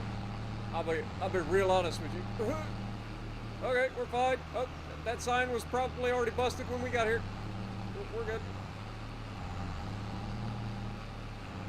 Do we go up here or do we go up over there? I mean, that looks like an entryway to me. This also looks like a driveway. Oh, God. Come on, little tractor. You got this. Lord have mercy almighty.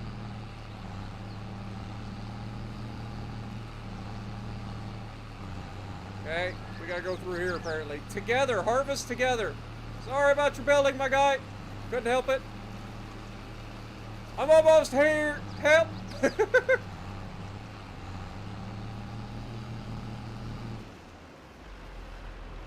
We made it.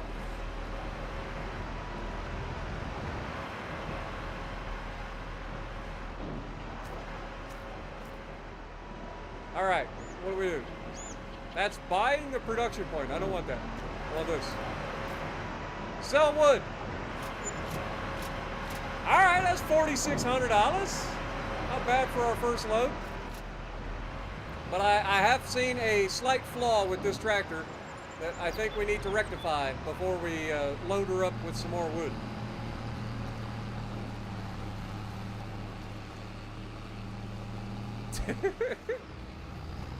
Hey, we made it though. That's what matters, okay?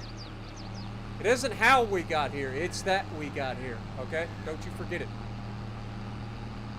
Oh God, where am I? Bonsai! Well, that's a fence. I mean, we were doing so well.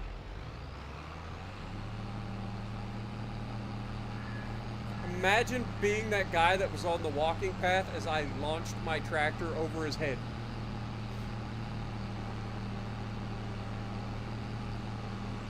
What up, LC4? How's it going? Appreciate you guys dropping into the stream. Don't forget to punch that like button, guys. Surely, 8 hours of absolute debauchery in Farming Sim deserves a like, right? Where else on the YouTubes are you going to see something like I just pulled up? You ain't going to see it. Ain't nobody going to show that. They going to cut that out. They be like, oh, I look like an idiot. Look at our forest. Dude, our forest is the only thing you can see for miles. That is something to be proud of right there. That is like a farmer's skyscraper. Look at that forest, baby. That's ours. All these other flatland farmers think they know what they're doing. Look at that. Nature, baby. Just a good old boys. Never meaning no harm. Beats all you never saw, been in trouble with the law since the day they were born. Straightening the curb, flattening the hills. Someday the mountain gonna get them, but the law never will. Making their way the only way they know how. But that's just a little bit more than the law will allow. He's a good old boy. You know my mama loved me. But she don't understand, they keep a show in my hands and now my face on TV. What up, Dog Fighter? Good to see you.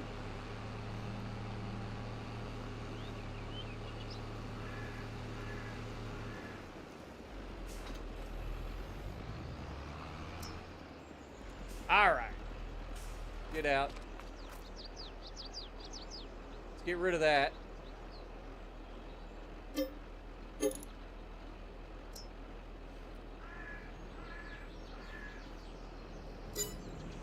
All right, next thing, do we have any tractors in here?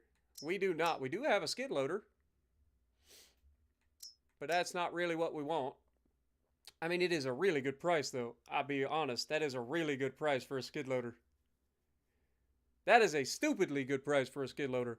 Like, that thing would be perfect to put a little fork.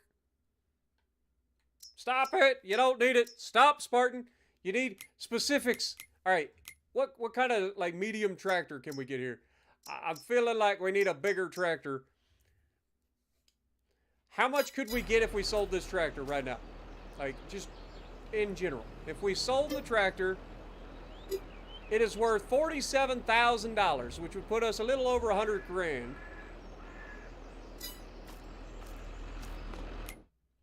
So if we got a little over 100 grand, we do not... Oh, we could get this Massey Ferguson over here.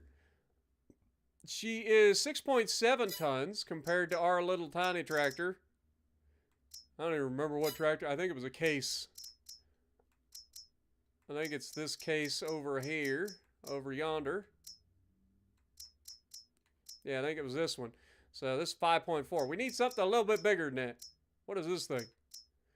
5.7 ton. I need something a bit bigger. Do we not have any, like...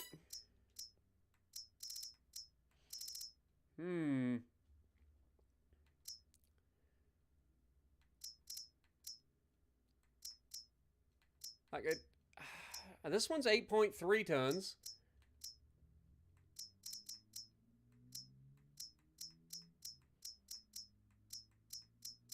Oh yeah, I forgot. Case doesn't do medium tractors. 10.7 tons.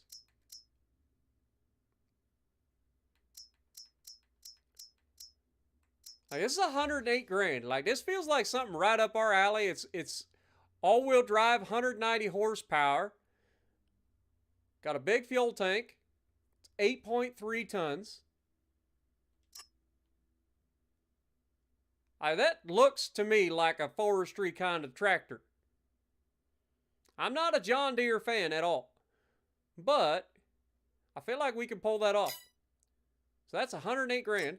Do we need anything crazy? We don't need anything crazy. Like, it's, as is fine. It's a four-wheel drive. All right, I think we pull the trigger on this. I think we sell our little tiny tractor and we pull the trigger. Let's do it. Sell it. Or should we, let's repair it first, and then we'll sell it. Alright, there we go. Now we have 116 grand. We're going to go grab that John Deere up, because I don't think there's anything else for roughly the same price that is that heavy. And I need weight. I need girth. Okay, this one's, yeah, I mean, this one's a little bit lighter.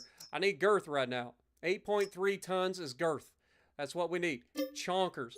Look at us upgrading, boys. Y'all said we couldn't do it. Y'all were making fun of the solar panels. Those solar panels have saved our bacon.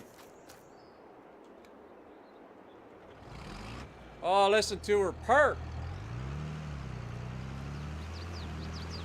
She's probably not going to be as fast, though. Yeah, she only do 20 mile an hour. So she's not as fast as the other one. But... look at that schnoz. Not the prettiest tractor in the world, I'll give her that. Look at that nose on this thing.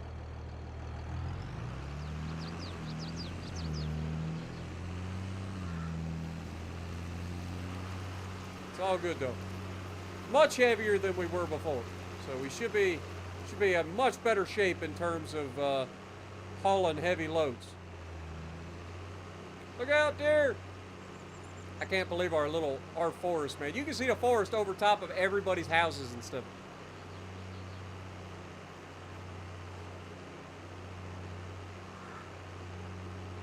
Alright, we're going to turn in here. We got our turn signals and everything.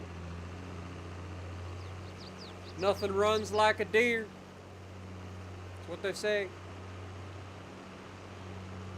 Tell that to a cheetah.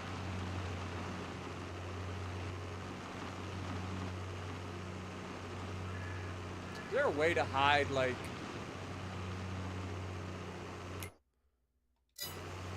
hold that thought. Hold that thought. There's got to be a way to hide, like... is there a photo mode in this game? I don't know if there's a photo mode. Got to be a way, right? I'm not crazy.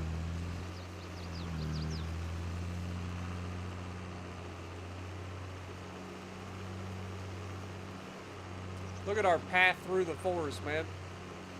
Looks like something out of a horror movie. Sorry to hear that, Manny. Hopefully it's not too bad.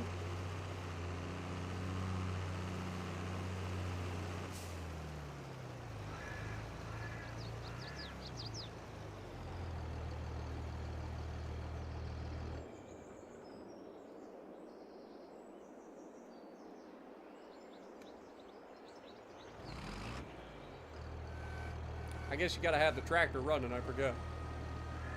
Kind of important for the hydraulics, I would imagine.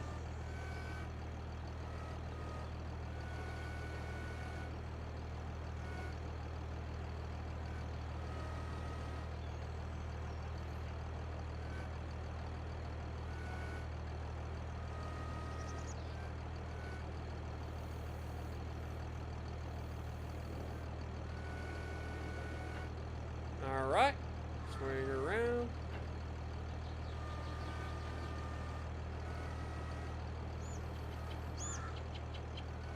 Push her away a little bit. Stack it on the side away from where you're actually working first.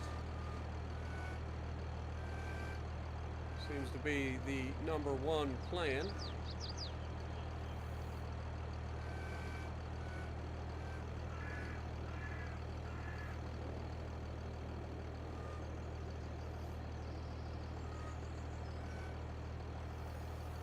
And drop her in place. And go on and grab the next one.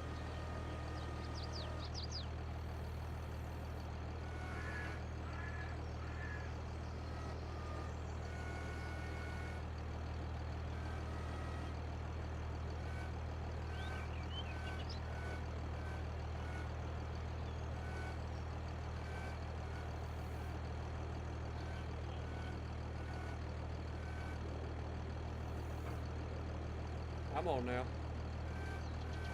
Get her, sink those teeth in there, baby. Sink them in there. There we go. Now we're friggin' talking. Whoops, other way. Oopsie daisy.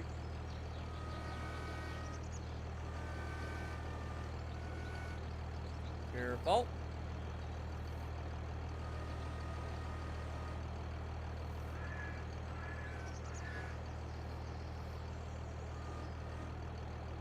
Drop her in place. Oop, too fast, too fast. Careful. Swing her in a little bit closer.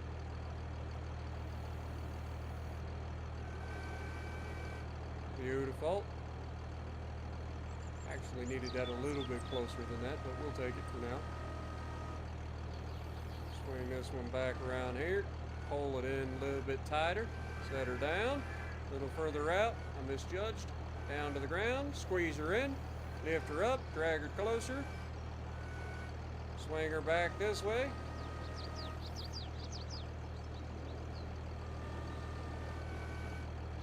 Wrong way. We want to go up.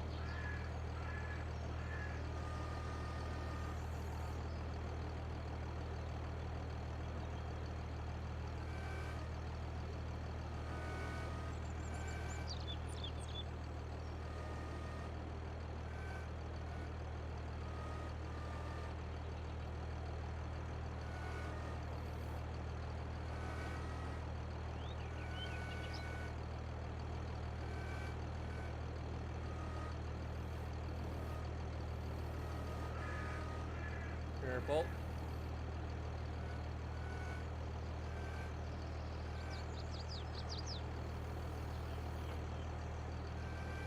Beautiful.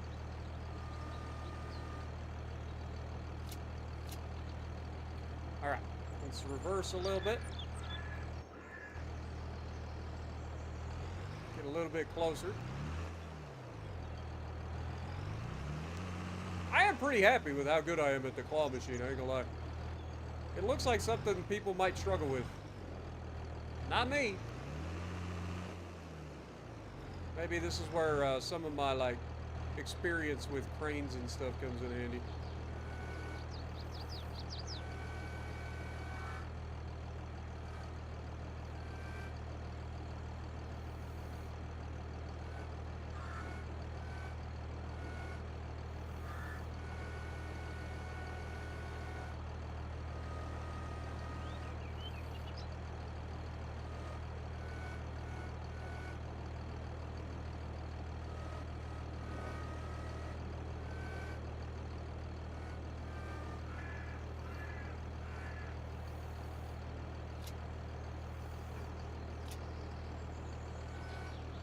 All right.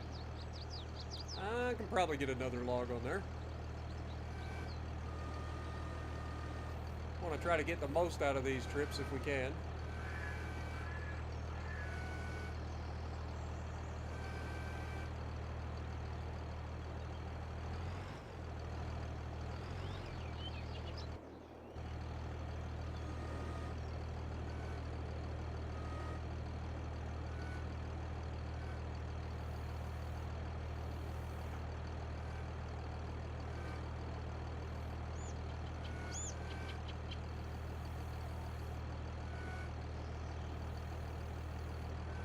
Come on.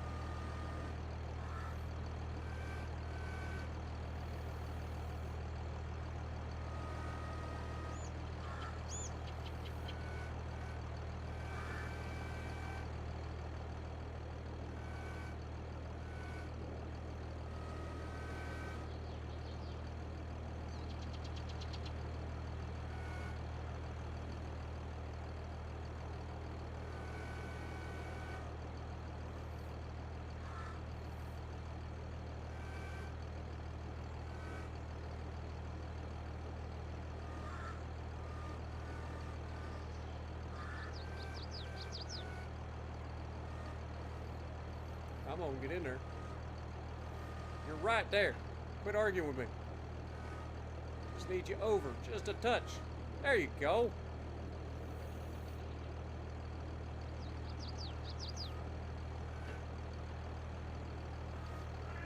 You are really trying to argue with me. Oh, I don't appreciate it.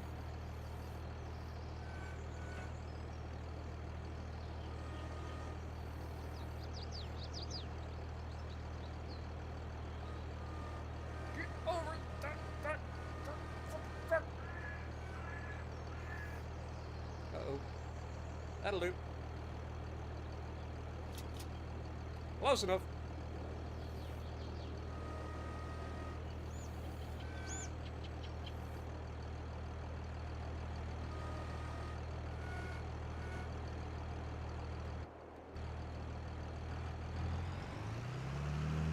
Oh, yeah.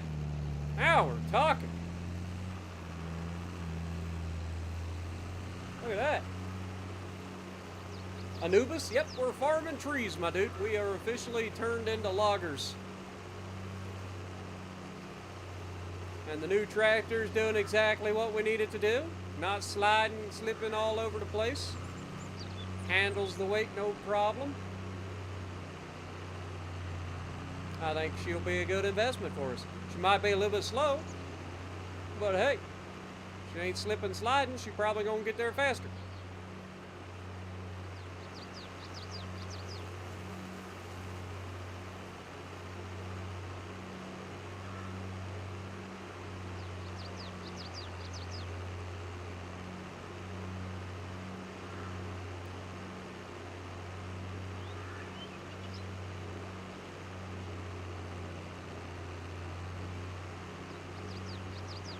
Time is it?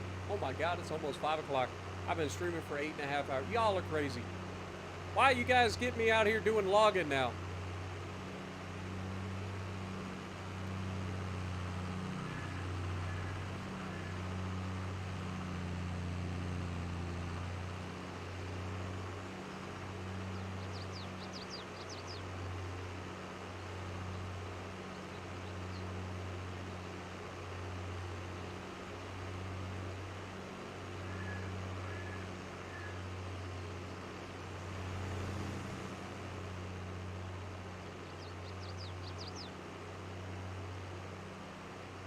Pretty sure we're over the weight capacity of this trailer.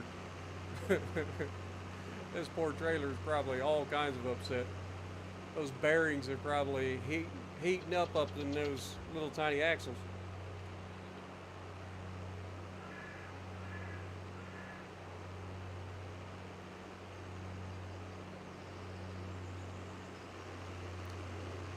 Yeah, unfortunately, Case doesn't make a medium tractor in this game, so I had to settle for a Deere because it was what we could afford. But she's a good little tractor. She's the perfect weight for what we're doing. She may not be the fastest thing on the planet. She ain't the prettiest thing on the planet, but she gets the job done.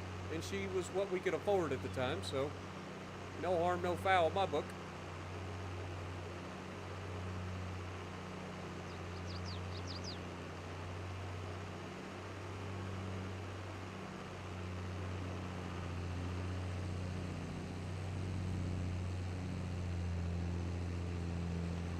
Oh, and she doesn't even care about the hill. Like, she downshifted right at the top of the hill. But it didn't bother this tractor one bit.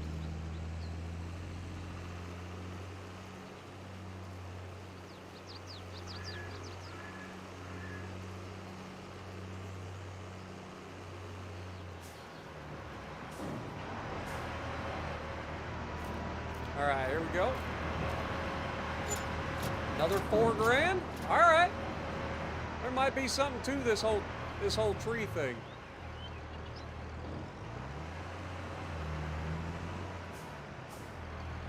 There might be something to this whole tree thing.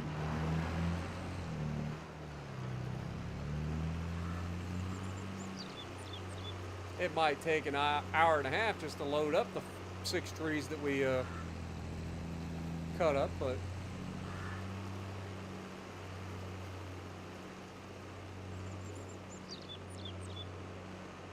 dude, we got to get a faster tractor. We got to get a faster tractor ASAP. This is a long trip for a tractor only doing 20 mile an hour.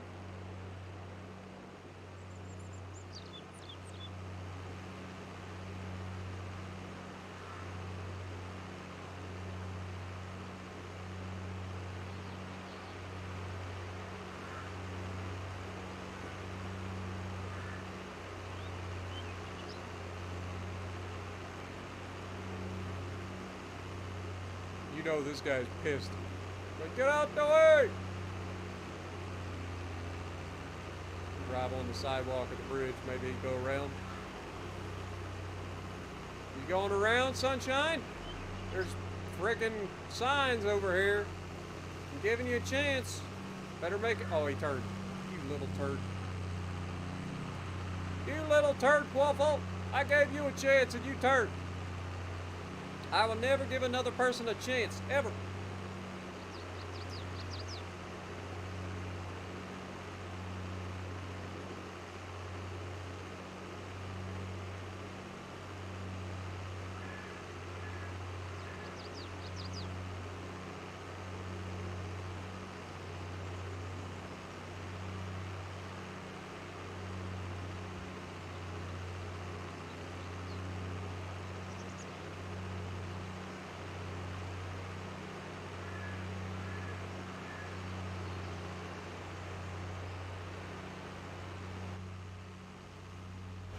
You moron! I'm driving here. You got a stop sign, dipshit.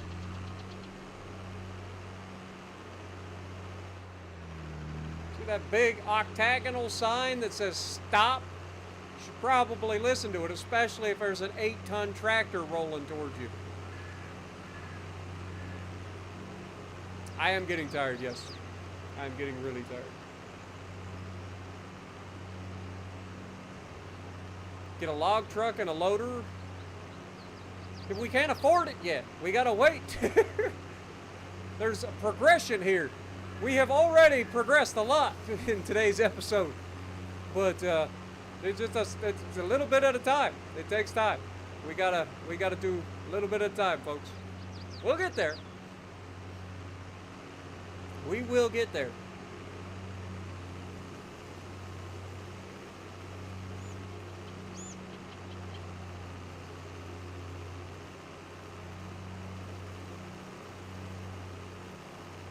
Also, I just realized we weren't even putting down the the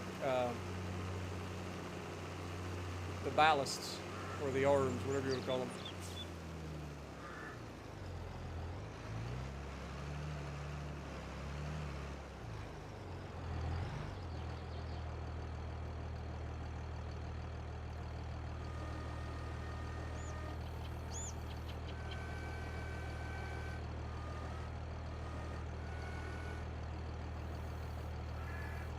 I wonder. Surely I can, right?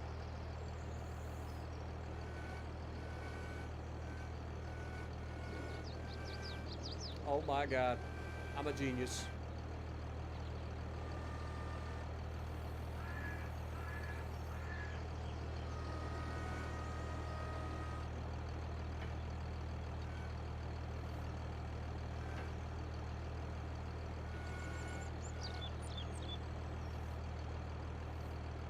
I'm a genius.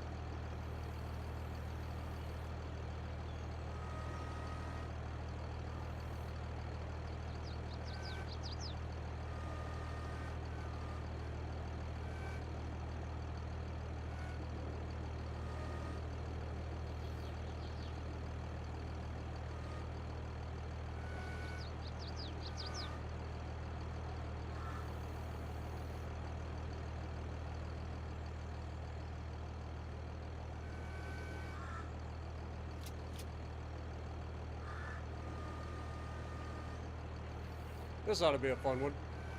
Right up next to my wheels.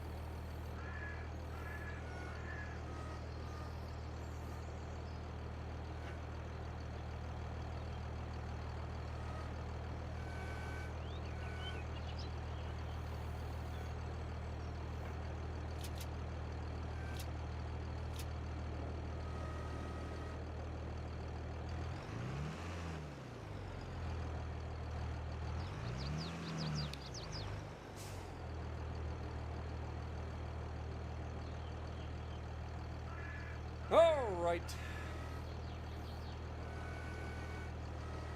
Crazy thing is, by the time I get this done, it'll be time to go to the gym.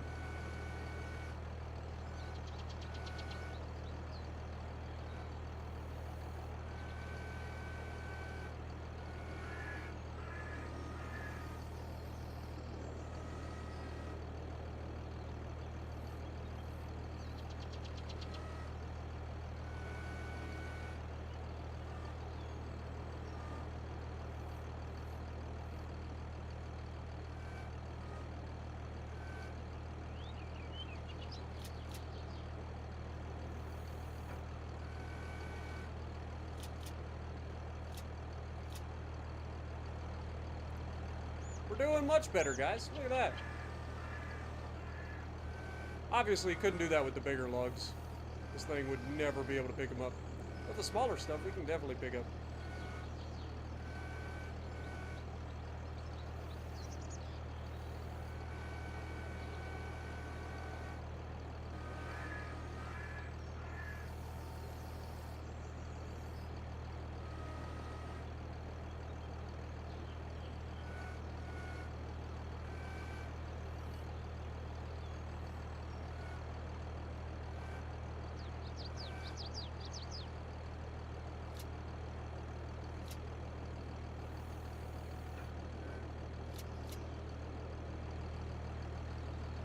All right, can we get one more couple of sticks in here? I think we can. Surely I can grab 3 of these, right? Surely I can grab 3 of these.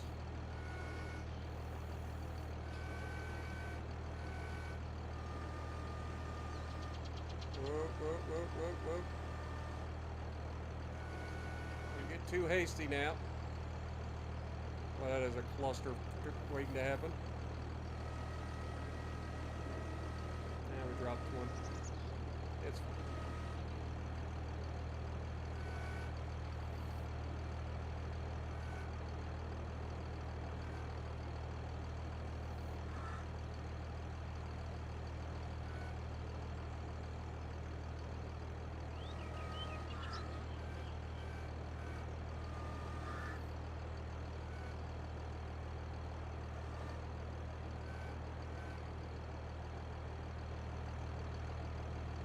Come on now.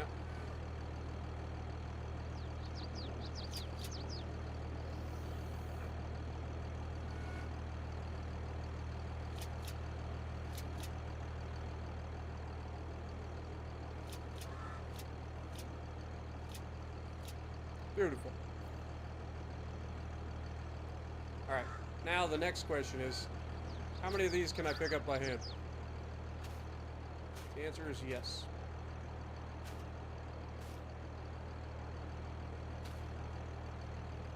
Let's see what's happening.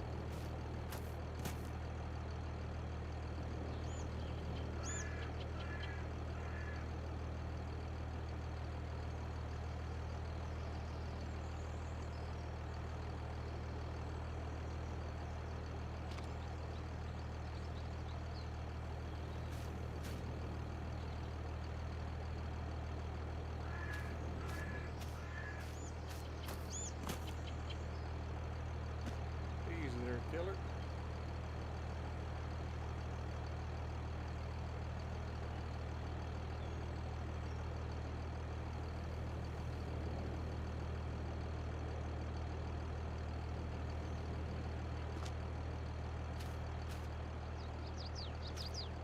Okay, that's too big.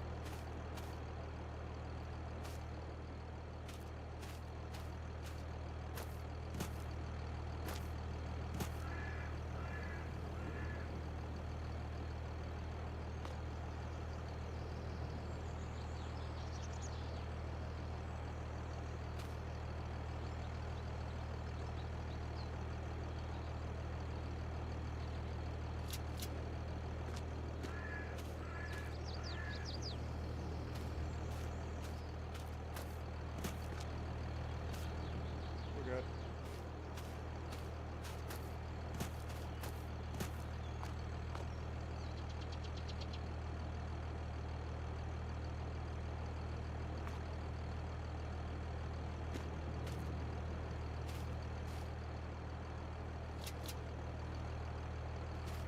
All right.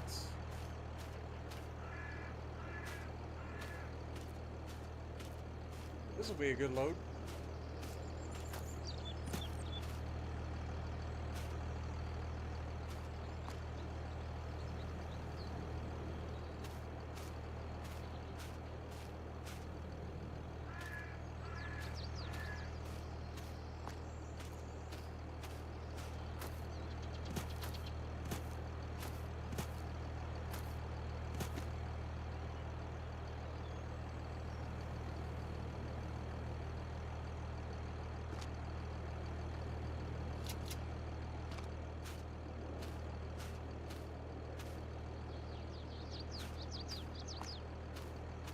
At this point, I'm just wondering how much more I can stack on this trailer.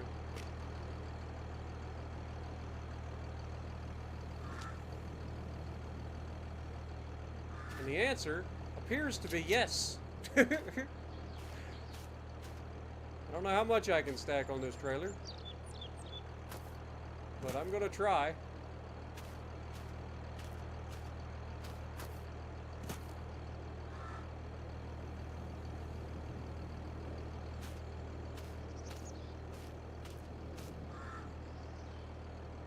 This is our measuring log, so we want to keep that here.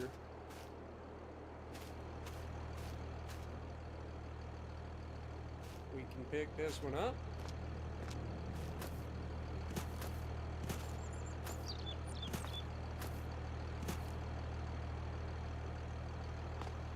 I about went to space.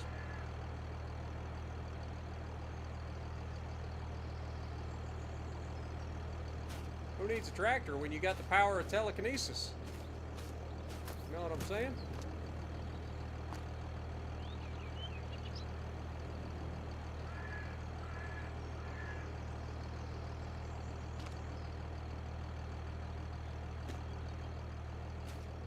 God dang it, it keeps knocking me off. Alright, I need to grab it from this side.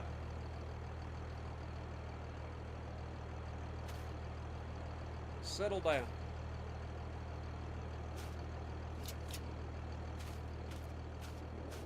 Alright, this is mildly impressive, the amount of stuff that I got on here.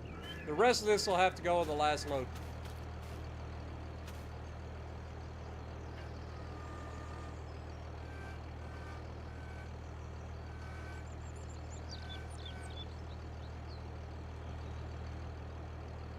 Alright. That is not what I clicked.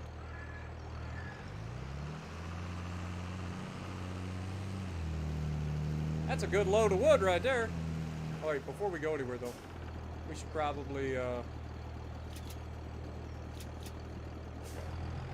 it all nice and bundled together.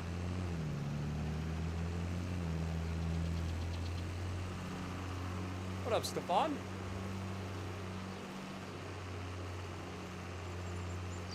Do I have any real live tractor experience? I mean, I've done some excavating work. I've done forklift driving.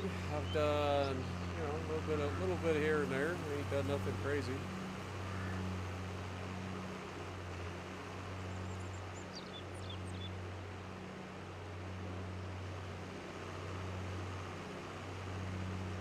I haven't had to lower the stabilizers, to be honest. As long as you use your head and you pull the weight to you, you don't need to lower the stabilizers.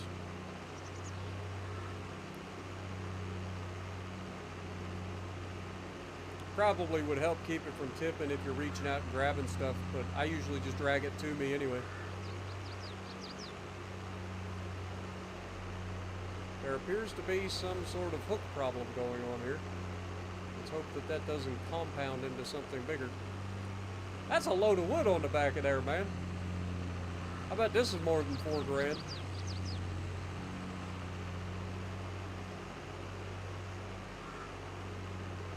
Yeah, the outriggers, that's what it's called. Couldn't think of it.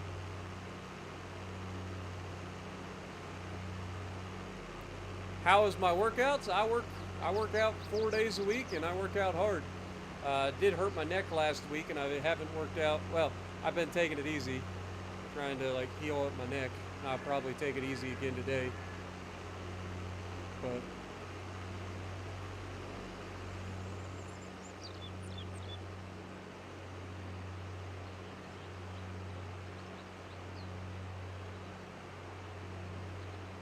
sawmill's so far away. I guess we'll test out her horsepower and torque in this one as we go up this hill with this load. There's some beef on this trailer.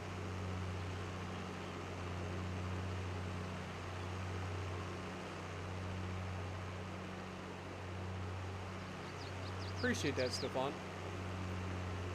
I'm sure it will. It's just a neck strain, that's all it is.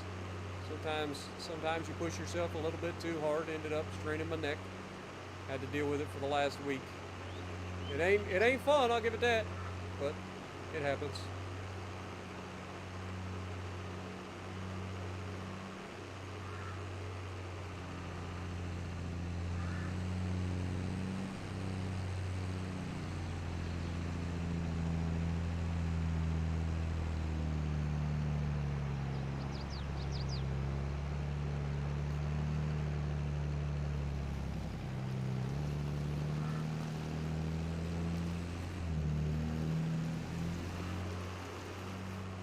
The old John Deere is working hard, but she made it.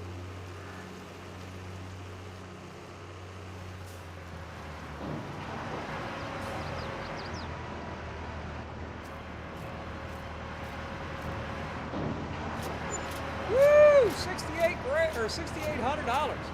Let's go, baby. All right, let's go get those last couple of trunks. Oh boy, that was an oopsie. Get those last couple of trees.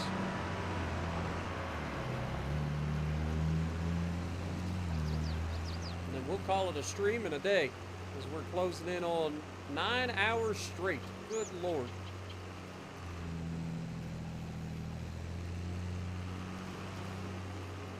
We have made a lot of progress today. We expanded to a third farm or a third field, then realized that canola wasn't making us much of anything. Then we ended up getting a loan, which we bought some solar panels with, which has helped us tremendously. And now we're doing trees.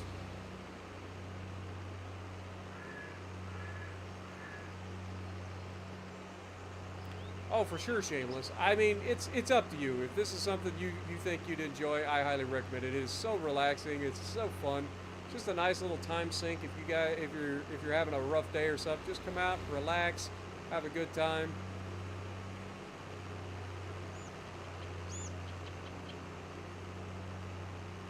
And it's a game that's got a lot of mods too, whether you're on console or on PC. Like PC has even more mods than console, but there's a lot of mods you can add to customize the way you want to play the game.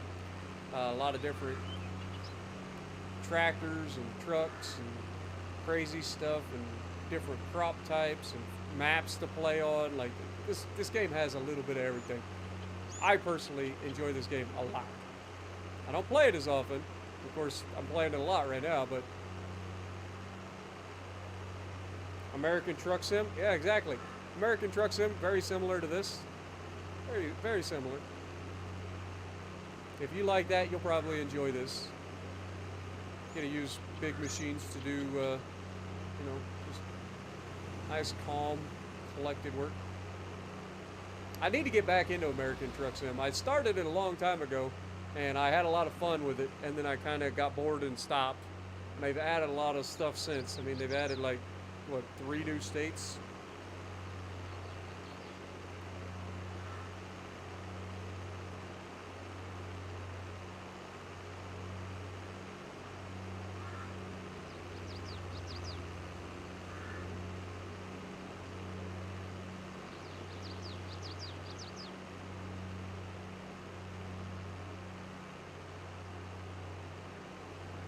3,000-kilometer trips? Good Lord.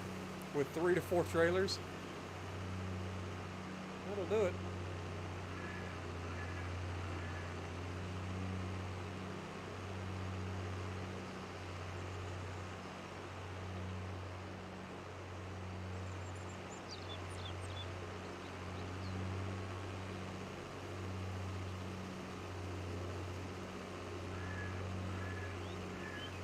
Alright, we pick up these last few logs and we'll be good to go, boys.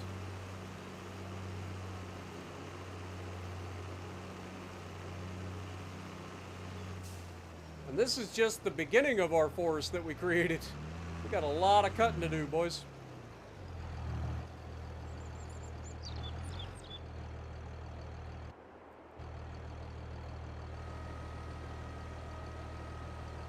Let's put out the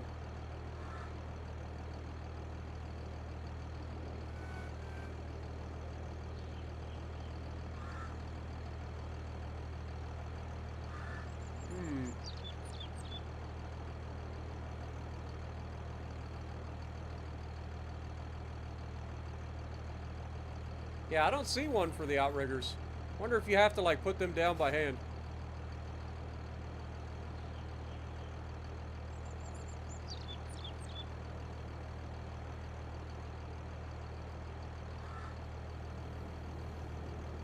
Yeah, I don't know. Weird. Oh well, we don't need it. I highly doubt that we get all 3 of those, so let's just try to get 2.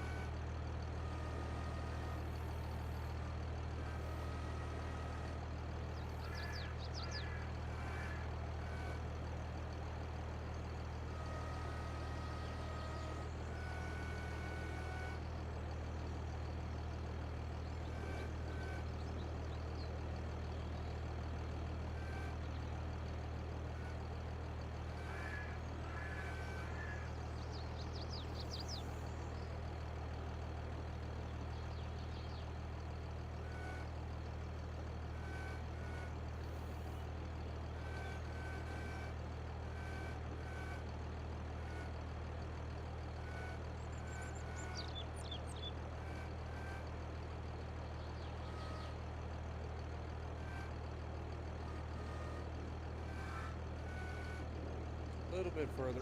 Come on. Down. Grip. Drag.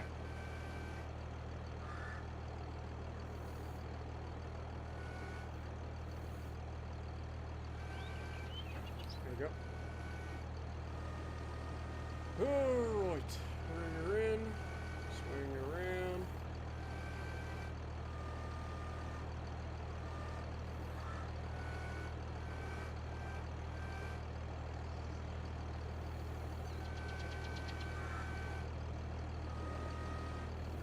No, wrong button. Triggered the crane. Or triggered the claw.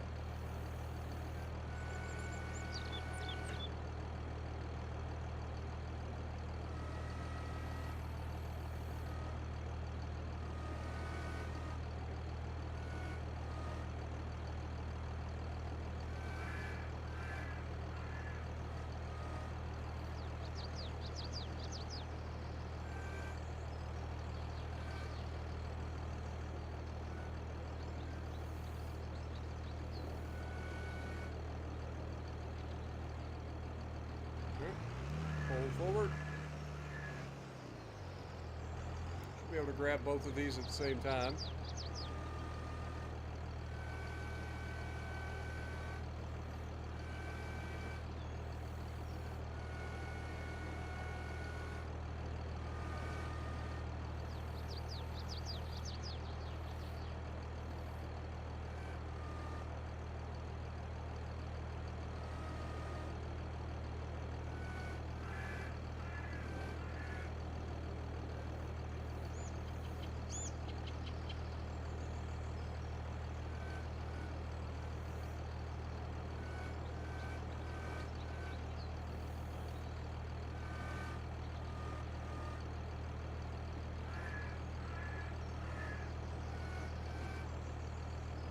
Beautiful. Look at that, boys. First official timber cutting service done. 6 trees out of 240 have been officially harvested. Not too shabby. And we've already made more than what we put into it in terms of the $7,000 plant, or saplings. We already made more than that.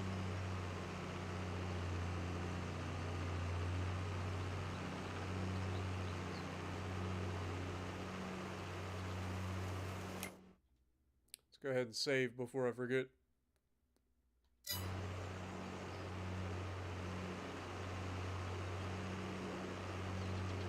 Good afternoon, Shaky. Appreciate you dropping in.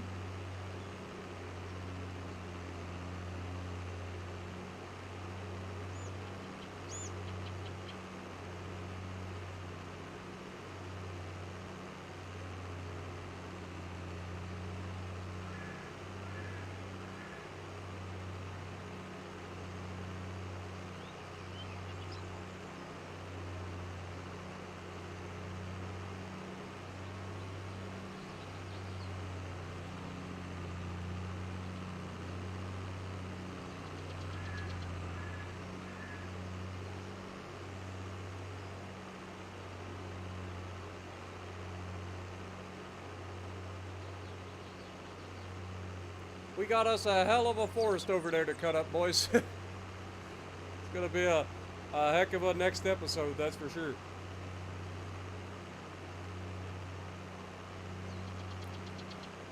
Downloading the Platinum Edition. Hey, I don't think you're gonna regret it.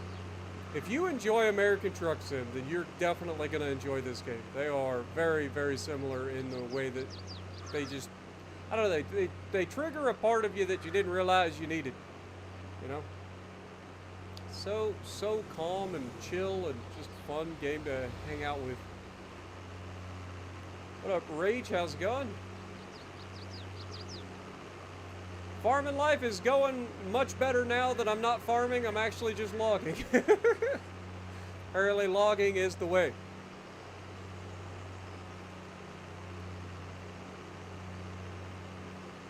And I can only see this getting much, much better as we like expand our operation to have like proper equipment and stuff, because I mean, right now, we have like the bare minimum to make this work. And I'm learning as I go. Well, happy birthday, Shameless.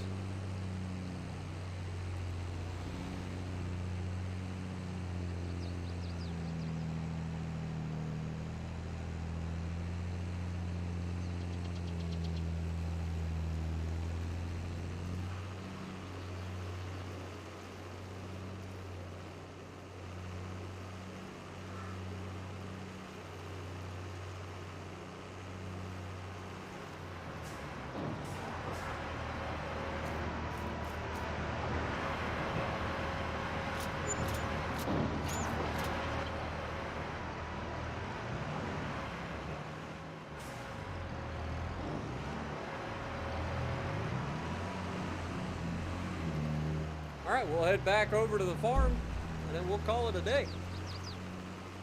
Not a bad stream, man. 9 hours. I was not anticipating doing 9 hours. At 5 hours, I was ready to quit. Like, we were done. And then, like, you guys talked me into taking out a loan, and then we changed our entire, like, game plan of how we were going to do things. But it's worked out for the better, I think. I think we are well on our way to earning a boatload of money and starting to snowball this career into something that is going to work out in the long run.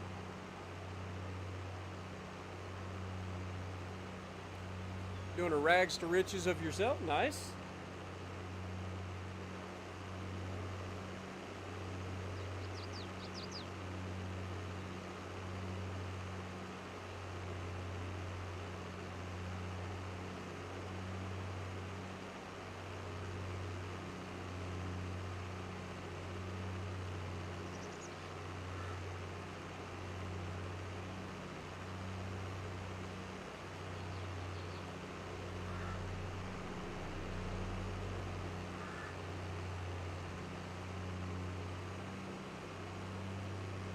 I think this old John Deere is definitely going to get replaced as soon as I can get the money to buy something else.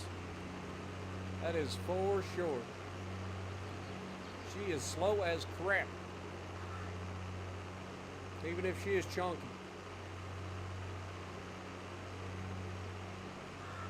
That is the one thing I didn't take into consideration. I was like, I can afford it and it's heavy. Let's go.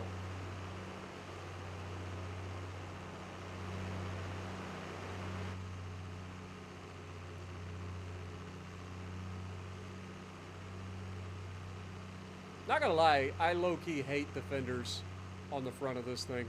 I hate it. I hate the plastic fenders with a passion. Even if it's metal, I don't care. I hate it. Like, if it was me, I'd just take those fenders clean off. Who needs them?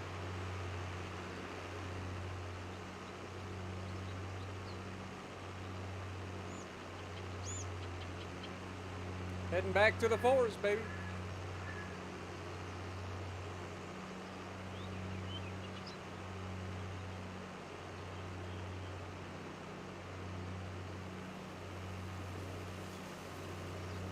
I kind of want to drive right down the middle of our forest, if I'm honest. Let's do it. We're driving down the middle of our forest. Look out!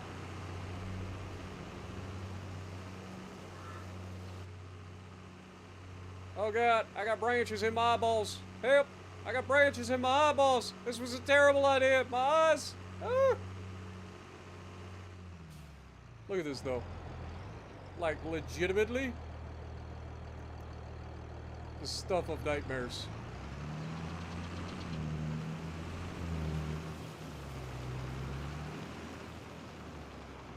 I got more branches in my eyeballs now. Good Lord, I can't see. I can't see anything. Who put these trees here? Good Lord. Honey, I'm home.